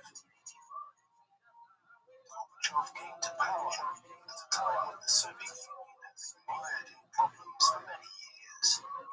While the 1950s and 1960s had seen huge growth in the Russian economy and a transformation of the material standards of ordinary people, thereafter the system had completely stagnated.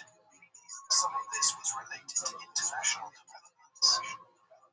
1973 oil prices also triggered nearly a decade of so-called stagflation in many Western countries, whereby economic growth had flatlined, even as inflation remained at a persistently high level. However, the Russian case was different. There were some parts of the Soviet economy that had simply become dysfunctional. For instance, in order to ensure that everyone was employed, there were often 2 or 3 people carrying out work that could have been completed with just one person. On top of this, there were overt levels of bureaucracy. Perhaps most worryingly,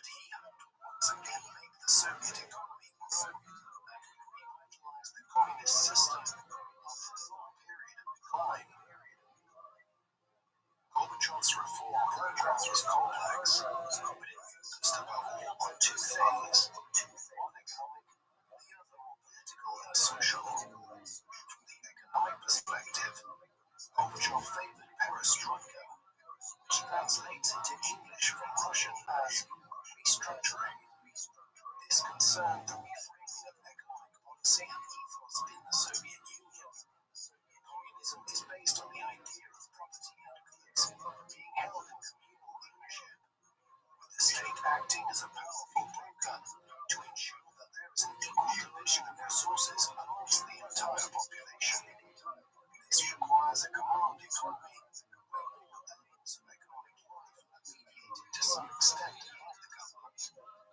However, because of the myriad problems which the Soviet economy had experienced in the 1970s and into the 1980s, many were casting a more critical eye on the communist system within Russia than they were done in the 1950s and 1960s. Gorbachev was sympathetic towards the idea of some limited reforms whereby elements of free market economics would be introduced into the communist system. This is hardly so unusual. Within capitalist countries, primitive reforms of capitalism. Some capitalist economies emphasize free market enterprise economics, where governments take the view that they should interfere in the economy as little as possible. Others are more interventionist, to balance out what are viewed to be imperfections in the free market system. In adopting perestroika, Gorbachev was claiming that some small elements of the free market system should be introduced into the Soviet economy. What this meant in practice was the introduction of a level of private ownership of property and goods in Russia by Gorbachev's government that had not been seen in the country since the end of the Russian Civil War over 60 years earlier. Reforms were also introduced into how the USSR traded with other countries. The second major role of Gorbachev's reform program was encompassed in the term glasnost, which transliterates as openness or transparency. This was the idea that ordinary Russians, Ukrainians, and people from the other constituent parts of the USSR should be free to discuss politics in a more open and transparent fashion than they had in the past. For virtually the entirety of its nearly 7 decades in power, the Russian Communist movement had governed along authoritarian or narrow lines. During the long dictatorship of Joseph Stalin, this had been so severe that even talking about political affairs in a public context could have been sufficient reason to end up in the Gulag prison camps of Siberia. Things had moderated in the 1950s and 1960s, but there was still a lot of repression in Soviet society. Moreover, the way to political advancement was seemingly exclusively by working one's way up the established communist hierarchy, a method which tended to produce fairly unimaginative bureaucrats whose worldview rarely looked beyond preserving the status quo. Gorbachev was arguing for a new approach through glasnost. The Soviet Union would not become a democracy overnight, but there would be greater transparency in terms of how people were put into positions of power and a more open discussion about society and politics. As part of this, a more open media, one which was not to all intents and purposes simply a propaganda wing of the Communist Party, was allowed to develop. In 1986, Gorbachev began regularly using these two terms, glasnost and perestroika, to describe the new approach he was employing towards governing the Soviet Union. Gorbachev's effort to implement these policies was launched through the 12th Five-Year Plan of the Soviet Union, which ran from 1985 to 1990. Through this, a range of other policy measures were implemented. One was ускорение, meaning acceleration. This was an expansion of something which Andropov had half-heartedly tried to apply between 1982 and 1984, and which was similar to the concept of economic stimulus in Western capitalist countries.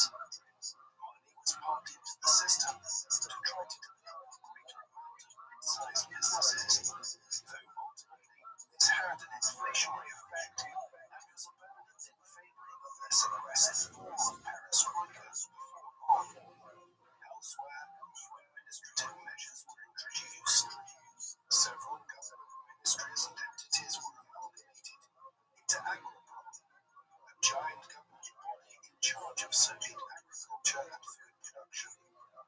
This then engaged in efforts to stimulate local ownership and production, the idea being to create elements of a free market economy. In all of this, he stressed that what was being introduced was a latter-day version of the new economic policy, which Lenin had followed back in the early 1920s. Finally, following Gorbachev's economic policy, one with a social element, was an effort to curb excessive alcohol consumption, which had become a scourge of Russian society, leading to deaths, ill health, and huge amounts of lost productivity. Overall, Gorbachev's reform program would have mixed results. His economic reforms were broadly unsuccessful. Conversely, his political reforms could be viewed as a great success story. People began to really question the society they lived in and how it operated. The only problem, as we will soon see, is that this served to undermine the integrity of the USSR and the Warsaw Pact that it led in Eastern Europe. Gorbachev's reform program was not restricted to domestic affairs. He also wanted to reorientate relations with the United States and the Western Bloc. When he came to power in 1985, the Cold War was in one of its hottest phases of the entire conflict. Not since the early 1960s, when the erection of the Berlin Wall and the Cuban Missile Crisis had pushed the world closer to nuclear war, had things been as bad. Much of this was fueled by the aggressive approach of Ronald Reagan after he entered office as President of the United States in 1981. Reagan and his advisors could clearly see that the USSR was on the right foot as Western economies rebounded in the early 1980s and the Soviet Union remained static. America also had growing technological advantages as it entered a period of dynamic personal computing. Washington consequently decided to commence a new space and arms race of sorts. In 1983, Reagan had announced the inception of the Strategic Defense Initiative. The idea was to create a missile defense system in space, which would make it possible to intercept Soviet ballistic missiles armed with nuclear warheads if they were fired at the United States. It was fanciful to imagine that such a system could be developed in the 1980s, and indeed, many people derisively referred to it as the Star Wars program at the time. But in pushing it, Reagan was challenging the Soviets to a new space race at a time when they had neither the resources nor the technical capabilities to engage in one. More broadly, this led to growing tensions between the US and the Soviets, which manifested in November 1983 when the Soviets came close to initiating a nuclear strike after they became convinced that NATO training exercises in Europe, codenamed Able Archer 83, were possibly a front for a real attack on Eastern Europe. Though it is little known about today, following the Cuban Missile Crisis, this was the closest the world came to a nuclear confrontation during the Cold War. Gorbachev immediately embarked on developing a new relationship with the United States. In November 1985, he and Reagan met for the first time at Geneva in Switzerland. The summit was markedly successful. Reagan and Gorbachev liked each other and were able to get along. Though their political ascents could not have been more different, with Reagan having been a Hollywood movie star before he rose through California and then national politics to the White House. They both came from humble rural backgrounds. They also got round to discussing how much both countries had to gain by defusing the Cold War and by continuing it. Meetings often ran over at Geneva as they discussed a range of matters that went beyond the agreed itinerary.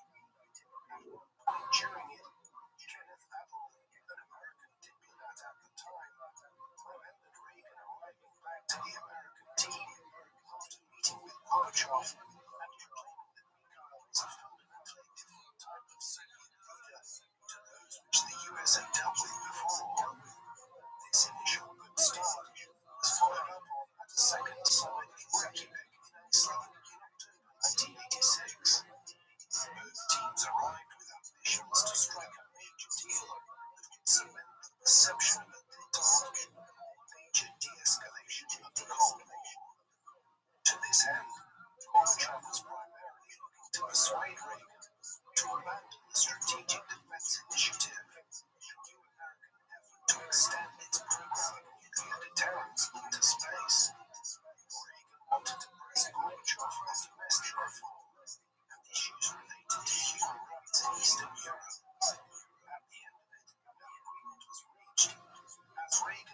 out in one meeting on the issue of the Strategic Defense Initiative. Both had realized how eager the other was to drastically turn down the nuclear threat after decades of heightened tensions. Reykjavik paved the way for the end of the Cold War. In the end, the Geneva and Reykjavik summits bore fruit in 1987, specifically in terms of a wide-ranging agreement on nuclear de-escalation. In the aftermath of the initial meetings in Geneva, Gorbachev had made it publicly known that he wanted an agreement with the US and the United Nations would begin to scale down their nuclear arsenals with a view to potentially banning such weapons of mass destruction altogether in the 21st century. While this was fanciful, it did demonstrate his commitment to drastically reducing the nuclear threat. The failure to reach a binding agreement in Reykjavik didn't scupper these negotiations, but early in 1987, further progress was made when the Americans and their allies in West Germany declared that they would remove some of their nuclear-capable long-range missiles from Central Europe. This gesture was followed by a third summit between Reagan and Gorbachev in December 1987, this time in Washington, D.C. Both leaders were facing some domestic turmoil, and Reagan's second term in office and time as president was nearing a conclusion, with elections scheduled for November 1988. As such, they both wanted a success out of the summit in the American capital. That's exactly what they achieved. Shortly after launch on the 8th of December 1987, they signed the Intermediate Range Nuclear Forces Treaty. This banned American and Soviet intermediate range missiles that could carry nuclear warheads distances of up to 5,500 kilometers. As a symbolic act, it demonstrated a desire to end the Cold War to defuse decades of tensions. Numerous other agreements were reached between Gorbachev and Reagan and his successor George H. Bush between 1988 and 1991, notably the 1990 Chemical Weapons Accord, which aimed to massively reduce chemical weapons stockpiles. Cumulatively, these agreements constituted the most wide-ranging efforts to end the arms race between the US and the USSR of the entire Cold War. Though unfortunately, many of these agreements have been abandoned by either the Russian Federation or the United States in the early 21st century. Gorbachev was undertaking his ambitious reform program and the efforts to improve relations with the United States while he was confronted by a number of major problems. One was foreign and inherited, and one was domestic and came like a bolt from the blue. On Christmas Eve of 1979, Soviet forces had invaded Afghanistan on the southern border of the USSR in Central Asia in an effort to shore up support for Afghan communists that had come to power in the spring of 1978 through the Sour Revolution, yet which faced growing resistance from numerous parties in the country, including Islamic militant groups. The Soviets became bogged down in Afghanistan in much the same way that the Americans had in Vietnam in the 1960s, unable to defeat an enemy with much more limited resources, but which was able to supply through a tenacious campaign of asymmetrical warfare. By the time Gorbachev came to power, the war in Afghanistan had turned into one which seemingly could not be won, with religious mujahideen being supplied by the Americans operating from bases in the mountains. Gorbachev viewed the war as an unwelcome inheritance. It was clear by 1985 that there was little to be gained from continuing it. He attempted a strategic alteration approach in 1986, and when this failed to have any impact in 1987, he declared that Soviet forces would be withdrawn from the country. This engagement began in the summer of 1988, and the last Soviet forces withdrew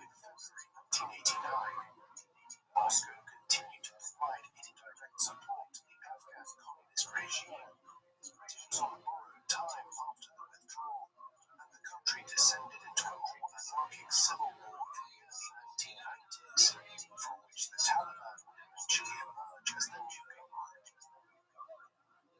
The other major crisis which Gorbachev faced early on in his time in charge emerged suddenly. On the 26th of April 1986, the No. 4 reactor exploded at the Chernobyl nuclear power plant in northern Ukraine, near the border with Belarus and north of the city of Kyiv.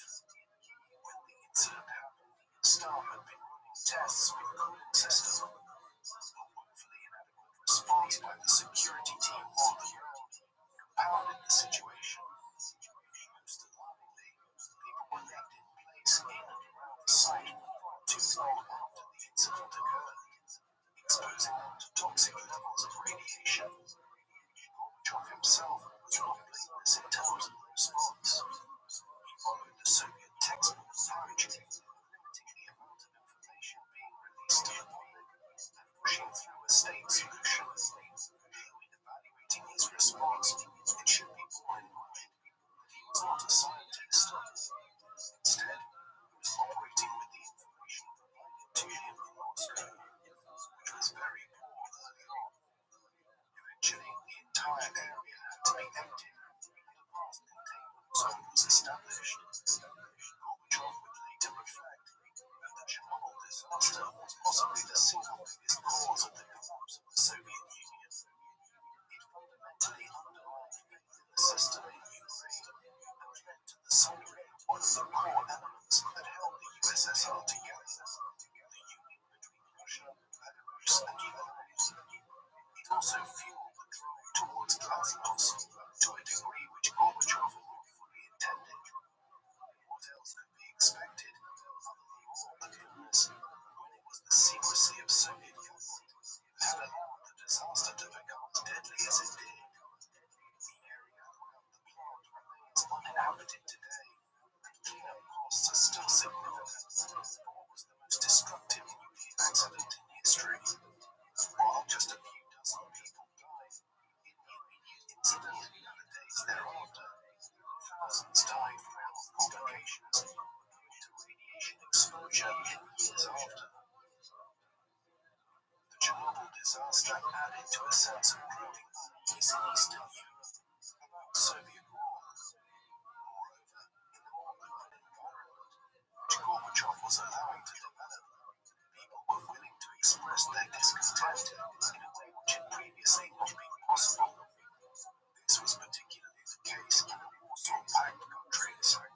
Nations like East Germany, Poland, Hungary, and Czechoslovakia, which were not part of the USSR, but which had formed part of the Soviet bloc of Warsaw Pact countries in Europe since the alliance was created in 1955.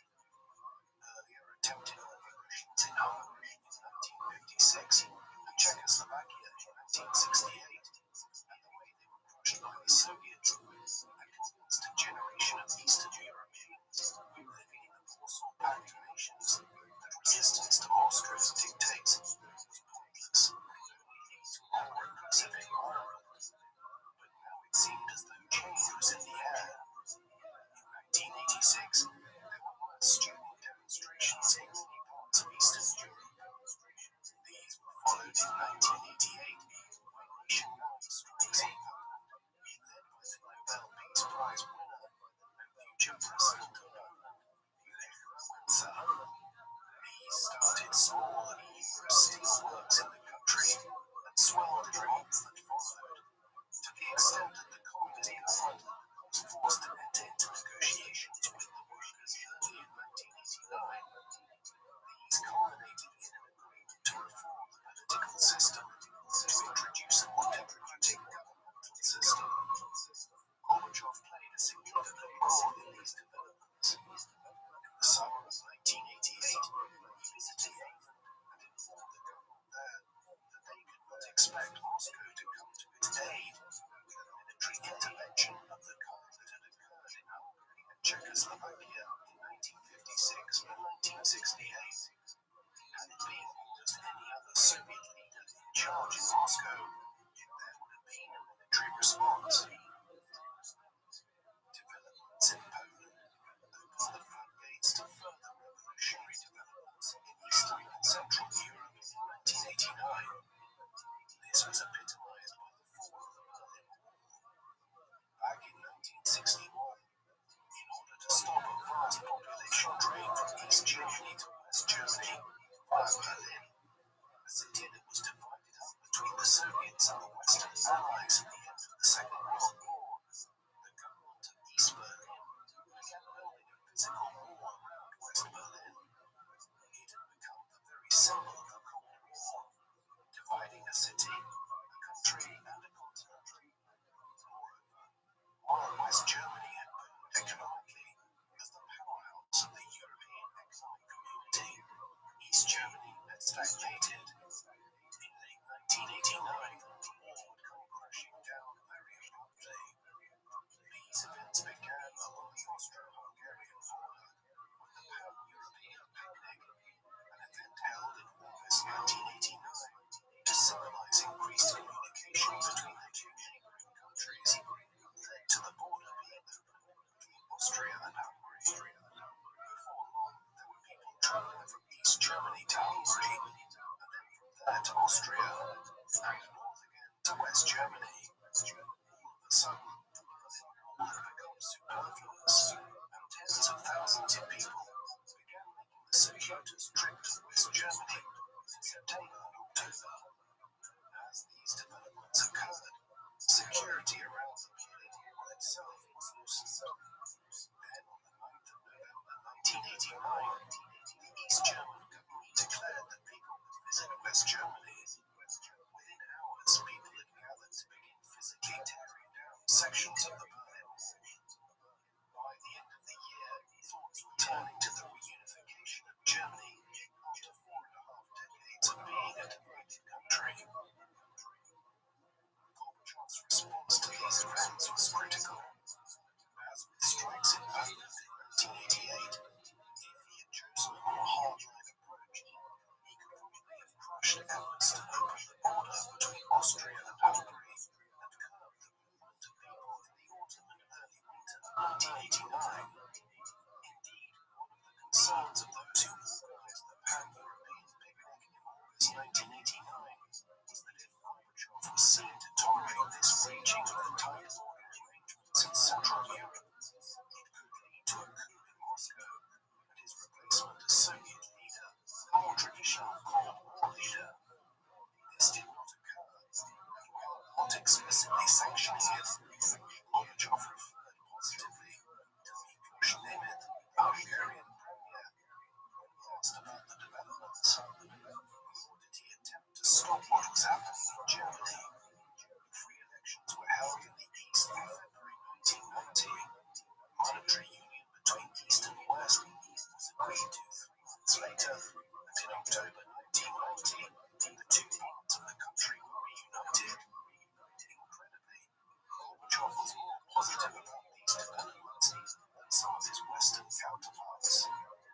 Both the Prime Minister of Britain, Margaret Thatcher, and the President of France, François Mitterrand, were both reluctant to see Germany reunited, believing, with some justification, that German unification back in 1871 had destabilized the European balance of power to such an extent that it led to the two world wars of the 20th century. They had grave reservations about allowing Germany to re-emerge as the most powerful economy in Western and Central Europe again.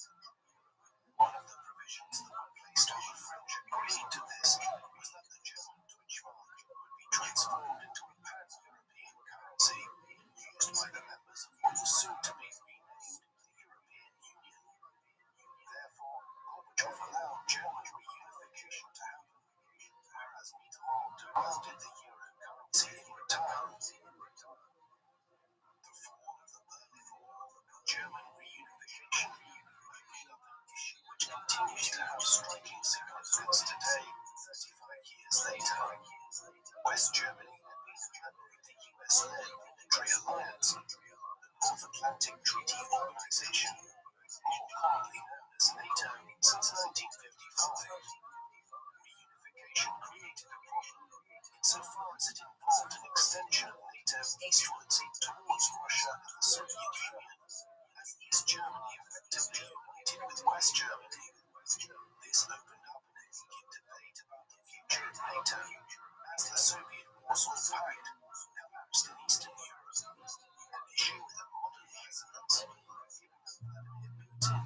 has consistently argued that the core reason for Russia's invasion of Ukraine has been to ensure that the country does not become a member of NATO.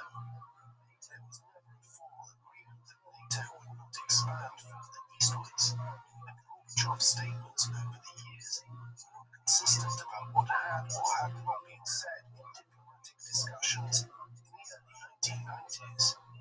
However, there is little doubt from examining the statements of leading diplomats and government ministers from various countries at the time that there was a tacit understanding that NATO would not expand further east after the reunification of Germany. Indeed, the first months of 1990 had even seen Gorbachev involved in debate about whether German reunification should be contingent on its leaving NATO altogether, so as to avoid an extension into East Germany. There was clear consensus when Germany was granted what was termed a special military status as a member of NATO, that this would be the final extension of the alliance. And yet the unwritten agreement was soon abandoned. As America's power reached its peak in the mid-1990s and Russia descended into economic and military collapse, NATO was expanded, notably through massive enlargement in 1999, as Poland, the Czech Republic, and Hungary joined, and then the Baltic states, Slovakia, Slovenia, Romania, and Bulgaria in 2004. These concessions on German reunification and a wide range of other matters in the Warsaw Pact countries were leading to a growing wave of unrest within the core of the Soviet Union itself. Gorbachev could not win, it seemed. For liberal reformers who wanted to create a Western-style market economy, he was not moving fast enough to change the very nature of Soviet society, while for many conservatives and communist ideologues, what he was engaging in was a complete aberration, a seeming abandonment of 3/4 of a century of Soviet policy and a capitulation to the West. It did not help matters that when Saddam Hussein's Iraq invaded Kuwait in August 1990, Gorbachev broadly agreed with the approach of President Bush in commencing what would become the first Gulf War to force Saddam Hussein out of the small Gulf state. All of these developments led to a lot of grumbling in the Kremlin and the halls of power in Moscow, a city whose politics was still dominated to a large extent by elderly politicians who had come of age back in the 1950s and 1960s when the Cold War was at its height, in a clear sign of how the perceptions of Gorbachev could differ within Russia from the rest of the world. In 1990, when he was awarded the Nobel Peace Prize for his role in the radical transformation of Europe's politics the previous year, he actually received quite a lot of criticism within Russia itself. The award was viewed in some circles as a sign of how much of a stooge of Western interests Gorbachev had become. Still, he retained enough support to remain in charge and was re-elected as head of the communist leadership at the 28th Communist Party Congress in the summer of 1990, despite a local opposition group presenting itself there. Gorbachev's position as leader might have been reaffirmed in the summer of 1990, but the opposition to his leadership in some circles continued to increase. The events of the second half of 1990 and into 1991 were too much for many. During this latter period, several of the constituent republics of the USSR, like the Baltic states, Estonia, Latvia, and Lithuania, affirmed their independence from the Soviet Union, meaning that it was no longer Warsaw Pact countries that were falling out of Moscow's control, but actual parts of the USSR. While Gorbachev made a strong effort to prevent any further erosion of the Union by negotiating a new Union treaty with republics like Kazakhstan, Georgia, and Moldova in 1991, a conspiracy to overthrow him was already brewing within the Communist Party by then. On the 18th of August 1991, the plotters struck in what has become known as the August coup.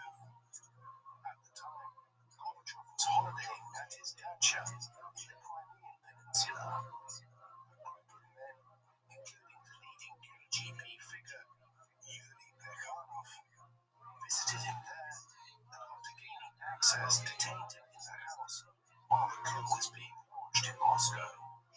In the capital, Vice President of the Soviet Union, Gennady Yanayev, was soon revealed as the head of the conspiracy. He moved to seize control of the government and was appointed as acting head. However, the plotters had not accounted for Boris Yeltsin, a leading figure within the Communist Party, who had been acquiring more and more influence as Gorbachev's position weakened in 1990 and 1991. On the 19th of August, Yeltsin famously climbed up on top of a tank outside the Russian parliament in Moscow and spoke out against the plotters. It was a defining moment, one which played an important part in the collapse of the coup in the days that followed. But it also symbolized the manner in which Gorbachev was being completely outflanked by forces that his reforms had unleashed. His days as head of the Soviet Union were numbered. As the August coup collapsed on the 21st and 22nd of August, Gorbachev was released and made his way back to Moscow. There he realized that Yeltsin was increasingly the man of the hour, the new leader of Russia as matters moved very quickly. The pair were engaged in a tug-of-war for weeks thereafter. Yeltsin criticized Gorbachev openly for his handling of the country's politics in such a way that had led to the attempted coup. Meanwhile, the Communist Party's core activities were being suspended in a highly fluid period in which communism seemed to be collapsing, but in which it was highly unclear what the end result would be. Gorbachev continued to try and promote plans for an alternative union that would keep Russia united with Belarus, Ukraine, the smaller Caucasian republics, and the states of Central Asia and Kazakhstan. In this, he was working at cross purposes with Yeltsin, who was actively promoting the idea of an independent Russia. The end came in December 1991. On the 8th day of that month, Yeltsin met with leading figures from Ukraine and Belarus at Vysvoly, in the Bayernavazha forest region of Belarus, where they signed the Bayernavazha Accords. Under the terms of these, it was declared that the Union of Socialist Soviet Republics had ceased to exist, and that Russia, Ukraine, and Belarus would henceforth be independent nations. The accords were agreed to out of a fear that if a voluntary dismantling of the USSR was not effected, then it would descend into war, much like it erupted all across the Balkans in 1991, as Serb-dominated Yugoslavia tried to retain control over places like Croatia. In the days that followed, the other smaller republics of the USSR agreed to the dismantling. With this, Gorbachev's position became untenable, and on Christmas Day 1991, he stepped down as president of the Soviet Union, effectively relinquishing control of Russia to Yeltsin. His goal had been to reform the USSR, but in the space of 6 years in charge, it had collapsed with surprising speed. Gorbachev now stepped entirely away from frontline politics. He played little role in the chaotic politics of Russia in the 1990s.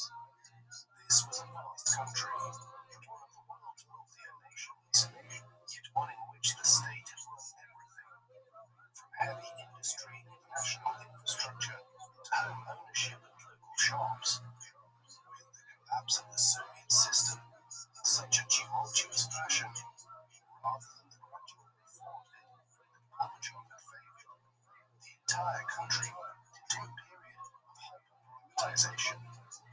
Vast state assets were to be sold off.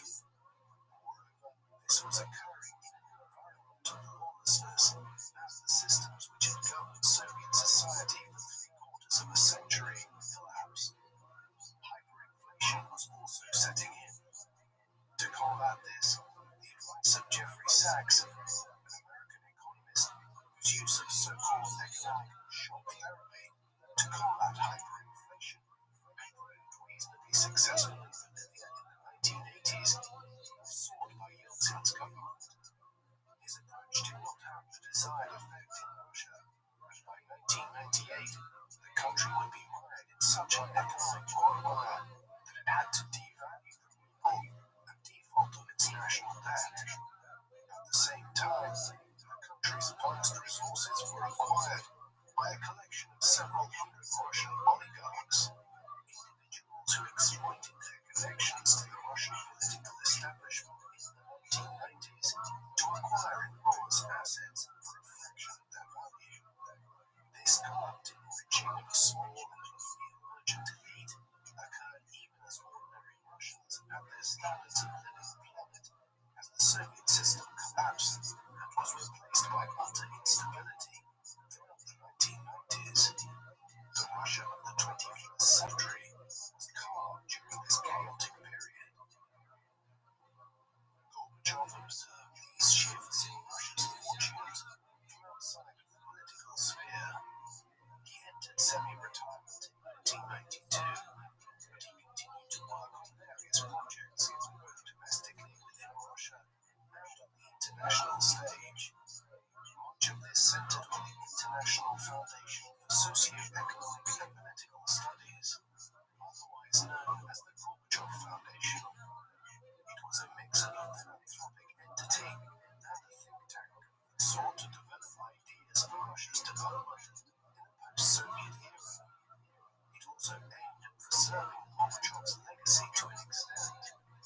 For instance, in the mid-1990s, the foundation conducted work on exploring what perestroika and glasnost had been and what Mikhail had been trying to achieve during his time in charge of the Soviet Union.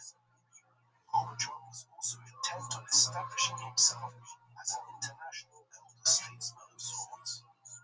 While his reputation at home in Russia was mixed, abroad he was a Nobel Peace Prize winner, who, along with Reagan and Bush, had brought the Cold War to an end peacefully.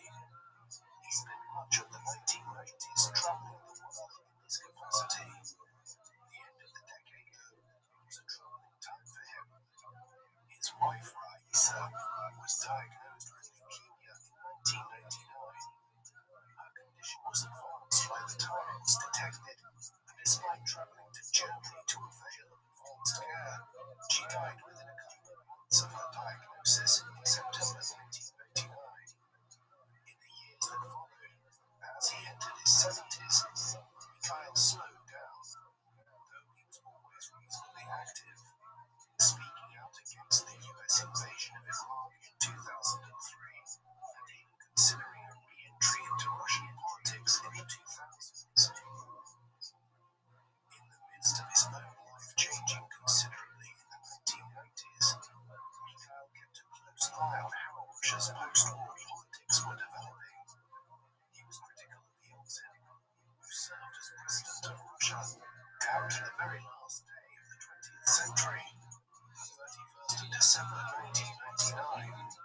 On the one hand, Gorbachev did not believe that he was managing the transition to a free market democracy well, while on the other, there were personal criticisms to be made of Yeltsin, a figure with a considerable alcohol problem. Gorbachev initially viewed Vladimir Putin more favorably, a former member of the Soviet Secret Services, the KGB, who had risen from obscurity in the final years of the USSR to become Yeltsin's successor when he left office at the end of the 1990s. Yet as Putin began overtly manipulating the political system to remain in power beyond the end of his first two terms as president in 2008, Gorbachev became a vocal critic, especially so once Putin decided to run for a third term in 2012. At the same time, he was not entirely opposed to all of the new president's actions. He agreed with Putin that the Crimean Peninsula was fundamentally more a part of Russia than Ukraine, and so was not opposed to the annexation of it in 2014. Nor did he think that the Western nations had any right to criticize Russia for playing a role in the Caucasus, given their own history of global imperialism. When the war between Russia and Ukraine was expanded in February 2022, however, Gorbachev was said to have been extremely critical of it in private, but he made no major public declaration concerning it. This was because his health was very poor by then. He had suffered from numerous ailments since the mid-2010s, including deteriorating eyesight, a heart condition, a bout of pneumonia, and kidney problems. Eventually, on the 30th of August 2022, he died from an accumulation of issues at 91 years of age. He was not afforded a state funeral, and the plaudits for a man more than anyone else who had overseen the end of the Cold War, a process of nuclear detente, and the tearing down of Europe's physical and ideological barriers, was notably more internationally than it was in Russia. Angela Merkel, the long-serving Chancellor of modern Germany, perhaps captured this best, stating, quote, "To this day, I can still feel the fear that I shared with many people in the German Democratic Republic in 1989, when the tanks would roll again. But this time, no tanks rolled, no shots were fired." Mikhail Gorbachev was in many ways an unusual political figure. He rose from relative administrative obscurity to play a highly significant role in the history of the 20th century, and then faded away again almost as quickly. Born in Russia during a period of immense change, he lived through the trauma of the Second World War and came of age in a period of vitality for the Soviet Union, when Russia was experiencing seemingly boundless economic growth, and it appeared to be gaining the upper hand in the Cold War.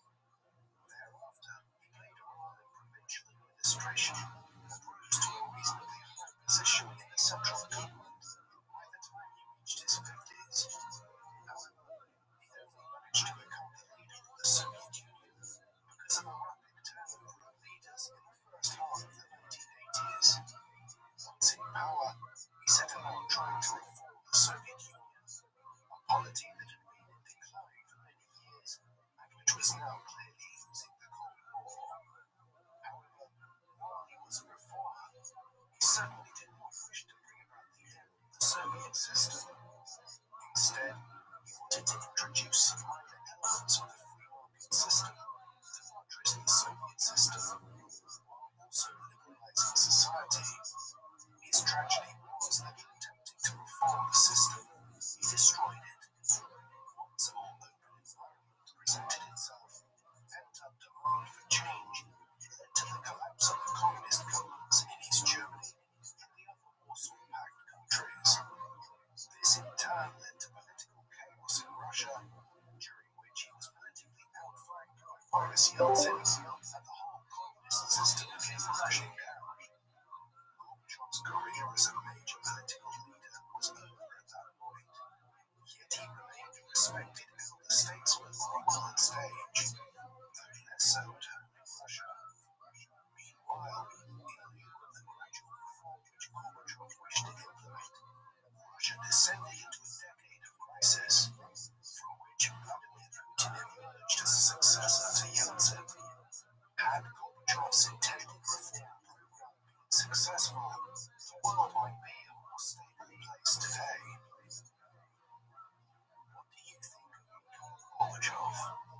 Was he naive to think that he could reform the Soviet Union without having its power collapse, or could the reformed version of the Soviet system have prospered if it had not collapsed between 1989 and 1991?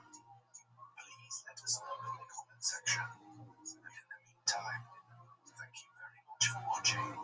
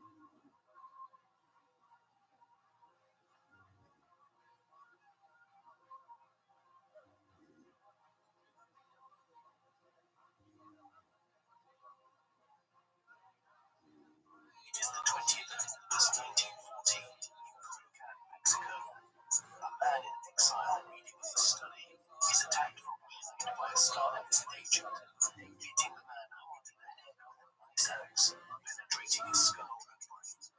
Despite this terrible blow, the man gets to his feet and struggles with his assailant. Too late, the man's bodyguards come to his aid, beating the assassin off. But a day later, the man succumbs to his injuries. His name, Leon Trotsky, the arch enemy of Joseph Stalin.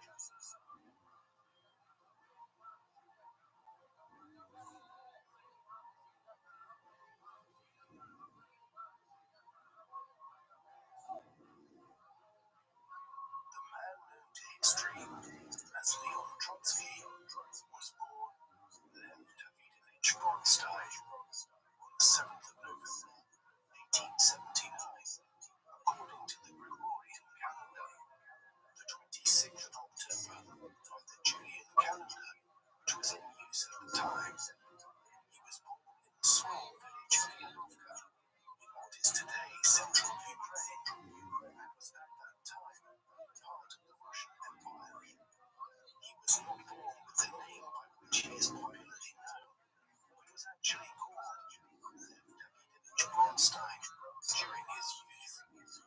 His father was David Leonteyevich Bronstein, a relatively prosperous Jewish Ukrainian farmer. The family lived in a somewhat isolated part of Ukraine, which was over 20 kilometers from even the nearest post office. His mother was Anna Lvovna. Although the family was Jewish, they were not particularly religious.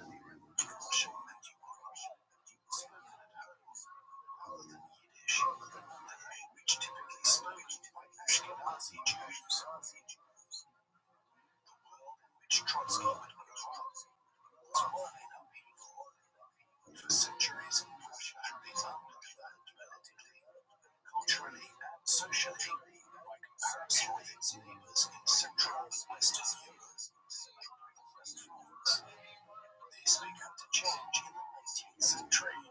The population of the Russian Empire doubled between 1850 and 1900. Coal production increased 12-fold during this period, while iron and steel production doubled.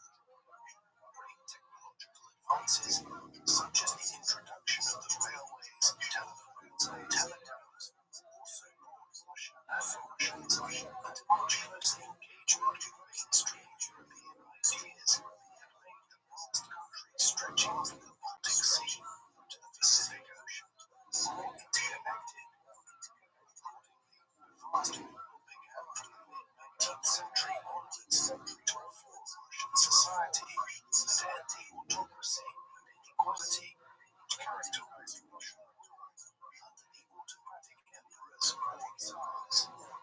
In 1861, Russia became the last major European power to abolish serfdom, after which approximately 40% of the Russian population had been effectively under the control of the landholders who always things they lived.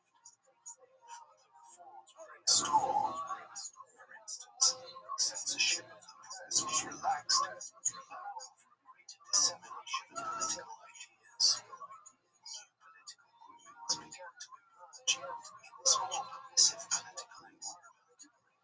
For example, Mikhail Bakunin founded modern collectivist anarchism in Russia in the 19th century, which theorized the complete dismantling of centralized state authority in response to the autocratic Tsarist regime. Other groups, such as the Emancipation Labour Party and the Demokratics, argued for socialism in Russia in the 1870s and 1880s, following the political ideas of the German political theorist Karl Marx. Their ideas began to find increasing support in Russia from 1891 onwards, following the catastrophic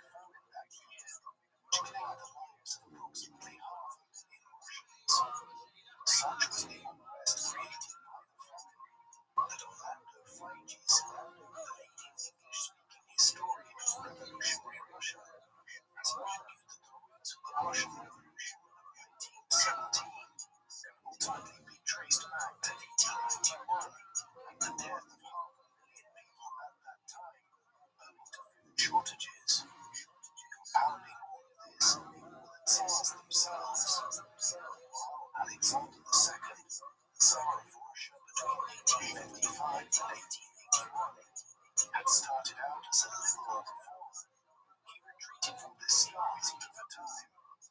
His son and heir, Alexander III, was a highly reactionary autocrat. This was the political and social background against which the man who would one day become known as Leon Trotsky fought. When he was 8 years old, his father sent him to school in Odessa, the major city of the Black Sea in southern Ukraine. Here, he was placed in an environment in which a historically multicultural city was becoming increasingly Russified in line with imperial policy. From early on, his rebellious streak was evident, and while at Odessa, he organized a strike against an unpopular teacher. The events of this time also appear to have been formative in the life of Leon Trotsky.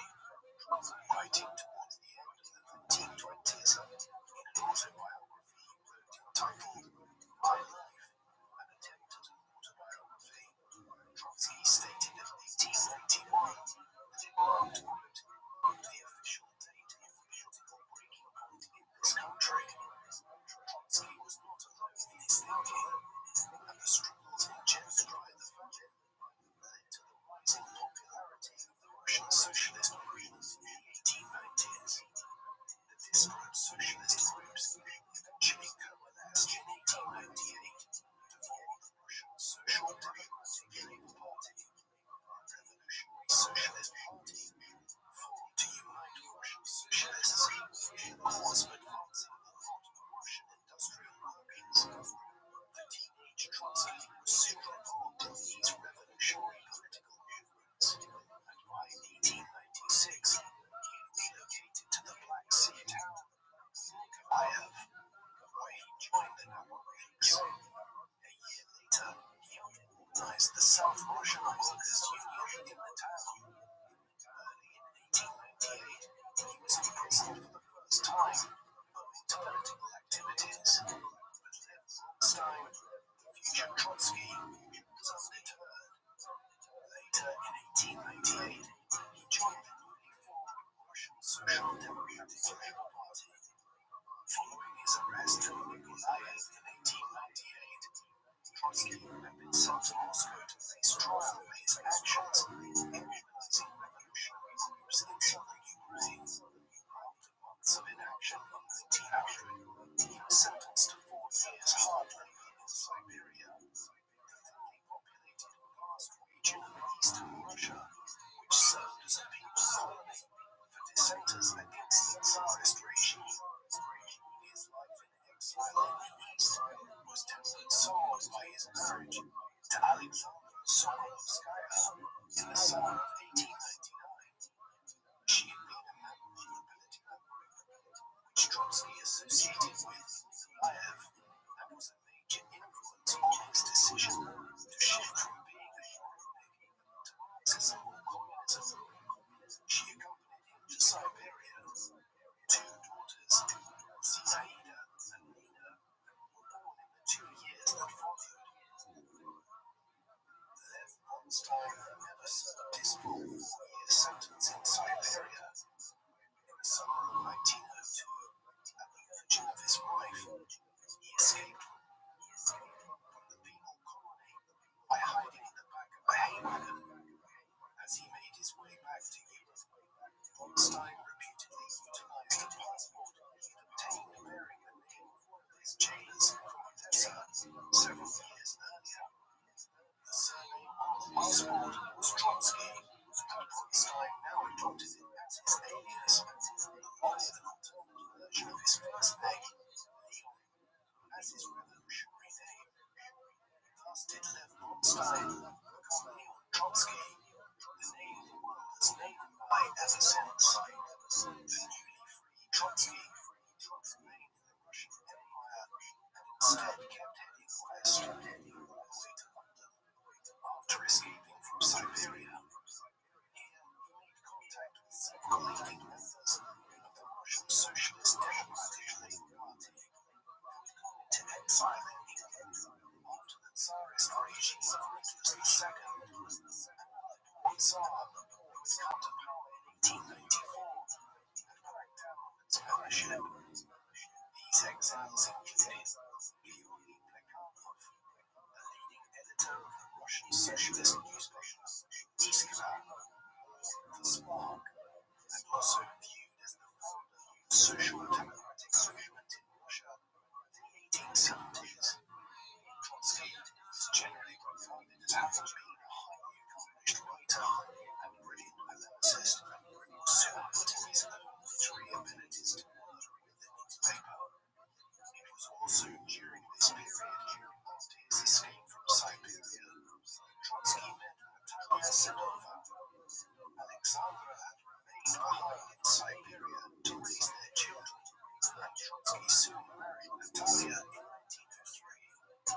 His second marriage resulted in two sons, Lev and Sergei. In 1906 and 1908, Trotsky and Natalia remained married for the rest of his life. Trotsky came into contact with Vladimir Ilyich Ulyanov, or Lenin as he is become known, a figure of some controversy within the party. In 1902, Lenin had published a pamphlet entitled What is to be Done? This had opened up a wide-ranging and divisive debate within the Russian Social Democratic Labour Party over the future of the party. On one side were purists such as Lenin, who believed that the movement should build its support exclusively around the industrial working class against the Tsarist regime, the landholders and the bourgeois middle class back in Russia, while a separate faction argued that the party should seek the support of the middle class against the Tsarist government and the upper class of Russia, which broadly consisted of the church and the aristocracy. As such, the division came down to one between ideological purists led by Lenin and the opposing faction of more pragmatic and flexible socialists. These divisions within the party came to a head at the Second Congress of the party, held jointly in Brussels and London in August 1903. The conference was held symbolically between two cities that Karl Marx had lived and worked in around the time he wrote and published the Communist Manifesto of Friedrich Engels. At this meeting, the party split into two opposing factions, known as the Bolsheviks and the Mensheviks.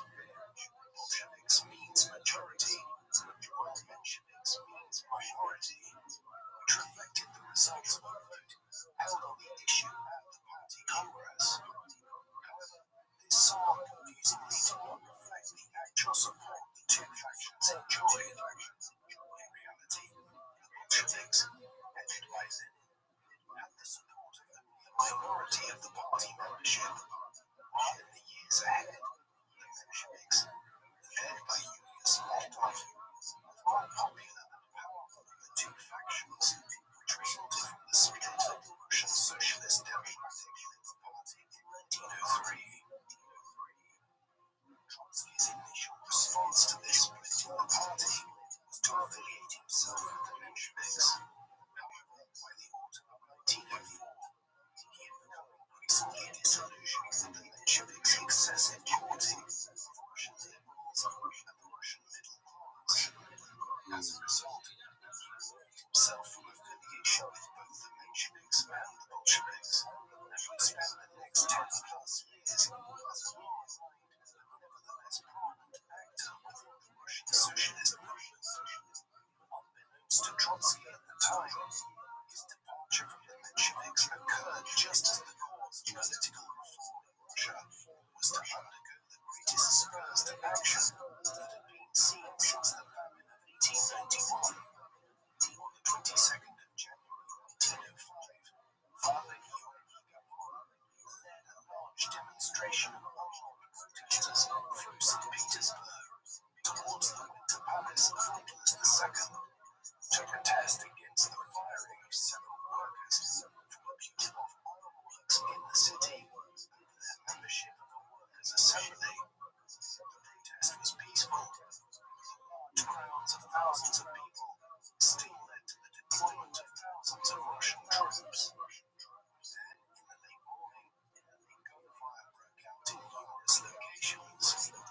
Several hours later, the dust settled. As many as 1,000 unarmed protesters and bystanders had been killed. Bloody Sunday, as the day has become known, inflamed opinion towards the Tsar, Nicholas II, although he had not ordered the attacks. Strikes broke out in most cities and industrial centers throughout the country. This revolution of 1905 was further driven by Russia's loss in the Russo-Japanese War, the first major military defeat for a European nation against an Eastern state in modern times. In response to the escalating unrest caused by these events, Nicholas II re-established the Russian Duma, a parliament, in an attempt to conciliate public opinion when the country had entered into a phase of increasingly radicalized politics, particularly in industrialized cities such as St. Petersburg, Moscow, and Riga. In the tumult following Bloody Sunday, Trotsky elected to return to Russia from his exile in Western Europe. He traveled home through Kiev in his Ukrainian homeland and then turned northwards to St. Petersburg, the capital of the Russian Empire in those days, in the spring of 1905. Once there, he again put his literary abilities to work and began writing for various underground newspapers associated with the Mensheviks. His activities quickly led to him being placed under observation and danger of arrest by the Tsarist regime, and within weeks of returning to St. Petersburg, he had to flee across the nearby border to rural Finland. At the time, this was part of the dominions of the Russian Tsars, but it was ruled separately as the Grand Duchy of Finland, and the police presence was less developed here. Trotsky spent the second half of 1905 moving back and forwards between Finland and St. Petersburg. During this time, he took over the running of the Russian Gazette and increased its readership to some 500,000 Russian readers. It was also during this period that Trotsky became highly influential in the formation of councils or Soviets who elected workers in St. Petersburg. These were being established in many Russian industrial cities to represent the workers of the capital's factories. By the autumn of 1905, a St. Petersburg Soviet was in operation and had signaled its opposition to the Tsarist regime. Moreover, Trotsky temporarily served as its chairman. It was this role, as a writer and lead agitator, which led to Trotsky's second period of imprisonment. Late in 1905, government troops arrested many senior members of the St. Petersburg Soviet, including Trotsky. He spent much of 1906 in prison before finally being convicted of inciting an insurrection in St. Petersburg. Thus, in October 1906, Trotsky found himself yet again sentenced to hard labor in Siberia. However, yet again Trotsky did not serve his sentence. Indeed, on this occasion, he did not even make it to Siberia. While en route to the east in the winter of 1906 or 1907, he yet again escaped from official custody and made his way back west, eventually returning to London in the course of 1907. In London, Trotsky was soon a contributor to the Fifth Congress of the Russian Social Democratic Labour Party. 35 sessions were held in Hackney at the Brotherhood Church there between May and June 1907. These were stormy, with debates ranging from serious policy discussions about how to promote dissent back in Russia to petty squabbles about whether the Congress should be named the Fifth Congress or the Fourth Congress, as the Mensheviks did not recognize an earlier Congress held by the Bolsheviks as being official. Trotsky retained his relatively neutral position within the party and was consequently employed as an intermediary between the Bolsheviks and the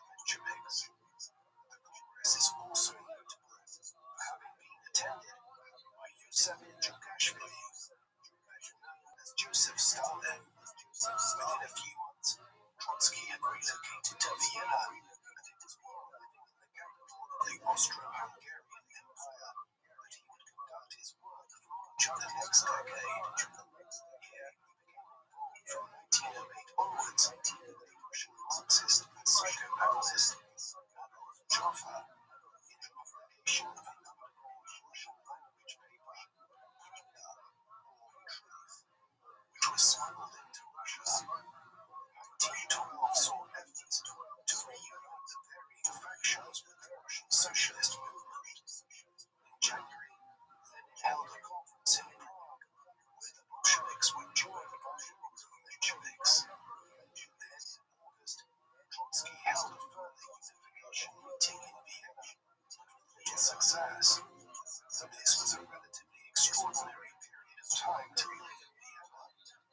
At one point in the first half of 1913, Trotsky lived in the center of the city. Others who either lived in or visited this part of the capital of the Austro-Hungarian Empire at the time included Stalin, Adolf Hitler, Josip Broz Tito, the future leader of Yugoslavia, and Sigmund Freud, the famed psychoanalyst. There are a few similar examples of so many individuals who would shape the 20th century, living in such close proximity to one another. Beyond his involvement in the Russian socialist movement, during his exile in Vienna, Trotsky was working on his theoretical views on Marxism. In 1908, he published The Results and Prospects, a lengthy essay which built on some theoretical ideas he had conceived and written about in 1905 while in St. Petersburg during the aftermath of Bloody Sunday. These writings outline Trotsky's views on permanent revolution, his singular contribution to Marxist theory. Trotsky here developed the idea, promulgated by Marx, that sections of the middle class bourgeoisie were required to carry out a revolution to implement proper political democracy and a redistribution of land and wealth as a step towards achieving a communist society.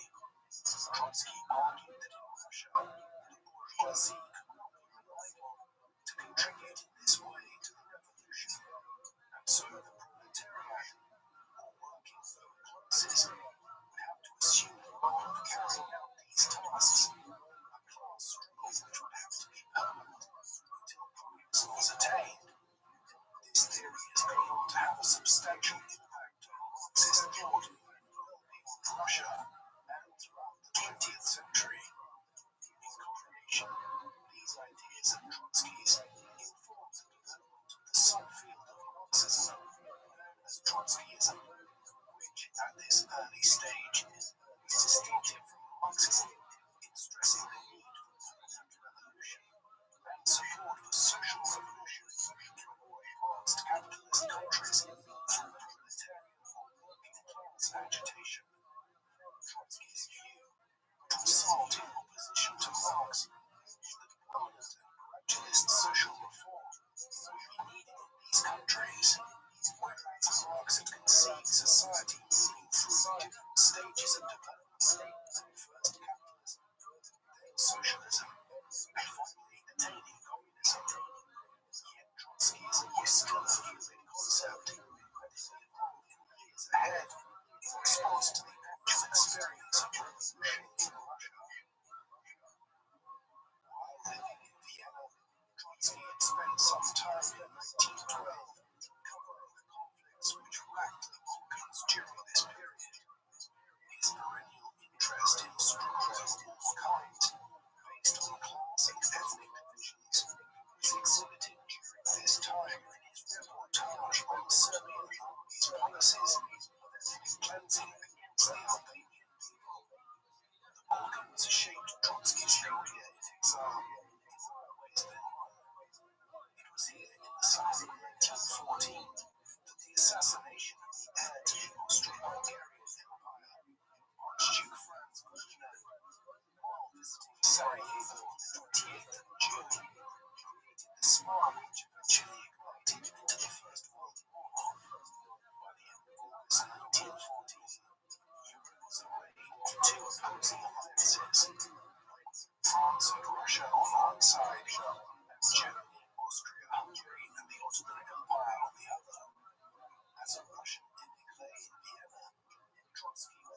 forced to flee Austria-Hungary and briefly resettled in neutral Switzerland, where they also moved after a period of imprisonment in Austria. In Switzerland, Trotsky began working with the Swiss Socialist Party and wrote a book, The War and the International, in which he opposed the war, in contrast to many prominent socialists throughout Europe who had favored the conflict for varying reasons, based on domestic circumstances and also as a conflict which might upend the political situation across the continent and pave the way for the advent of socialist governments. It was this anti-war stance which saw the perennially nomadic Trotsky relocating again in 1916. While in France early in the year, he was arrested on account of his anti-war stance and deported to neutral Spain, from where he was yet again deported to the United States. He was there by early 1917 and lived briefly in the Bronx in New York City. Millions of people from the Russian Empire, many of them Jewish people like Trotsky, had migrated to the Americas in the 19th and early 20th century, and in New York, Trotsky quickly slotted into an established Russophone community. Though he only lived there for a small period of time, he wrote 2 publications, Russian socialist newspaper, Mir, meaning New World, and the Yiddish daily, Der Vorwärts, Forward. It was while Trotsky was in New York that the defining moment for the Russian socialist movement occurred. As with the Russian defeat in the Russo-Japanese War in 1905, Russia's performance in the First World War, which had swept Europe since 1914, had seriously destabilized the political situation at home in Russia. Tsar Nicholas II had taken personal command of the Russian armies in 1915 and was viewed as personally responsible for a series of major military weaknesses on the Eastern Front. More critically, heavy borrowing and printing of money to pay for the war effort had seen rapid inflation in Russia, and by 1917, the cost of basic foodstuffs had increased fourfold on what they had been in 1914, pushing the poor to the point of destitution. This, combined with increasing food shortages, saw more radical political movements within the country gaining support. From his exile in Western Europe, Lenin called for the war effort to be turned into a civil war of the proletariat against the Tsarist regime. Within the government, this disaffection was not heeded by the Tsar's family. Nicholas II's wife, Alexandra, Tsarina, was originally German, and her nationality became a focus for criticism and suspicion as Russia found itself losing the war to Germany. Moreover, the royal family had begun to place an increasing amount of faith in the abilities of Grigory Rasputin, a mystic who had befriended the Tsar's family, and who popular opinion increasingly saw as being the power behind the throne in St. Petersburg. Although Rasputin was assassinated on the 30th of December 1916, his rise had severely tarnished the reputation of the imperial family in the mid-1910s. These social, political, and economic factors coalesced early in 1917 into severe unrest in St. Petersburg, or Petrograd as it was called after 1914. Once it was renamed to make the city sound less German, with its Berg suffix. The population of the city had grown from approximately 1 million people in 1890 to over 2 million in 1917, many of whom were poor, overworked, and severely disaffected industrial workers. In early February 1917, workers in Petrograd began strikes and demonstrations occurred throughout the city. In particular, strikes began at the Stratila Mill, by far the largest employer in the city, with upwards of 20,000 workers. The strike here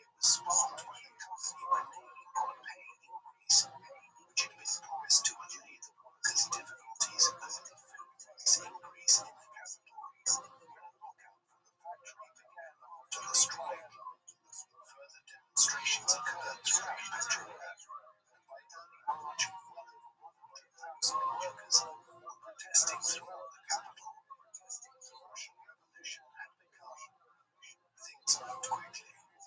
The Tsar was absent from the capital and the Eastern Front, but commanded the army to intervene to suppress the riotings and demonstrations in the capital. This move backfired, however, as many of the rank and file soldiers either refused to comply or simply deserted.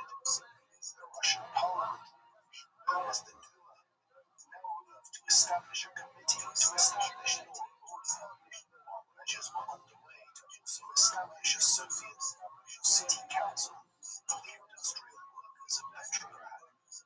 Meanwhile, Nicholas II, on his way back to the capital from the Eastern Front, was facing increasing pressure to abdicate as the situation in Petrograd spiraled out of control. Confronted by senior members of the Russian military and urged to do so, he agreed to abdicate on 15th of March 1917 in favor of his brother, Mikhail. However, realizing that he lacked the support to restore order, Mikhail Romanov refused the title of Tsar the following day. Accordingly, on the 16th of March, the Russian Empire of the Tsars effectively came to an end. A provisional government now came to power, headed by the liberal aristocrat Prince Georgy Lvov. While power within Petrograd itself largely lay with the Petrograd Soviet, over the next 8 months, a power struggle would play out between these two contenders for power, the aristocratic Kutsilia government and the populist socialist Soviet. When news of the events in Russia reached Trotsky in New York, he immediately began preparing to return to his homeland. He departed the United States on the 27th of March 1917. While crossing the Atlantic Ocean, he was detained for a month at Nova Scotia, northeastern Canada. Trotsky's commitment to the workers' struggle was evident here. While detained at a British internment camp, he helped organize mass meetings and workers' agitation. Eventually, the British government released him at the end of April, and he reached Russia in mid-May. Finally, back in Petrograd, he became a major player in the struggle which was materializing. Lenin had also returned to the capital from Western Europe in mid-April, facilitated by the Germans, who believed he would serve to destabilize Russia further and thus indirectly aid their own war effort in the process. In Petrograd, he had quickly established the Bolsheviks as one of the foremost groups in the divided politics of Russia in the weeks after the February Revolution. Despite his non-alignment with either the Bolsheviks or Mensheviks in the years gone by, Trotsky drifted towards Lenin's position once he arrived back to Russia itself. Both figures and many of their socialist allies increasingly sought to overthrow the provisional aristocratic regime and establish a radical socialist government.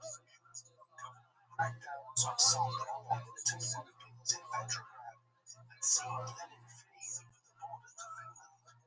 However, a failed attempt by the military to seize power in Russia and place General Lavrov Kornilov in charge of the government in September 1917 saw Lenin return to the capital in October. Upon his return, the Bolshevik Central Committee voted to launch a revolt and seize power in response not only to the failed military coup d'etat, but also major military reverses on the Eastern Front, which had seen the German army advancing into Russia itself after seizing Russia's possessions throughout most of eastern Poland and Lithuania. Trotsky's role in inciting the revolution, which followed Lenin's return to the capital, cannot be overstated. It was he who authored the resolution, which was passed by the Petrograd Soviet on the night of the 22nd of October, one which specifically called for the creation of a, quote, military revolutionary center to facilitate the revolutionary defense of Petrograd and the safety of the people from the attacks being openly prepared by military and civil Kornilovites. The resulting revolt occurred on the night of the 7th of November 1917, according to the Gregorian calendar, which is in use all over the world today. It has become known as the October Revolution, having occurred on the 25th of October, according to the Julian calendar, which was in use in Russia at the time. The Revolutionary Military Committee had appointed Trotsky as its chairman, and he was instrumental in the seizure of power in Petrograd through the October Revolution, by bringing a garrison in the capital over to the Bolsheviks' cause. As a consequence, within 24 hours of the inception of the revolt, many government buildings in the capital had been occupied. Then, on the 9th of November, the Winter Palace, a seat of government itself since the 18th century, fell under the control of Lenin, his party, and the Petrograd Soviet. Thus began the long and checkered history of the Soviet state.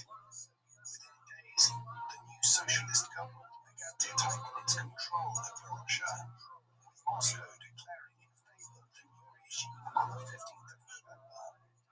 Major policy changes were quickly made to begin creating a communist state. Private property was nationalized, as were the Russian banks. Foreign debt was defaulted on. The vast properties of the Russian Orthodox Church were taken into state possession, while factories were placed under the control of the Workers' Soviets, the members of which were given pay increases and had their working day reduced to 8 hours. In many industrial societies at the time, workers had been expected to work upwards of 12 hours a day, often 6 or 7 days a week, something which had facilitated the emergence of socialist movements in the 19th century.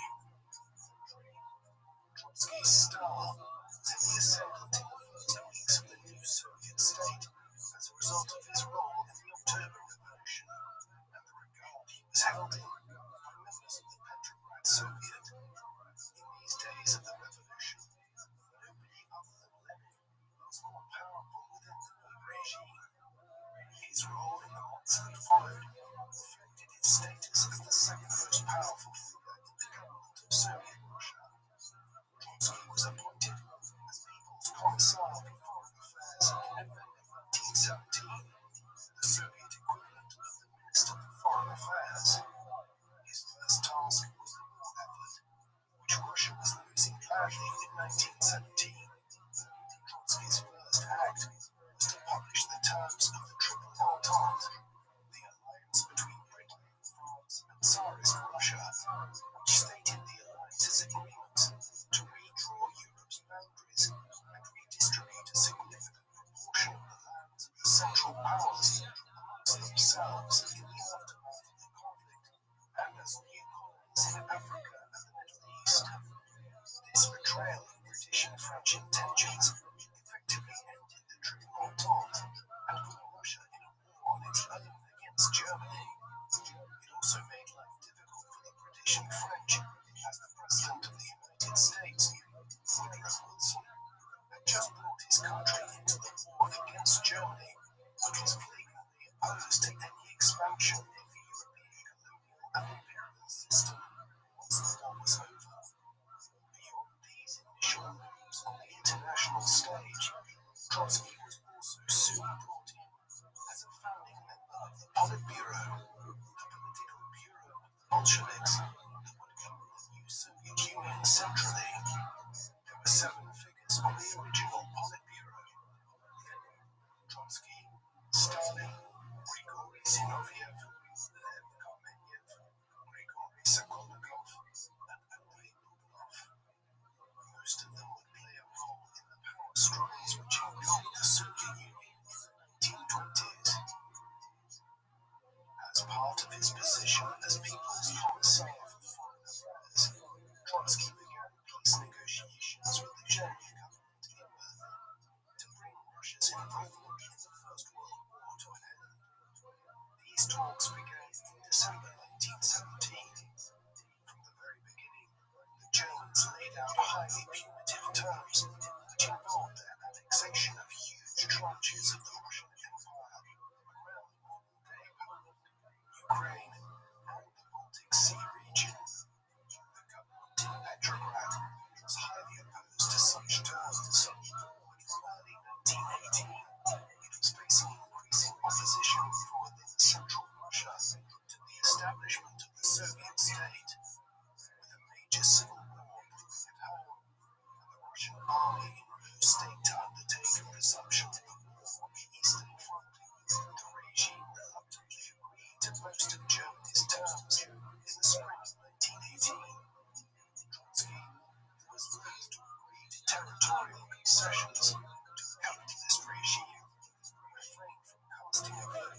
decision to accept the German terms, which he had overseen the negotiation of.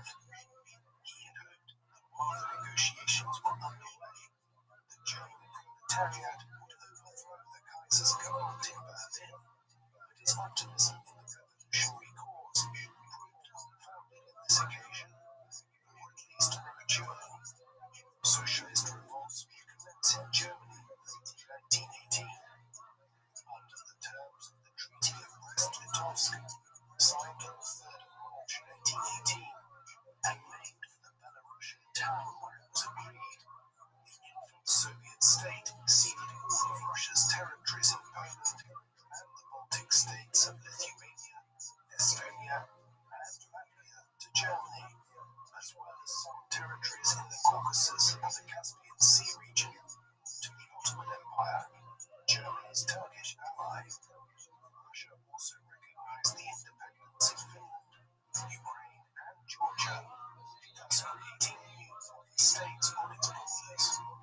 The total losses amounted to over 1 million square miles of Russian territory and 55 million people, as well as a huge proportion of Russia's coal, iron, and steel factories. Then it was clear that this was utter humiliation, but the treaty provided the Russian state the time to secure itself at home against its domestic enemies. It was a necessary evil for the revolution to survive. These enemies were multiplying in the spring of 1918 as the Russian Civil War spread throughout the country as far as the Pacific Ocean. By the time peace was established with the Germans and their allies, the Bolsheviks' enemies, a broad coalition of aristocrats, former supporters of the Tsarist regime, Cossacks, army officers, the Orthodox Church, centrists, and even leftists, such as the Mensheviks, who were opposed to the Bolsheviks, had begun organizing themselves into an opposing White Army in opposition to the Soviet Red Army. The Whites acquired significant foreign backing in the shape of aid from Britain, France, the United States, and Japan. Less significantly, other groupings such as the Black Army and Green Army arose in regions such as Ukraine to fight for local rights in these areas against the Soviet regime in Petrograd. There was even a Czechoslovak foreign legion involved in the Russian Civil War. These were soldiers from Bohemia and Moravia in the Austro-Hungarian Empire who had joined the Russians years earlier to fight for Czechoslovak independence from Austro-Hungarian rule. They were in Russia when the revolution occurred and ended up fighting against the Soviets in a campaign far to the east in Siberia in what was one of the stranger episodes in the war. What was clear from all of this to Trotsky and the other Soviet leaders in 1918 was that the great powers and many other vested interests were determined to overthrow and destroy the revolution. Having led the peace negotiations with Germany, Trotsky now took center stage in the Civil War effort and the movement to preserve the Soviet Revolution. In mid-March, just days after the finalization of the Treaty of Brest-Litovsk, he resigned as People's Commissar for Foreign Affairs and was then appointed as People's Commissar for Military and Naval Affairs. Thus, at the height of the Civil War, Trotsky was effectively placed in charge of the Soviet war effort. The initial problems facing him were the small size of the Red Army and the lack of professionalism within it. Consequently, his first act was an enormous recruitment drive. Within 6 months of his taking charge of the Red Army, its numbers had swelled from 300,000 men to 1 million troops. Eventually, this would increase to 3 million men as new fronts opened, particularly in Poland from early 1919 onwards, as Polish separatists undertook the Polish-Soviet War, backed in particular by Britain and France, to establish what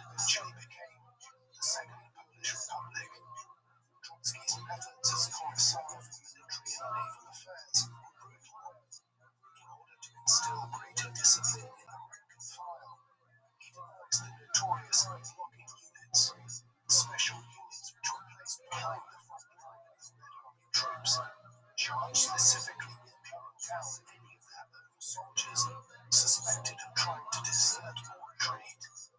Many years later, in his autobiography, he laid out his thoughts on this.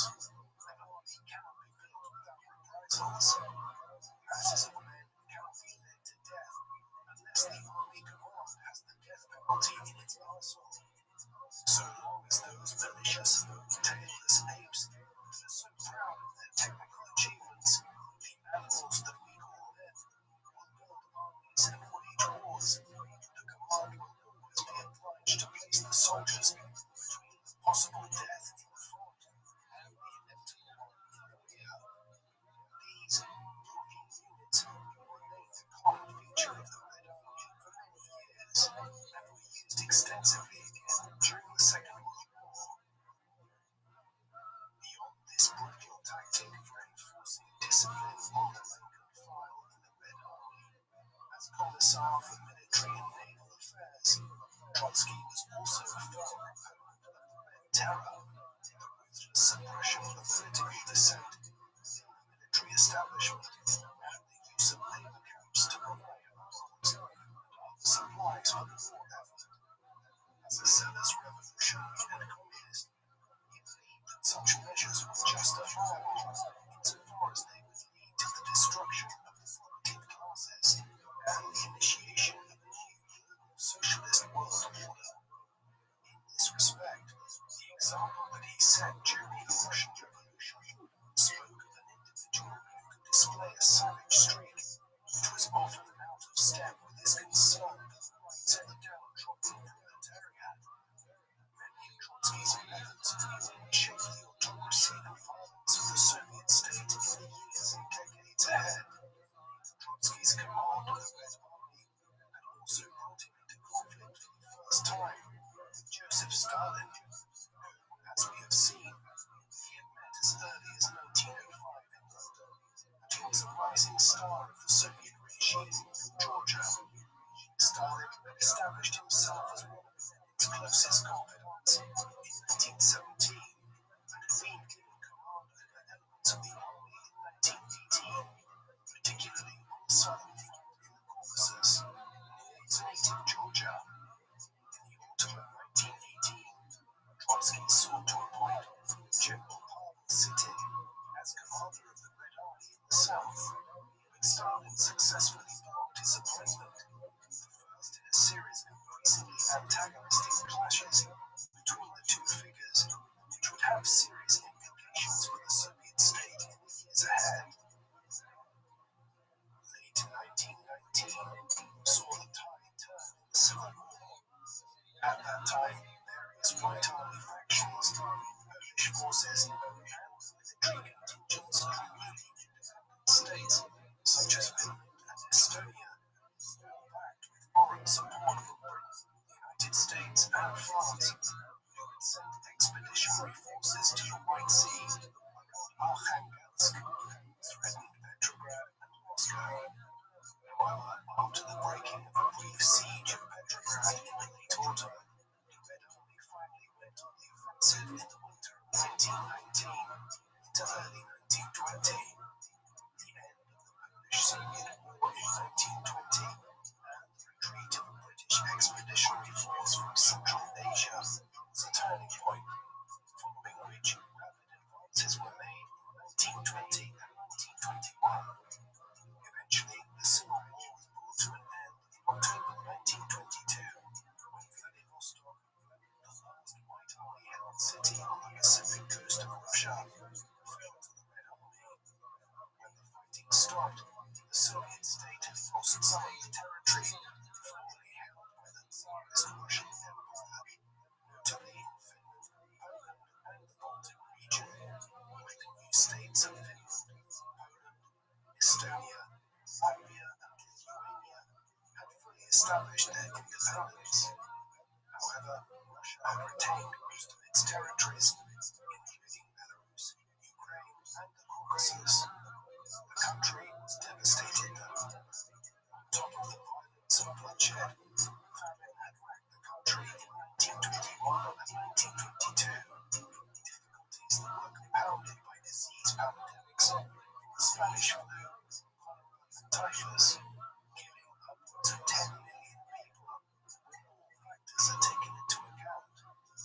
Trotsky's own father died of typhus in 1922. The Russian Revolution had prevailed, though, and the Union of Soviet Socialist Republics had come into being as the first major communist state in world history. With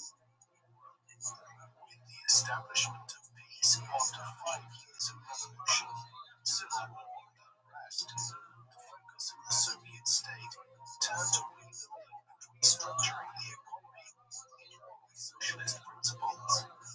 In 1921, Lenin's government began introducing a new economic policy, a market-orientated economic policy, which allowed individuals to own small amounts of private property and included various other elements of a capitalist system. The NEP, as it has become known, was conceived as a temporary retreat from more radical socialist policies. While the Civil War emergency persisted, it was fiercely opposed by Trotsky, who had placed himself by the early 1920s at the far left of the Soviet hierarchy, a government which was headed by Lenin, but which was not a dictatorship like that which emerged in the 1930s under Stalin. Trotsky effectively believed, in line with Marxist and socialist principles, that the state should have complete control over the allocation of all output, that Russia should develop an exemplary command economy. He viewed the NEP as being a betrayal of this concept. Nevertheless, the NEP was adopted despite the objections of Trotsky and other members of the left wing of the Soviet leadership. Indeed, despite claims at the time that it was an emergency measure brought in to deal with the famine and other crises, it lasted well beyond the cessation of the war and was the central basis of the Soviet economy until 1928. Trotsky's opposition to it, as well as his immense intellectual and rhetorical capabilities, saw him emerge as the leader of the left wing of the Soviet regime. Many have gone so far as to suggest that it was he, not Lenin, who was the, quote, genius of the revolution, with his organization abilities and ideological heft, winning the Civil War and ushering in the creation of the Soviet Union. Meanwhile, as the Civil War was being brought to an end, Lenin's health had begun to deteriorate, opening up serious questions about who would succeed him as head of the Soviet state. He suffered 3 strokes in relatively quick succession between May 1922 and March 1923, finally culminating in partial paralysis and loss of his motor functions, including the ability to sleep. When he eventually died on the 21st of January 1924, the Soviet hierarchy, the Politburo, had been preparing for his passing for over 2 years. As Lenin's health had deteriorated from 1921 onwards, it had become apparent that there were 2 major figures who might succeed him as the ostensible head of the Soviet state, Trotsky or Stalin. From the October Revolution of 1917 onwards, Trotsky had effectively been number 2 in the administration, second only to Lenin.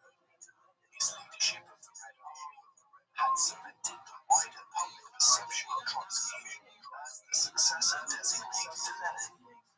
However, within the Politburo, things had begun to shift. Trotsky was a zealous, often aloof and introverted intellectual, one who was not the most naturally ruthless of politicians. His opponent was the very opposite. As Lenin's health deteriorated, Stalin had obtained the position of Central Committee General Secretary, through which he exercised enormous powers of patronage within the government. Between his appointment as General Secretary in 1922 and Lenin's death in January 1924, Stalin focused on building a coalition within the Politburo to support him and undermine Trotsky's position. He was also responsible for overseeing the formal creation of the USSR in December 1922.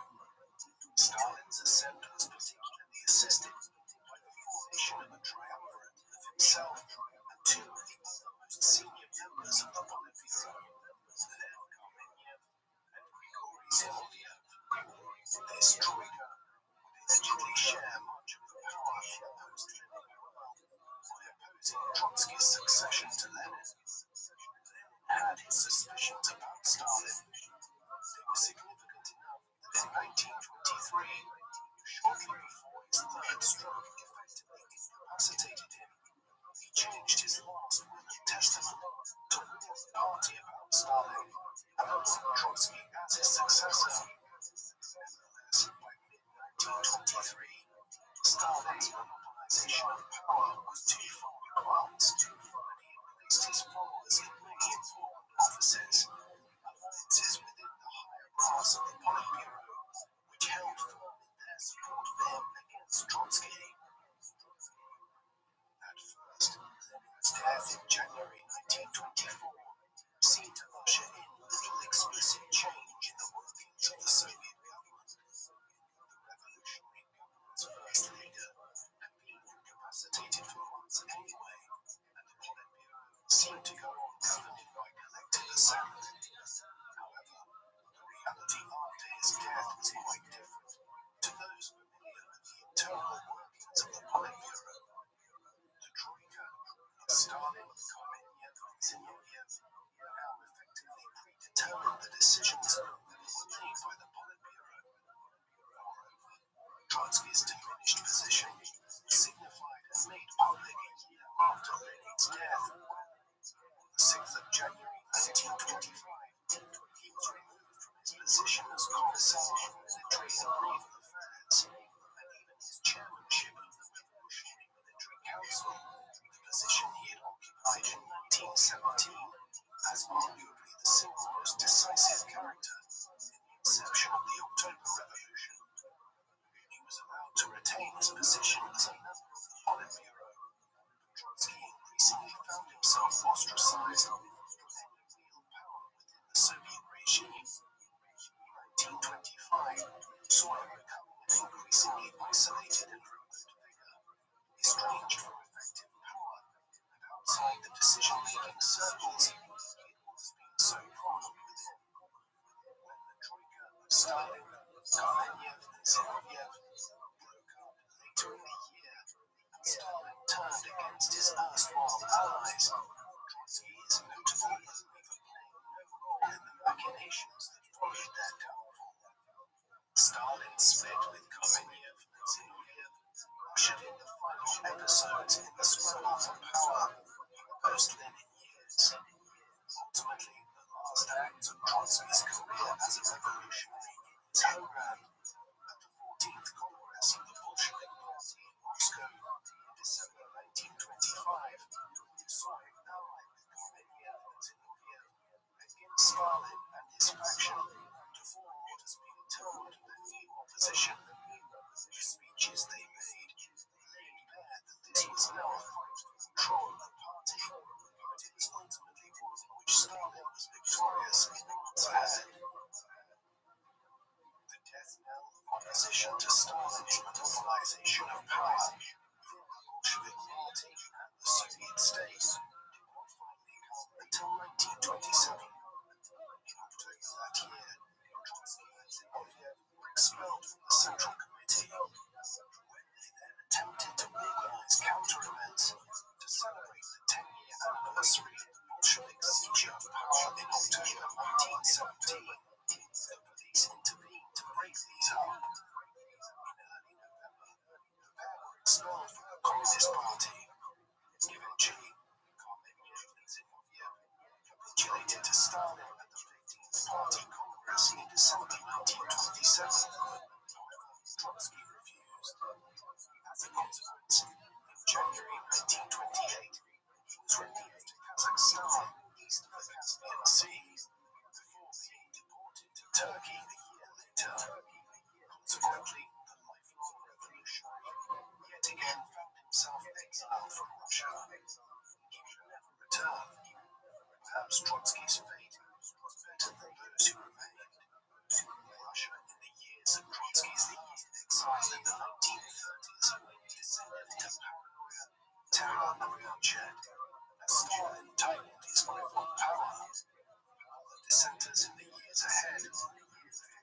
Trotsky's approach to communism often faced hard penal labor in Siberia. Many more were disappeared or killed by Stalin's regime. The culmination of this reign of terror was the Moscow show trials, when Sergei Kirov, a senior Bolshevik politician, was assassinated on the 1st of December 1934. His murder was used as a pretext for recall Stalin's former allies, Lev Kamenev and Grigory Zinoviev, who had formed a troika with Stalin in the mid-1920s, and who had helped him to reduce Trotsky's influence within the party. They were arrested, found guilty of involvement in Kirov's murder, and both executed by firing squad on the 25th of August 1936. The Great Purge, or Great Terror of 1937-1938 followed, during which Stalin and his secret police wiped out all opposition to the regime in Russia by branding individuals as opponents of the state and Trotskyists. When all was said and done, as many as 1.2 million people died in these years, either through judicial executions or more commonly in the horrendous conditions of Stalin's forced labor camps, known to history as Gulag. As a result of Stalin's reign of terror in the 1930s, Trotsky outlawed those who had remained behind in Russia and opposed Stalin in any fashion, or indeed many people who had simply tried to live in political obscurity in the USSR in the 1930s. After his departure from Russia, he spent 4 years in Turkey, before then living in France for 2 years, between 1933 and 1935. These were often years of limited liberty. In Turkey, for instance, the government of Kemal Ataturk placed Trotsky and his family under close observation and restricted his interactions, wary of having such a noted revolutionary living in their country. That said, it was not an entirely uncomfortable existence. They were given the use of the Yaros mansion on the island of Buyukunda here, in the Sea of Marmara, not far from Istanbul, from where Trotsky worked while looking out over the sea. One of his major concerns at the time was the rise of fascism across Europe in the wake of the Great Depression, an ideology which in Germany in particular was rapidly antagonistic towards Russian communism. After 2 years in France, Trotsky was moved on by the French authorities and he departed for Norway. But following official pressure there from Russia, he was deported to Mexico, where he arrived early in 1937. It was his last place of exile, and he would eventually die there in 1940. His last years in exile were not spent idly. He remained a prolific writer, writing several books, including his History of the Russian Revolution and his autobiography. He also worked with the Socialist Workers' Party of the United States while in Mexico, and gained supporters amongst members of the Chinese Communist Party, which was undertaking its long and bitter struggle to gain control of China.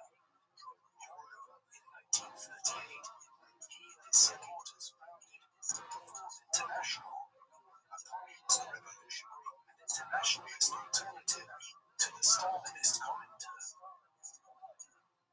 It was almost certainly this continued activity and Trotsky's never-ending revolutionary zeal which led to his death, fueled by the paranoia under which all of Russia was suffering in the 1930s.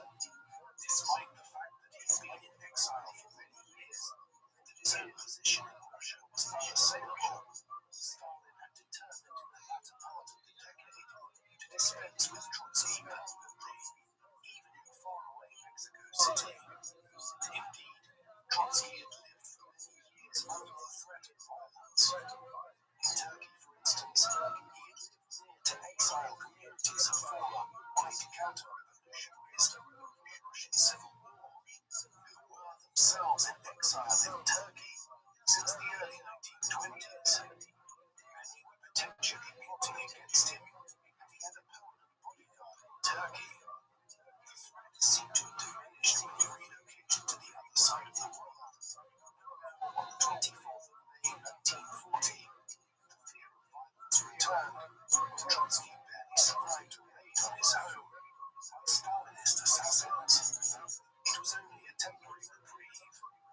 3 months later, another assassin was successful. On the 20th of August 1940, Ramon Mercader, a Stalinist agent, raided Trotsky's home in Mexico City and drove an ice axe into Trotsky's skull. The blow was poorly delivered, but it was not until the following day that Trotsky finally died in a Mexico City hospital after he had been operated on extensively.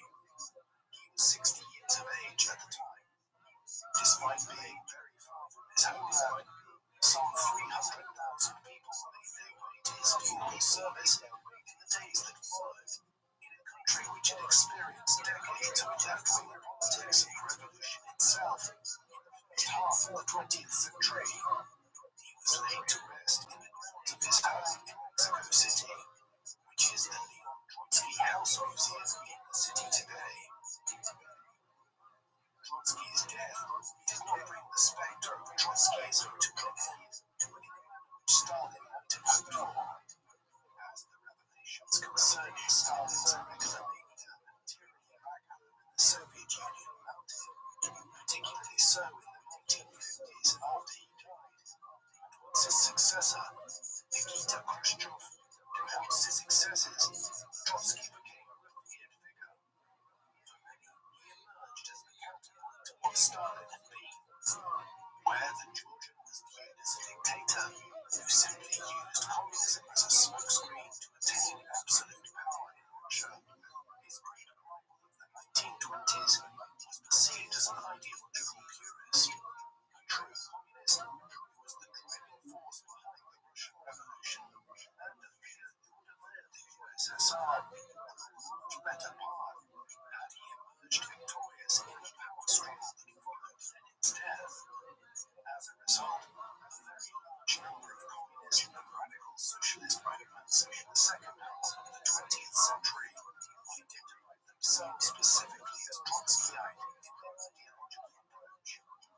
This included numerous communist movements in Africa, Asia, and Latin America, as well as European intellectuals like Jean-Paul Sartre, while Trotskyism also has had a significant bearing on the Labour Party and various prominent socialist political parties in Britain and France since the 1960s. Consequently, for many, Trotskyism became the acceptable face of communism, a way of viewing what the Soviet Union could have been if the revolution had not been corrupted by Stalin. Though this view is perhaps overly simplistic, invoking Trotsky's ruthless disregard for human life in the manner in which he led the Red Army during the Russian Civil War. Lev Stalin, who is known to the world as Leon Trotsky, was one of the most fascinating figures of Russian history, a deeply committed socialist and believer in the cause of communism.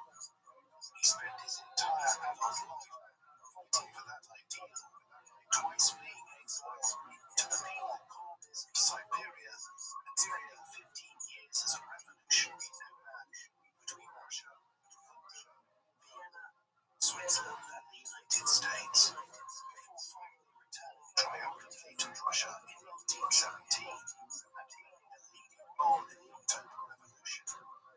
Following the creation of the Soviet state, he was instrumental in the civil wars that followed, essentially becoming the key figure in the early professionalization and development of the Red Army as a formidable revolutionary army. But Trotsky's abilities and intellectual significance extend beyond his practical impact on the government of early Soviet Russia to his role in shaping the very nature of communism itself in the 20th century, particularly with the theory of the Poland Revolution, which influenced communist thinkers in Africa, the Caribbean, and Latin America for decades to come.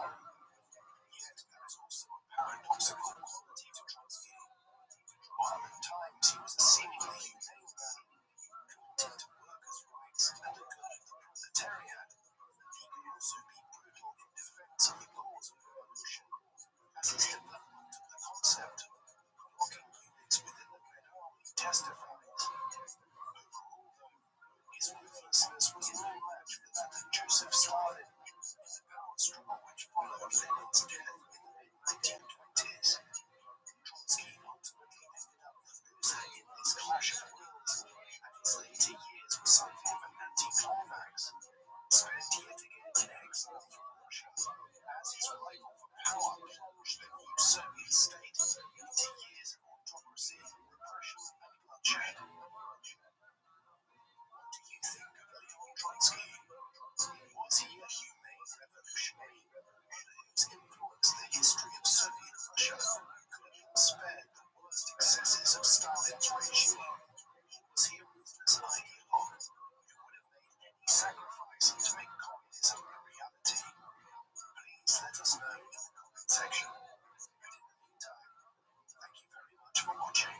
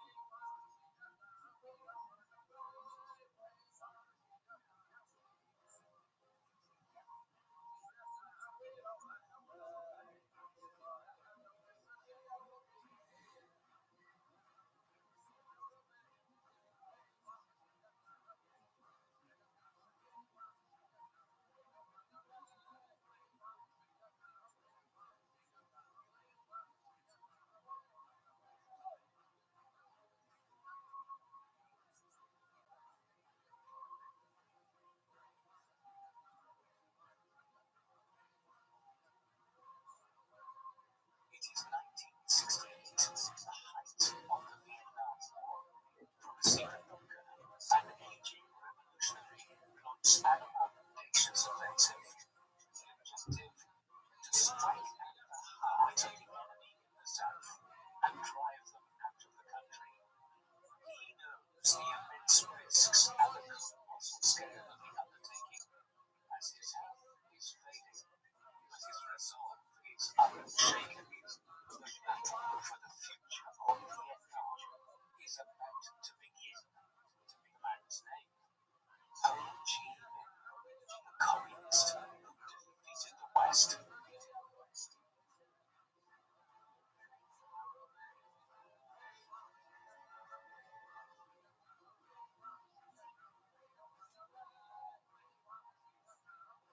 man known to history as Ho Chi Minh was born Nguyen Sinh Nguyen on the 19th of May 1890 in the village of Kim Hing, in the province of An Giang, in what was then the French protectorate of Annam, in present-day central Vietnam. His father, Nguyen Sinh Sang, was orphaned at a young scholar named Huang Duan, who educated him in the Confucian classics. In 1883, Sang married his adoptive father's daughter, Wang Tiluan. The couple moved into a small hut next to the Huang family house. They would go on to have 3 children over the next 7 years, including the future Ho Chi Minh in 1819. During this period, Nguyen Sin Sang studied in preparation for the civil service examinations, while his wife worked the rice fields and looked after the children. The 19th century was a tumultuous period in the history of Vietnam. The region's society and culture had been heavily influenced by Imperial China to the north since the early first millennium BC. Vietnam enjoyed long periods of independence from Chinese rule, but on other occasions, when a strong government prevailed in China, Vietnam was effectively a vassal of its more powerful northern neighbor. From the 15th century onwards, owing to the periodic instability of the Ming and Qing dynasties in China, Vietnam, which was known primarily as Dai Viet in pre-modern times, was broadly independent. At the beginning of the 19th century, the southern warlord Nguyen An defeated his rivals, giving up Emperor Cha Long-Ra Dai Viet, or Great Viet, in 1802. 2 years later, the country was officially renamed Vietnam. Nguyen An had come to the throne with the assistance of a small force of Frenchmen. The French presence in Vietnam dated to the 17th century, at which time French, English, Portuguese, Spanish, and Dutch explorers, traders, and missionaries had all been trying to gain a foothold in the Far East. Increasing numbers of French missionaries arrived in the region in the first half of the 19th century. By the 1850s, the Vietnamese court viewed the Catholic missionaries as a political threat. Hostilities between the French and Vietnamese began in 1858, and by 1867, the southern third of Vietnam had become the French colony of Cochin, China. From 1863, the neighboring kingdom of Cambodia became a French protectorate, and in 1883, the French continued their campaign into central and northern Vietnam. Despite attempted Chinese intervention on behalf of the Vietnamese, by 1885, the French regained control of central and northern Vietnam, which became the protectorates of Annam and Tonkin, respectively. While the Nguyen dynasty remained in place at the capital of Hue, the French authorities exercised effective power over Vietnam, which together with Cambodia and Laos formed the colony of Indochina. During the latter part of the 19th century, the colonial authorities faced several revolts from the Vietnamese. In 1885, the strong official Phan Dinh Vuong launched a revolt from the province of Nha Nam. While Vuong and his revolutionaries resisted the French for more than a decade, he failed to restore absolute power to the Nguyen emperors and died of illness in January 1896.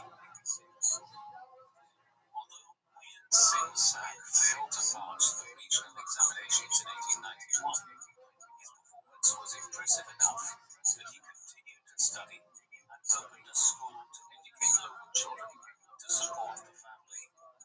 After a second attempt in 1894, he received the grade of senior, equivalent to a master's degree. This was a rare honor for the village. Sang was granted a plot of land for his achievement. The following spring, he went to Hue to take the imperial examinations, but was unsuccessful. He remained in the capital and enrolled in the Imperial Academy, briefly returning to his home province to bring his wife and 2 sons. Soon after their arrival in the capital, the family moved into an apartment near the Imperial Palace. The young boys received instruction in Confucian classics from their father,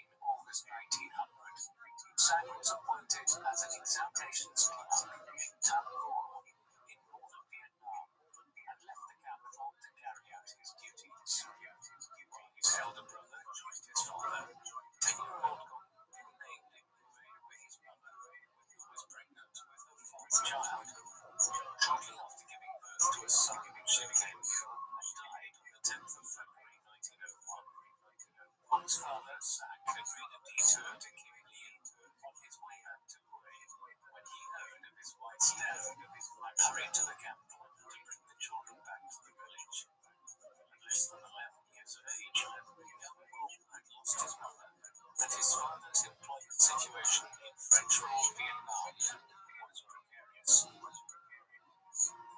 Despite this unrest, Long's education had been progressing well during these years.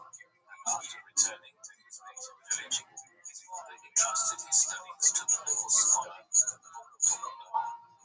Long's elder brother had fought alongside and in fight in the struggle against French rule, and he was fond of telling stories to his students about the exploits of patriotic heroes from Vietnam's history.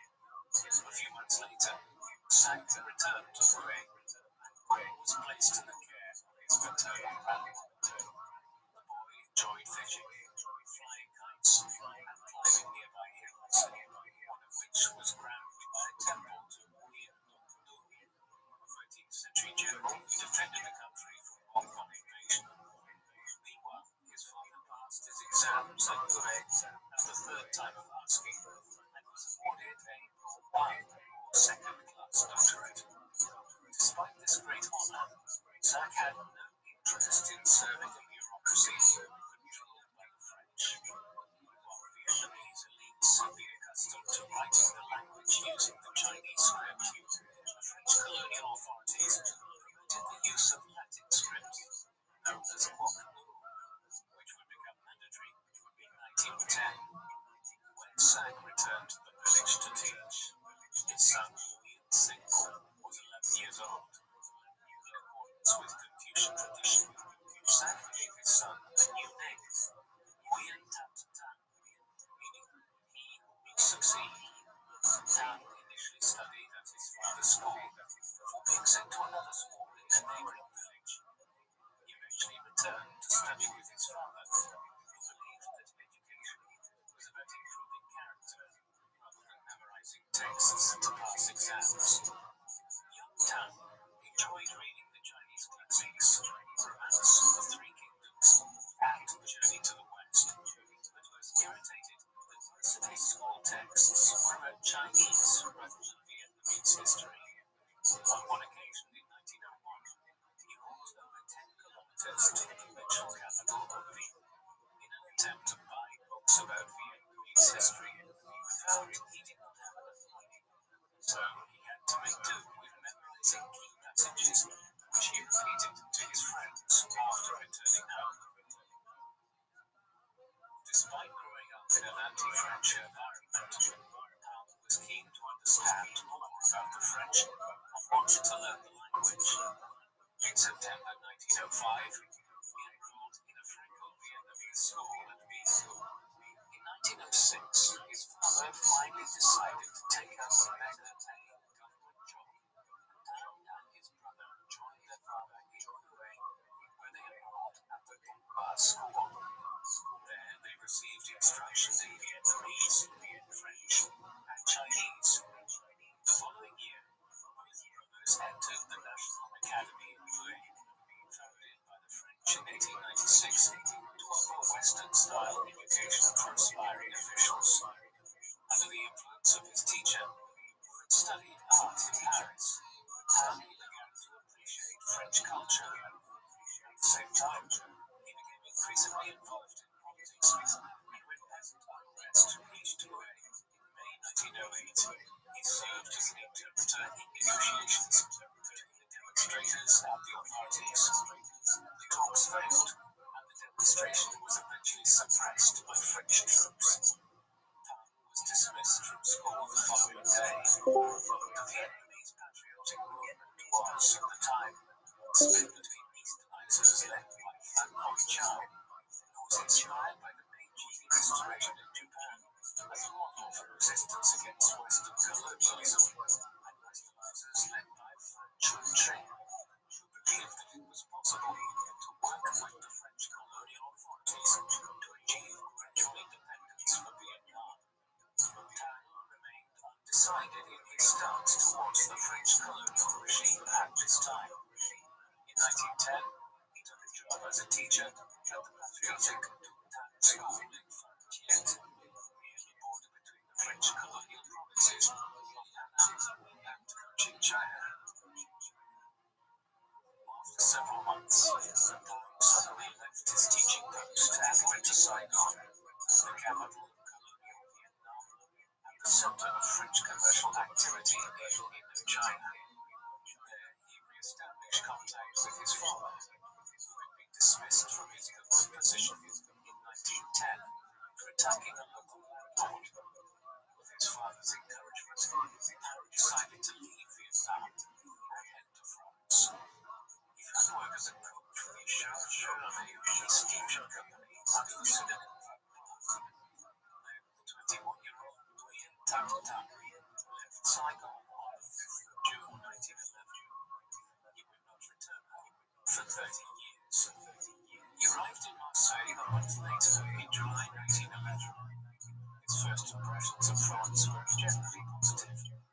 After stopping at various French ports, Stephen returned to Marseille in September, ahead of his return to Asia. For his departure, Harry wrote a letter addressed to the President of France, Armand Faye, seeking admission to the colonial school in Paris, with the ultimate intention of returning to Vietnam to improve the livelihoods of his compatriots as a government official. When he returned to France several months later, Tan found that his application was rejected.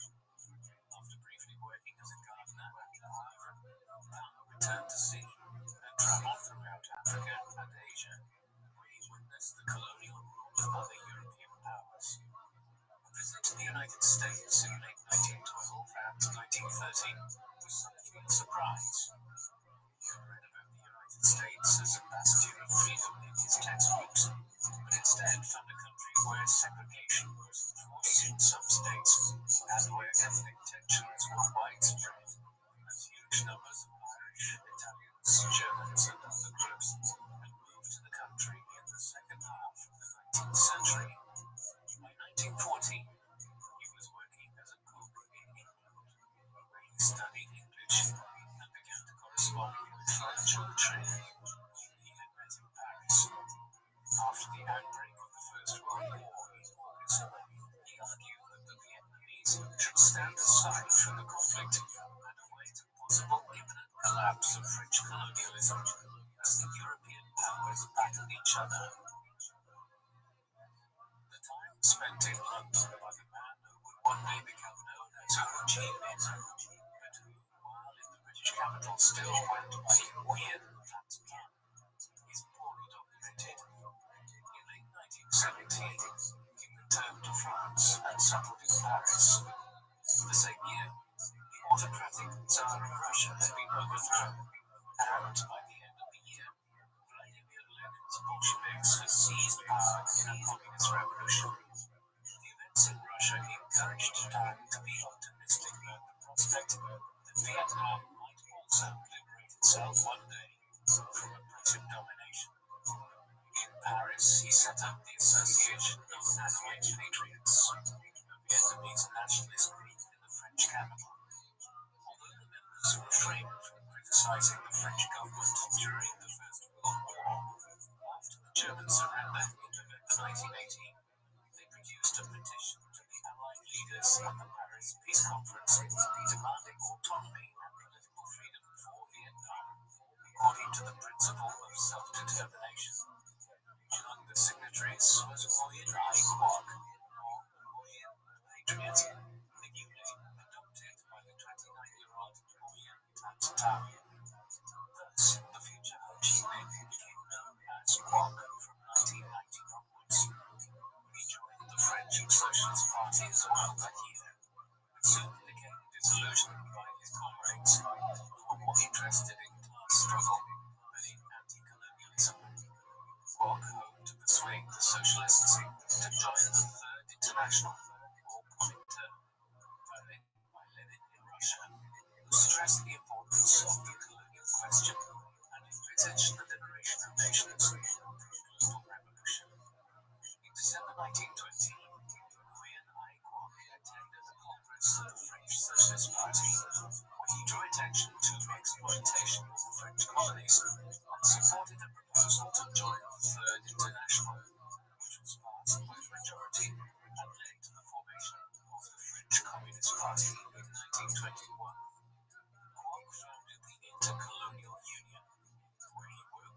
alongside individuals from the French colonies. He became a leading contributor to the organization's weekly journal, The Parisien, and in 1922 he wrote a play entitled The Bamboo Dragon, which satirized the French puppet emperor Kaidu in Vietnam.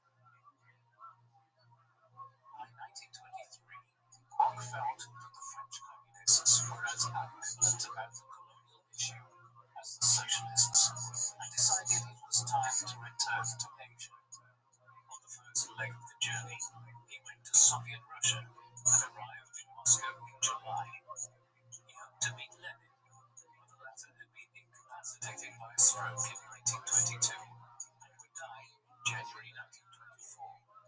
Kwok is believed to have studied at the University of the Toilers in the East. The school trained aspiring communist leaders from Asia, though it is unclear whether Kwok formally enrolled or attended lectures informally.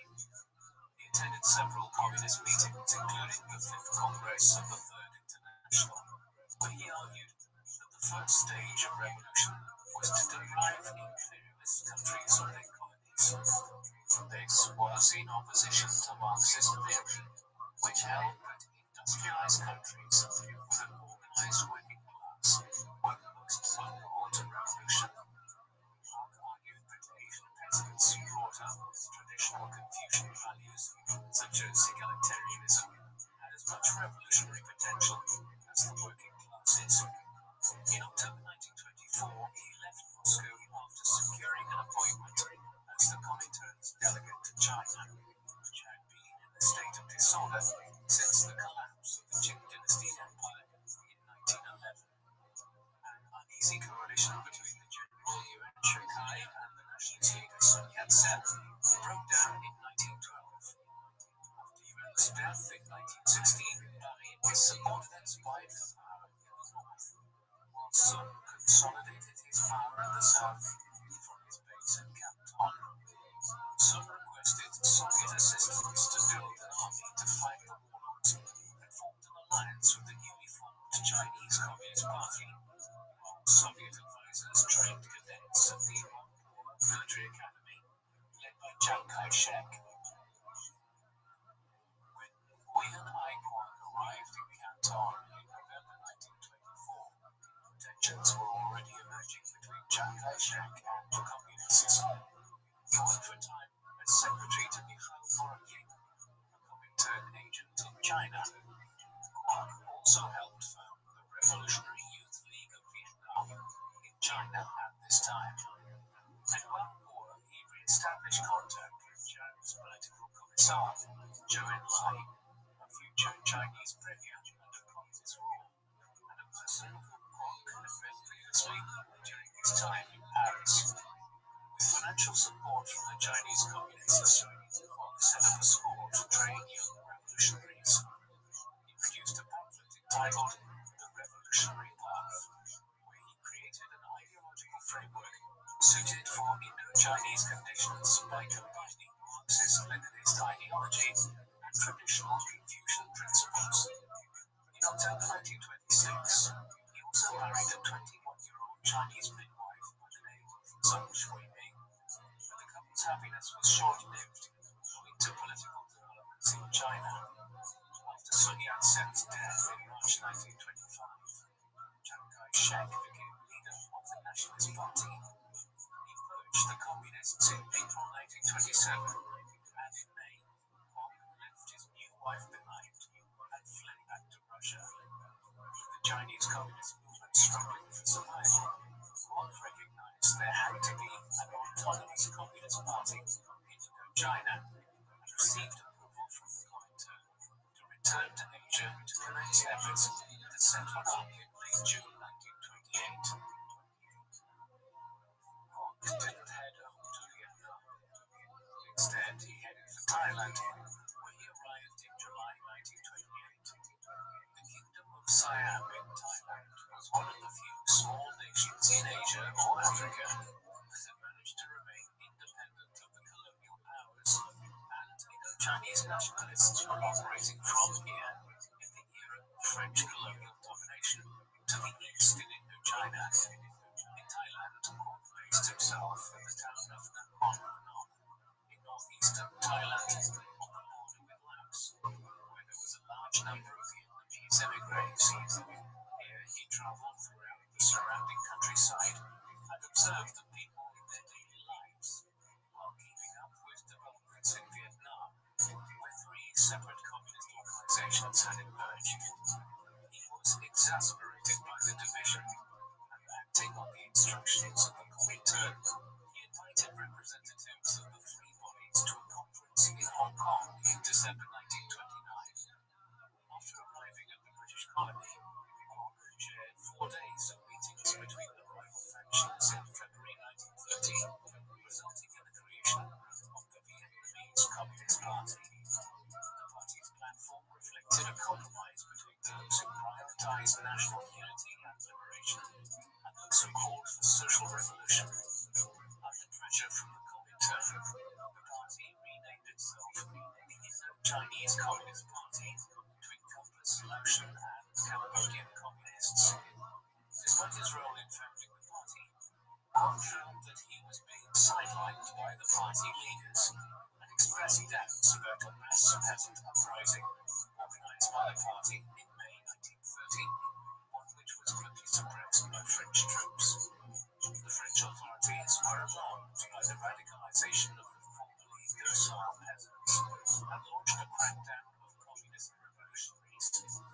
Despite being disguised as a Chinese businessman, Kwok was arrested in Hong Kong by British police in June 1931. He was fortunate to be in British captivity, since he was able to secure the services of British solicitor Frank Loseby as his defense lawyer. Kwok was soon transferred to hospital to receive treatment for tuberculosis, while Loseby defended his case. He was acquitted in September 1932, but was still at risk of being extradited to France. While Kwok secretly left Hong Kong in January 1933 and escaped to Russia by Shanghai, Loseby announced that his Vietnamese client had died of tuberculosis in prison. In spring 1934, the 44-year-old Nguyen Ai Quang arrived in the Soviet Union when Joseph Stalin, who had outmaneuvered his rivals after Lenin's death, wielded supreme authority. While he praised the country's economic development since his previous visits in the 1920s, in Moscow, Kwok seemed to be sidelined by his comrades in the Comintern. He was desperate to return to Indochina, but was refused permission on several occasions. In the interim in Moscow, he wrote his thesis, Land Revolution in Southeast Asia, and translated Karl Marx's The Communist Manifesto into Vietnamese. During this period, he also enjoyed frequent visits to museums and theaters in Moscow, sometimes accompanied by the 24-year-old Nguyen T. Minh Khai, who had served as his assistant in Hong Kong several years earlier. Although Kwok was still legally married to his Chinese wife, whom he had not seen for many years, there is evidence indicating that he sought permission to marry Khai, and the pair effectively lived as man and wife in Russia. Despite this, in the summer of 1935, Khai married Le Bon Pong, the leader of the Indo-Chinese Communist Party, perhaps having despaired of Kwok ever freeing himself legally to marry her. Beyond this, Kwok's time in Moscow coincided with Stalin's Great Purge, which saw many loyal Communist Party members and leaders arrested, exiled, or executed on serious charges of supporting Stalin's old rivals, such as Leon Trotsky. In 1938, Kwok was himself brought before a Comintern disciplinary board, though he probably was not guilty of any crime. He escaped any punishment, but still decided that it was time to return to Asia and left Moscow in October 1938. Kwok crossed into northwestern China by land and spent 2 weeks at Yan'an, the main base of the Chinese Communist Party, which had been established by Mao Zedong in October 1935. After Chiang's nationalist forces attacked the remaining communist strongholds in southeastern China a year earlier. There was now an uneasy truce between the nationalists and communists, as both sides agreed to temporarily set aside their differences following the Japanese invasion of China and occupation of the main cities in the east of the country in the second half of 1937. The establishment of the Second United Front between the nationalists and communists gave Kwok the opportunity to re-establish contact with Vietnamese revolutionaries in southern China, in addition to helping to train guerrilla units to fight the Japanese. Kwok kept the Comintern informed on the latest developments in China and Indochina. In early 1940, Kwok made contact with a branch of the Indo-Chinese Communist Party in Yunnan Province, which borders Vietnam and southern China. There he heard of developments in Europe.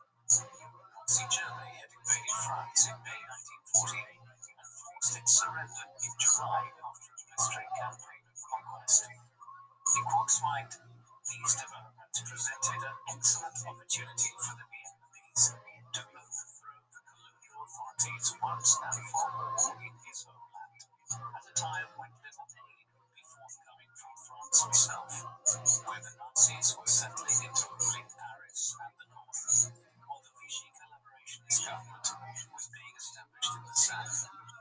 Accordingly, he began making plans to return to his homeland of Vietnam after a 30-year odyssey through France, America, Britain, the Soviet Union, China, Thailand, and Hong Kong. A major problem was that the Japanese were forced beginning to enter Indochina and occupied the region in the autumn of 1940, though leaving elements of the French Vichy collaborationist regime in place too, to placate their German allies.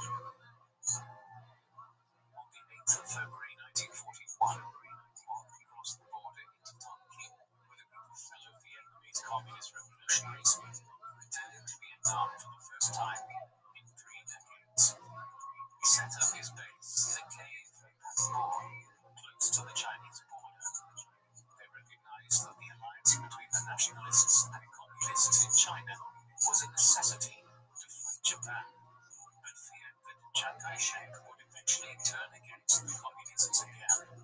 Kwok had argued for many years that the movement had to welcome so-called class enemies in order to achieve national liberation, and made sure that the communists remained in control. At a meeting with his comrades in May 1941, Kwok established the League for the Independence of Vietnam, better known as the Viet Minh. Over the following weeks and months, he issued proclamations urging a national struggle against the French colonial authorities. During this period, he also wrote 2 booklets on guerrilla warfare and military organization. This was a particularly important topic after the Indo-Chinese Communist Party launched a failed uprising in Vietnam against the French and Japanese in 1940, which resulted in the execution of several prominent leaders. Kwok considered the uprising premature and argued that guerrilla tactics would prove much more effective than direct confrontation. Meanwhile, on the 7th of December 1941, Japan attacked the American naval base at Pearl Harbor, bringing the United States into the conflict that had been raging in the Far East since 1937. With this, Kwok reiterated his call for the peoples of Indochina to mobilize against the Japanese occupation and the French colonial government that would try to re-emerge as soon as the Japanese were defeated. In the early summer of 1942, he gave instructions for Viet Minh forces to begin marching south.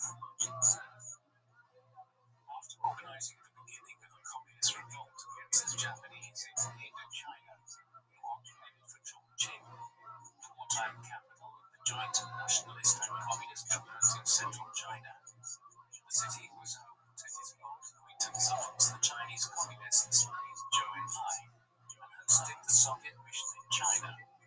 Following America's entry into the Second World War, its served as the command post for U.S. operations in the China-Burma India theater. The command of General Joseph Stilwell. On the night of the 13th of August 1942, when Parker left for Georgia, he assumed a new alias, the name which the world knows him by today, Ho Chi Minh, meaning enlightened will. Unfortunately, his first few months as Ho Chi Minh were inauspicious. His travel pass for Chinese territory had expired, and he was arrested just after entering China. He spent the next year being moved between prisons in southern China, taking note of the conditions in a prison diary consisting of over 100 short poems. Upon hearing of his captivity, those comrades in Vietnam reached out to their Chinese contacts, but despite improved conditions, he was not freed until the 17th of August 1943.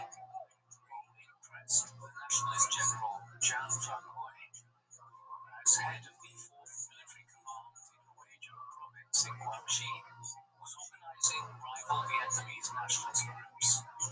Despite Ho's communist beliefs, Jiang recognized that he was a person capable of leading the Vietnamese nationalist movement.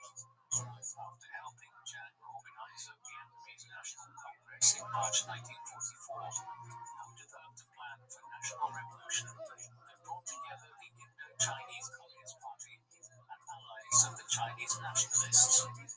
Before leaving for Vietnam in August 1944, he promised General Jiang, quote, "I am a communist, but what is important to me now is the independence and freedom of my country, not communism.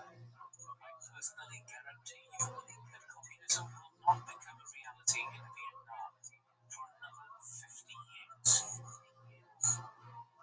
54-year-old Ho Chi Minh arrived at Bangkok in mid-September.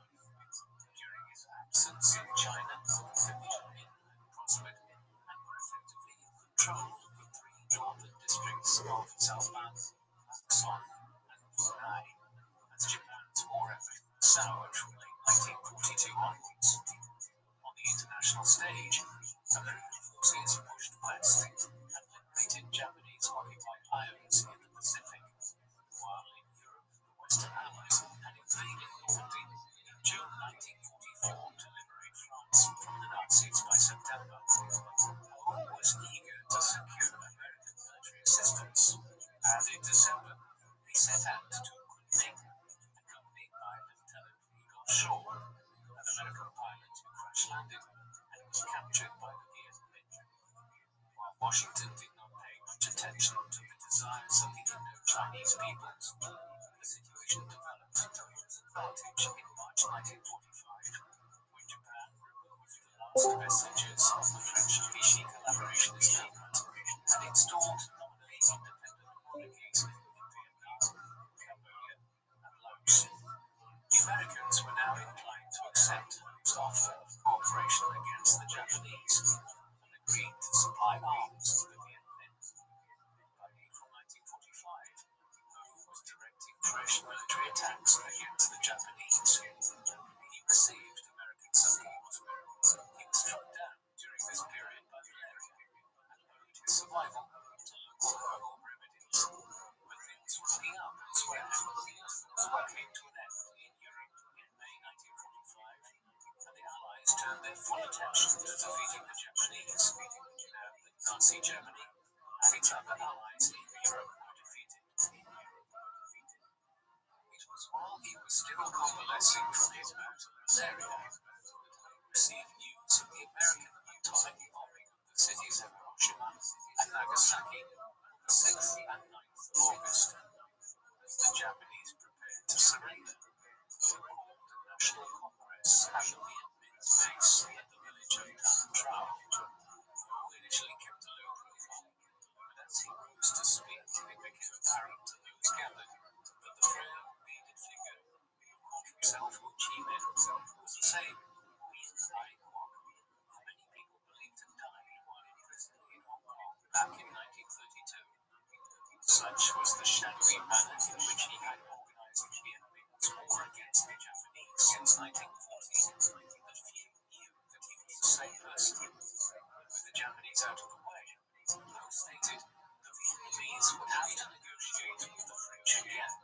Hence, on the 16th of August, the day after Emperor Hirohito of Japan announced the surrender of the Japanese, was chosen to lead a 5-man Provisional National Liberation Committee to serve as a provisional government.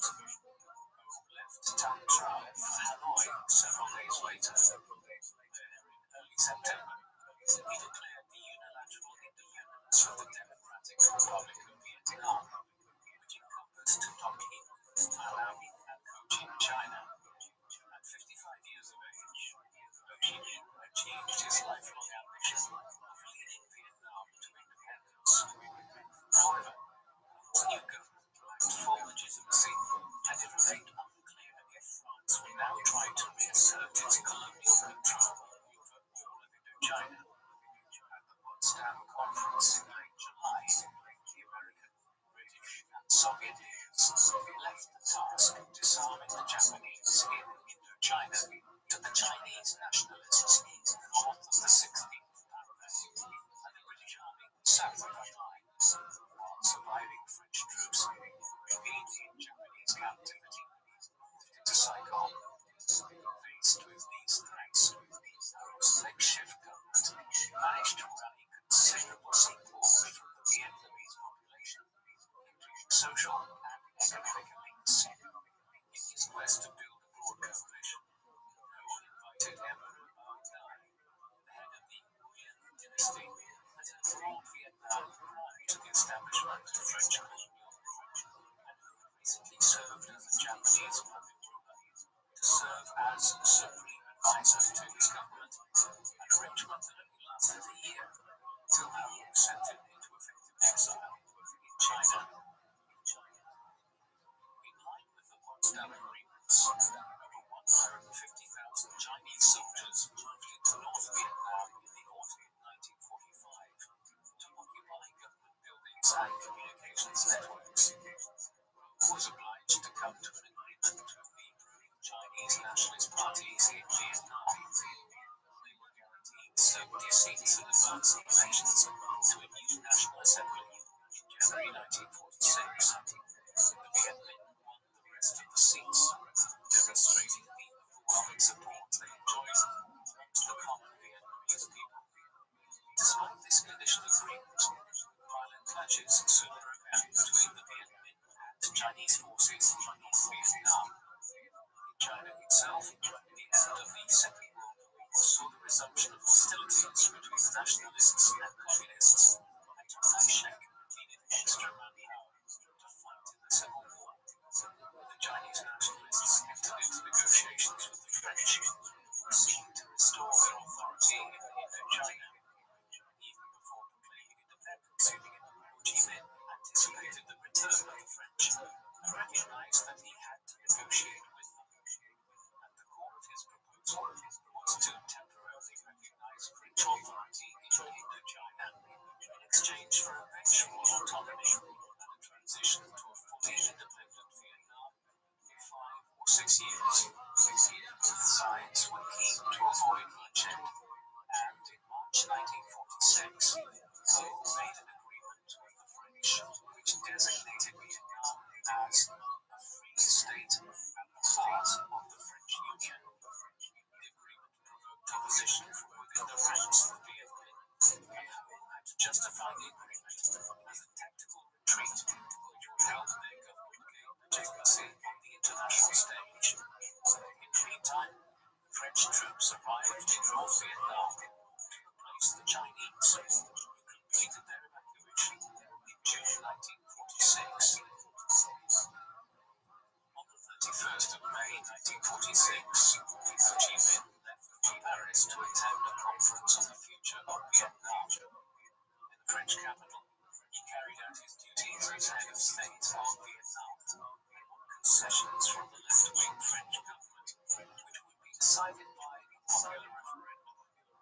In his private travel journal, Ho expressed his admiration and respect for French culture and remarked on the generosity of the welcome he had received. Nevertheless, the political issues could not be fully solved in Paris, where the French were anxious to delay Vietnamese independence, and Ho returned to Vietnam.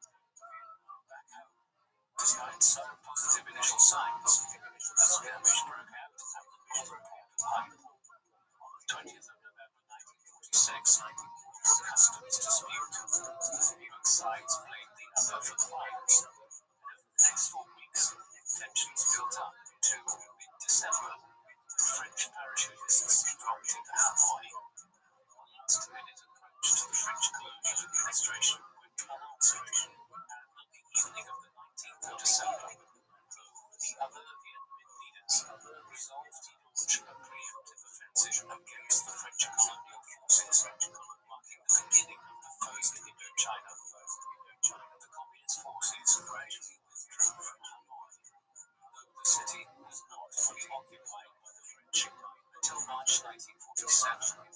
In May, Set of his capital lived in Hua District in Dai Nguyen Province, some 80 miles to the north of Hanoi. The Vietnamese would once again begin conducting a guerrilla war from a network of caves and villages, what came to be known as the Dinh Hoa Safety Zone.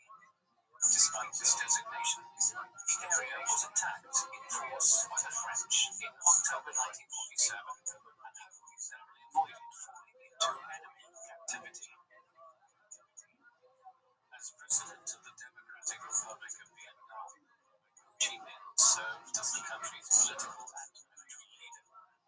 He left strategic and tactical decision-making to Vo Nguyen Giam, a talented guerrilla military leader of the Viet Minh.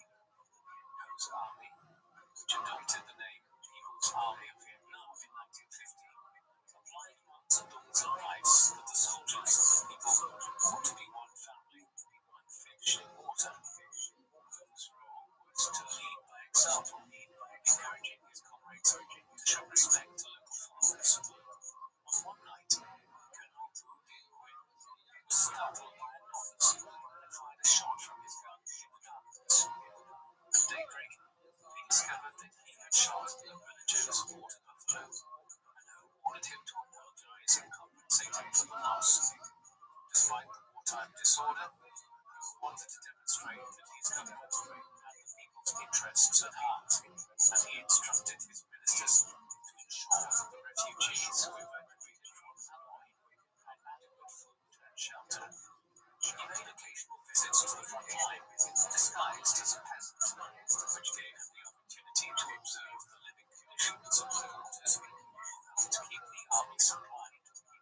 Ho continued to insist on the good treatment of French prisoners of war, and insisted that they did not go hungry. Ho's magnanimity was not universally shared by his subordinates, and he struggled to restrain zealous security operatives who carried out arbitrary arrests and executions.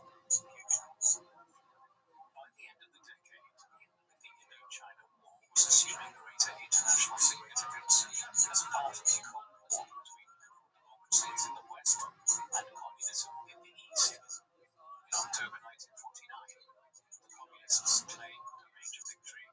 Mao Zedong proclaimed the founding of the People's Republic of China and forced Chiang Kai-shek's nationalist forces to flee to the island of Taiwan. In 1950, Ho traveled to Beijing and then on to Moscow, where he met Stalin and Mao and received Soviet recognition of his government. The two major communist powers agreed that China would provide the People's Army of Vietnam with supplies. Though the Viet Minh controlled most of northern Vietnam, the important C4 highway near the Chinese border remained under French control, and in late 1950, Ho's forces launched an operation to seize control of the road. Vietnamese soldiers were trained by Chinese instructors in southern China, while experienced Chinese officers served as military advisors both at Ho's headquarters and at the front line. In the meantime, France established the State of Vietnam in southern Vietnam in 1949, with Emperor Quang Dai re-established as chief of state. From 1950 onwards, as the Viet Minh drew closer to Moscow and Beijing, the Viet Minh's activities became increasingly influenced by communist ideology, and in 1951, the Indo-Chinese Communist Party was refounded as the Workers' Party. Party of Vietnam. Thus did the government of the fledgling Democratic Republic of Vietnam begin to resemble a conventional communist dictatorship, with Ho as the head of the new regime, as Viet Minh aligned closer with the Soviet Union and the People's Republic of China in order to acquire military aid in the growing Cold War. Ho himself may have expressed doubts about these developments in private, but followed Chinese advice with few exceptions. According to an account of the party's head of propaganda, Wang Dong, was once presented with a list of officers whom the Chinese wanted to dismiss due to their non-working class backgrounds. Who saw that Roy Champ, his leading military commander, was on the top of the list and ordered it to be burned. By 1954, the war with the French had been going on for over 7 years, and public support in France for its continuation was waning. In the spring, the French began an operation to cut off the enemy's supply lines into Laos by strengthening their position in the fortress of Dien Bien Phu in northwest Vietnam, near the Laotian border. The French hoped to draw the Vietnamese forces into a path of annihilation at Dien Bien Phu. On the 13th of March 1954, General Jiao's army began its attack on the fortress. With the support of Chinese artillery, including anti-aircraft guns, the People's Army of Vietnam bombarded the French defenses and laid siege to the French garrison. Over a 10-month period, Vietnamese forces gradually eliminated French outposts until the main garrison surrendered on the 7th of May. In the meantime, American, British, Chinese, and Soviet diplomats were meeting at the Geneva Conference in Switzerland to discuss the situation in Korea, where an armistice had been signed the previous year, following a 3-year struggle for control of the peninsula between communist North Korea and anti-communist South Korea. The fall of Dien Bien Phu led to the collapse of the French government in June 1954. The new Prime Minister, the aptly named Pierre Mendès France, was appointed with a mandate to withdraw from Indochina. A ceasefire was soon agreed, and a temporary demarcation line between the communist-controlled Democratic Republic of Vietnam in the north and the state of Vietnam in the south was agreed along the 17th parallel. Earlier that month, Zhou Enlai left Geneva to consult with Ho and General Jiao on the proposals. While there is no record of the meeting, Zhou appears to have played a decisive role in convincing Ho to accept the deal. The Chinese government wanted to focus on economic development within China, and its recent military interventions in both Korea and Vietnam were costly endeavors. The Vietnamese army also suffered heavy losses over 8 years of fighting, and Ho was keen to have some breathing space. Ho was ultimately impragmatic, but recognized that international recognition for half of Vietnam was a major initial victory. In October 1954, Ho and the government of the Democratic Republic of Vietnam, or what would increasingly become known as North Vietnam, returned to Hanoi. There he turned his attentions to land reform. The availability of land had been an acute issue for decades. Northern and central Vietnam were densely populated, and there was relatively limited arable land cultivated by small farmers. Land reform had been on the party agenda since the 1930s, but Ho's efforts to promote national unity meant that relatively little changed during the early years of communist rule. Soviet and Chinese pressure compelled the Vietnamese communists to take action in the early 1950s, and in November 1953, the Workers' Party of Vietnam announced, quote, "We must abolish the system of colonial land ownership in Vietnam, abolish the system of feudal property, and establish the system of peasant land ownership." In December, Ho signed decrees launching the land reform program. Guided by the experience of the Chinese communists, Ho did not insist on enforcing the new laws immediately, but laid the foundations with an education campaign to raise class consciousness. The process often entailed widespread accusations and denouncements, bringing the village solidarity that home tirelessly cultivated in wartime. After the end of the war, landlords who supported the BF-men were forced to forfeit their assets without compensation, while other victims, including veteran party members, many of whom were rich peasants. Estimates of the death toll from the land reform campaign range between 15,000 and 50,000, most of whom were innocent of the charges brought against them. Expressed his personal horror at the scale of death and destruction. It was only in the spring of 1956 that the Vietnamese communists began to publicly acknowledge errors in the implementation of the land reform program. The change in policy may have been influenced by developments in the Soviet Union, where Stalin's successor Nikita Khrushchev shocked audiences by denouncing the crimes of his predecessor, who died in 1953.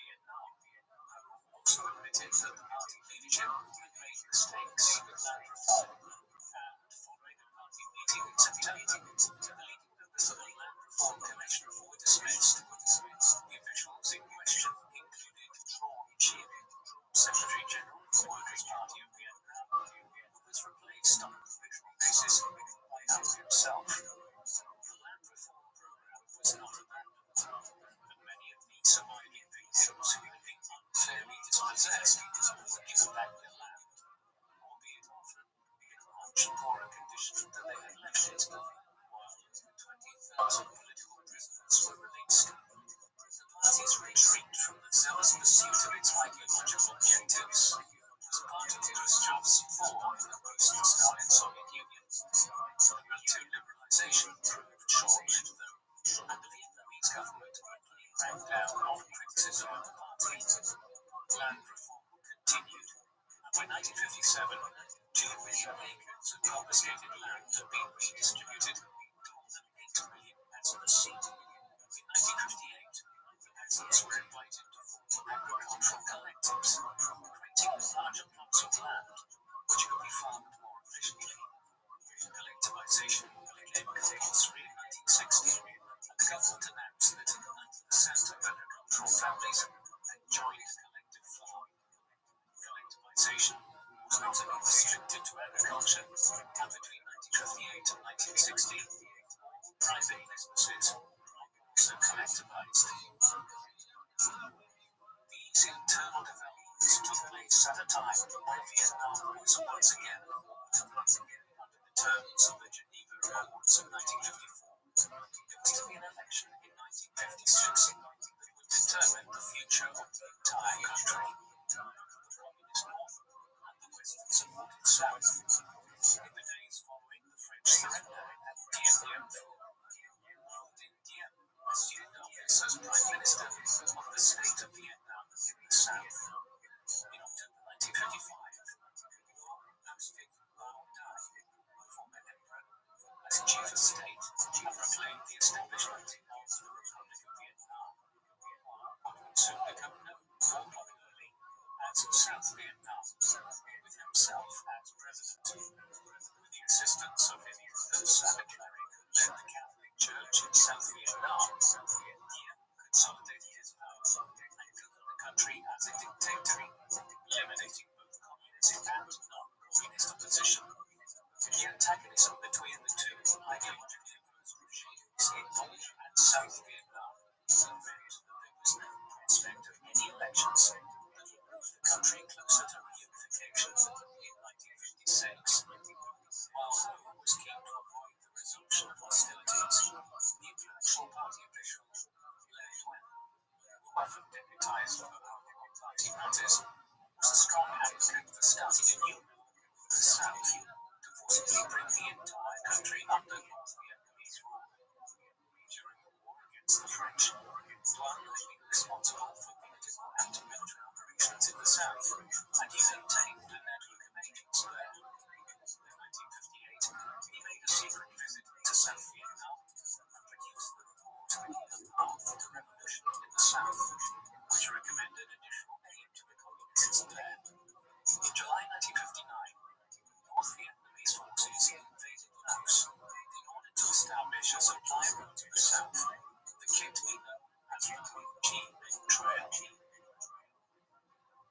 September 1960, Van was formally named as first Secretary of the Workers' Party of Vietnam. Zhou began to step back from some of its responsibilities as he entered his 70s. The responsibilities of governing the country on a day-to-day basis were shared by Duan and Len Duc, the chairman of the party's organization department. The two men were supported by General Lian Chi-Tan, who was head of the political department of the People's Army of Vietnam and took command of communist forces in the South. As chairman of the Democratic Republic of Vietnam, Ho remained head of state. But as his health declined, he was less powerful than he had been in the 1950s. On the 20th of December 1960, the new party leaders officially established the National Front for the Liberation of South Vietnam, better known as the Viet Cong. Hence began the major intensification of the Second Indochina War, one fought between North Vietnam, with Soviet and Chinese aid, and South Vietnam, with American support. Between 1961 and 1963, 40,000 communist troops infiltrated the South via the Ho Chi Minh Trail. In the meantime, U.S. President John F. Kennedy sent military advisors to support the army of South Vietnam. In 1963, as part of a French diplomatic initiative to create a federation of North and South Vietnam, which would be neutral in the Cold War, Ho corresponded with Diem and was keen to come to an agreement, praising his rivals a patriot who opposed French rule. The Kennedy administration was sufficiently alarmed and authorized a coup that overthrew Diem in November 1963. His fall created a power vacuum, and several South Vietnamese military officers struggled for power until General Nguyen Van Thieu seized power in 1965. The de facto collapse of the Army of South Vietnam in 1963 and 1964 prompted the direct intervention of American forces in August 1964. Up until this point, all of the U.S. had been as supposed military advisors, but the scale of the American presence in South Vietnam had been growing since 1960. The mysterious Gulf of Tonkin incident in August 1964, in which the North Vietnamese fired on American ships carrying out covert operations on the coast of North Vietnam, provided the necessary diplomatic excuse for a drastic escalation of the U.S. presence in Indochina, and President Lyndon B. Johnson, succeeding Kennedy after the latter's assassination on the 22nd of November 1963, began sending hundreds of thousands of American troops into Vietnam. The Second Indochina War was now developing into an outright confrontation between the Viet Cong and the United States, with South Vietnam simply acting as the base of operations for the U.S. At home in America, a draft to conscript troops was introduced, and at its peak in 1968 and 1969, there would be over 500,000 American troops in Vietnam. Before that, in March 1965, American and South Vietnamese aircraft launched Operation Thunder, a sustained campaign to bomb the North Vietnamese into submission. The war would eventually spill over into Laos and Cambodia, Johnson and his successor, Richard Nixon, engaging in bombing missions in the two neighboring countries. The Viet Cong began using those countries for marching south and resupplying their positions in South Vietnam. It would all be to zero effect. The Viet Cong had perfected the guerrilla warfare needed to defeat the Goliath that was the U.S. military, and anti-American sentiment amongst the South Vietnamese had escalated to the point where the Americans were fighting to allegedly defend a people that didn't want them there in the first place. While all this was occurring, a severe split had opened up in the communist world between China and the Soviet Union, often now criticized Khrushchev for attributing Stalin's legacy, with his country at war, combating poor health,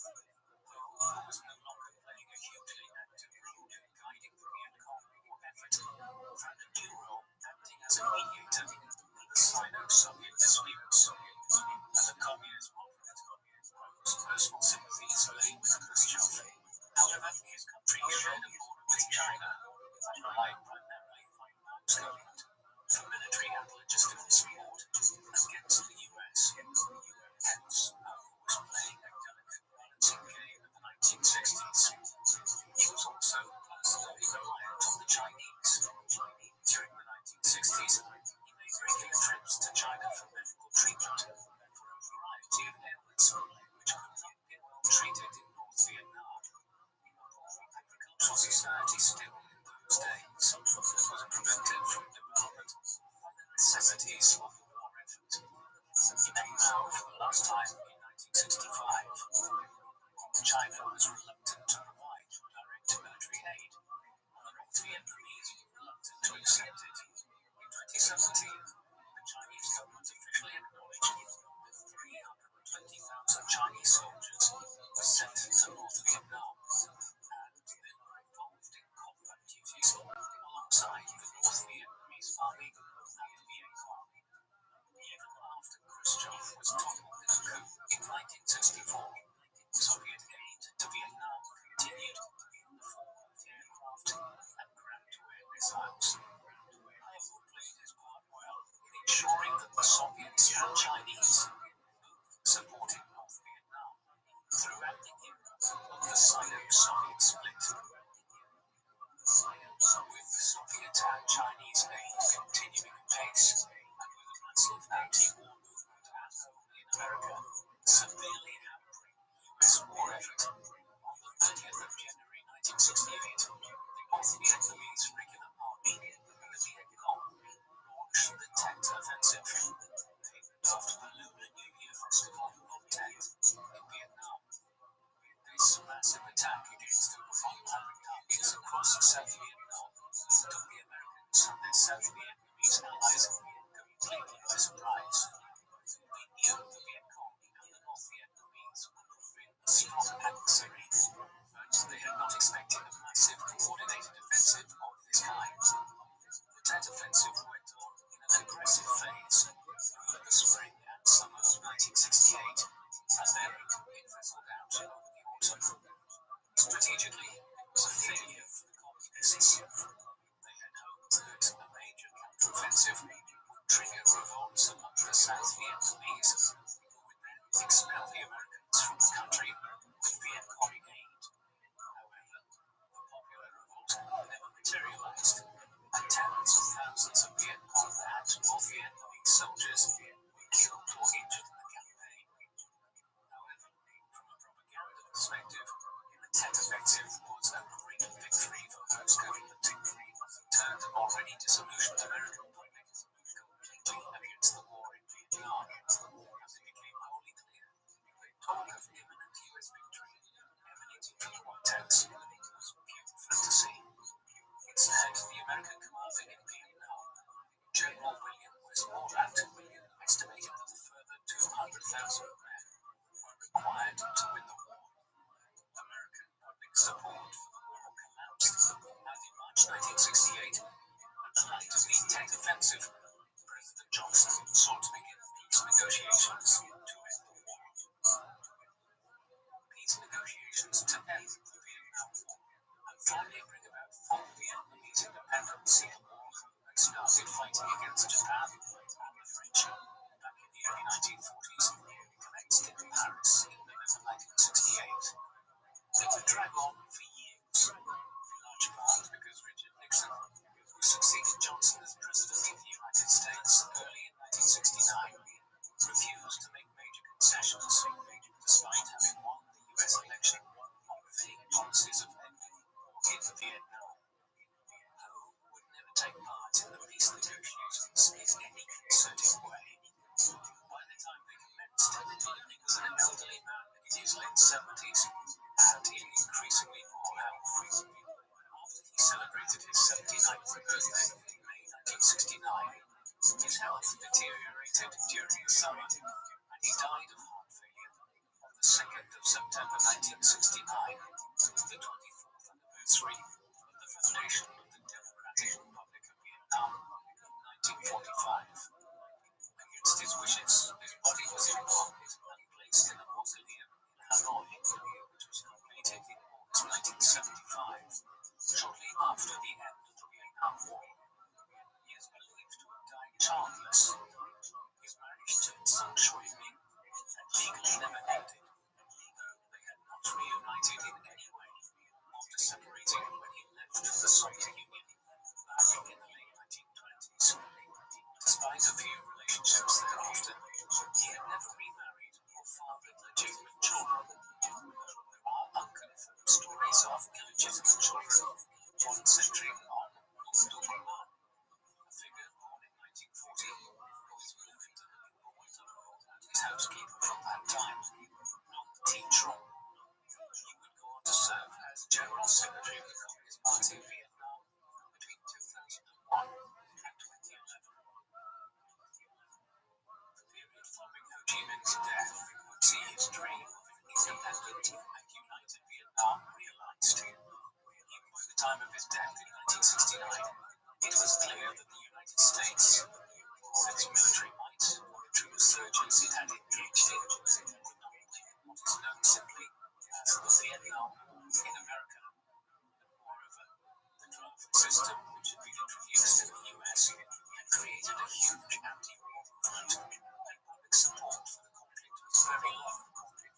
Indeed, Richard Nixon had entered the White House in 1969 on promises that he would end the war and bring American soldiers home. In the end, this was easier said than done. It took several years to begin a tactical withdrawal, and even then, the forced cessation to hostilities was hard to square with efforts to keep South Vietnam out of the Soviet camp in the Cold War. These negotiations continued through the early 1970s, though with little breakthrough.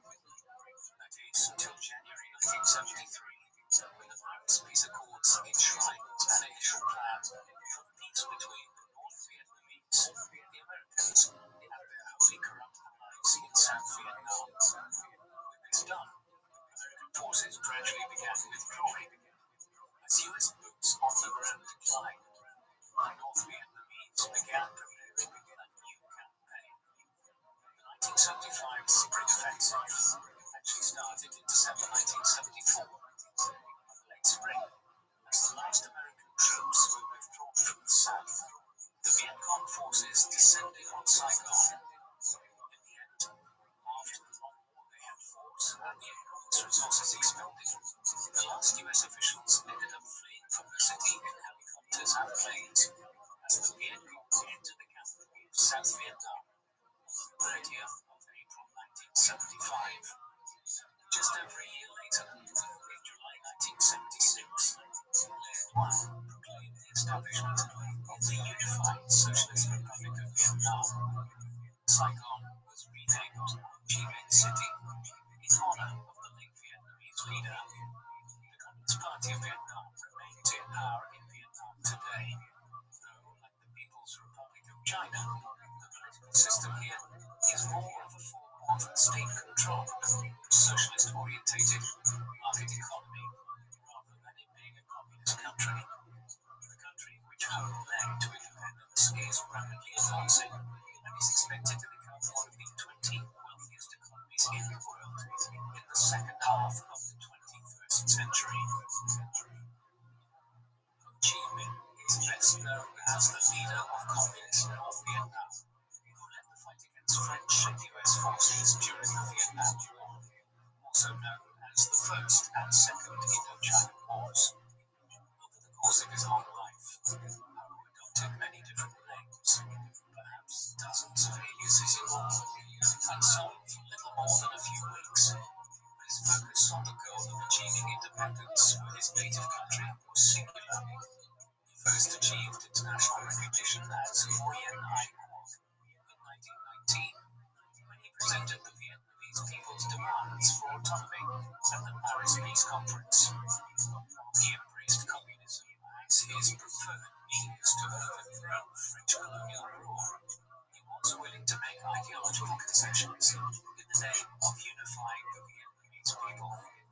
Although he spent much of his life outside Vietnam, primarily in the Soviet Union and China, who laid the foundations for Vietnamese opposition to the French and Japanese during the Second World War, enabling him to proclaim the foundation of the Democratic Republic of Vietnam in 1945. During the remainder of his life, he led his country through two wars, firstly against the French attempt to restore colonial authority, and secondly against South Vietnam and its American allies.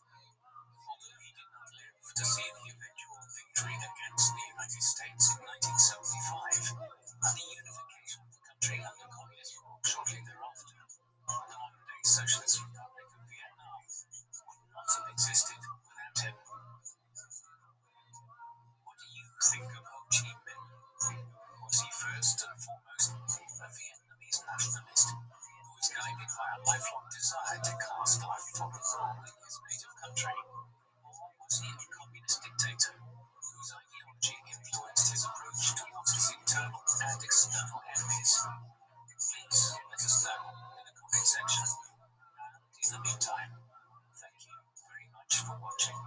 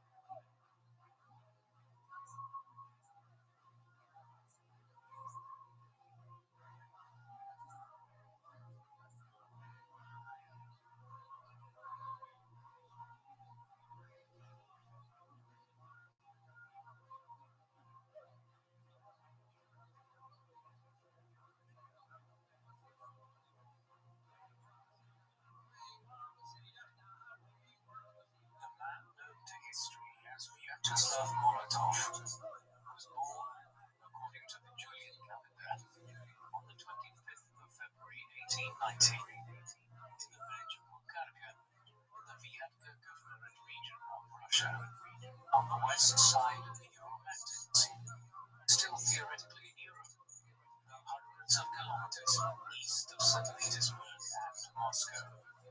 His baptismal name was Vyacheslav Mikhailovich Skryabin. Molotov was a pet name he would adopt in later life. Because of the changing calendar systems used in Russia in the first decades of his life, Vyacheslav's date of birth is also often given as the 9th of March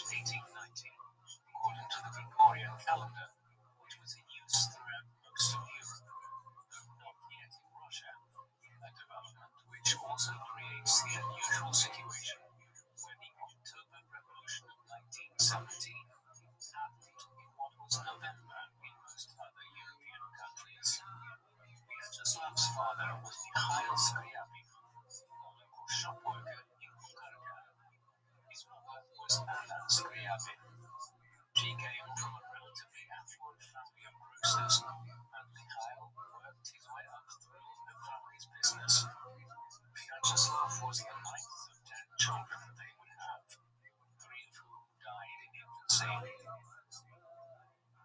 The Skryabin family were of above average means while Vyacheslav was growing up, though even a relatively affluent family in rural Viatka in the late 19th century did not live particularly well by modern standards.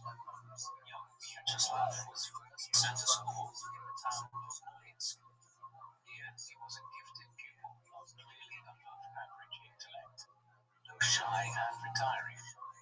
In his spare time, he helped out in the family business and became a precocious reader of books and pamphlets on social and political matters in Europe and Russia. As he grew up, the perception of him was of an uptight individual, but one who would become a very efficient administrator and organizer, skills which propelled him to the forefront of Russian politics over time. Behind the message of a seemingly inoffensive individual who dressed sharply but attracted little fanfare was a young man with strong ambitions peering out from his ever-present spectacles. Skryabin was growing up at a strange time in Russian politics and history. The country was a late comer to the Industrial Revolution, which had started in Britain back in the 1770s after over a century of brutal industrial development. Many countries on the continent had begun to industrialize in the 1820s, 1830s, and 1840s after the Napoleonic Wars came to an end, with Belgium, Germany, and regions of countries like France and Austria doing well thereafter. Russia, far to the east, had not really commenced doing so until the second half of the 19th century, but it was a very limited affair in some respects. Cities like St. Petersburg and Moscow had factories emerging, but the country was held back by its backwards economy and politics. Serfdom, for instance, which tied Russian peasants to the estates they lived on in rural areas, was not abolished until 1861, and had restricted labor movements across the country. There was also very little political representation of any kind. This had led in the 1870s, 1880s, and 1890s to the development of a reactionary politics, with extremist groups like the Nihilists engaging in acts of political violence. The radical socialist or communist ideas of Karl Marx and Friedrich Engels also found purchase, although Marx would have found it peculiar that a largely rural and agrarian society like Russia would become the home of his political ideas, which he viewed as better suiting England or Germany. All of these political forces underpinned Skryabin's early life. Molotov's political awakening within this extremely tense Russian political atmosphere came early. In 1906, when he was still just a teenager, he developed an association with the Russian Social Democratic Labour Party, a radical Russian socialist party which was gaining in strength in the aftermath of the 1905 revolution in Russia, an abortive revolution which had resulted from political repression and the disastrous Russo-Japanese War, leading Tsar Nicholas II to promise political reforms and the creation of a Russian Duma or parliament, only to try everything possible afterwards to block reform of the autocratic system. The Social Democratic Labour Party was the forerunner of the Russian Communist Party, and would later split into two factions, the Bolsheviks and the Mensheviks, the Bolsheviks being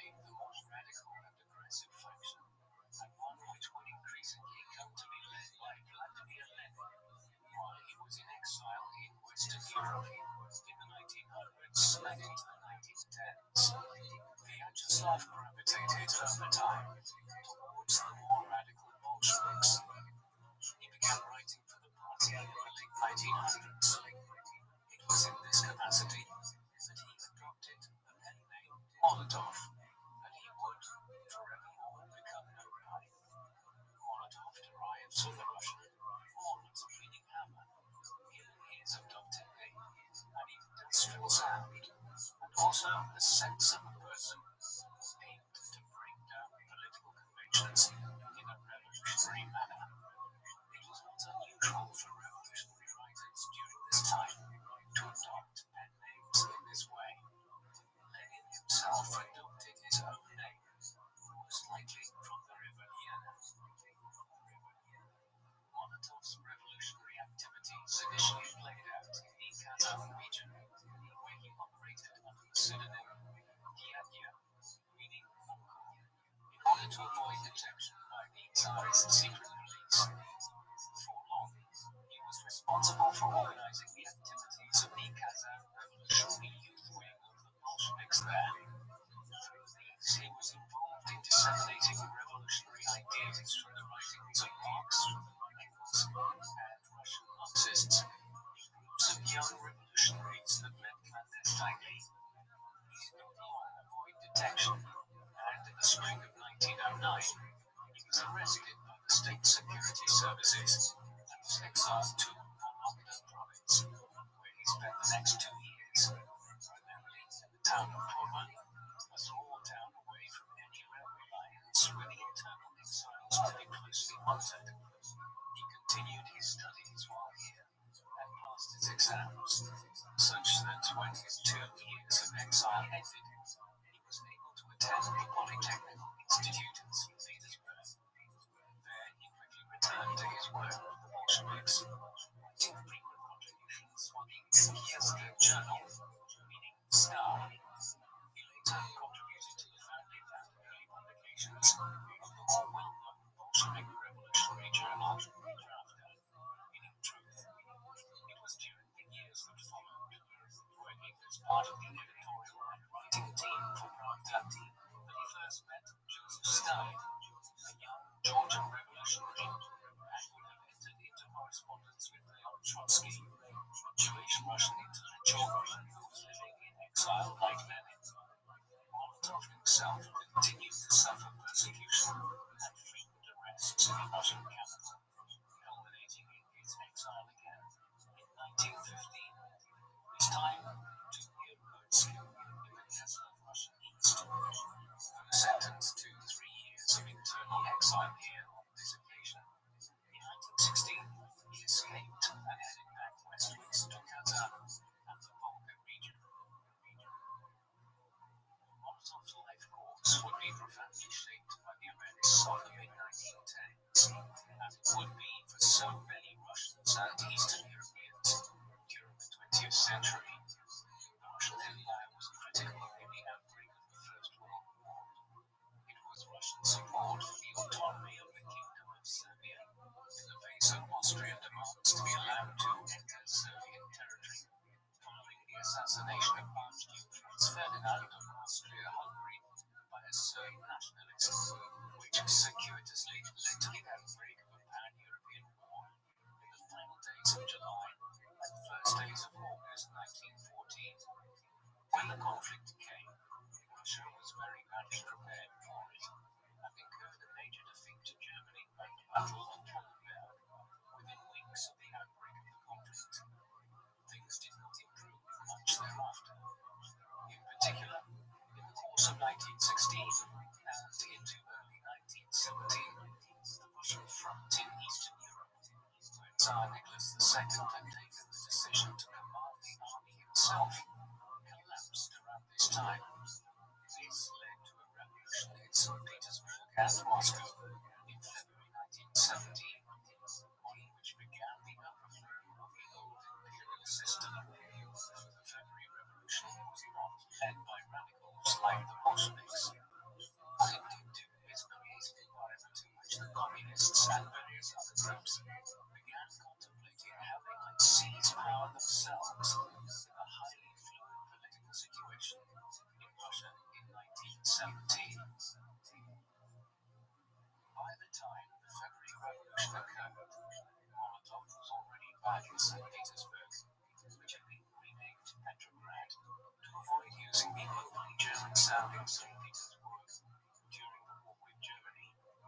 Here he returned to his work with Pravda during a period of immense change in the Bolshevik party operations. Figures like Lenin, Trotsky, and the other party leaders who had been in exile for many years were making their way back to Russia from Western and Central Europe, often actively supported by the German government, which was anxious to sow further instability in the Russian Empire. Over the next half a year, figures like Molotov were involved in forming Soviets or workers' governing councils in cities like Petrograd and Moscow, while also trying to plan the overthrow of the conservative revolutionaries that had come to power through the February Revolution. There was a constant fear of arrest and internment. Sometimes individuals had to disappear to Helsinki to avoid arrest. Molotov, in association with Stalin and several other members of the Bolshevik Petrograd Committee, was central in preparing Red Guard paramilitaries in the Petrograd factories in preparation for the impending attempt by the Bolsheviks to seize power from the conservative government. The October Revolution was launched by the Bolsheviks in Petrograd on the 25th of October 1917, according to the Julian calendar, which was in use in Russia at that time, whereas most of Europe by then was operating under the new style Gregorian calendar, according to which the start date of the revolution was the 7th of November. Just over 2 weeks earlier, the Petrograd Soviet had, under the influence of Leon Trotsky, voted for military action in protest against the course of the broader Russian Revolution since the spring. The interim regime in the capital was well aware that unrest was imminent and had moved to shut down the offices, newspapers, and the main transport routes in and out of the city on the 24th of October. Not to be dissuaded, the Bolshevik Red Guards began occupying government buildings across the city on the 26th, and the Winter Palace, the seat of government, was taken over the following day. By the end of the 27th of October, Petrograd, Minsk, Novgorod, Kazan, Yekaterinburg, and Samara are all under the control of the local workers' Soviets, though it was not until the 2nd of November that Moscow came under the control of the Bolsheviks after more than a week of intense fighting. The conflict in Moscow foreshadowed the Russian Civil War to come and indicated that the Bolshevik seizure of power would not be as straightforward across the vast country and empire as it had been in Petrograd and several other industrial cities in the west. Molotov was in Petrograd when the revolution began on the 25th of October and played a key role in directing the Red Guards there and organizing propaganda efforts. He was in the capital to witness the unfolding of the Russian Civil War, one of the bloodiest conflicts of the 20th century. The initial seizure of power by the Bolsheviks in October 1917 was not a decisive one. While the communists had claimed control of a number of major cities and formed workers' Soviets that would form the backbone of a new regime, they were not in control of vast parts of Russia, the largest country on earth, large proportions of which were only thinly controlled by the central government at the best of times. There were a great many groups which were opposed to the drift towards a more radical regime, at least the aristocratic and business classes, which were also supported strongly by the foreign governments of Britain, France, and the United States, none of which wanted the spectre of a radical socialist regime in power in Petrograd and Moscow. Many other groups opposed the Bolsheviks for other reasons. Some were Mensheviks, some were regional such as the Cossacks of the Baltic-Caspian steppe, and a great many were nationalists in parts of the Russian Empire like Finland, Estonia, and Poland. In the Russian Civil War, which then began, and which would play a grand part in the number of people that died in the whole of the First World War, the Bolsheviks became known as the Reds, while the broad coalition of opponents to them were the Whites. There were a great many fronts, stretching from the Pacific port of Vladivostok in the east to clashes with Finnish, Polish, and Ukrainian partisans in the west. Molotov was no soldier and did not play a frontline role in the Russian Civil War as a commando or general. He did play an important organizational and propaganda role, though. Early in 1918, just weeks after the October Revolution had seen the Bolsheviks claim power in both Petrograd and Moscow, he was appointed as chairman of the Council of National Economy in the Petrograd region.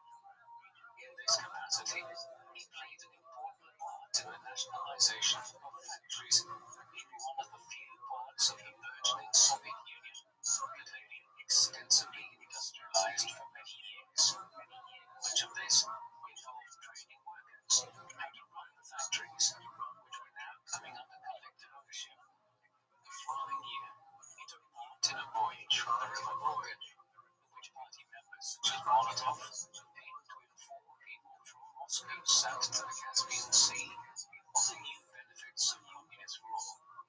In the course of 1920, as the Soviets began to turn the tide in the Civil War, he served as chairman of the provincial executive in the Nizhny Novgorod region, and later oversaw the industrialization of Donetsk and surrounding regions. A sign of his growing importance in the regime was his election late in 1920 as secretary of the Communist Party in the Ukrainian Soviet. In 1921, with the Bolsheviks finally moving towards victory in the Civil War, though with the loss of extensive territory in the west, specifically Finland, Estonia, and Poland, Molotov was elected as the secretary of the Central Committee of the Russian Communist Party, thus bringing him more clearly into the central leadership of the Soviet Union, as well as becoming a junior member of the Politburo, without voting rights in the latter body at this juncture. These followed in 1924. Molotov's entry into the central leadership necessarily brought him into the factional struggle that was developing at the top of the emerging Soviet state. There was no doubt that Lenin would be the Soviet Union's first leader when the October Revolution commenced in 1917. But before long, his health problems were becoming all too apparent, and a battle to succeed him was developing. It soon became evident that there were just two realistic candidates, Leon Trotsky and Joseph Stalin. Molotov moved towards Stalin in this succession contest. His relationship with Trotsky seems to have been especially strained. One particular anecdote of an interaction between them in the early 1920s is revelatory of Molotov's outlook and was prescient of the future. During an argument between the pair, Molotov, responding to a sarcastic comment made towards him by Trotsky, rounded on Lenin's possible successor and rebuked him by saying, quote, "Very well, Comrade Trotsky, we can all be geniuses, but we shall see who lasts the longest." For Molotov, politics was sometimes a game of survival, not always of overt intellect. He would survive far longer in it than Trotsky. By 1922, as Lenin's health deteriorated quickly, Stalin was leveraging his position as General Secretary of the Bolsheviks to put himself in a better position to succeed him as leader of the Soviet Union, which was completing the final stages of its victorious campaign in the Civil War. Molotov was effectively deputizing for Stalin as second secretary, as he firmly tied his mast to the Georgians. He had met so many years earlier in pre-revolutionary Georgia. Lenin died in January 1924 after having previously fallen into a coma. A more open power struggle between Stalin and Trotsky followed, one in which Molotov, unsurprisingly, continued to support Stalin, though he was critical of some of Stalin's views and conduct early on. This all occurred gradually, but by 1926, Stalin had completely outflanked Trotsky, gaining the support of the majority of the members of the Politburo, a process which accounts in part for the promotion of Molotov as a member of full voting rights who would support Stalin. Trotsky was removed from the Politburo that year, and in 1929 was exiled entirely from the Soviet Union, having been already sent into internal exile the previous year. Years later, after settling in Mexico and continuing to promote a purer form of Marxism abroad, Trotsky was assassinated in 1940.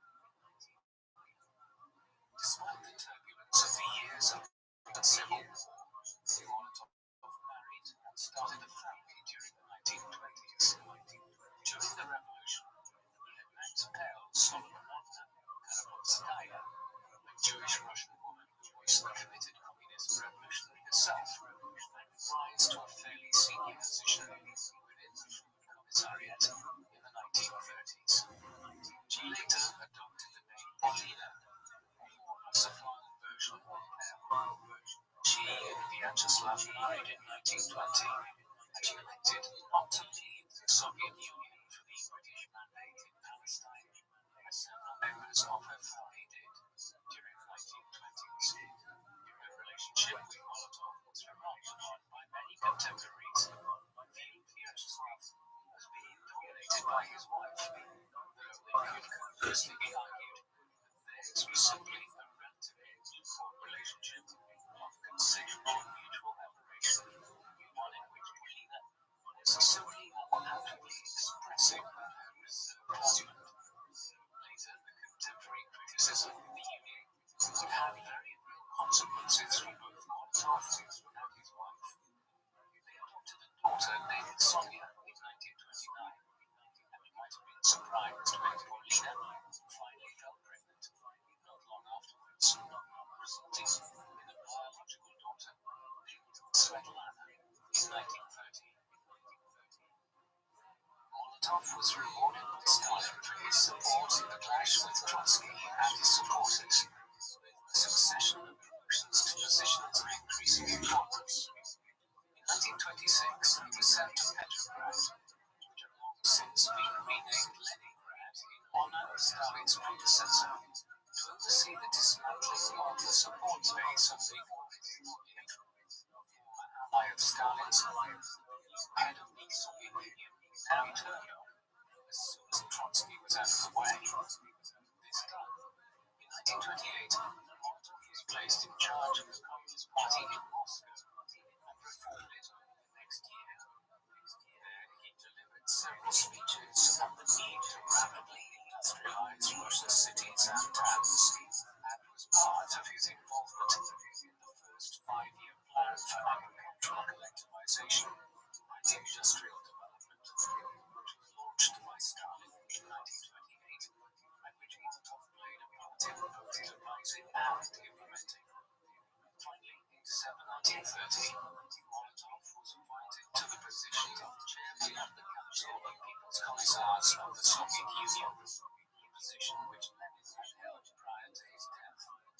Because of the peculiar structure of power holding in the Soviet Union, it could be argued that this theoretically made him the head of state for the next 11 years, though in reality, power within the government from the mid-1920s onwards rested in Stalin's hands as General Secretary of the Communist Party.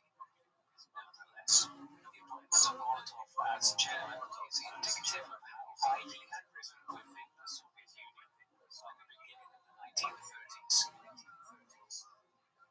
The decade that followed would leave immense stains on Molotov's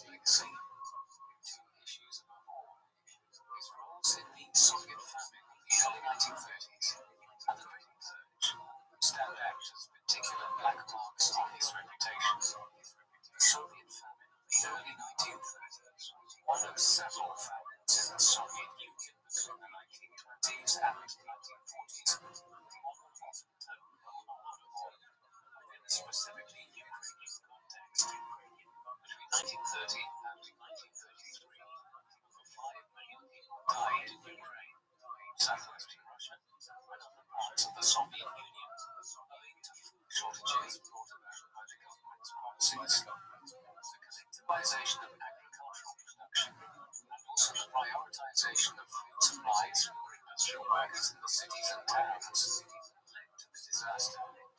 Molotov was deeply implicated in this, traveling in person to Ukraine and the Caucasus to enforce the government's orders to move grain supplies from the countryside into the towns. The faster Russia industrialized, the faster it would attain the perfect form of socialism and then complete communism, or so zealots like Molotov believed. It was this notion which led him to enforce policies in 1931 which deepened the crisis and led to further preventable deaths.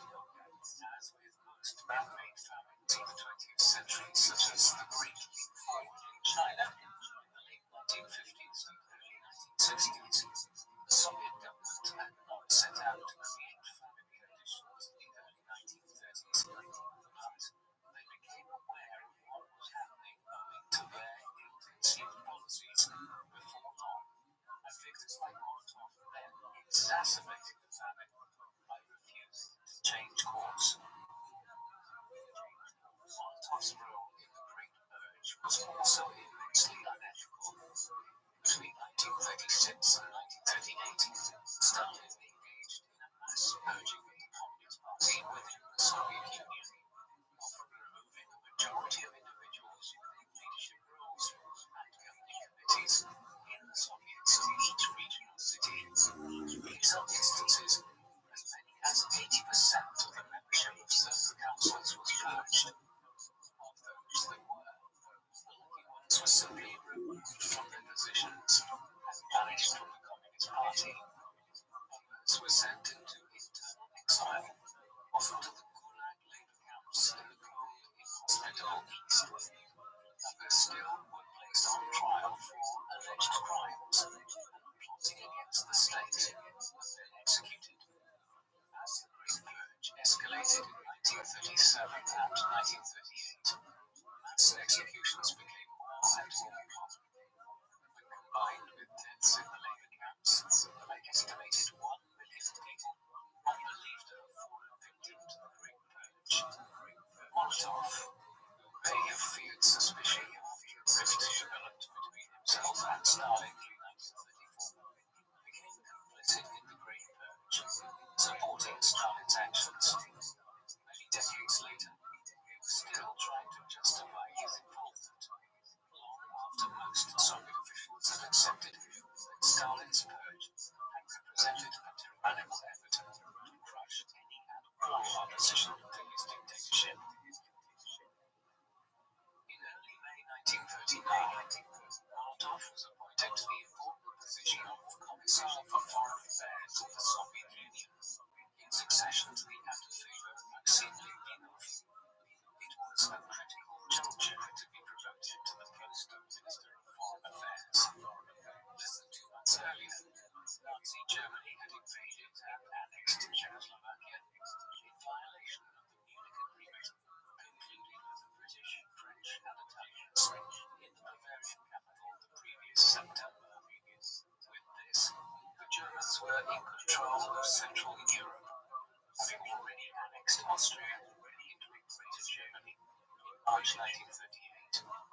To anyone with a clear idea of Germany's ambitions, it was obvious Poland was the next target of Hitler and the higher-ups within the Nazi setup. And once Poland was invaded or otherwise conquered, Germany would have a lengthy border with the USSR. Nazism and Bolshevism were ideological enemies, and Nazi rhetoric was filled with statements about destroying the communistic spectre that they suggested was haunting Europe. The question for Molotov, as he assumed the position of Commissar of Foreign Affairs, was how he would negotiate the situation as war loomed over Europe. The British and French had made it clear that any violation of Polish independence would be war.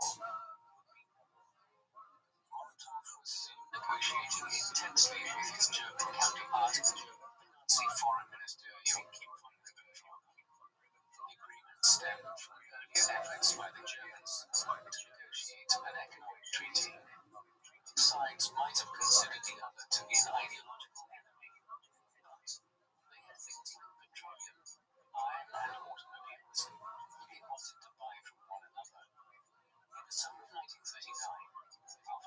Molotov's appointment, talks accelerated between the two foreign ministers and their staff, and there was soon progress towards not just a trade agreement, but a much more significant military and diplomatic pact. Eventually, on the 22nd of August 1939, Ribbentrop flew into Moscow and worked out the final elements of what was revealed the next day to the world as the Molotov-Ribbentrop Pact, Treaty of Non-Aggression between Germany and the USSR.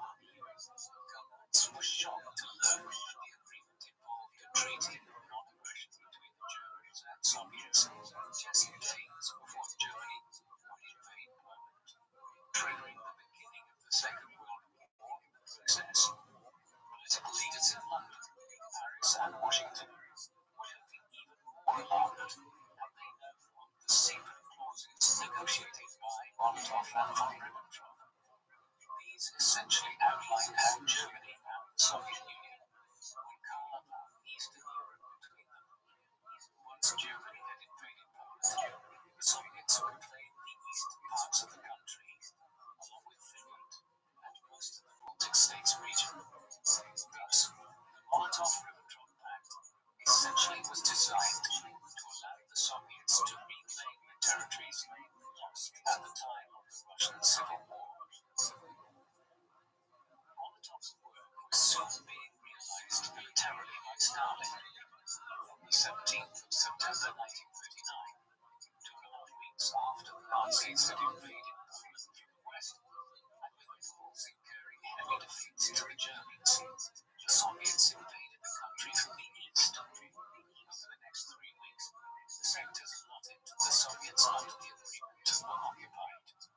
Over time, the terms of the pact would be put into force in other ways. For instance, the Russians would invade the Baltic states, Estonia, Latvia, and Lithuania, and incorporate them into the Soviet Union. But Stalin waited until the summit in 1940, when most of the other major European states were wholly preoccupied with the German invasion of France and the Low Countries.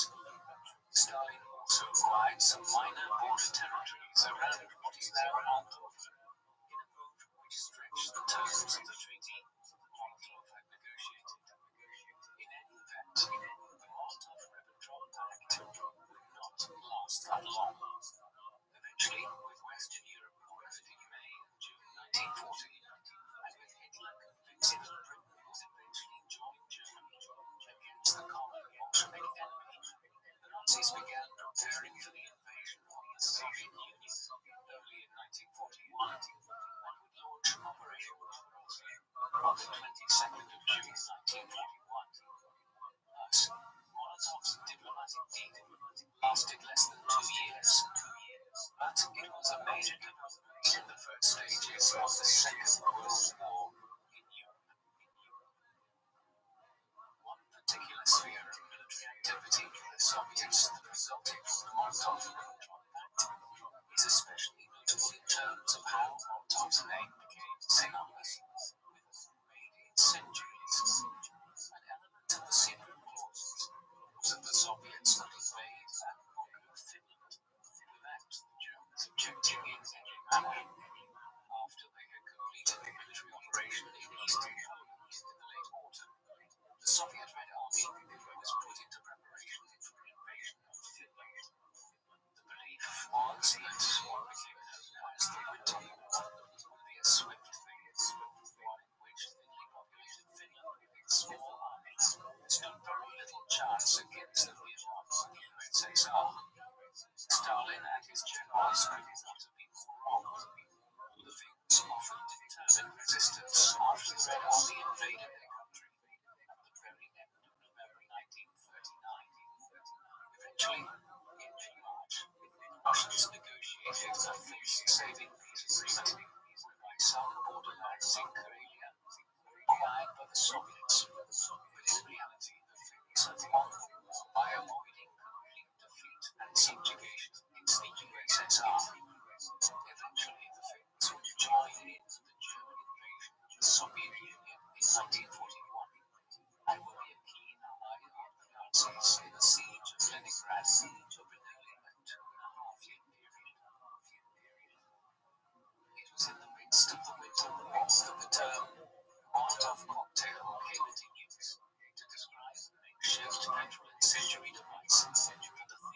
used extensively against the Russians. In the course of the 3.5-month war, the Soviets were at a distinct advantage in having large divisions of tanks, where the Finns barely had any mechanized cavalry.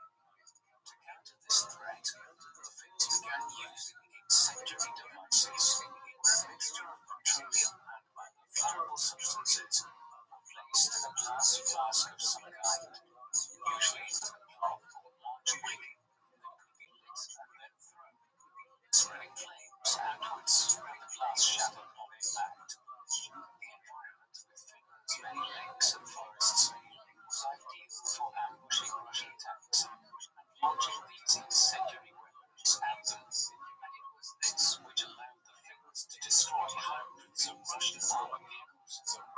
Reveling in the success of the campaign, the Finns developed a saying that they were settling for a Minister Molotov cocktail to have with his meal.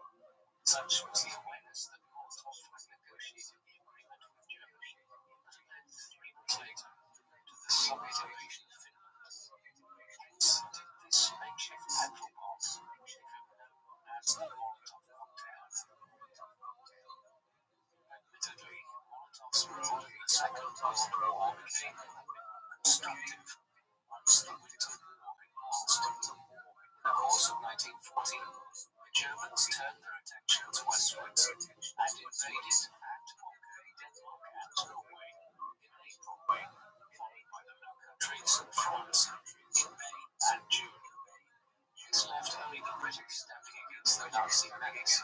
Greece, too, was attempting a brave resistance against impossible odds in the Balkans, where the Nazi ally, Fascist Italy, was intent on creating a new Mediterranean empire.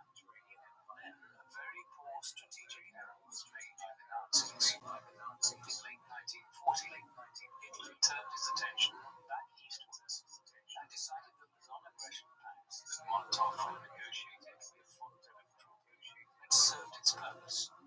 After months of preparation in the first half of 1941, Operation Barbarossa, the largest military invasion ever in human history, was launched on the 22nd of June 1941 as 3 million German military personnel streamed into eastern Poland, the Baltic states, and Ukraine, with the ultimate goal of taking Leningrad, Moscow, and Stalingrad before advancing to the AA line, a strategic endpoint for the Germans in a line running from the port of Archangelsk on the shores of the White Sea in the north and the Caspian port of Astrakhan in the south.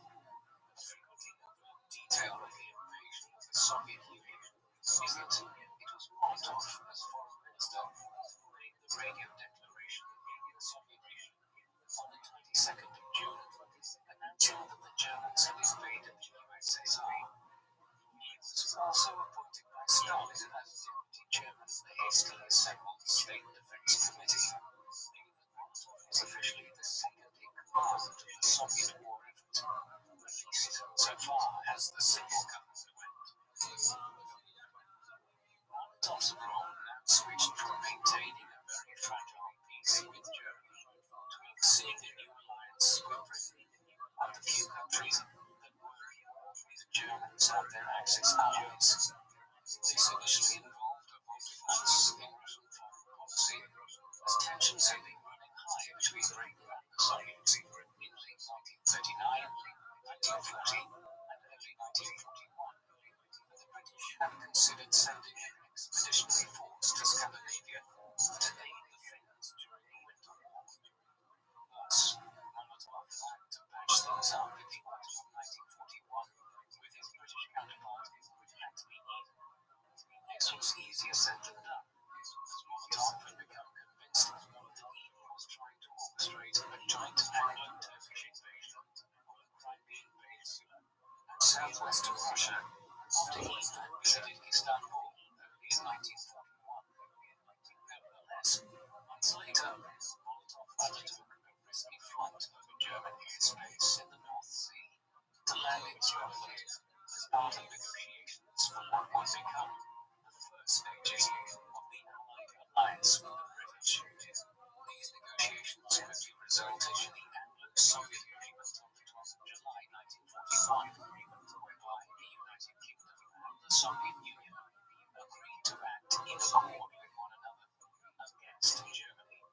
Followed nearly a year later by the more detailed Soviet treaty, a full military alliance between the two nations. Not then, the United States had also entered the war against the Germans and their Far Eastern ally, the Empire of Japan, after the well-known Japanese attack on Pearl Harbor.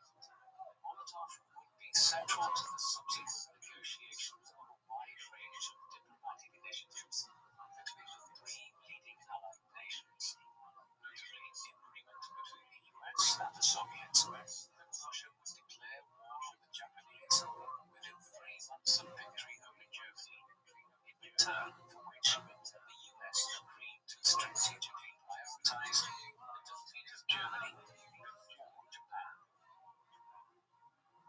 The US, British, and Soviets were allies during the Second World War. They knew very well that a new clash was looming between the USSR and the Western powers once Germany, Japan, and their allies were defeated. Hence, the US and the Soviets would carry out their research into developing nuclear weapons during the war under a veil of secrecy. The US program, the Manhattan Project, and its ultimate results are well known. Less familiar is the Soviet program. This commenced in 1942 after the Russian physicist Georgy Fyodorov wrote to Stalin urging him to initiate a well-funded research program into that area. Molotov was initially appointed to oversee the program, which was run from laboratories near Moscow. Unlike in the US example, the Russian program was nearly entirely overseen by civilian administrators such as Molotov. Military personnel probably hampered its development. In any event, one of the primary impediments for the Russians was the same faced by the US and even the Nazis: the need for an adequate amount of fissionable material, something made more difficult for the Soviets by American attempts to restrict Russian access to uranium sources in Congo and other regions. Where Molotov did make some progress was in attempting to establish spies in the US who could infiltrate the Manhattan Project, but Stalin nevertheless removed him from the project at the end of 1944, owing to its slow progress.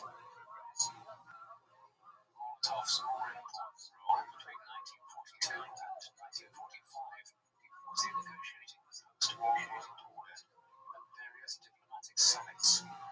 Stalin, Churchill, and President Roosevelt often garnered the majority of the attention in discussions of things like the Tehran and Yalta conferences. But Molotov, he, and figures like the US Secretary of State, Cordell Hull, made major contributions in their own right.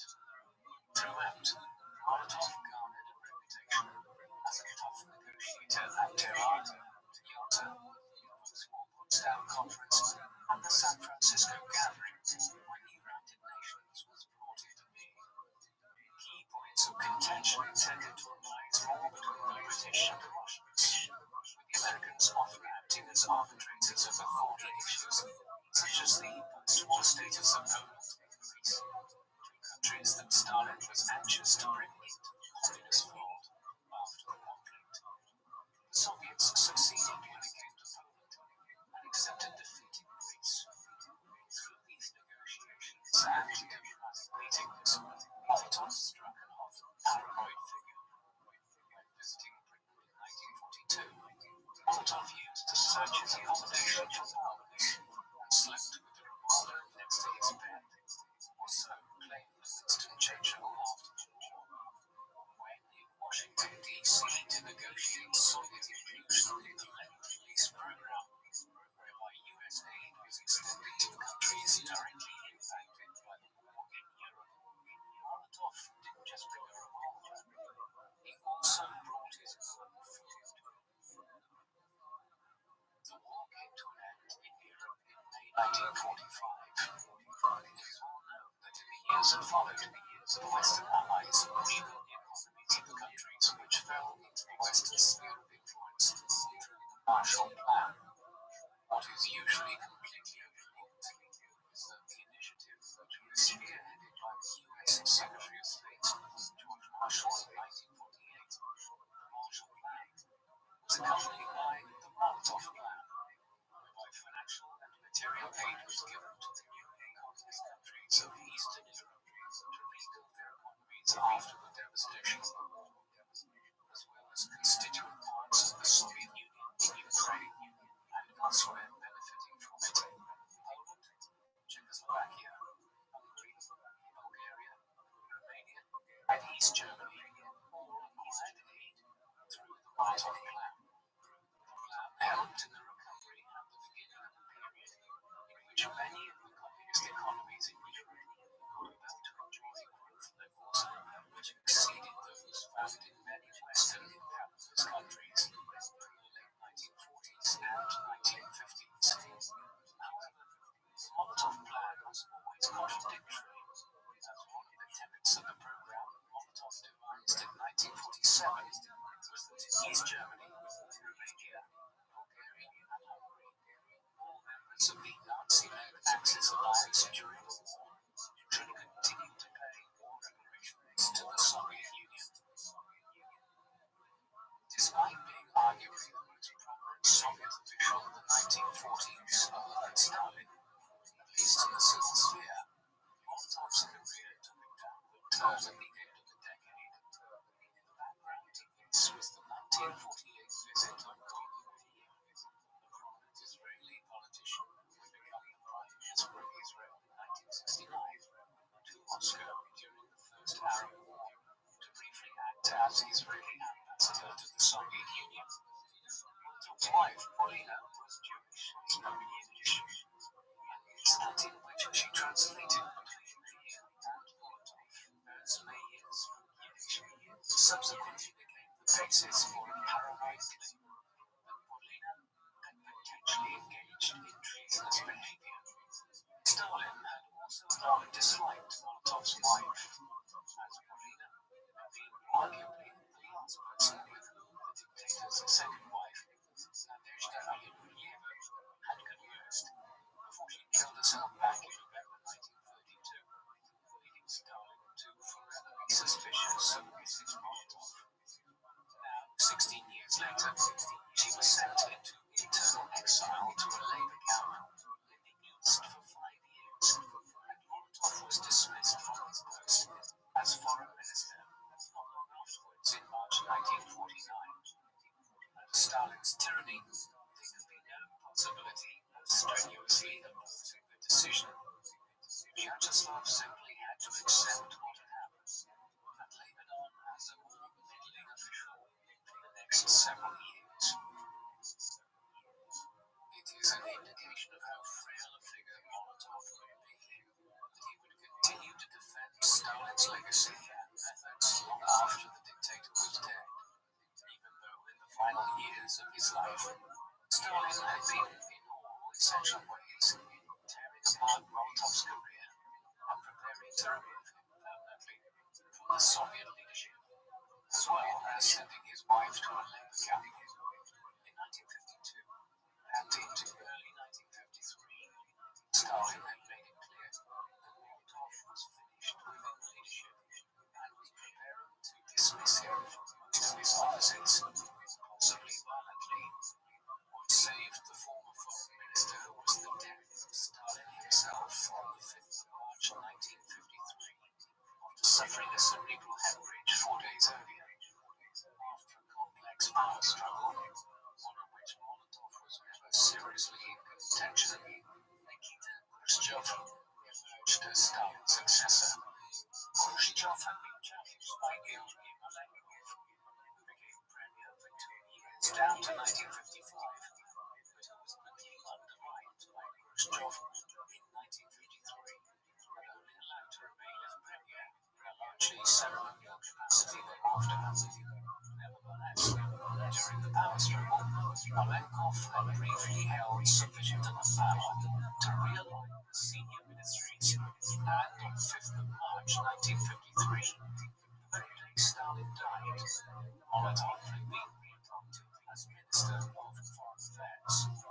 He continued to hold the position after Khrushchev's ascent, though it was evident before long that Molotov's unrepentant Stalinist views were out of sync with the new atmosphere in the Kremlin, where Khrushchev was denouncing the former tyrant and attempting to move away from the worst excesses of the Stalinist era. Molotov was removed from the post of Minister of Foreign Affairs for the final time in June 1956, a move that came as little surprise after Khrushchev had denounced Stalin's foreign policy at the start of the Second World War, and, by implication, Molotov-Ribbentrop Pact that Molotov had negotiated. Thereafter, he joined secretly with Malenkov and the Deputy Premier of the USSR, Zan Kaganovich, to begin plotting to remove Khrushchev from power. The trio and their allies had become known as the Anti-Party Group, a collection of unreformed Stalinists who were unhappy with the drift of Soviet politics and foreign policy under Khrushchev. On the 18th of June 1957, they attempted to overthrow Stalin's successor through diplomatic means, forcing a vote on his leadership by the 11-man party presidium, which they won by 7 votes to 4.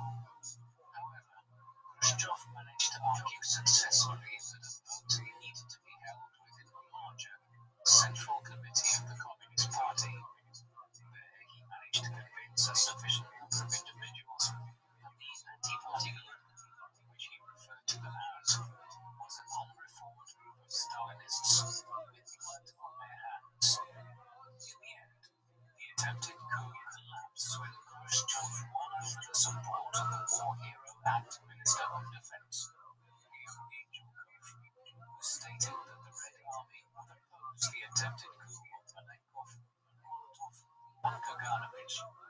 The anti-party group had failed. With the forming of the attempted coup by the anti-party group in the summer of 1957, Molotov was not entirely purged from the Bolshevik leadership. It was a sign of how much things had changed in Russia. Had the men involved taken this course of action 5 years earlier, under Stalin, every one of them would have been quickly killed. Instead, in 1957, Khrushchev decided to remove those who had attempted to overthrow him in less dramatic ways. For instance, Malenkov was sent to manage a power plant in what is now Kazakhstan. Molotov was dispatched even further east, though on the surface of it, his appointment as Soviet ambassador to the Mongolian People's Republic was a face-saving one. Nobody was thrilled, though. Even the New York Times, in reporting on Molotov's dispatch to Ulaanbaatar on the 7th of September 1957, referred to him as, quote, the fallen Soviet leader. It must be said it was a slightly more exalted fate than that Malenkov had been consigned to, or indeed Kaganovich, the latter of whom was sent to manage a potash factory in the Ural Mountains region. Conversely, this was a period of important diplomacy in Ulaanbaatar, as relations with Mongolia fluctuated, owing to the wider Sino-Soviet split between the Soviets and the Chinese. Molotov was also appointed to the position of Soviet representative at the International Atomic Energy Agency in the late 1950s. If Molotov's appointment as ambassador to Mongolia and as Soviet representative of the IAEA were face-saving measures in the late 1950s, complete disgrace was soon to follow. Khrushchev had felt as though his position was not strong enough after the attempted coup in 1957 to completely purge the anti-party group leaders from the Soviet establishment and had exiled them instead to Mongolia, Kazakhstan, and the Urals. By the autumn of 1961, the 22nd Party Congress was convened. His position was much stronger, following the success of the Cuban Revolution, the initiation and construction of the Berlin Wall, just weeks earlier, Russian successes in the burgeoning space race with the US might also be imminent testing of the Tsar Bomba, the largest nuclear weapon ever detonated, one which was 1,500 times stronger than the nuclear weapon dropped on Hiroshima in 1945. With his position more powerful now, Khrushchev furthered his de-Stalinization program at the 22nd Congress. This included making preparations for the complete expulsion of several of the leaders of the anti-party group from the Communist Party, Molotov included, and their removal from any offices which they held. The expulsions were carried out quietly and with little fanfare in 1962. In the months that followed, efforts were being systematically undertaken to expunge the record of Molotov's role in the Soviet regime over the last 4.5 decades, with its papers and departmental files being destroyed under Khrushchev's orders. Molotov spent many years in complete exile from the Soviet movement and leadership, though he was allowed to return to Moscow and lived out much of his later life in the Russian capital.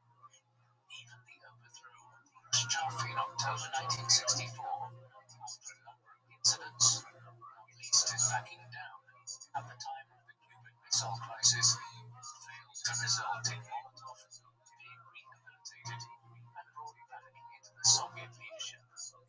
Under Khrushchev's successor, Leonid Brezhnev, he was allowed to live in quiet retirement. He appears to have spent much of the 1960s writing his memoirs, but they could never see the light of day.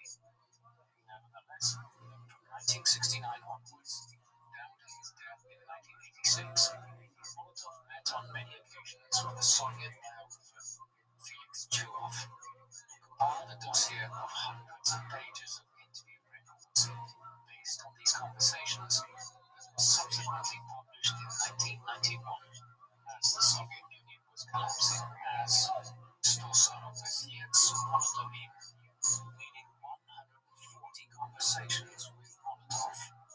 The book was published 2 years later in English translation as Molotov Remembers Inside Kremlin Politics.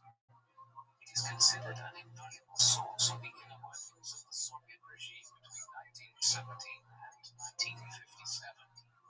Its author would never return to the political fold, although when the 1983 Soviet Encyclopedic Dictionary was published, Molotov was given a 17-line entry in which his accomplishments were noted. This compared favorably with the 14 lines given for Khrushchev's entry. In the summer of 1984, Konstantin Chernenko, who served for just over a year as head of the Soviet Union in 1984 and early 1985, very quietly reinstated the 94-year-old Molotov as a member of the Communist Party. By the time he was reinstated in 1984, Molotov was a very old and ill man, and the restoration of him to the Communist fold was clearly a token gesture by the regime at the end of his life. He had suffered many heart attacks, the first seemingly as early as January 1954, when he had been too unwell to attend a high-level summit with the foreign ministers of the US, Britain, and France. It is believed that he had 7 heart attacks in all, but the number is disputed as Soviet propaganda tried to cover these up at certain times. Given this, it was something of a miracle that he survived as long as he did and lived to the ripe old age of 96.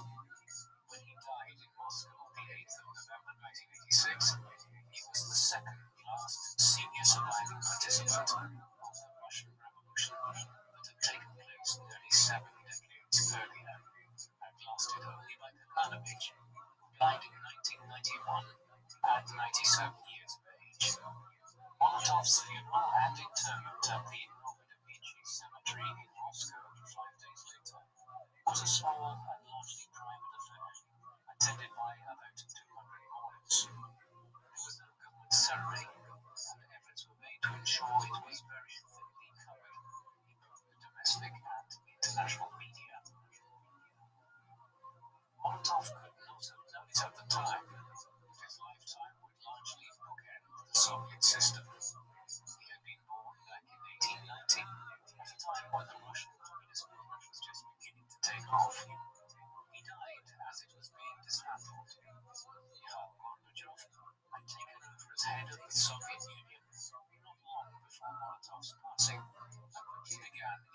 initiating a series of policy programs designed to reform the USSR and the communist system, specifically by opening the economy up and liberalizing the political system.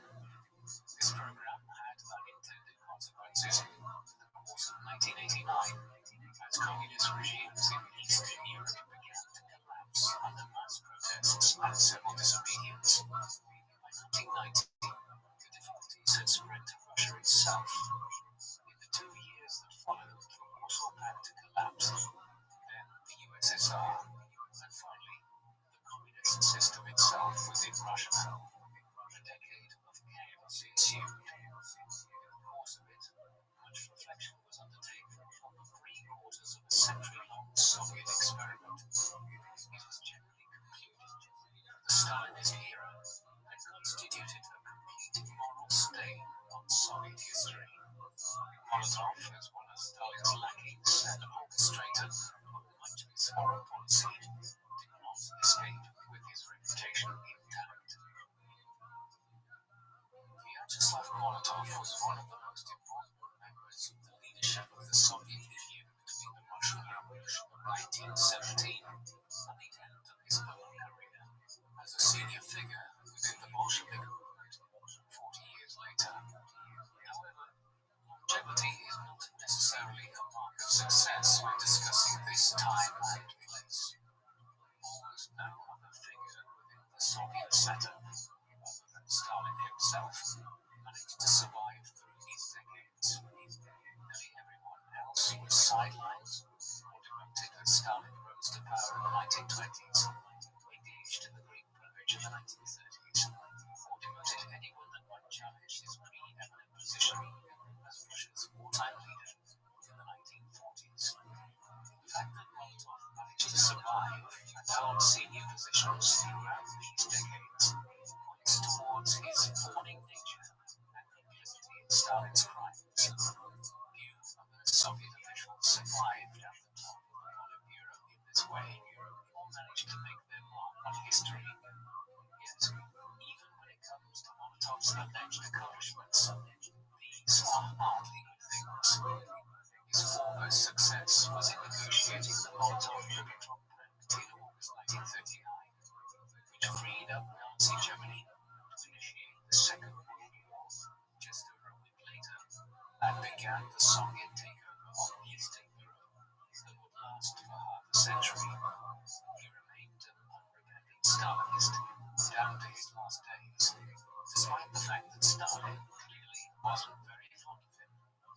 His foremost legacy is that a homemade fire grenade was ironically named after him by Russia's enemies in Finland in the winter of 1939 and 1940.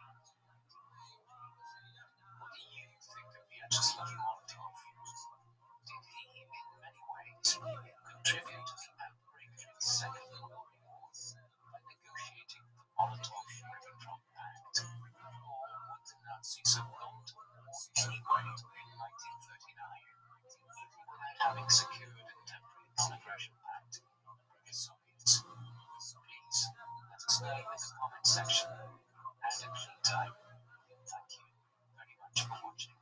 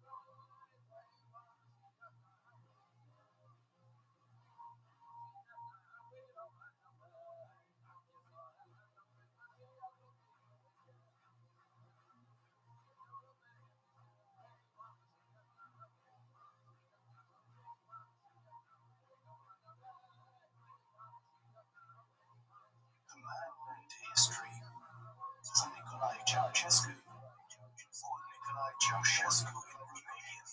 He was born on the 26th of January 1918 in the small town of Scornicești, in the south of the Kingdom of Romania. He was effectively born on the front lines of the First World War, as Scornicești lay on the border with Bulgaria, one of the central powers in the conflict and an enemy of Romania.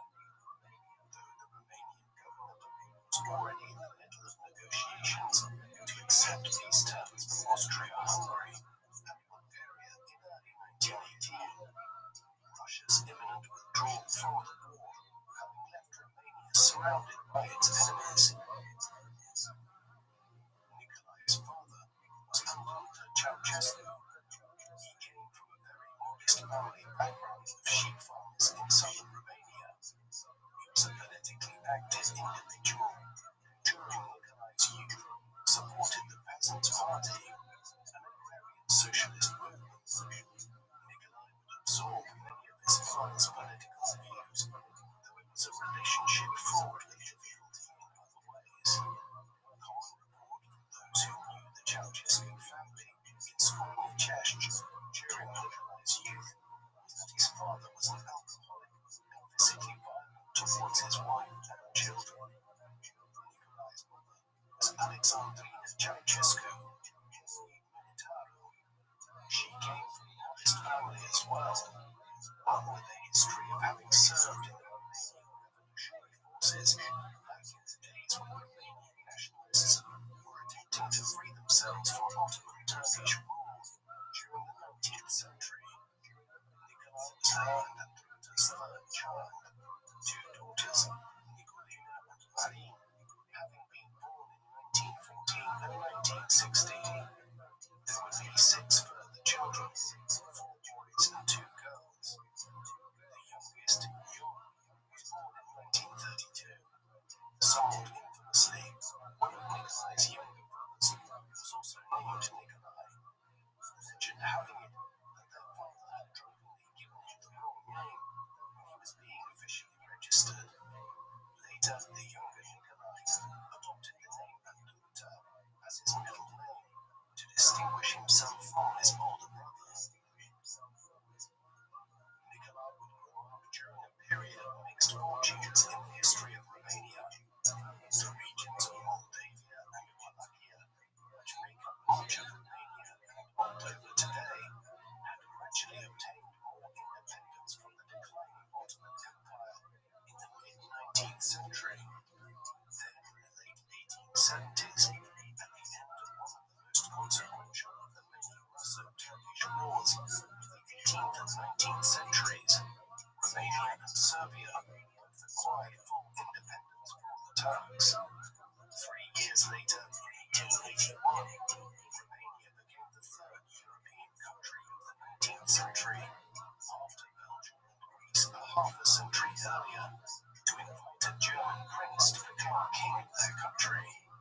King Carol I was a scion of the House of Hohenzollern. He would rule for nearly 3.5 decades, and was succeeded by his nephew, Ferdinand I, who was on the throne when Nicolae was born. Although the treaty that the Central Powers had imposed in 1918 was punitive, it was soon renounced by Romania, which entered the war again in the dying days of it. Thus, through the newly negotiated Treaty of Trianon of 1920, Romania regained the territory it had ceded 2 years earlier and gained a large portion of Hungary. This meant that unlike in many other European countries, the monarchy of Romania survived the First World War and remained popular. When King Ferdinand died in 1927, he ushered in a period of growing crisis, as his son and heir, Carol, had previously entered a problematic marriage, which saw him bypassed in the succession in favor of his infant son, King Michael I, who was just 5 years old when he became ruler of Romania. He would be deposed by his own father 3 years later, who became King Carol II. Compounding all of this was the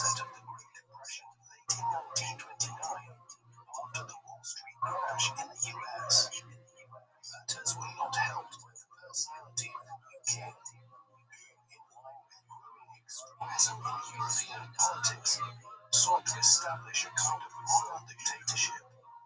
One key element of his repressive regime, which would impact on the Ceausescus, was the crackdown on socialist movements by Carol II and his government in the 1930s.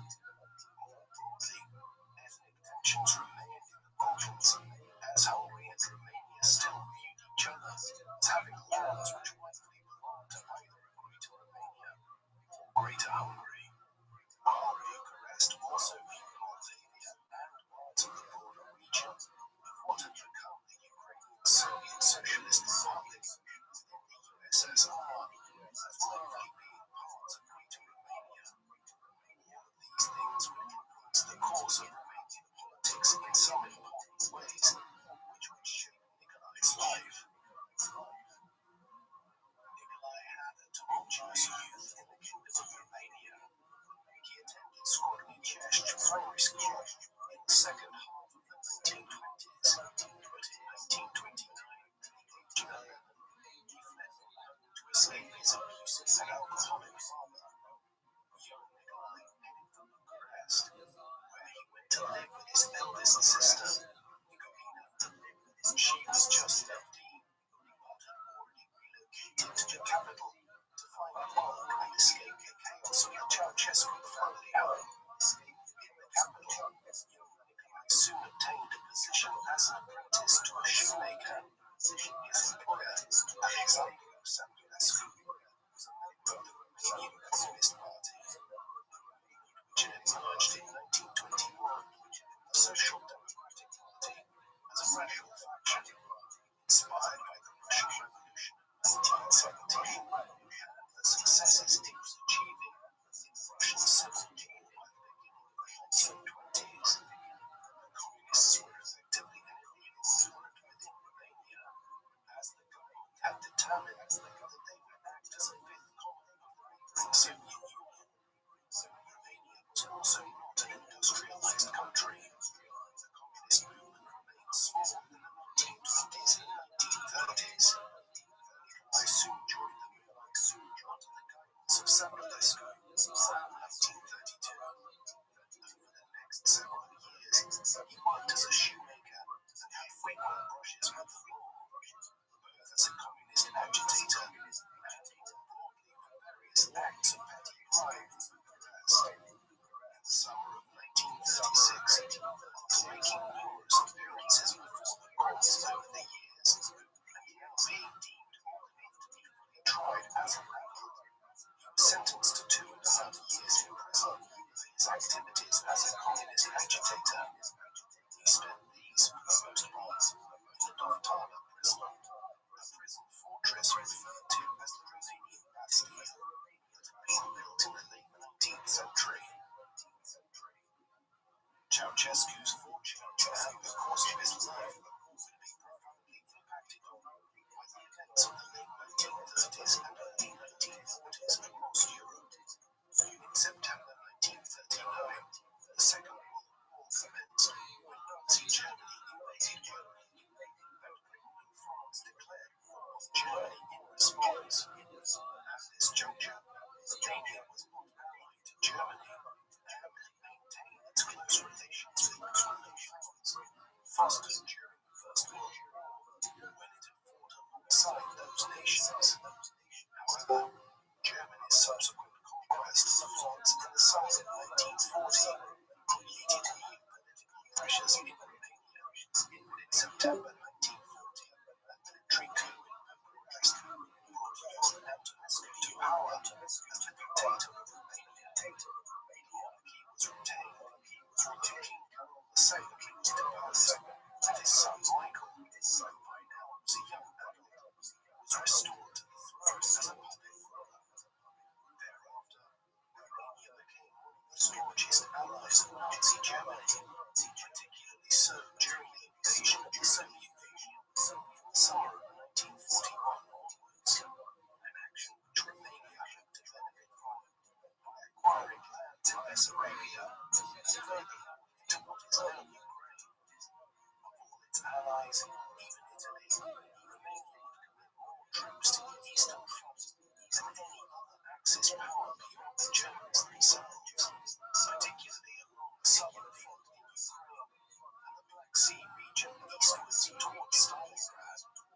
Antonescu's military regime was also extreme in its repressive and genocidal policies, openly persecuting the substantial remaining Jewish population along Nazi lines, but also largely driving the content genocide of Ukraine and Sinti minorities. When the Second World War broke out, Ceausescu was locked in jail in Romania. He would not be free for long.